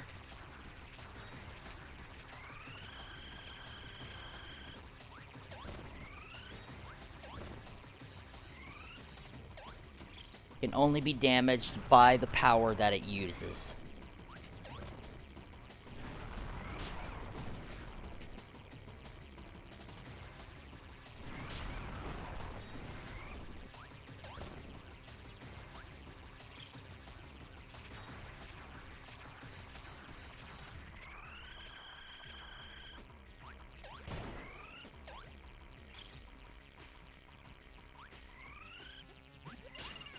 Oh god.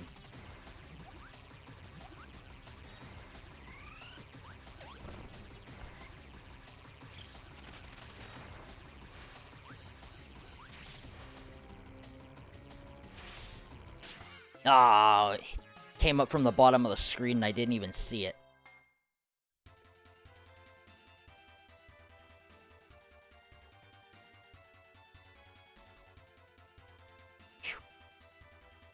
Alright, trying it again. Got plenty of lives to try.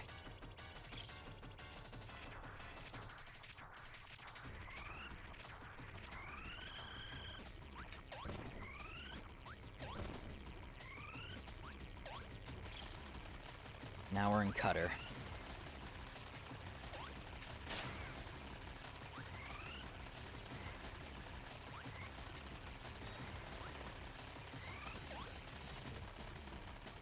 I swear that one's an absolute pain.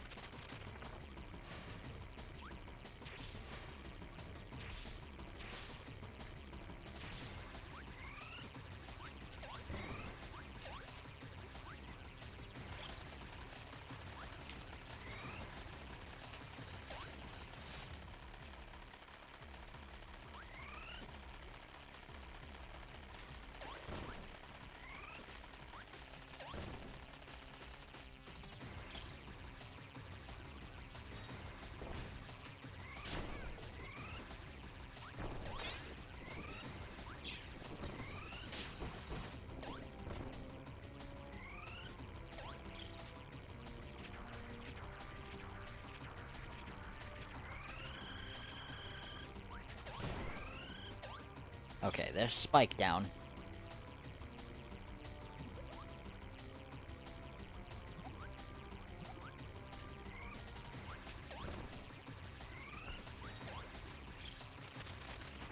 Or Spark.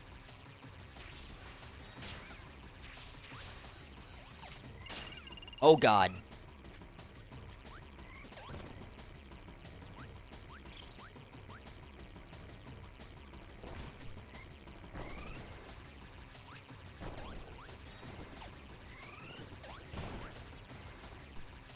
This is terrifying.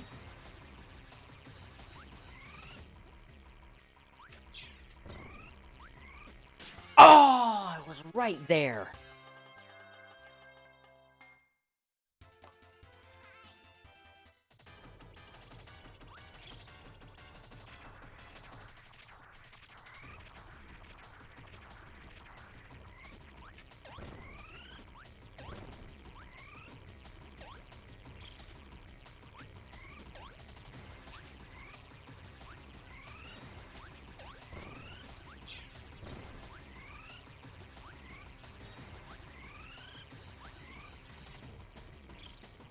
Okay, back to Spike.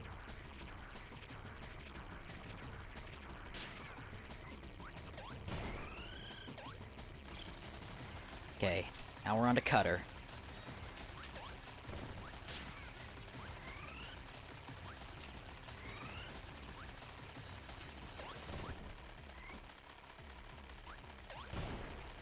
Okay, Cutter's down. Now for Ice again. Ice is done. Fire.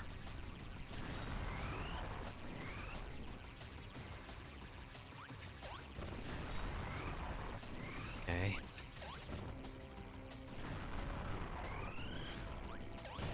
Fire's done. Now we're on a stone.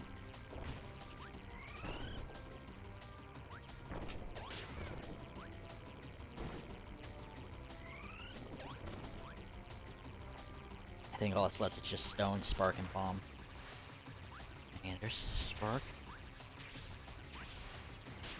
God, I hate that one.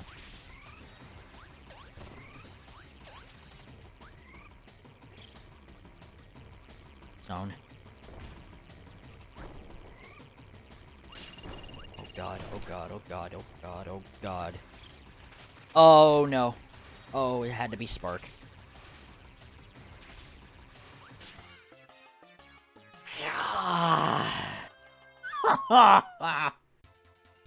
Oh, that bites.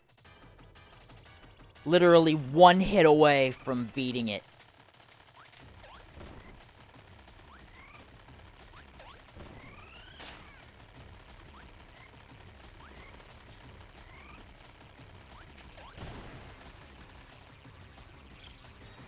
Okay, okay, okay.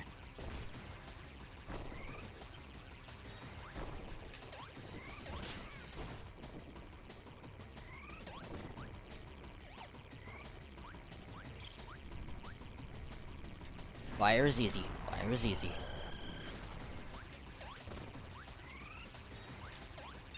Okay, it's deciding to do that instead.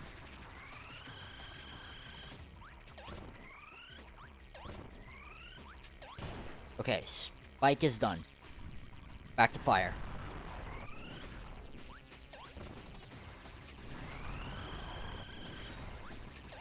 Fire's done. Back to stone.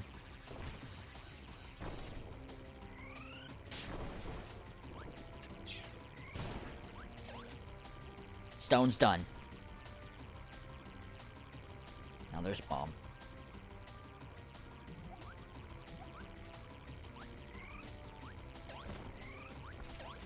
Oh, crap. Back to spark.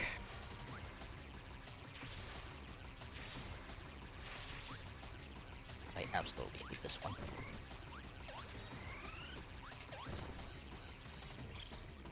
Okay. Got bomb again.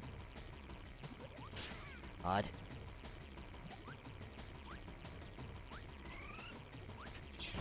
Okay. There's ice.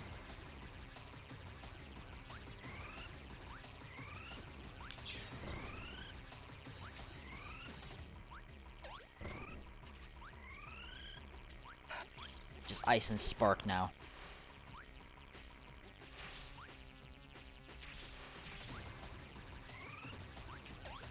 Okay, spark's done.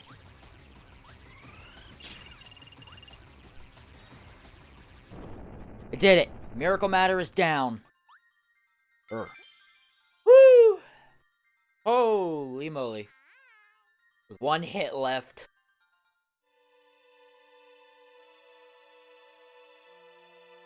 Wow. That was intense.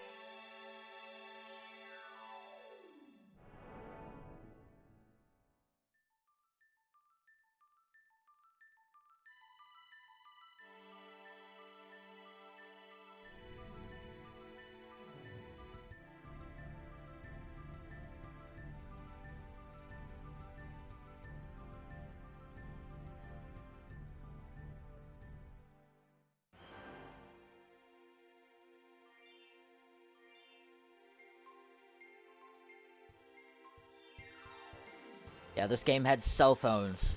Kirby had a cell phone this entire time. And for whatever reason, he did not get the bright idea to use it sooner.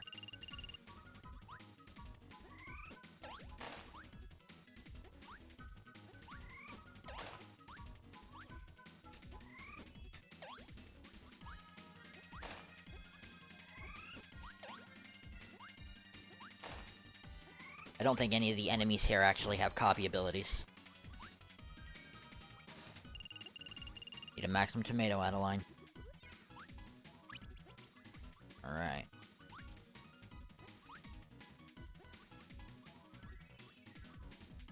Now here we go. The final boss. Kirby 64, the Crystal Shards. 0-2.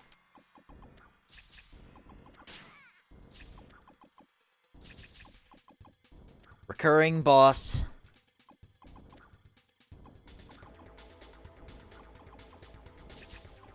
From previous titles.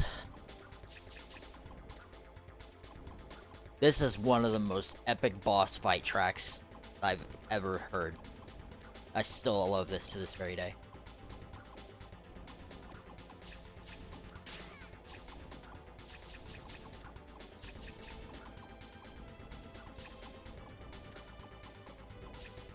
On Zero.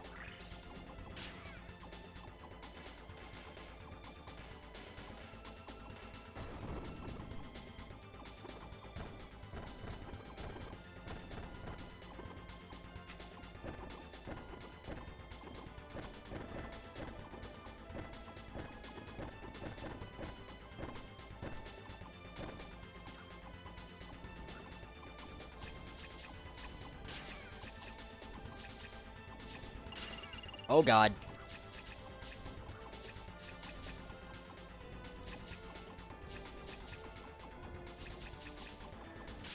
Ah!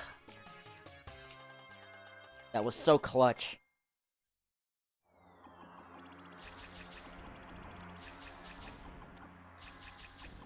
Felt like I couldn't mash it quick enough. Come on.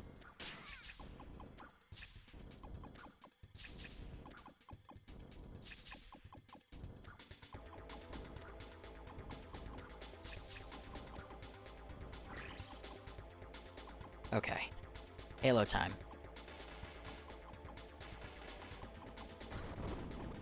Okay.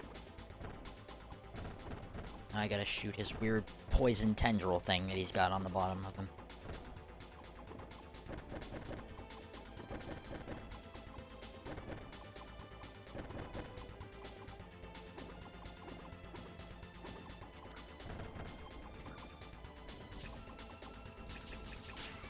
God.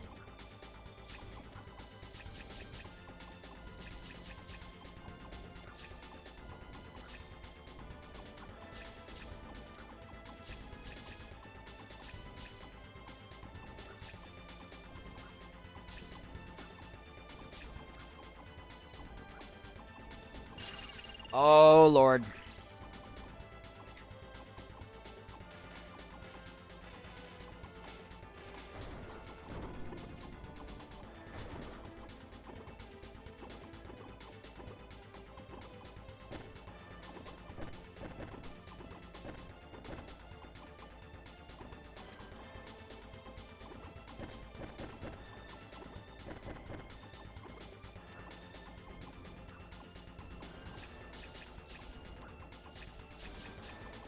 Whew!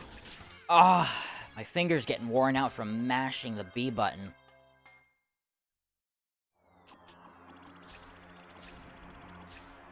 Wish there was like an auto fire for this instead of having to mash it.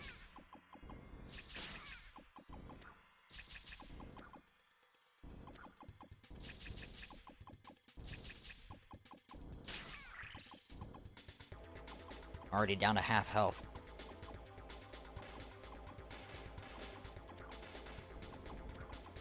Ah.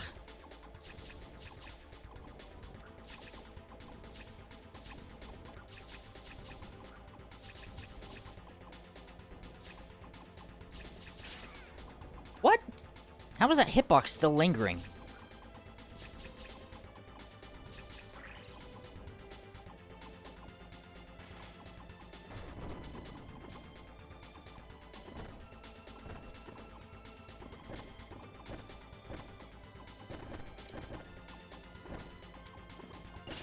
Oh, God.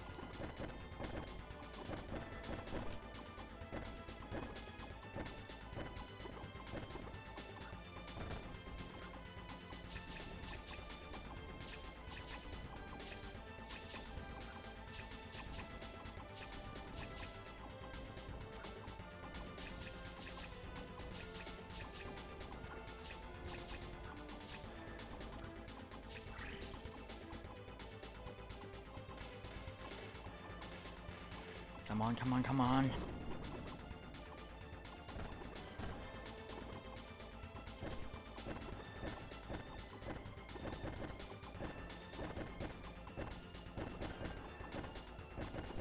Oh, the depth perception is so bad.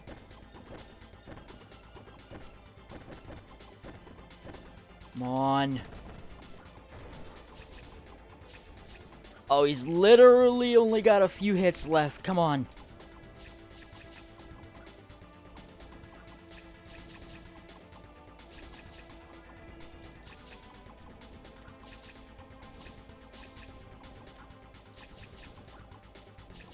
Come on. Yes, yes, yes, yes, yes.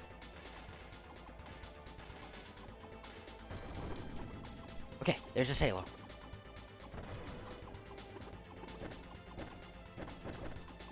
Yes! Yes! Woo! Beaten. Final boss. Complete.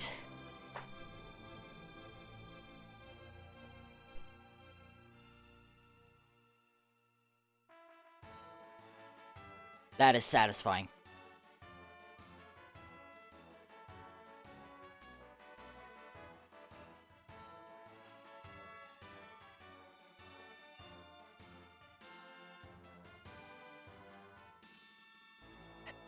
Yeah, like a boss indeed. Kirby 64, 100% completed. Well, in terms of beating the bosses, anyways. All crystal shards collected. No matter how old I get, this game is always fun. Always so much fun.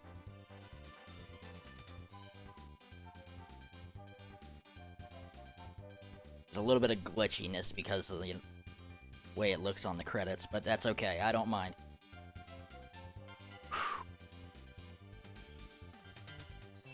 That was intense. That was fun.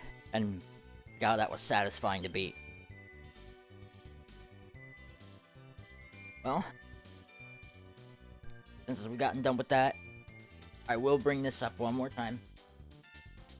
For those of you who don't know, my name is Ace, in case if anybody had swung around just around the tail end of this. I've been playing games for the last 8 hours, try to raise some money to help out my family, to keep us from getting evicted, and so we don't lose our home and lose everything that we have.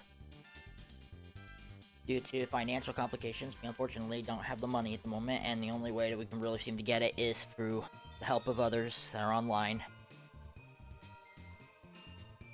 We need the money by, well, since it's technically now in my time zone, already the 21st, we still need some money, so if you can, even though it is still the morning, it's not too late to donate.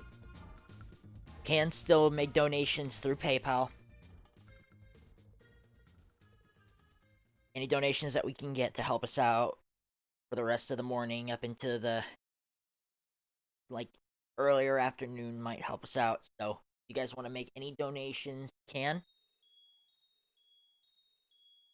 There's a link on screen that says tinycc.originalityace. That takes you to the Streamlabs page if you wanted to make a donation live on the stream. But I think I'm gonna be calling it quits. Since it's already been going for about 8 hours, give or take, and I need to wrap some stuff up.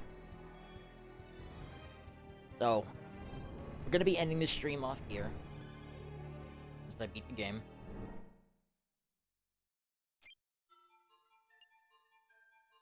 It has been a wild ride.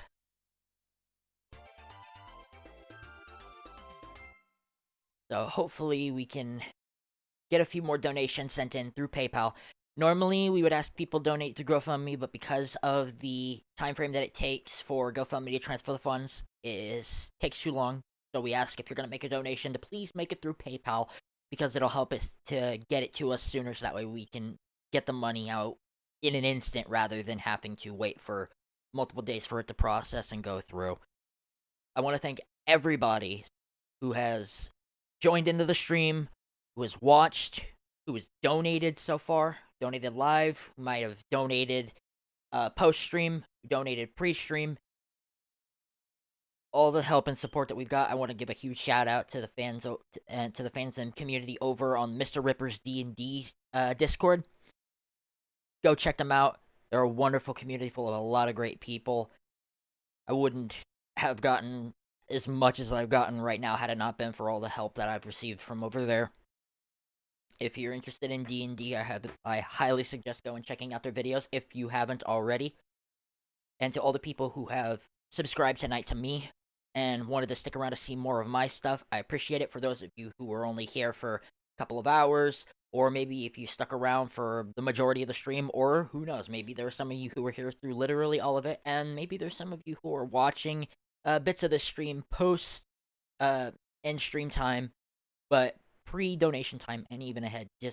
I greatly appreciate all the support that we've gotten so far, and donations can still be made. It's not, at this moment, it's not too late. We can still get a little bit more money before the time is completely over.